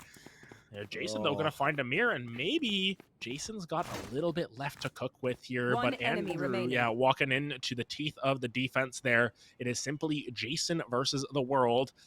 On the pistol round, you're going to have to make some magic happen. He's got the spike. There's the haunt. There's the info. There's the frag. Koki on the frenzy. Going to take that one out. And Demigods trying to show a sign of life. They have doubled their amount of rounds won in this game with that one right there, and you can see Melvin immediately going for the jugular, picking up that Vandal, trying to make sure that they do as much damage as possible. For the side of UCR, they can just chill. They don't need to force anything. They can hard chill. They can chill for the next like 8 rounds if they so desired. But of course, we don't want to see that happen. We want to see them try and show a better showing because realistically, what is the precedent that they're setting, right? This is an incredible start to this is an incredible map 3 overall. They are heavily favored to win this one now, despite it being Demigod's map pick. And now they're switching over to Fracture next, which is their map pick. They are setting precedent for what could be a very exciting series nonetheless. But of course, they still need to close it out. 2 more rounds is all it takes. And 2 more rounds could be the most challenging 2 rounds to win. Yeah, especially as that pressure starts to build. But UCR just like like an entirely different team so far this game. Throw jump peek B. Andrew has to be careful. Both these Jets have to, you know, be playing with fire, trying to jump peek that B along. The KJ setup is there to supplement, but they're going to back off, play a much slower approach. Now for UCR, they got a little crazy. They started styling on Demigods a little bit, but now they realize the game is in striking distance. Let's slow things down. If we're going to lose rounds, we're going to take away a couple of these guns each time. Koki, he's been so nasty with the shorty. It's all the timing, or he's got the frenzy rather. Look, at the shotgun. Good for 2. Big Sand has a light. Demigods trying to fight back. Andrew, though, finds a couple for themselves. And they're still full health. They're going to be able to pick up a little bit more. Melvin now forced to run over to the scene. EMS is necessary there. Emergency Melvin support. But Andrew going to get that plant down already. Now with the Bulldog in hand, can you go toe-to-toe? Nope, Melvin's going to hit the head. There you go. Soup. There's your EMS. Soup. Look at, I know he's only a 1v3, but he might be able to get a kill or 2 here, depending on things go. He might get a kill. Okay, Amir just turned around. Probably not going to happen now. What? There's a spray. Yep, he's going to go down. So Demigods going to pick up their 3rd now, trying to make a game out of this one. Yeah, doing whatever they can here. They're going to try and pick up the best guns available as well. The Bulldog going to be going in their inventories. They need everything.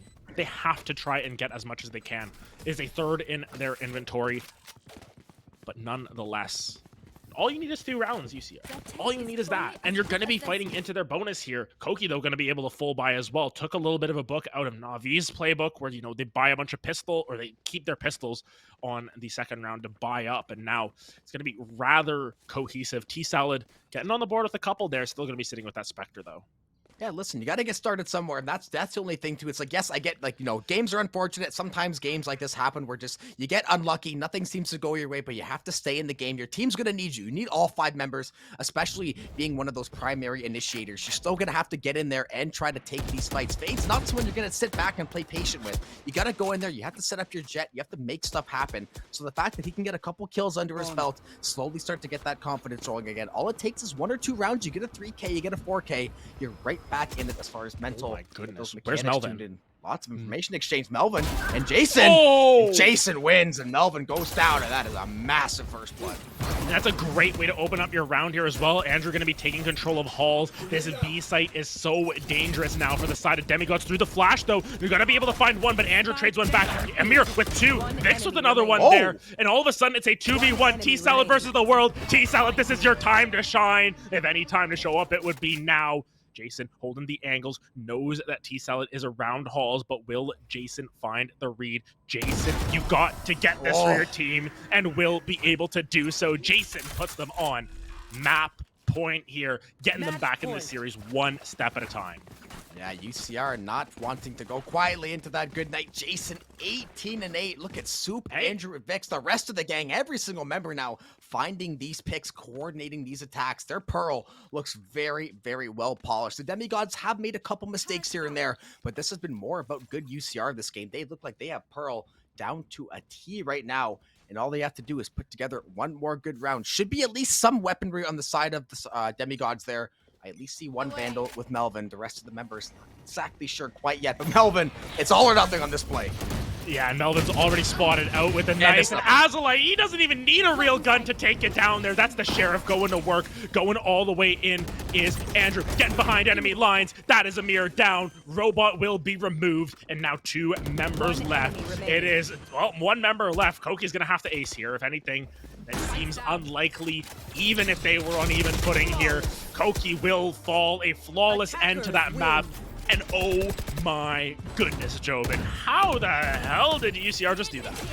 I mean, we expected to see at least 4 maps, but I don't think we saw Pearl going in that fashion, especially after the way UCR lost that map too. When they had control of the game, they let it slip through their fingers. The momentum seemed to get quelled for a good chunk of time. Their Pearl, they came out of the gate, they put that foot on the gas, and that car ended up driving off a bridge. They couldn't stop that thing. Yeah, it was incredible showing. I mean, Jason at the end of that one, 345 ACS. Wow. That is about as good as you can get it. Amir did what they could. They were trying everything for their team, but it just didn't end up amounting to much. And, 13-3 is a statement game at that. I think if anything, if you were going to win a map here, if you wanted to push it to 5, that was a map to do it on. That was a statement way to do it. If you win, 13-11 or something, then we start to doubt a little bit, say, was that just a fluke? Were you really in it? 13-3, that is like, that's significant. It's convincing, and especially because of the fact that those 3 rounds, what was it, like 9-10-0 or 10-1 to start? Like, it never, honestly, after like the 4th or 5th round, yes, obviously a 5-0 lead. It's not the be-all end-all. Demigods could have absolutely gone on that same run, but when it was like 5-0, the way the game had looked, it felt like UCR was definitely in control. The confidence was the one thing that stuck out to me. They were taking every fight like it was their last, no fear, and that's what you want to see out of an O2 team. You don't want to see them playing patient, letting the Demigods take that space, letting them create those engagements on their terms. They came back, they fought back, and they're going to be pushing it at least one more map for us. And of course, UCR are no strangers to these tough situations. Against UBC, their backs were up against the wall as well. They lost map 1, they won map 2 and map 3 there, with the last one going to triple overtime or something like that. So they are no strangers to elimination games. They are no afraid of the elimination chamber. They're still going to be in it, though, for map 4 here. Fracture going to be coming up after this break.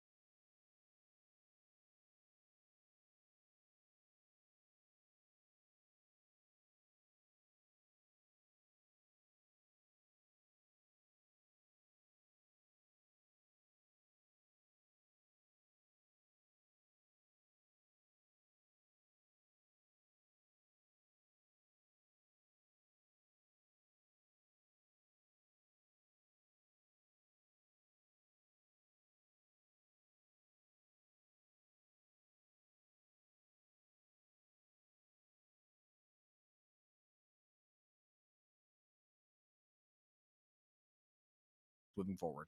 Yeah, and I think that the major factor that came through in this one was Jason. Jason really showed up in a big way when needed most. We know that Andrew is a known commodity, is an incredible player, and we've heard that Jason is incredible as well. And I mean, we didn't really see it in the first couple of games. Jason wasn't really given the tools to succeed in the same way because Andrew was taking all these kills.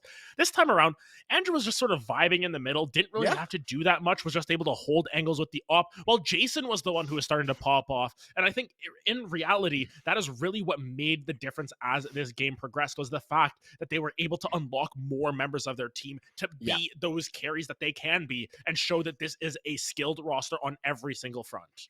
Yeah, the story of that game was by far the teamwork. I mean, I think Vix in the early game as well. I think he got off to like a 9-4 start, something like that. Like he got so far ahead so early, and it was all the other members we talked about. Yes, it's always nice to have the solo duelist carry. Yes, you can rely on Andrew or potentially Jason to some degree to make some of these plays, but it's getting that collaborative 5-man effort, and that just shows you how good that team is when all 5 members work together. I do believe we are going to fracture from map 4, though. It's definitely going to be a little bit of a shakeup from what we've seen so far.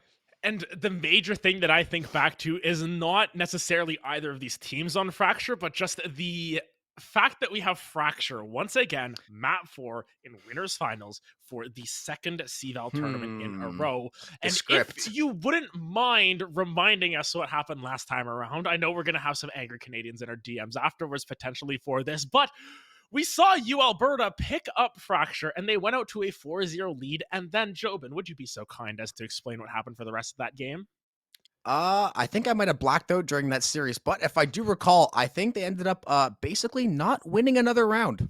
It was brutal. And it ended up being they won one round out of desperation, but it was 11 in a row for SJSU in this exact same situation. Although, granted, it was the first 2 maps that were traded back. It isn't the potential of a reverse sweep coming down. So I'm curious to see what UCR Blue do on Fracture, because this is their map pick. Once again, much akin to how it was before. The script, is it writing itself? Is it not writing itself? We'll have to find out how it plays out, because Fracture, one of those maps where either you know it and you are good at it, or you have no clue what you're doing.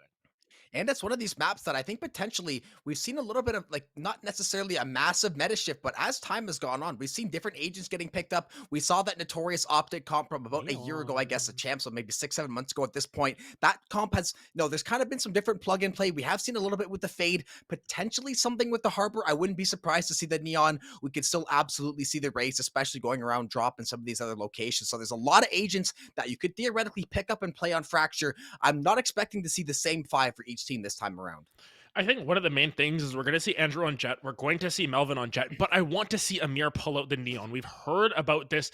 He talked about it in his interview where he likes to play this KO, likes to play whatever, sort of akin to what Victor would play on NRG right now. Yeah. Where, Victor will pull out the KO. Victor will play whatever is necessary, but also likes to play those duelists from time to time, pull out the Neon, pull out the Rays if necessary. I think this is definitely a map where Neon has a lot of agency, and especially with Killjoy being so prevalent in the meta right now, you can either go for something like an anti-Killjoy play where you go Breach plus Sova, or maybe you just pick a Killjoy of your own, or there's so many different ways. Fracture is one of these maps where it's just a playground in a lot of ways for your pre-game drafting, and it really comes down to what these players want to play. But oh my goodness, if we can get Amir Neon, I would be happy.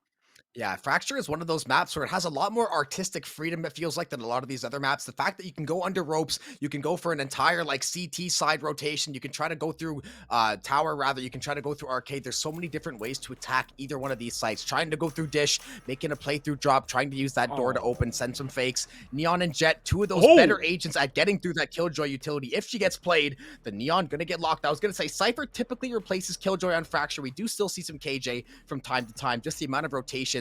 Cypher so good for cutting those off. We're going to see the Mirror Breaches, the Mirror Brimstones are pretty much a mirror match away, but we are going to get Neon. Neon gets picked up here, but look who's piloting it. It isn't Amir, it isn't Melvin, it's Jason pulling it out instead.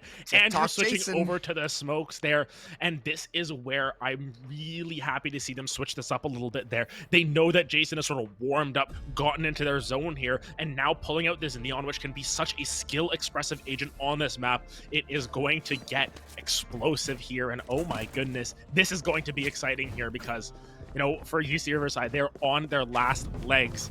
They have to make a stand here. Will they be able to perform? Also really fun to see Cyphers come through because I love Cypher as an agent. Super fun to see it. It's just like a nerd champion or a nerd agent where you can just sort of find all of these lineups and everything. So excited to see how that plays out. But of course, gonna be Jason on this Neon. That is our person to watch.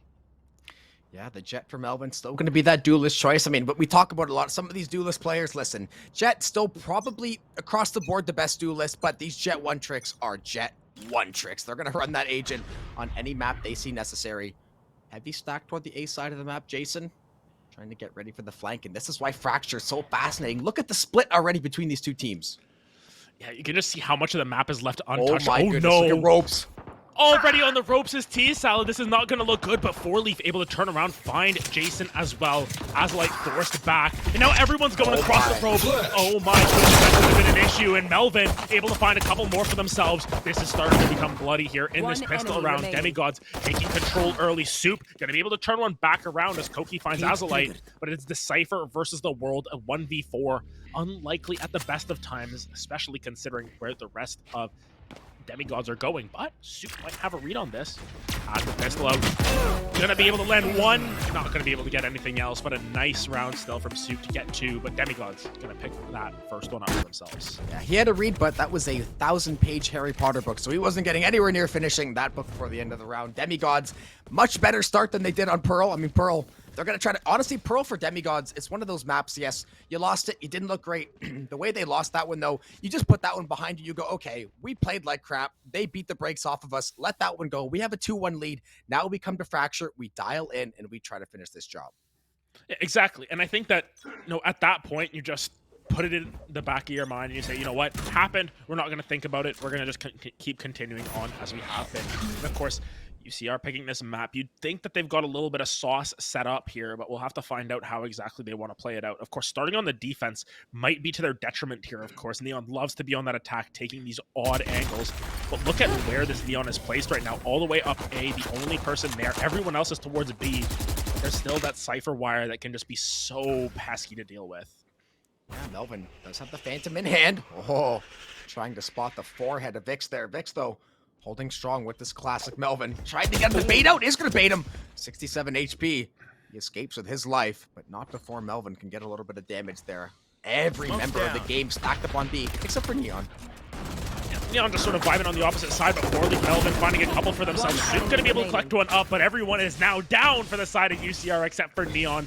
She's going to be running right past the wire here, but will they hear her before they see her? Very likely. Yeah. Melvin is quite literally just spamming in that general direction, and Jason might just have to try and find something sneaky here. Maybe just hop underneath to make sure you're not giving over any sort of orbs. Yeah, I mean, the orb, to be fair, the orbs do despawn after the spike is planted, so luckily... It's more so to give the enemy the orb, the extra ult charge. Yeah, it's facts, yes. Jason, seeing if he can... Looks like Demigods have a pretty decent... I think they knew what side Jason was coming from, don't want to risk the exit frags. Get that free plant. They should be taking the second round. Jason just hanging out. Just chilling. Yep. Can you imagine? See what they can do? Run. I didn't come here to... Just gonna be sitting on it trying to stick it. 1% of me for... So. I knew there was 1% of me for 1 second thought. I knew for sure there was no chance, but I was like, but what if? But yeah, what if? You can never be too sure in that situation. We've granted, seen crazier. Honestly, we've seen stuff like that before. Yeah, and granted, Jason could have just run in there and tried to defuse it even when there was still time left, and could have just forced everyone else to come back and kill him. In which case, the spike still explodes. You still are in trouble because I would have liked something. Yeah. Maybe. It's something that could be considered in the future. Also needs to be tested if it actually works. Because I don't know if you can actually just run up there from where he was, get there in time, and make sure that you can defuse the spike. There would have to be some sort of timing involved. Nonetheless, it's still a relatively strong round coming through from the side of Demigods. That's what we have to point out here. And Melvin going to work once again already up here. Vix, they know. Nope, they do not. And that is Vix taking down. Yeah, I think they actually didn't know that he was there. Somebody took the ropes and kind of snitched on Melvin. Luckily, the crossfire was good, and they found that first kill. Taking down KO, always going to be good too. Taking that 0 point. Jason going to get the fast lane going, trying to find the spray. Takes down Melvin. Jason getting going nice and quick. Good for 2. Actually, Soup's going to take out that one. The pinch is all day long. Andrew, Koki takes out Soup, 3v2. Azulite trying to work defuse is getting started. Cypher 8 goes live, straight to the smoke. One enemy remaining. Tag, Jason good for Last 1. player Koki standing. good for 3 though. Has the orbital strike too. Already has the orbital strike in round 3. Falls to Jason though. Jason, should have time. Half already. Yeah, he's got time. Huge round for UCR. Yeah, Jason showing up and showing out, showing what they can do on this duelist, and Almost down. that one's pretty close. That one's pretty close to what we're looking for. I don't really know what I'm out of here. definitionally we have for that bingo square, but you know, Definitionally? definitionally, Definitely? like of the Definitively? definition, yes, Definitionally? definitionally, yeah. Yeah, it's map 4 series 2. We've got a lot of maps, okay? Like this is, we're getting to the We had last we had a legs. bunch of overtime, so we've had a lot of extra rounds than we normally would have. That 13-3 Pearl made up for a lot, but we think we're still above the quota. Yeah, just a little bit, but Get out of nonetheless, my way. definitively, we don't have anything for Go, go, go. what is a UCR Jason TikTok. So we have to figure that out at some point. Maybe it might be one of those like apropos things. If he we clicks just sort of that X figure it out. button, he can get one for us.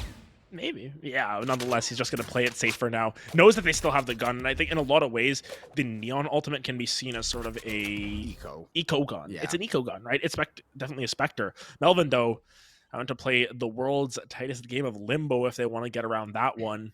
Got the updraft. He could cheat. The updraft, but I mean, then you hear it. They No, I really know. want to avoid doing that. And he'd be Yeah, a they're cheater trying to for play doing that. Limbo. Yeah. I don't know. So they're checking it out. They're making sure that they're tall enough and stuff. Finally going to shoot it down. And now they are left aware on site here. Andrew isn't spotted out, but Melvin, don't think they were spotted out either. Andrew will be taken down, and now the rotation coming back the opposite way. Look at that trip setup, though. Nice little Cypher setup on the backside. I think they can skirt around it. They're going to shoot it away, but they're going to get the info they need. T-Salad. He's got a boatload of info. Dodges the flash. Finds one. T-Salad and Amir. Good for one apiece there. The plate from Jason. Not going to be, or rather not from Jason, from Melvin. Could not find anything, but 4-Leaf and Koki clean up that round. And Demigods off to a Someone knocked start that on breach.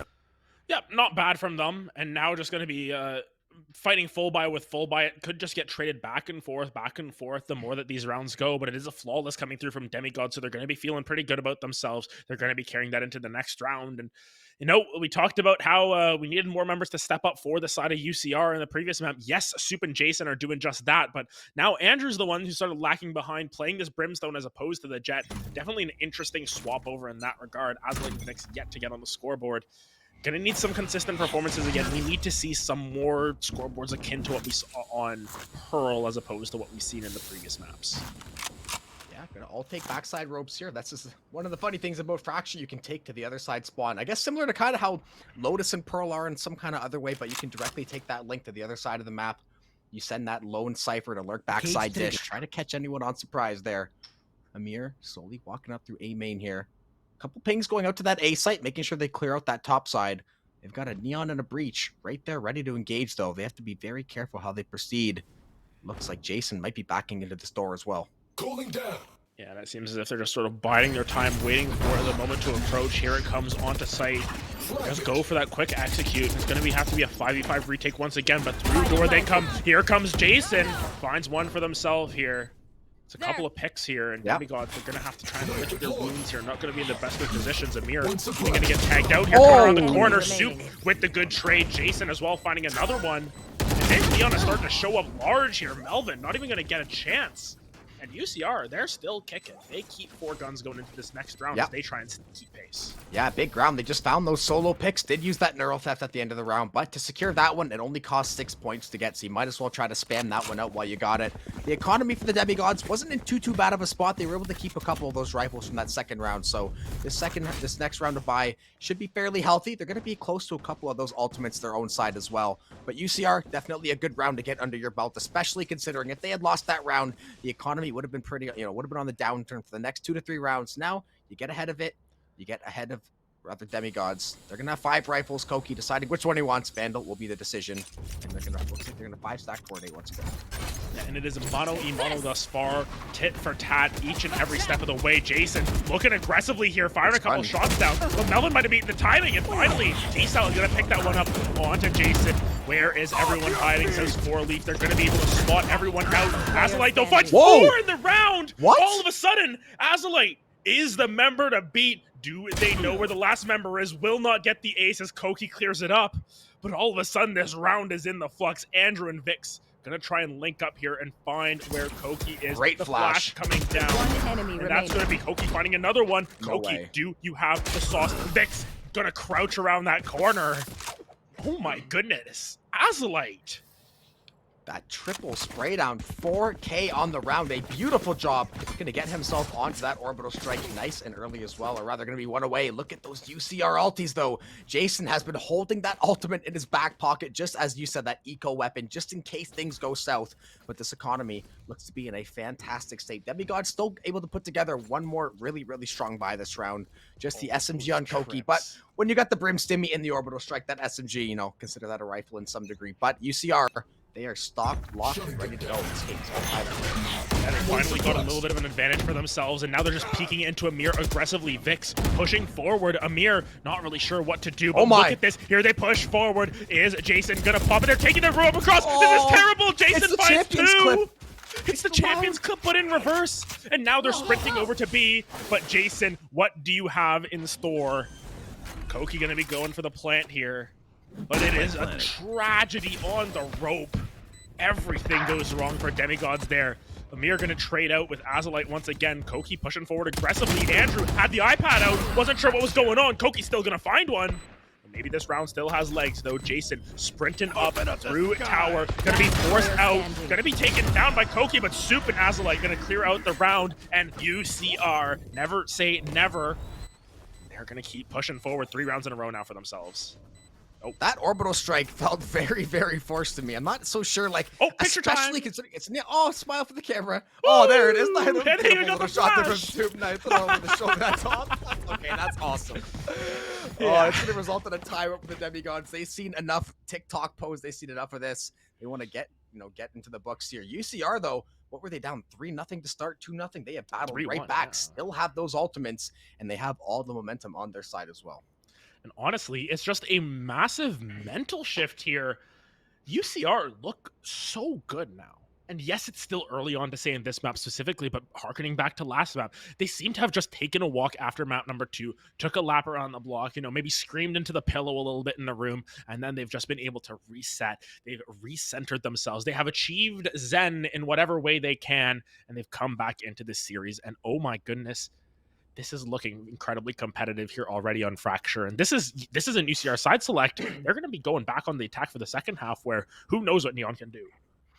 I was going to say Neon usually unlocked on that offense, but to be fair, the way Fracture is played, she can basically turn herself into an attacker. The way you can skirt around this map and take that rope, she can basically be that one-man attacking unit.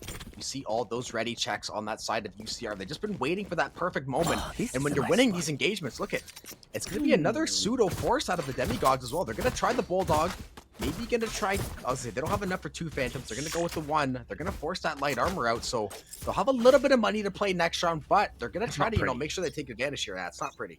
Yeah, and Jason, we'll see what they have in store. Sprinting. Going to be dashing in there. Oh, got the stun onto multiple members. There's one. Oh, that could have been it right there. Amir going to shut that one down, but at the very least, it's damage done to multiple members. Not only damage done to 1 member, but Alvin trying to push forward aggressively. Azalite gets it. And all of a sudden, Azalite has unlocked themselves. One enemy Forley taking a lot of damage. Azalite 3K now going. Azalite, do you have the sauce here to take down Forley? Going to be using that breach. Oh my goodness, can't remember the name of it now. Fire coming through. Aftershock. Fireworks. Forley, 11 HP in a dream. 2 members to deal with, Vix and Azalite. They're holding a nice little cross here. Azalite set to take contact, but the spike is down. They have so much time to play with. Yeah, this is what you like to call shock. There's the 0 point. Gonna dodge it for the time being, but they're still holding this cross. There's the pop flash. Forley timing not his way. Another 4K for Azalite. Yeah, Azalite unlocked in this map, I think. I think we've been somewhat critical of how Azalite played the first couple of maps there, but now 10, 5, and 3, going above and beyond the TikToker there. They can be looking at it and say, hey, listen, That's my teammate right there. He's below me at this point. Jason's still having a great performance, but overall, very, very impressive coming through from UCR. Yes, they are forced to sort of reallocate some funds here to afford a Brimstone operator. Now, that's something I didn't have on my bingo card. The 1-7 Brimstone up. You didn't see that coming? I mean, it's Andrew at the end of the day. No, I It's know the the same player. It's just funny, right? That It's even just though, very that's how funny, much yeah. confidence these players have. 1-7. No, I'll still go hit a shot. Exactly. Oh, There it is. We talk about caster curses. We don't talk enough about the caster blessings, and I think that was one of them right there. But already onto site here, 4-Leaf. Gonna be taken down one. T-Salad finding another one. The Molly. Oki actually gonna get one with the Molly as well, and this retake gonna be a little bit messy. But Jason, what do you have in store? Rolling Thunder potentially answered here. Will it be the Rolling Lightning? No, it's already been used here. Jason already onto site, finds one. Azalite finds another one for themselves, and Breach has no health to work with. T-Salad gonna get sprayed down through the wall, and now it is all down to 4-Leaf. Azalite finds another one. Don't look now. 5 rounds in a row once again for the side of UC Riverside. Yeah, they are starting to really flex these muscles and take control. And I'll tell you what, they still have not had to use any ultimates. I don't think they maybe used a single neural theft, and that is it besides that Rolling Thunder. They have been sitting on a gold mine of ultimates. The only thing, they're not so far ahead in the economy, but at this point, it doesn't matter. You only have a couple last rounds before half. You still have all those ultimates to make up for any possible monetary deficiency. And demigods, you got Sheriffs, you got a Guardian, and you got a lot of hope. Yeah, you can see the execute this time around. It's one lurking towards drop. Andrew might sniff this out. Oh, gets cold feet though. 4-Leaf got past the knife. And 4 other members are moving towards this A main site. 4-Leaf, you are all too unaware. I hate to break it to you, my buddy. About to be face to face with the operator. Soup holding some tight angles. Andrew gets cold feet. Is it gonna pop out? Oh, the shots are coming down now, and Andrew is well aware here. Oh, will he find it? 4-Leaf gets it, and here comes the neural theft as well. Operator now online as well from Drop. Soup and Jason, and they shut down the push. There's that Operator though. The neural theft back the other way. The tag is perfect. Azalite finds one on 4-Leaf. It's tagged down by the concussion. Azalite, a mirror backside on that box. There's the pop flash, the swing, the spray. Not gonna find it. Azalite wins the trade. Goodness. And 6 wins. Look at the health. Look at the health bars. Like, it's 2 shots. If they just went through all 3 members, it would have gotten 3 kills. It's 1 bullet apiece, basically.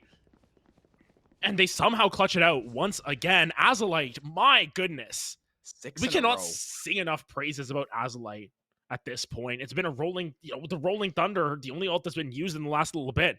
And now they're pushing forward on a crazy buy once again. They might be able to get 8-9 at the half here. And Demigods, are they mortal after all?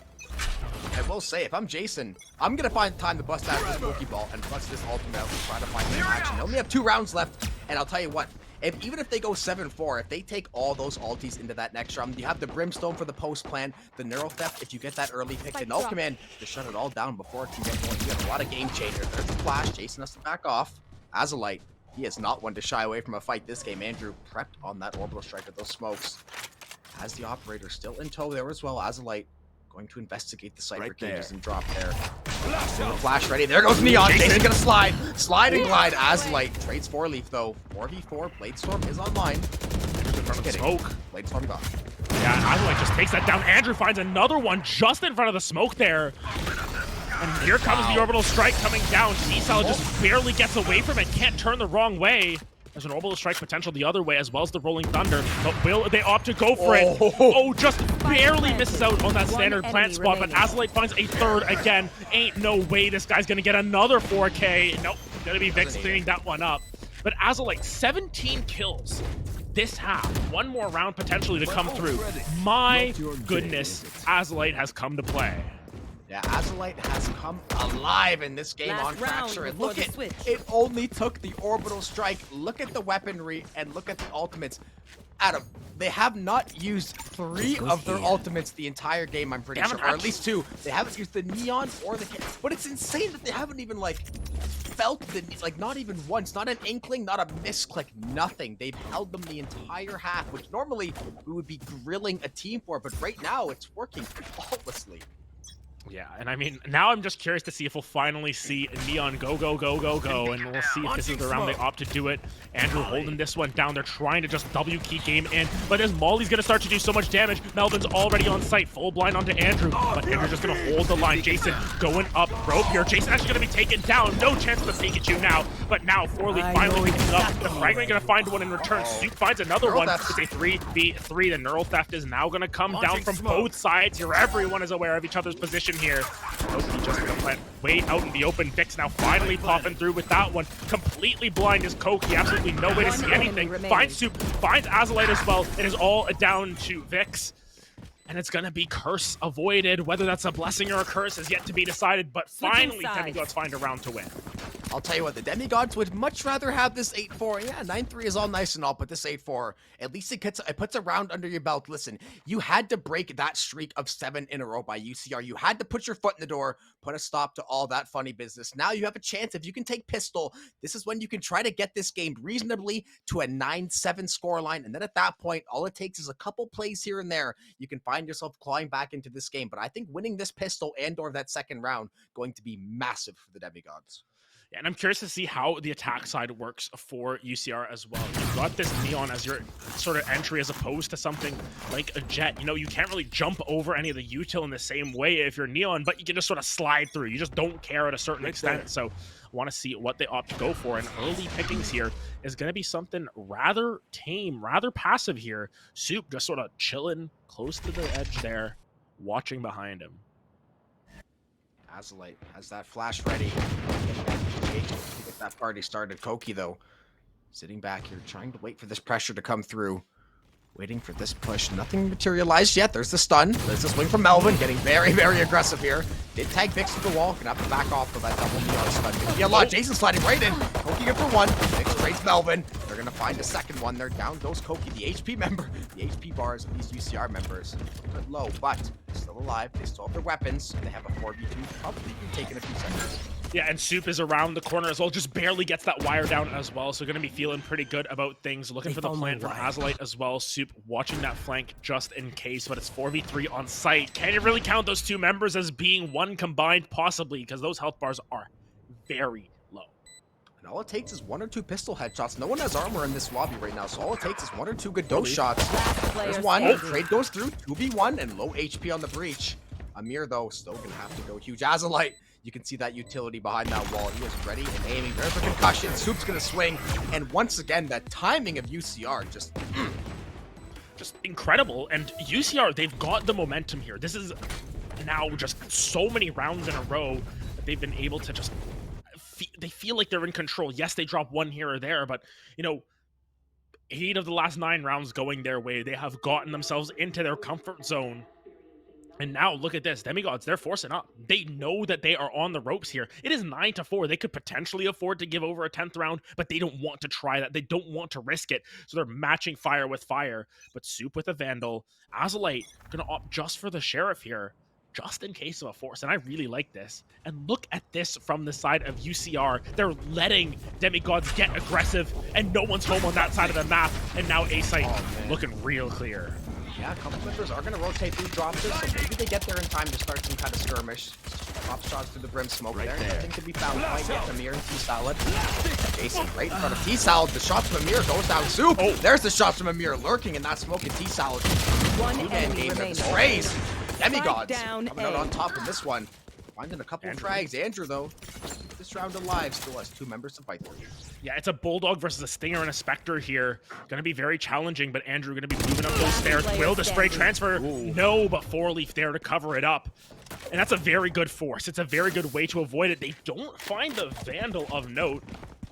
So it's just going to be 4-Leaf tossing that over, giving that to someone with a little bit more agency. Finally, UCR sort of quelled in their tracks there, told to slow down there. Neon given a red light. Now she just got to chill out for a round or 2. Yeah, I mean, Jason said he had a very, very hot start to the game. Didn't really need to use that ulti for a while, but he was doing a good job. Neon, the one good thing about her is that she, like, yes, the Jet Dash is a fantastic distraction tool. Neon is the ultimate distraction because you just can't, look, I mean, he's already getting ready to run. You just can't engage with her. She can get in, get out at the drop of a hat. She can send those double concussions, try to get going here. Look at Shorty.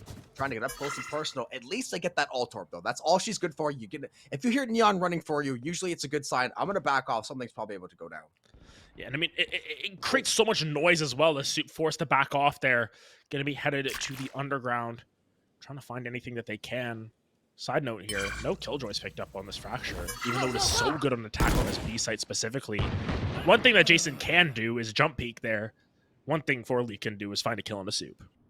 Yeah, Soup, I think we had 33 HP, so he got tagged down early in the round. Jason, little haircut there from Forleaf. Go, go, go. Is that a random shot? Or did Forleaf actually get some intel there?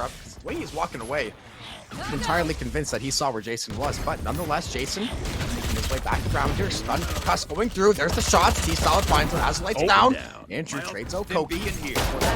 There's the rim stim. Melvin, though, Spike catches down wind of that A. one with the Guardian. Takes him down. Now this spike, pretty well cooked. Yeah, and I mean, it's Jason going to be trying to get themselves anywhere close to the spike. Melvin's got 30 the seconds knife out at that. They're just trying to find out where this guy is. They're looking for knife kills at that. One of their stats was that they were able to get a lot of knife kills per game. Haven't been able to see any yet, but Well, I mean, no, Jason is in a world of hurt there. yeah, 9-6 scoreline though, slowly but surely making their way back into this game. This is that critical round I was talking about. This is when you can get it to that 9-7 scoreline. You can start to take the economy lead, start to get the momentum, the gears start to shift a little bit. The Demigods, this round is going to be crucial. Yes, I know you have the Guardian, I know you have the Bulldog and the Spectre, but you have full armor, you have a couple of rifles, and they could play for some of these ult orbs as well. Potentially make something happen. However, Andrew does have that orbital strike in the back pocket already. Waiting! Ooh. Jason not waiting for anyone. Yeah, Jason is going through. Oh my goodness! Through the wall, takes down Koki. It is traded back by Melvin, but Azulite on the answer there, and that is the opening that UCR needed. I mean, hey, listen, he knew he was behind the box. Why not? It's a smart play. It's a really heads-up play. And I mean, it's just that Neon, she goes through so quickly. You hear her, but can you see her? Most of the time, no. That's the issue. But Andrew from behind, what a shot. And now it is simply 4-Leaf versus the world. Gonna need a 4-piece for this 4-Leaf to try and clean anything out. Does not seem to be the case. Just gonna back off for the time being. That's gonna be 10 on the board for UCR. Jobin, you said it wasn't gonna happen. We were talking in between. They're like, no, this is cooked. Now look at us now. The way things were looking, you know, I'm an eye test person. The eye test told me things were probably going to look a certain way. You know, I thought they'd come back with a little bit more style. UCR, though, just playing so clean. And once again, they're going to keep 4 members alive. This economy continuing to snowball. And Jason, now that he lost his weapon and that money's low, I have a pretty good feeling what he's got in store next round. Oh, yes. We're about to see Emperor Palpatine enter the arena, potentially. One of my cameras is leave it up to the possibility that someone sauces the homie a gun. Nope. Nah, why would you? No. It's time for Palpatine. It's time. It is time. We've been waiting. 18 rounds, 19 rounds for it to come through. Did we see a Neon in the first series today? I don't think we did. Only yesterday. No, we saw Neon yesterday. Yes, we saw that come through. But we're waiting for the Jason Neon at that. You know, going for the tick. He got a gun bought for him. He's not going to use it. All right, Jason. I am disappointed. Bladestorm. Oh, that's a Bladestorm though. Neon's just already through though. Jason is already in there like swimwear. Maybe dodging away from a knife, and then they say, I'm outie. Yeah, they're gonna. That's enough. Listen, we've seen and heard enough of going over on that A site. We're going over to B. However, they are going to be running into that Cypher setup, so might get slowed down just a hair here. They do have that orbital strike, so they can zone off either tower, backside of site. There's the orbital strike, zone off. Try to get this plant down. That's an early orbital though, and Jason's gonna go down. The blades from behind too. Oh, to the flash gets the kill. 2v2. Low HP on one of these UCR members. T-Salad. Trying to get the stack up here. There's the cage. There's the trip. Cage gets shot out right away. Andrew jumping to safety. Gonna get that molly ready, but so low on health. Got the spike. Yeah, where's the spike? There it is. Finally picked up. Has to be careful about planting behind this Radiant box here, because it is potentially wall bangable.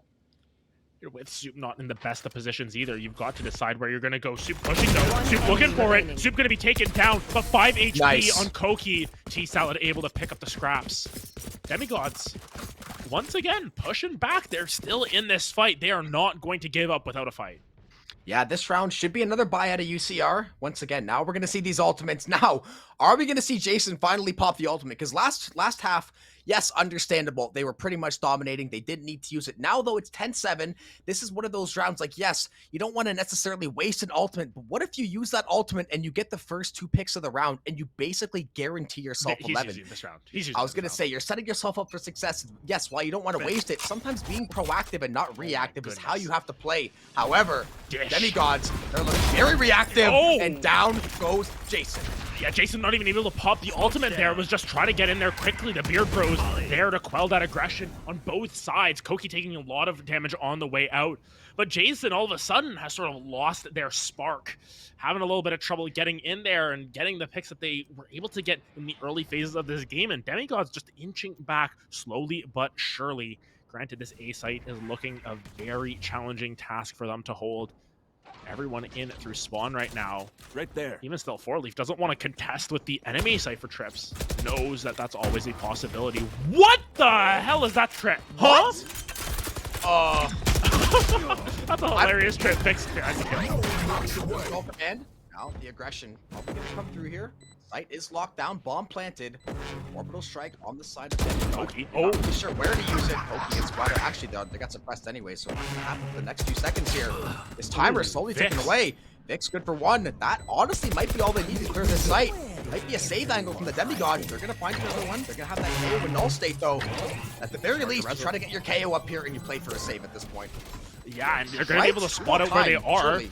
Yeah, time is starting to tick, and that's the challenge here. What are they going to do? Soup finds one, and it's going to be Soup finding another one, and Melvin with 31 HP has no chance here, has to try and get out. They saw him taking a couple shots from the classic 24 HP. Are they going to chase him down? Does not seem to be the case. Soup actually dies on the way out, but UCR, they get to 11.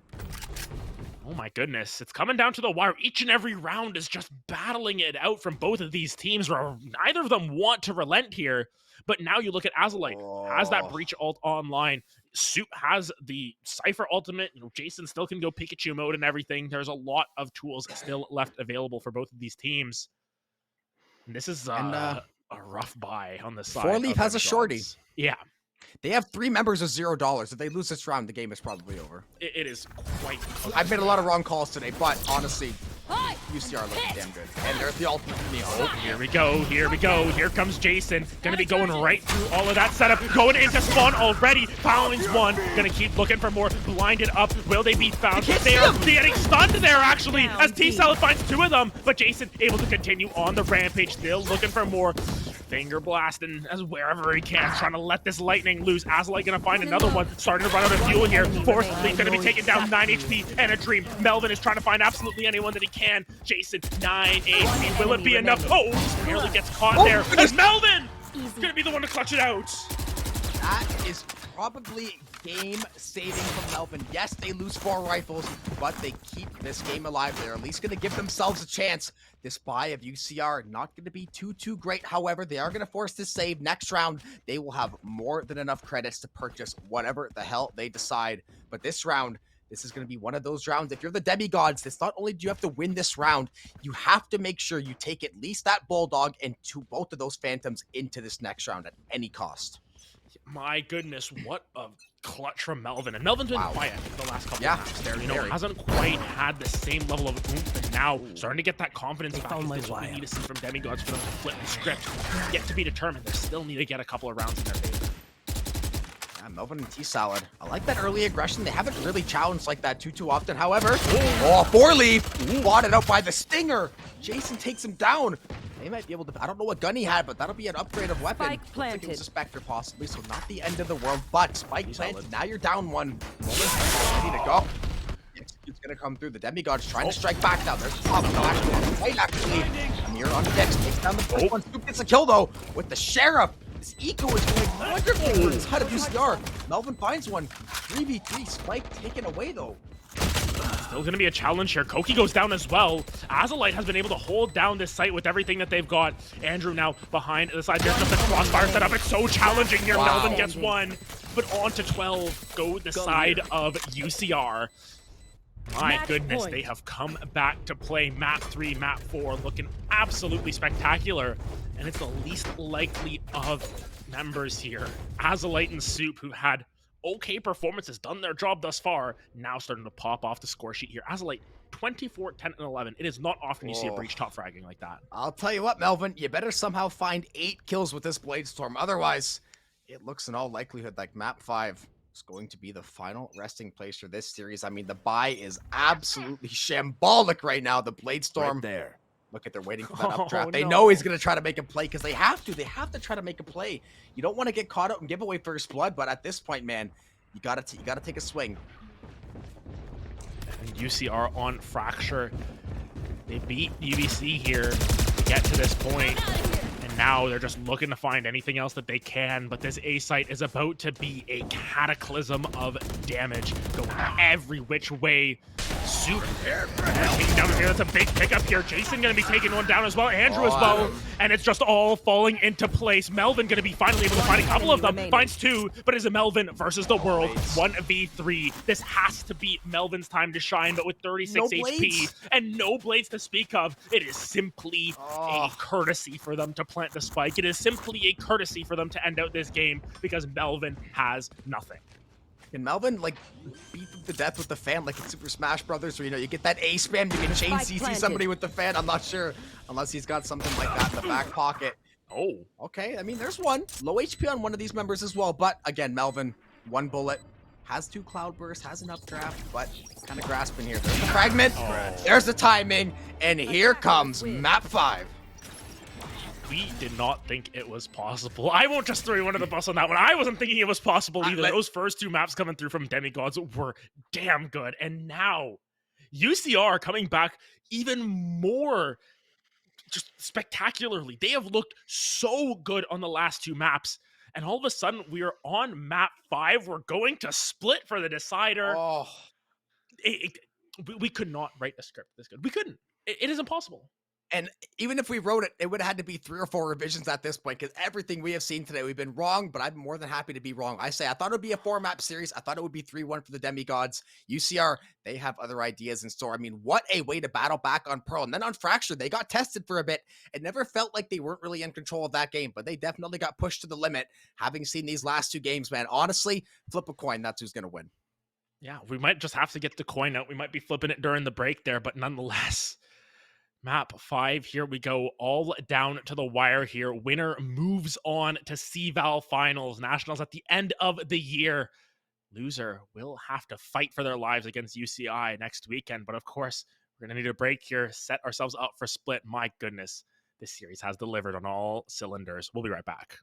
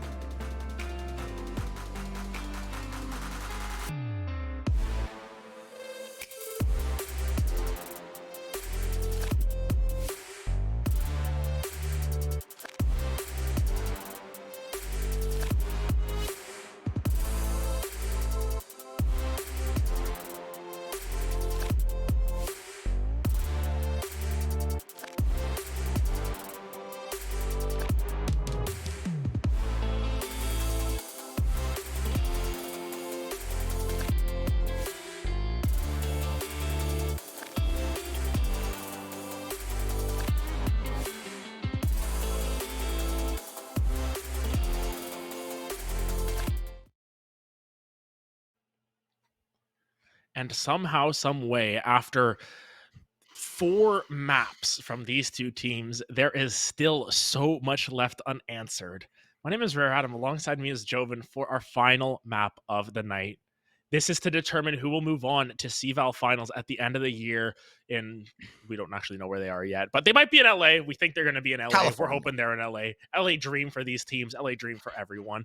Nonetheless, one of these teams will move on to those finals, and one of them will have to fight for their life against UCI. And yet, it all comes down to Split here, Jobin. One of the maps that we said was a defensive stalwart. We saw UCI pull it out, and it wasn't so much of a defensive stalwart. But then we look into the past here, and tell me about what UCR's history on Split is. UCR, I think they only have like one recently recorded match on Split, but like we talked about, I think that UCI defense on Split was more of a blip and not a trend, because even during the week of preparation, every single time we saw a Split scoreline or casted Split, it was legitimately 8+ rounds to the defense on average. It was at least 8 usually, and we saw a lot of cases where it was 9 or 10. So this Split defense has been a mystery for so many teams to crack so far, but we're now in game 5. Everything else is off the table.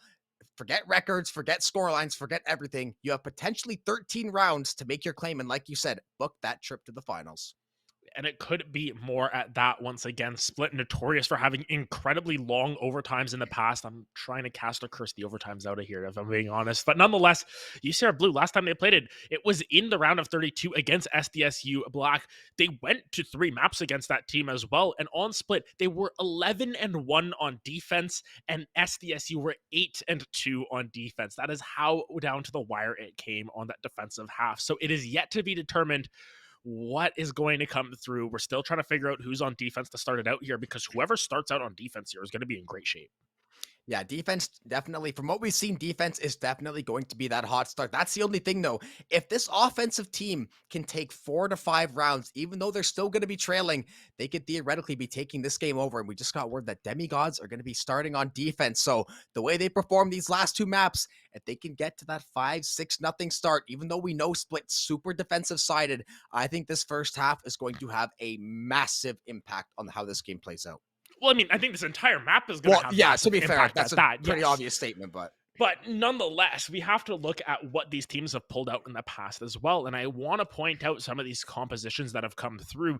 Andrew has been the one to pull out Raze on Split as their option, and it's Jason moving over to the Viper. I want to see if that's the composition that they pull out on the side of UCR. In terms of Demigods, what do they play on the Split? Ask anyone. No one really knows. They haven't played Split. So I'm going to be curious to see if they have anything up their sleeve, if it's going to be anything crazy potentially coming down the pipeline. Maybe we're going to see Amir pull out that Neon all of a sudden to try and switch it up, because, Split, one of the maps that was reintroduced, there wasn't ever a time where Neon was on Split. There wasn't ever a time where Harbor was on Split. While Harbor is definitely not one of those agents you want to pick up, you prefer the Viper. Neon, there's an argument for it with how important mid control is. If you just run down mid and you can get right into their backline, not the worst case scenario. Potentially, for sure. I think, though, not that the Split meta has been defined, but I would expect to see the Raze and the Viper for sure, especially Raze on the one site, jumping on top of that planter, creating these kind of weird misangled high ground. The Boombot, so good for clearing out, I believe it's A side heaven. There's so much utility that Raze is so good for. Maybe you try to combo it with something like that, maybe something like the Astra as well. So wouldn't be surprised to see that. But like you said, the Neon definitely could see value. I expect to see something like the Sky or the KO, because a lot of Split is quick pop flashes, quick initiation, getting on site, trying to find that early pick, and then trying to snowball from there. So these quick pop flashers, I think, are definitely going to be good. Maybe something like a Phoenix, but I find that one a little more out there. Yeah, and I mean, we've seen a lot of games on Split over the years, especially at the pro level, and I mean, for collegiate players, depending on when they started playing as a team, they might not have as much experience on it. Yes, it has been in the rotation for a couple of months now, but even then, Split is one of those maps where a lot of teams will just ban it because they don't want to deal with it. Or it's that 3rd map that you never get to in best of 3s. Or it's the 5th map that you never get to in best of 5s. But yet, here we are with Split as our decider. The jury was out, will it count if they don't play it? If it's going to be a 3-1 either way? Nope, we're playing it. It's 2-2. We're going to be going down to the wire on Split with this series split down the middle at that. Yet, somehow, some way, UCR Blue has sort of redefined how strongly you can come back in a 5-game series, because games 1 and 2, we have to talk about it. Demigods were on fire, especially coming off the back of Haben, and all of a sudden, Pearl comes around and it's ice cold. Yeah, Pearl completely changed the direction of this series, I think, wholeheartedly. When USCR, even if they came out and they won Pearl 13-10, the Demigods, not that they would have come out and won that map for and ended the series, but you at least can take something positive. I think UCR came out, punched them right in the face, and said, "Oh, these guys can bleed. We can, like, gods can bleed. We can hurt these guys. We can take these guys down." So I think now they have that confidence, they have that momentum, and Split, like you said, it's one of those maps right now. Split and Load, it's kind of in that same section of like people don't really touch it. Usually it's that last map. We even seen Icebox. Icebox was usually that map before. We're seeing a lot of teams now taking Icebox, realizing it's a part of that standard rotation now. Split and Load is kind of still those two outliers. So it'd be very interesting to see. Are they going to be ready for this moment? Are they going to be ready to take on Split, especially if you're starting on that dastardly attack side? Yeah, and I mean, it really just comes down to if these teams have strategies on the attack as well. It's normally seen as like if you can get 4 rounds on attack, you're in good shape. You're going to be in good shape switching over because you can easily take 9 rounds on the defense, and vice versa in that same way. If you're not getting 8 or 9 rounds on that defensive side, you're going to be in rough shape come halftime. And that's why I think that a lot of times this map has gone the distance. I remember significantly Zeta Division, what was it, almost a year and a half ago, last time Split was in the competitive pool, they went to like 4 or 5 overtimes on map 5. They were able to clutch it out, and Split has been sort of this catalyst for these amazing games time and time again. And then we've seen it at Lock-in here, and it's been a little bit more of an enigma. These teams don't really want to pick it up. Sentinels of note picked it up against Fnatic, and Fnatic just stomped them on it, all things considered. So it's still an enigma for pro teams. It's an enigma for us as casters. It's an enigma for these teams in general. But what is not an enigma is the results of this game, at least after we play our rounds of Adam, Valorant here. And I was going to say, do you see the hover? That's a little more interesting to me. I don't think we're going to see it. Probably going to see the Killjoy. Killjoy is one of those standard 3 or 4 agents. Raze, they are starting on the defense. So Raze on defense, they're going to opt for the Sky, the Astra, the Jet, and the Viper to round things out. We're going to see the Raze on that attacking side. But yeah, starting defense, Raze. Listen, you're counting on taking a massive lead on defense and then taking that Raze into the offensive side and hopefully getting things to happen. But like you said, Split has been that story, that hallowed ground for so many classic Game 5s in VCT. And Split, like you mentioned, the Sentinels Fnatic thing, it is a shot caller's heaven. There is so much you can do. Watching Boaster and some of these other IGLs live call this map and some other maps, you can just see how many layers some of these teams have. But like you said, these collegiate teams, they're not going to be on the level that Fnatic and Boaster are. They're going to have to figure out some way to make their own identity and figure out what's going to work. And Demigods, you're starting on defense. You have the upper hand on paper. Are you going to be able to stop the reverse sweep in the finals? Yeah, and it's very interesting to see them go double duelist. The first time I think we've seen double duelist might be apart from maybe one other time. Yeah, but maybe one other time. Not much this weekend. Our brain has been turned to spaghetti at this point. Was there a double duelist game? We'll have to figure that out. I asked for Yumi earlier. There's a lot, yeah. Yeah, there's been a lot going on, but nonetheless, going Raze on defense. We've talked about how lackluster Raze can be on the defensive half, and yet they're still opting into it willingly when they have the advantageous side. I am curious to see how it develops, but already you can see UCR trying to take control of mid here. We talked about this earlier in the ASU UCI series. If you can find that control through mid, you can potentially just run away with the map. Yeah, Andrew trying to walk up toward Venture, but I mean, to be fair, these split comps, this is kind of what I would consider the meta 5. Soup getting that first blood. Frenzy answer from Melvin. Backdraft to the bull. He's going to get tagged down. There's the Sky healing on pistol, though. Jason takes down a mirror. Now he's going to try to get the reswing off that life orb. Azalite rather takes out Koki.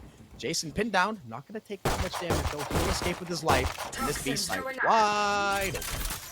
Yeah, and I really like this play out of Jason, playing a la Nats in a sense, on this Viper just lurking, trying to pull members over to the opposite side, and that's exactly what happens. Yep. They force Melvin all the way to the opposite side of the map.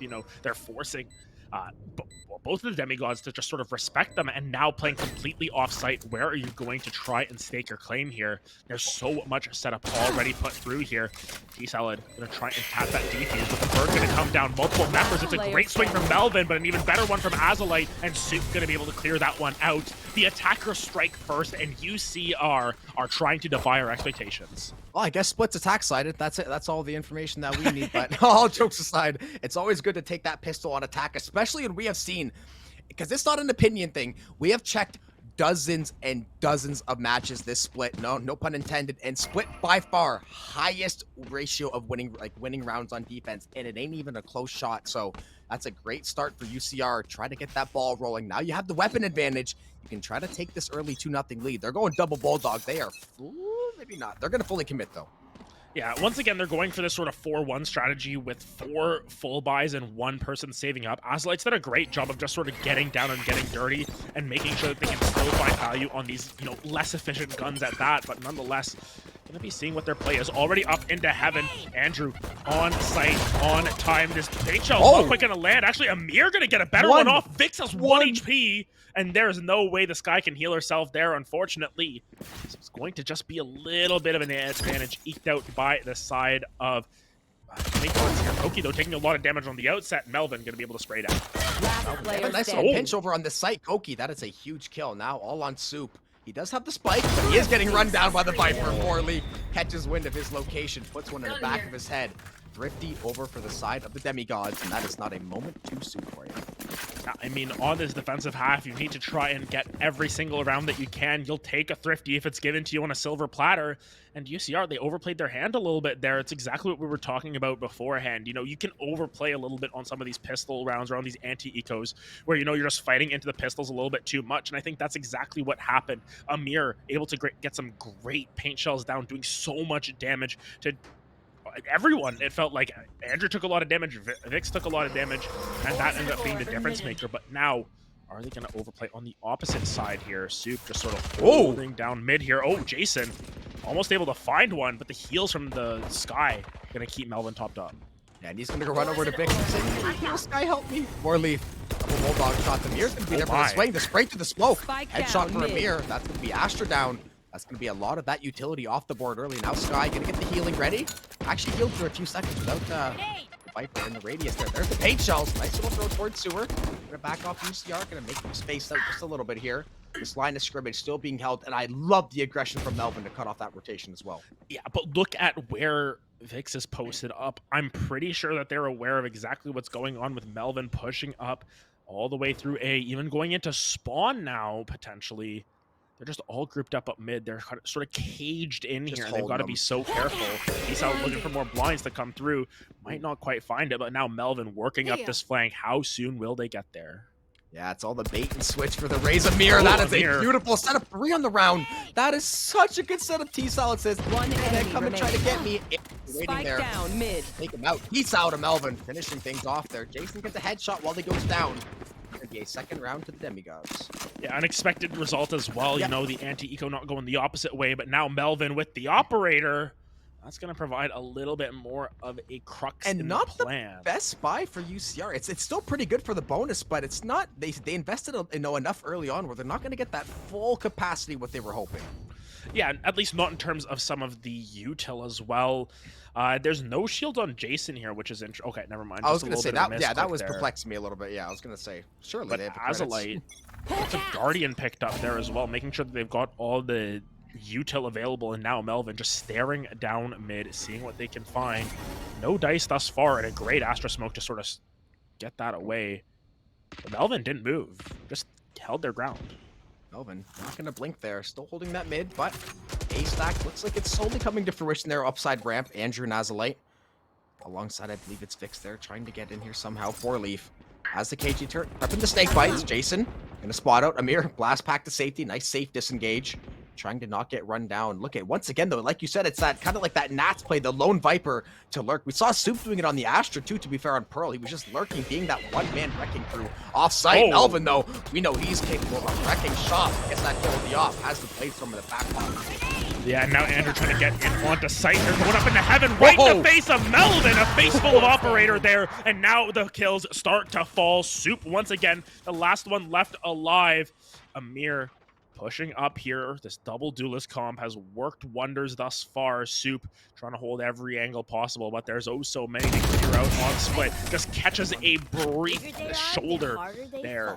Soup gonna take down Koki, but it's a third round picked up for Demigods. This is more akin to what we were expecting on this defensive side here in the earlier series, and now it just depends on how many rounds UCR can get on the attack. What can they do in terms of the damage?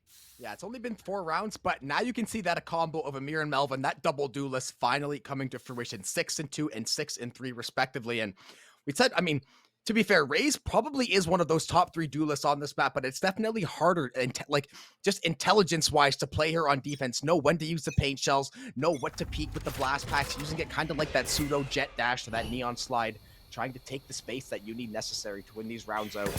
Once again, that A ramp sit gonna be the choice. Slots an operator, shoots a barrel, but he gets taken out with a one-shot by Azalite. Yeah, Azalite actually going to link up with Spike Vix there, I down believe, to A. clear that one out. But now Jason once again lurking, just being a pest each and every time. Koki not able to take him down either. Jason calling their own number here with this as well. Full health and basically just dealing damage to Koki, forcing a second member to come through, and now 4leaf is forced onto the scene as well. The numbers advantage still going in favor of Demigods here, but at least UCR are making it complex. And now look at where Soup has pushed up here, covering a whole lot of ground in through sewer. With how far back this Killjoy is sitting, they're just willing to buy as much space as necessary. And Amir, this is going to be a tough angle to hold. He's in a really good spot for it, though, and that's the one thing. Both of these sites are locked down. Now we're seeing that 2-man flank through mid as well. They're going to have to be a little bit faster, though. Amir, if he can get the jump on these two, this could be absolutely massive. They only have pistols. He has that Phantom. He's going to spot one out. Taken out immediately by the Sheriff. Soup. That might be a weapon over to UCR as well. And now they can push toward this back site. The snake bite's going to be good. The pop flash back the other way. Now they're going to get tagged down. T-Salad for that one. Sheriff shots. They're going to spot out T-Salad, but it's the operator. Azalite has stashed it away. They find the kill. They put the lockdown, and they find the plant. There's a snake bite, but the plant will still come through.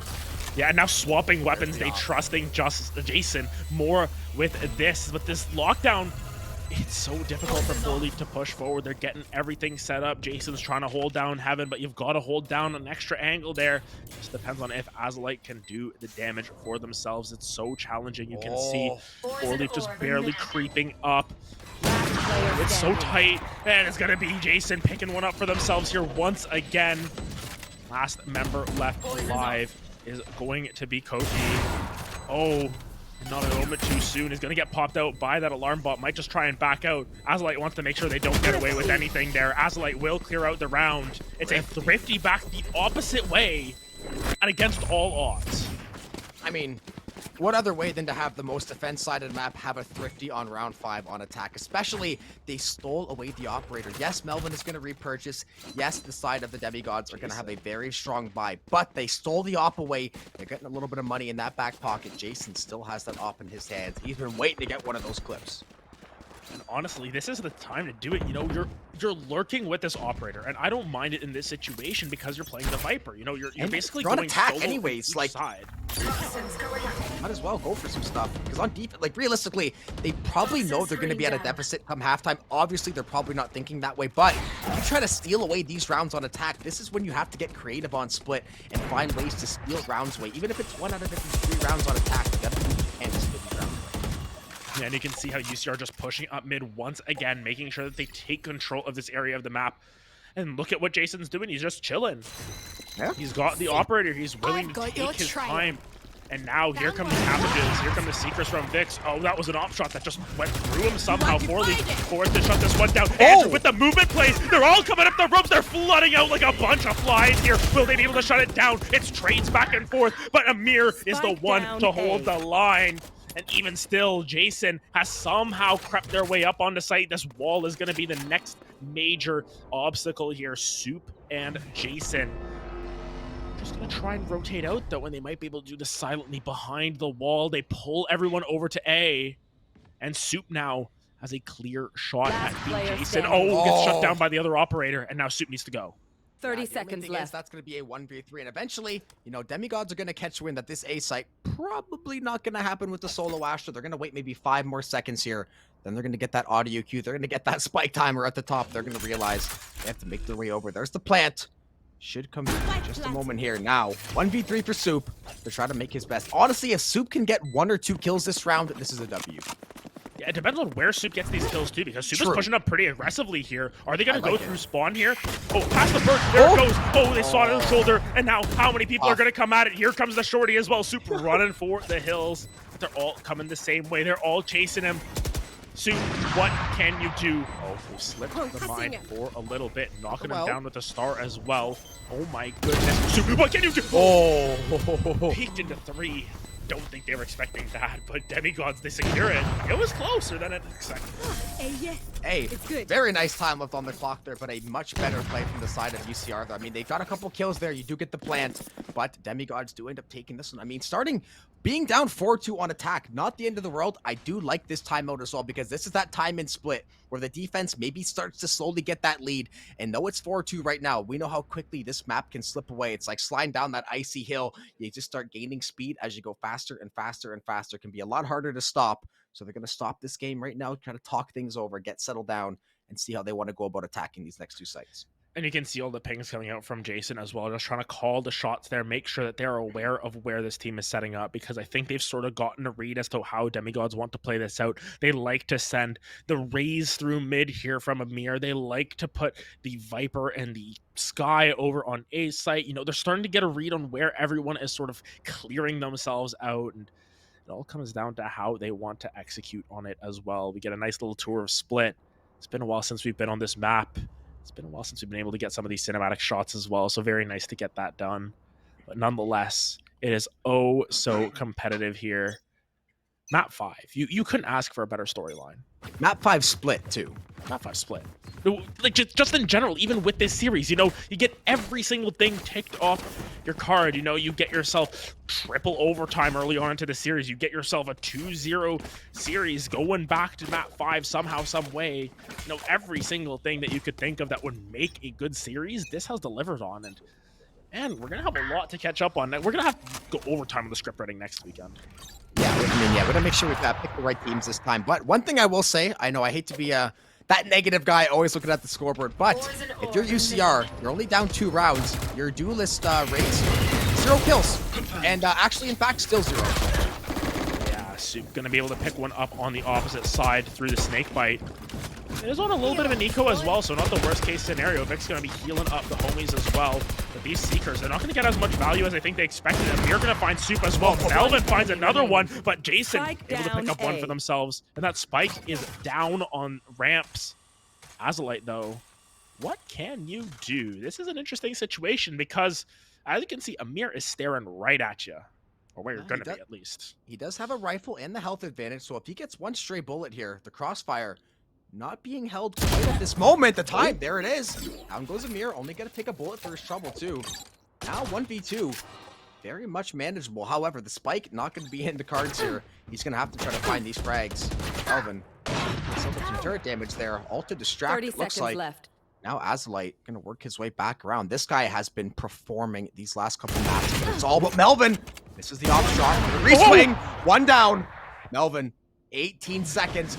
There is a world of time. There's the nano. He's going to navigate the cloud burst. Melvin take his engagement. And Azalite, 3K clutch operator retrieve. 3 on the board for UCR. Wow, Azalite. Huge.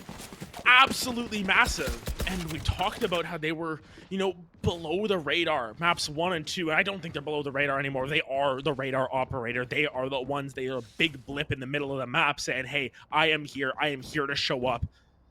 My goodness, what a clutch out there. That was looking real doomed for a little bit there, and Azalite makes it work. Yeah, Azalite, I mean, how many times have we called this guy's name? And that's why CVAL always provides so many good moments for us. We might interview Jason, talk about some of these other players. Somebody always comes around that we maybe didn't spend that much time on, and they show us why we should definitely have been learning their name earlier in this split. But, hey, execute. First blood to Soup. UCR's offense, man, they are on fire these last couple.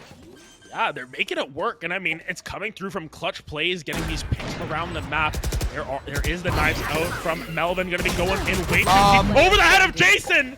Jason finds it, and now it's a 5v1. That is not according to plan. Koki, the last one left alive, and it's just, it has to be a save. It has to be. Demigods. They had the Blade Storm, they had weapons, they just couldn't piece it all together. Now if you're Koki, you have to play for the save. You're not going to get any exits, a couple op shots just to let them know what time it is.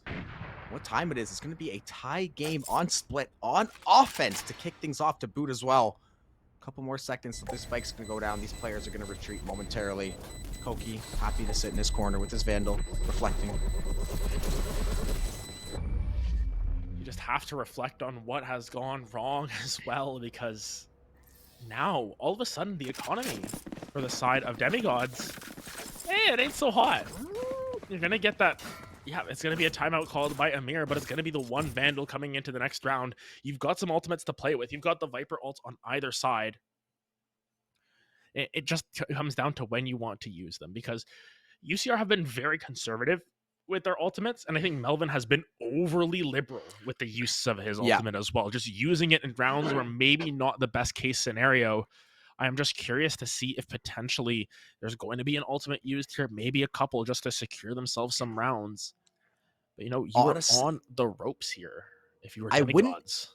Yeah, and I wouldn't actually hate UCR using those ultimates, especially considering, granted, now that we're in this 4-4 game, and like I said before, stats are nice and all, but you have to get onto the server and actually make plays. If you come out flat on offense, or on defense rather, yeah, you're going to get the doors blown off you. And right now, UCR, they are at least keeping this one. I mean, hell, forget striking distance. They are tied up and they are looking to take the lead this round. I would not hate to see a lockdown, maybe an early Viper Pit investment to try to, either negate a push through mid, try to cut off one of these sites. I wouldn't hate the idea, especially if UCR is confident. I mean, it's 4-4. Andrew has 1 assist and 0 kills. Listen, and on race. Yes, and I mean, we can stay. That's how good this team is playing, though. It's speaking volumes to the rest of the team. It's speaking volumes to Azalite. It's speaking volumes to Soup. These are members that we weren't calling their name a lot early on into the series. It was Andrew was carrying. Yeah, I'd say Andrew's okay to have a slow start to this game because his back's gonna be hurt.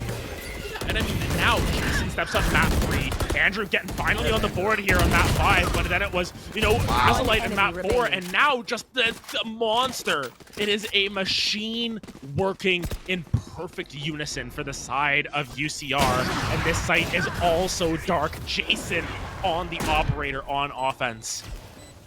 Who said splits a defensive side and map? Oh, man, we are looking dumber and dumber with each passing minute, but I'll tell you what, these may be demigods, but UCR are looking like a couple of titans over on Split right now. They have proved to be all that the demigods can handle, and then some.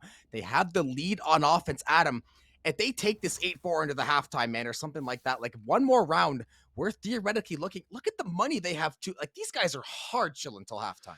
They're buying out the rest of the half here, and even if demigods go to a 6-6 half, that is almost that's a great play for UCR, but then we haven't seen demigods on the offense here. Maybe everything is just backwards here. Andrew with a little bit of a Rosa gonna get caught out. Amir, similarly though, gets a little bit too greedy with the satchel, so the raise is gonna be removed from play.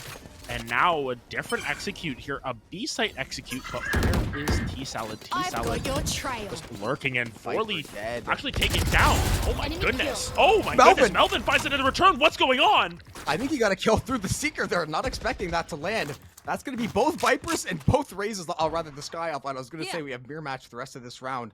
Azalite working up through mid, maybe giving his teammates the old nod, telling them, hey, let's go check the back door and see what's going on. B completely open right now. Gonna keep that Viper lurking mid. Been that typical strategy so far. Melvin checking over on ramps there. Gonna take a peek toward ropes. Once again, this B site gotta be open. But the only thing is they haven't really had a chance to get information on the B site. They're kind of guessing. But that lockdown, that's gonna give away the game, it seems like. It's going to give away the game plan potentially, but they just don't know who's still left here. Melvin actually getting in onto site, trying to punish this, but might actually get locked down on the way out. Just barely gets out alive, but that is some permanent damage going over on to Azalite. Now they're just going to use everything here. They're going to pull in the spike as well, just trying to delay it out as much as possible. Just spam down as everyone. Koki finds Soup. No more smokes, but Koki doesn't have a whole lot of health. Jason finds the shorty kill, and Koki versus the world. Not a whole lot of room to play with. You're going to have to make some magic happen, Koki.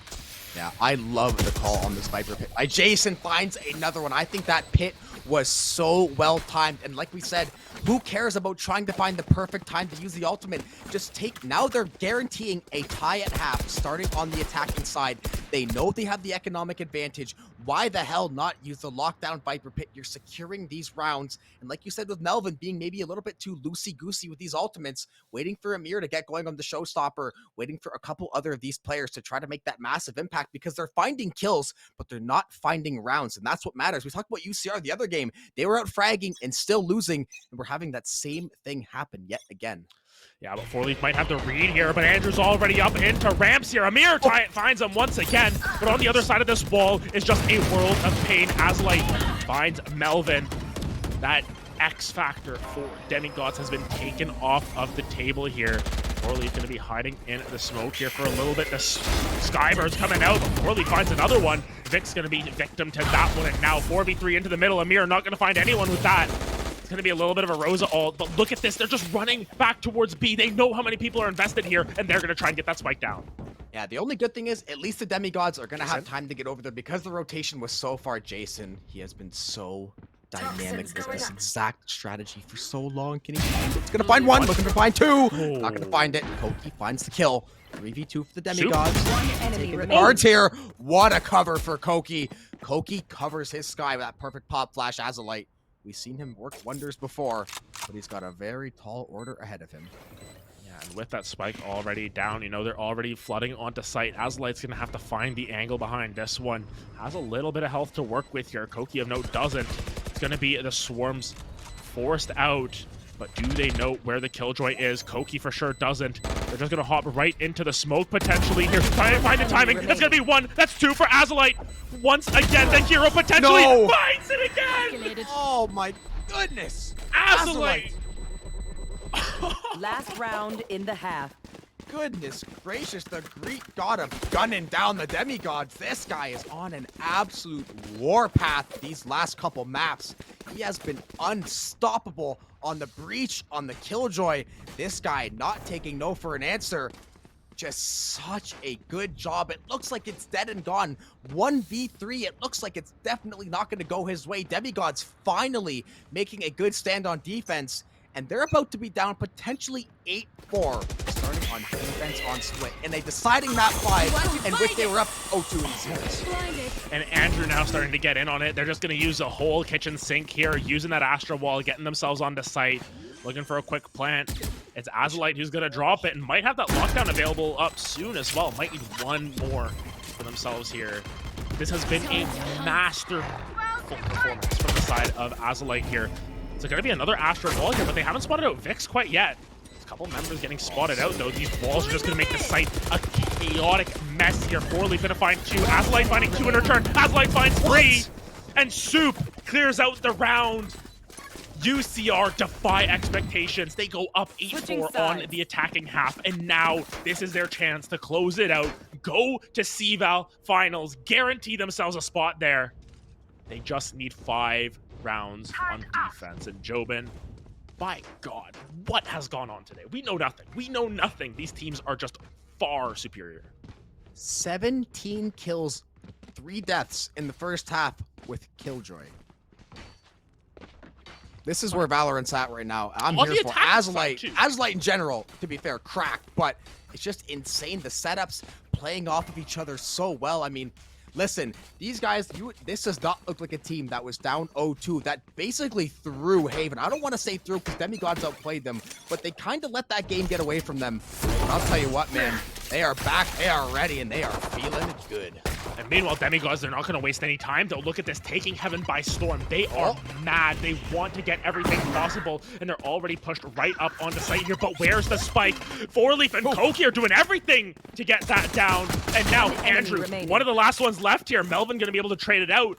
And we talked about Azulite. You're going to have to make some magic happen once again. You're in a 1v3 on pistol after, what, 30 seconds? I mean, listen, at this point, I'm not going to rule anything out with this guy, even though it's a classic and not a sheriff and not a frenzy. I'm going to give him that small percentage chance. Planted. If he can catch up to Forleaf here, listen, if he can make this into a 1v2, there, every card is on the table, but that is a disgusting angle. Luckily, Forleaf is going to land at least a bullet or 2, give his teammates a little bit more leeway on this damage. Melvin, just going to be safe to hold this. Yeah, the conga line double stack up here. It's like when 2 kids would go in the trench coat try to go to the movie theater. Just stacked up on top of each other, hiding away with one another in that back corner. You don't care to even... dying to the spike, you're fine. This first round, Demigods should be able to walk away with this one. Yeah, and I think Isaac needs to try and get something out. G-Salad is going to be able to clean that one up. The totem pole peak works. At the very least, it's going to possibly afford them an extra round in their favor. Granted, it was Demigods who were able to get the anti-eco. They were able to stop that push forward in the early parts of things with an incredible anti-eco against them. Now, what will they be able to do in return? Azalite 18-5, as you were mentioning, on attack as Killjoy. 17-4. That doesn't happen. Like the Killjoy Astra and the is- Killjoy are top bragging on attack, and the Viper. Like in order of who like would do the least killing typically, maybe Killjoy over like Astra over Killjoy, but like in order of like reverse order of what we would expect, that's how it's playing out. Yeah, and I mean, normally you're not going to see these players who get down and dirty with it going and getting all these kills, but it's the Killjoy who's doing it. And I mean, all the more power. I find joy in this, that's for sure. I find joy in the killing, and I'm sure that Azalite is, as well as UCR are as well. But yet there is still more Valorant to be played. You know, Yes. 8-5, this match is far from over, and Jason holding this tight corner here. No one's home, though. Everyone's been evacuated. Yeah, I suppose as easily as the as UCR can go 8-4 in attack, yeah, why can't Demigods? You know, they took that first pistol. It's all about getting this momentum. Nice ahead of time, though. Gonna go through heaven here. Vix lurking back mid. Soup playing in this short corner with the shorty. He's gonna be waiting. Recovering. I was gonna say he's gonna be waiting quite a while for any action, but it looks like the Demigods are maybe gonna fast track this process.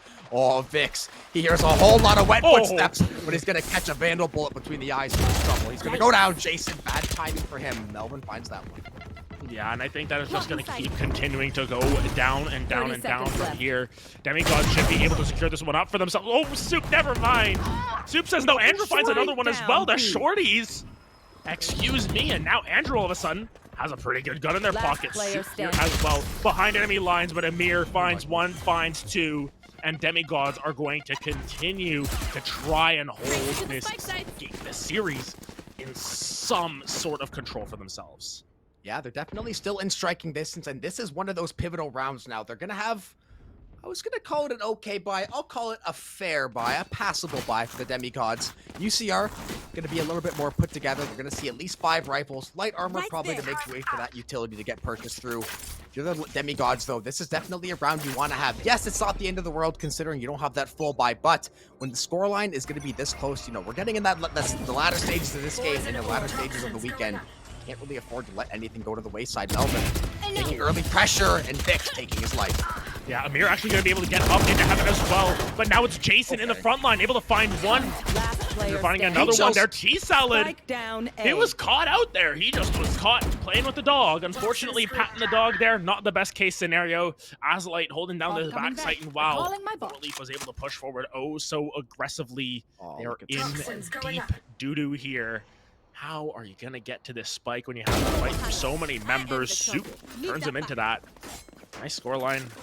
Last time we're going to see it, at least for this series. Yep. But nonetheless, UCR Blue finally getting one back. And a relatively clean one at that. Only losing a couple Very of guns, clean. being able to buy it back up. And Koki going to be just handing it off to the rest of the homies now.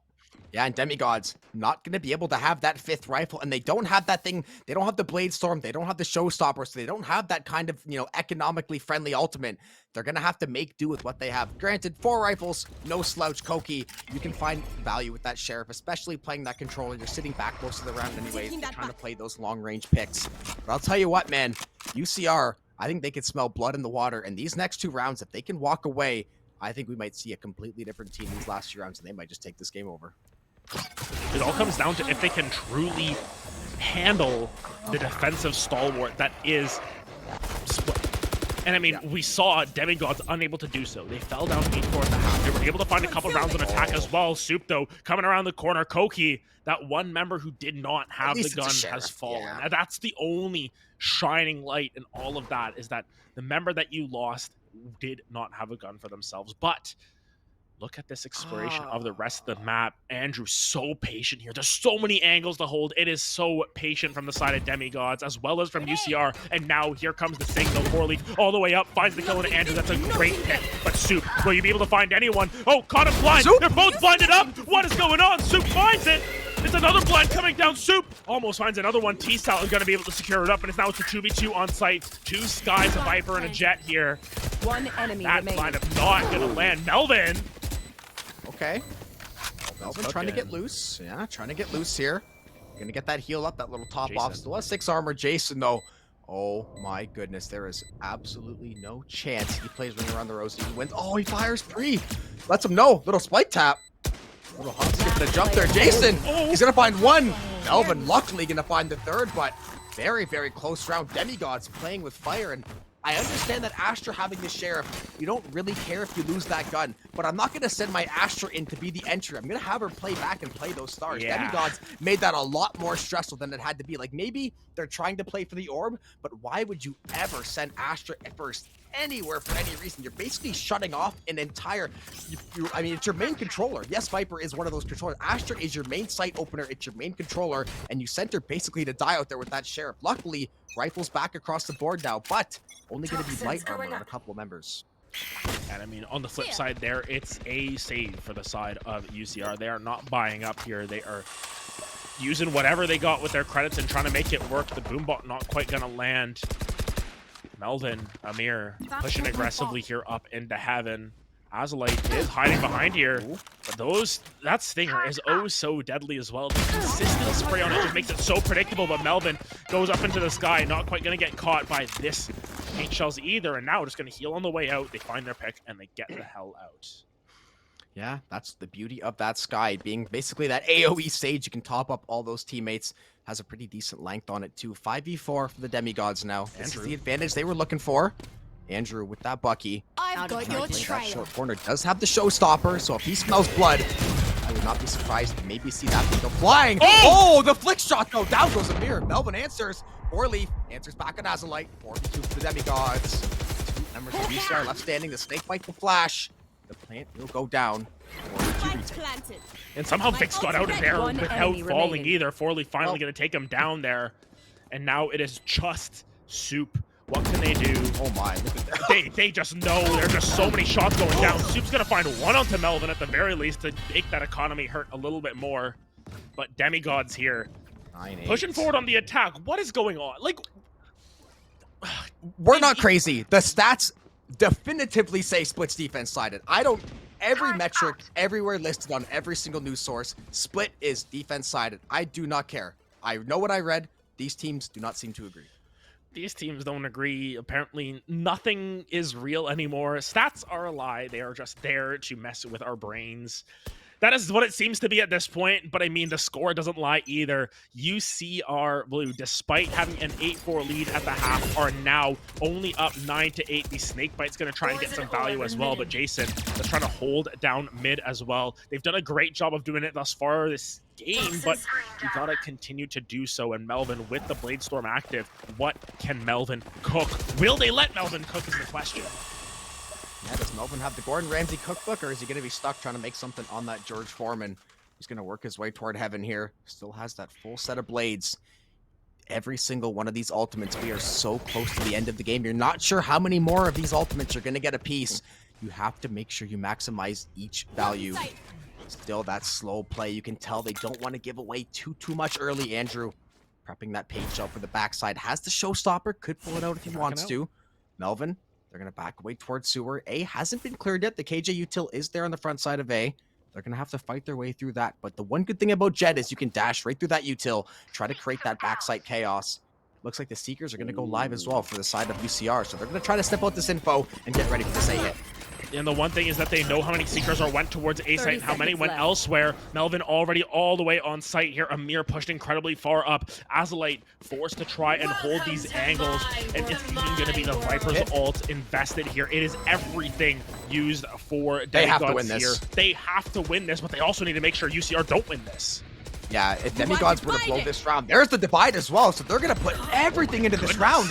Paint Shells take 4 leaf. The showstopper is now online somewhere cooking. Amir's going to find one. Showstopper answered with one back. 4v2. Andrew 3. 2v2. Divide still up. Low HP. Showstopper for Amir. He's going to have to go huge. Andrew finds a tag. The showstopper misses. Last The player Rose ult. standing. Jason finds the kill. Amir goes down. 2v1. Koki is off site. He has the well. Stops the half. There's not much time left. The fuse is going to have to be stuck. Jason? The half. Jason has to win this fight. He's going to win. The fuse gets stuck. And with 2.7 seconds, UCR potentially putting the end of this game in reach. That's not a number you see very often from Andrew. Such a heavy investment. 6 shield, 54 health, took some fall damage on the way down as well, but it was such a heavy investment from the side of Demigods. Yes, they're still able to buy up once again, but they used so many ultimates there. The Seekers went out, the wall came out. They used 5 ultimates. Like, Wow. They used and 5 ultimates that the round. divide was so late too. That's what the other ultimates made a lot of sense to me. The Viper Pit was precautionary. It's 4v4. The Blade Storm, yeah, you're trying to get the first pick. The Seekers, you're trying to get information. That Cosmic Divide, yes, it could have been useful. I think it was a little bit late for my taste, especially when they end up misplaying it. Look at this. UCR wants to end this game. Look at this push. They want to just put it down all the way, and now they're gonna do it all over again in Garage now. They're just pushing back over. Melvin already on site here, catches the angle, and Soup finds the kill once again. Soup finds another one with the Bulldog. And now Amir gonna try and turn tail and run, but where can you go? Because look who's looking at A site. Azalite is there. It's a 3v3 on this B site, and the rest of the members can just chill through mid. Yeah, it's just the Astra Stars, though. They can't really walk through into this blind. They know that Bulldog is on the other side. Hell, the Pit and the Cosmic Divide are available too, so even if it's a 3v3, I could see them tossing out that Divide just as a stall point. You're still going to have the Pit and the rest of those ultis to play off of. There is the Divide, so exactly. I was about to see it! Flawless demigods all across the world. You can feel their path to Olympus getting that much harder. UCR trying to take control of this game. I'm not sure this is going to be a pretty good buy out of the demigods either, Adam. No. I don't know, man. Reverse sweep looking all the more likely as we pass on through these rounds. Look at the ultimate economy too. Demigods have nothing. Not even Because they used 5 ultimates 2 rounds ago. They lost the round. Playing into a lockdown and a Viper Pit and a firing squad. What do you do? It is so rough. And I mean, Andrew started out this map, what, 0-7, 0-8? 1-9, or I think it was 1-10. And now he's picked it up, and now Jason just tossing this down up mid. You just see just a vibrant array of colors here. I like that call though. Again, that middle pit is such a deterrent. You can like mid is cut off now. Can't go. Yeah, and the good thing is, even though it's on an eco round, there's no chance to get sprayed down randomly either. It is so challenging to find these kills. So Amir has to just try and hope for something. Meanwhile, Azalite. Oh man, goes down. 4 lead could be in trouble. Azalite finds 1, finds 2, count him up. Almost finds a 3rd as well. T-Salad was next on the chopping block. Gonna get a full blind out there, but look who's there to back him up. Andrew there to supplement that hold. And it's just completely demigods so lost. They don't know where to go on this map. They've got nowhere to go. Got nowhere to go. The map is locked down right now. It's basically Rikers Island. UCR owns every part of this map. The Pit locks down mid. The Trailblazer's nice. There's the snake bites though. That's damage. Jason, we know he wants to play aggressive. I think he actually landed that shorty shot on him here too. Got a little bit of damage. Both of these members. Look at the health bars. Jason, the spray, the jump. Amir falls. Azalite's got 3 on the round. Jason going headhunting for this last 1 or 2 members. One enemy remaining. 15 seconds to play. They find a 1-for-1. Down goes T-Salad. And don't look now. UCR Blue 1 round away from the reverse sweep. And reverse sweeps are so rare in we even said everything. In League and Val, like other games, it's hard, but League, like the Riot games, it seems to be not that it never happens, but man, like how often in stages like this as well. Yeah, I mean, we've seen what in Pro Play 2 in all of League World's history. Yeah, it doesn't happen very often in other, in other sports. When you're down 3-0 in the NBA Finals or something, you don't come back to win it 4-3. Never happens. It's happened once in hockey. It's happened maybe twice in baseball. It does not happen. It is not something to be in a situation of a Jason though. That's a big kill picked up by Melvin, taking over Heaven there, and the heals are going to come down. Melvin's already onto site, but Soup spots him out. Forley's going to take down Andrew. Demigods do not want to lose here. They're going to continue this push onto B. It's a spray through the smoke as Soup goes down, and now it's a 5v2. But Azalite has been in these positions before. Azalite has been the one to clutch it out. Surely not again, though. I was gonna say, if there's any guy on this team at this point, man, I am. If Azalite has 1 fan, I am him. If there's no fans left alive, I will ride this guy. The end of the earth. Vix though, good for 1 back. 4v2. Last player standing. Still doable. Amir's gonna take down Azalite. Now Vix, they're gonna get spotted out. The pop flash comes through. He's gonna run, try to save his weapon. He's running for the hills. He doesn't want no smoke from that team. However, there's no way Vix peeks. Or does Vix really want some smoke from this? Finds 1 onto Melvin. It's economy. The thing is, the demigods, you can't afford to lose money like this. Vix has 3. They threw away $5,800 in the blink of an eye when they're down 12-8. Vix can afford to just keep looking for this. Vix is rich. Why not? He's got 50 health. Where's Amir? Where's Amir? Oh my goodness. Oh, knows Vix is there. If Vix is can just gonna find back one more. off. Oh, Amir? Can Amir find one more? Oh. There you go. A shot to the gut. Vix is going to fall. But that was such an expensive win for Demigods. I mean, look, they're going to be able to put the buy together. But taking away 3 of those guns when they probably should have walked away with 4 members. As you can see, UCR, they should theoretically be able to buy back the rest of the game. They're only going to need to play 2 more rounds, barring if they lose this one for overtime. The ultimates now are the thing I got my eyes on. Melvin close to the Blade Storm, the Lockdown, and the Seekers, though, ready and available. I think Vix got enough kills that last round to get those Seekers online nice and early. 1 more round. Still, all it takes for UCR. And holding a very close angle there. 4-leaf forced all the way down in the sewer because of the dog, though. Melvin looking to rumble once again. Knows where this Killjoy setup is already, but Vipers trading back and forth. Andrew goes down, but Jason finds one. Yeah, 1 for 1 to kick things off. Melvin trying to make sure he clears off the rest of this B site. A lot of these UCR members pushed over toward this A site, so they're going to have to take a little bit of time. However, Jason. Plant's still not down, so they got some time. Jason and Melvin, this might be the deciding duel of the series if they end up crossing paths. Divide and Seekers from each side here. Ultimate's getting invested. You can tell both teams realize this could be it. There's the lockdown too.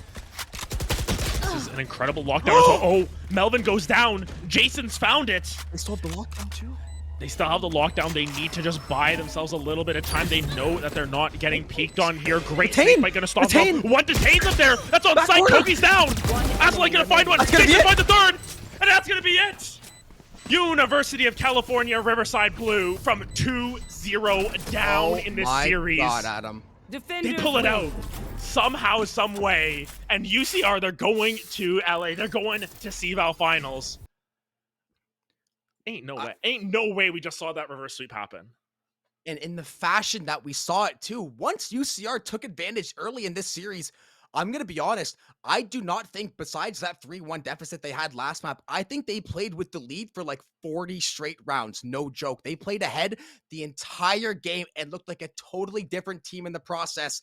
And turns out gods can bleed. They too can be felled. That Achilles heel ultimately ends up stopping them in their path. And credit to UCR, man. They put on a hell of a performance. And boy, howdy, I'll tell you, I wrote them off. I wrote them off at 1-0. I wrote them off at 2-0. I wrote it off at 0-0. They reverse swept. They shut me up. And they booked their trip to Cali later on in the year. Yeah, I mean, already from California. So, you know, just a little bit of a bus trip They down booked the rental car. Yeah, the bus. Yeah, they booked the bus and all that stuff. But nonetheless, wow. I mean, it's hard to put it into words. Just how much grit it takes to get back into this. You go 3 overtimes after Demigods throw down the gauntlet and pick your map. We have a square on there called UCR Ascent, not Demigods Ascent, UCR Ascent. And then they win on Haven. They win on your map pick. And you're able to come back on Pearl, embarrass them 13-3. You're able to come back on Fracture, have a fantastic game as well, and then just hold on Split at the end of the day. Fantastic stuff coming through from University of California Riverside Blue, and they are going to be the first team in the CVAL Winter qualifiers to book themselves a ticket to CVAL finals, as we mentioned. But the season is not done for Demigods quite yet. Yes. They are going up against UCI next weekend, and that series is going to be, oh my goodness, one to behold as well.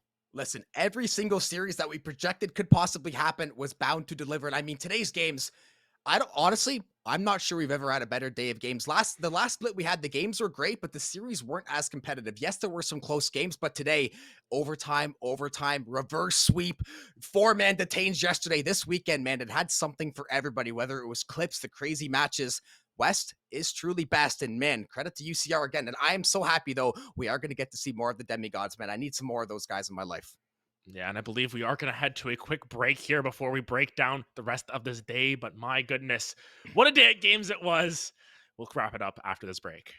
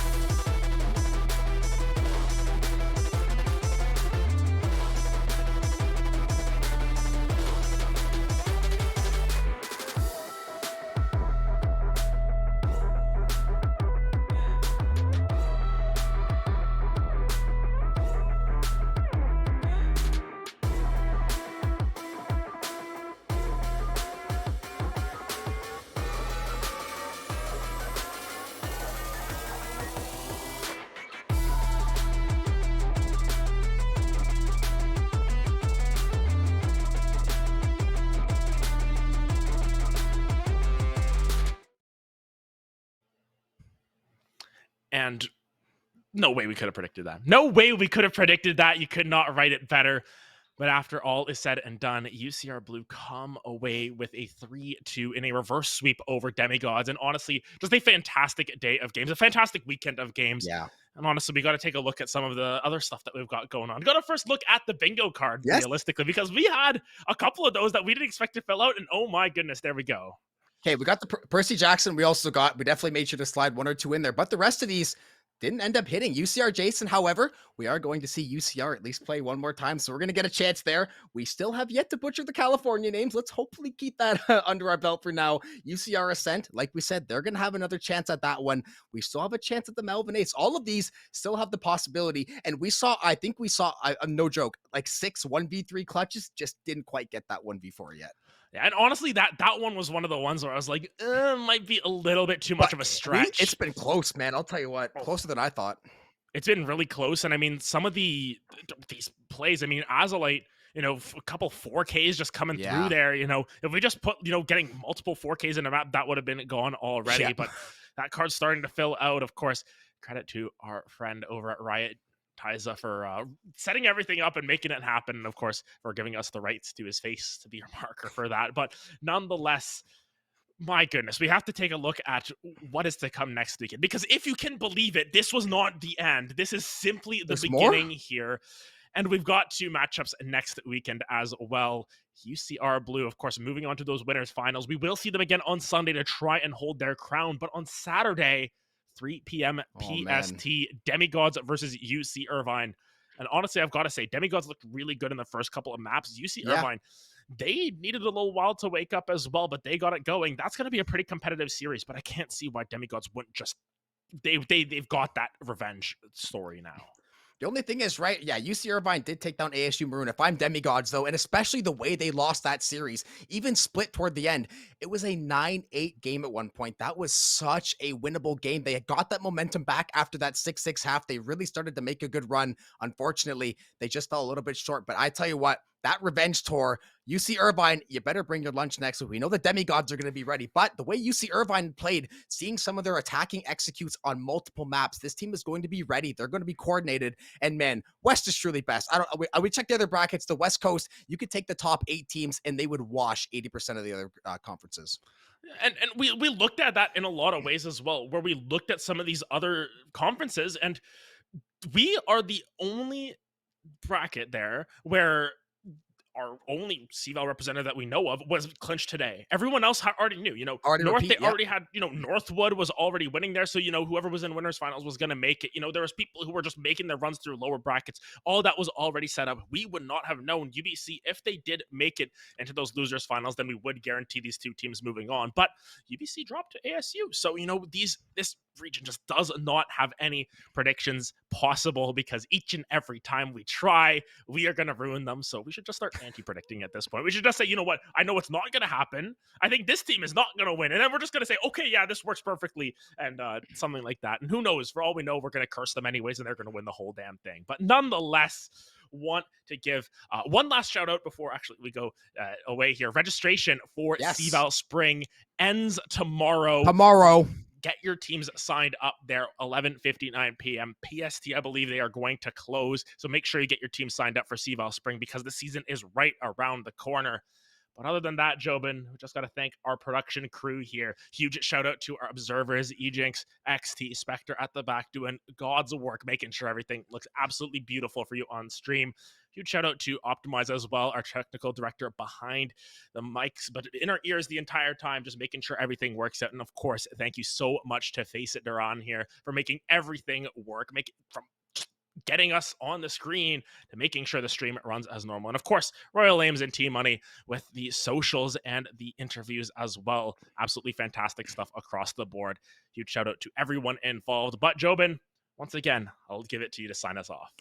Yeah, fantastic weekend of matches. Congrats to all the teams that have made it this far, and even further congrats to the ones that will keep pushing on to next weekend. We will have the 1 game Saturday and the 1 game Sunday. UC Irvine going to be featured that first day, and then obviously playing against the Demigods, and then obviously UCR Blue going to be headlining our main event championship match next Sunday. But with that being said, we will let everybody go for now. It's been a fantastic Sunday of matches. Me and Adam, thank you guys so much. Shout out to the production crew. fantastic day all around. We will hope to catch you guys next week for more CVAL West.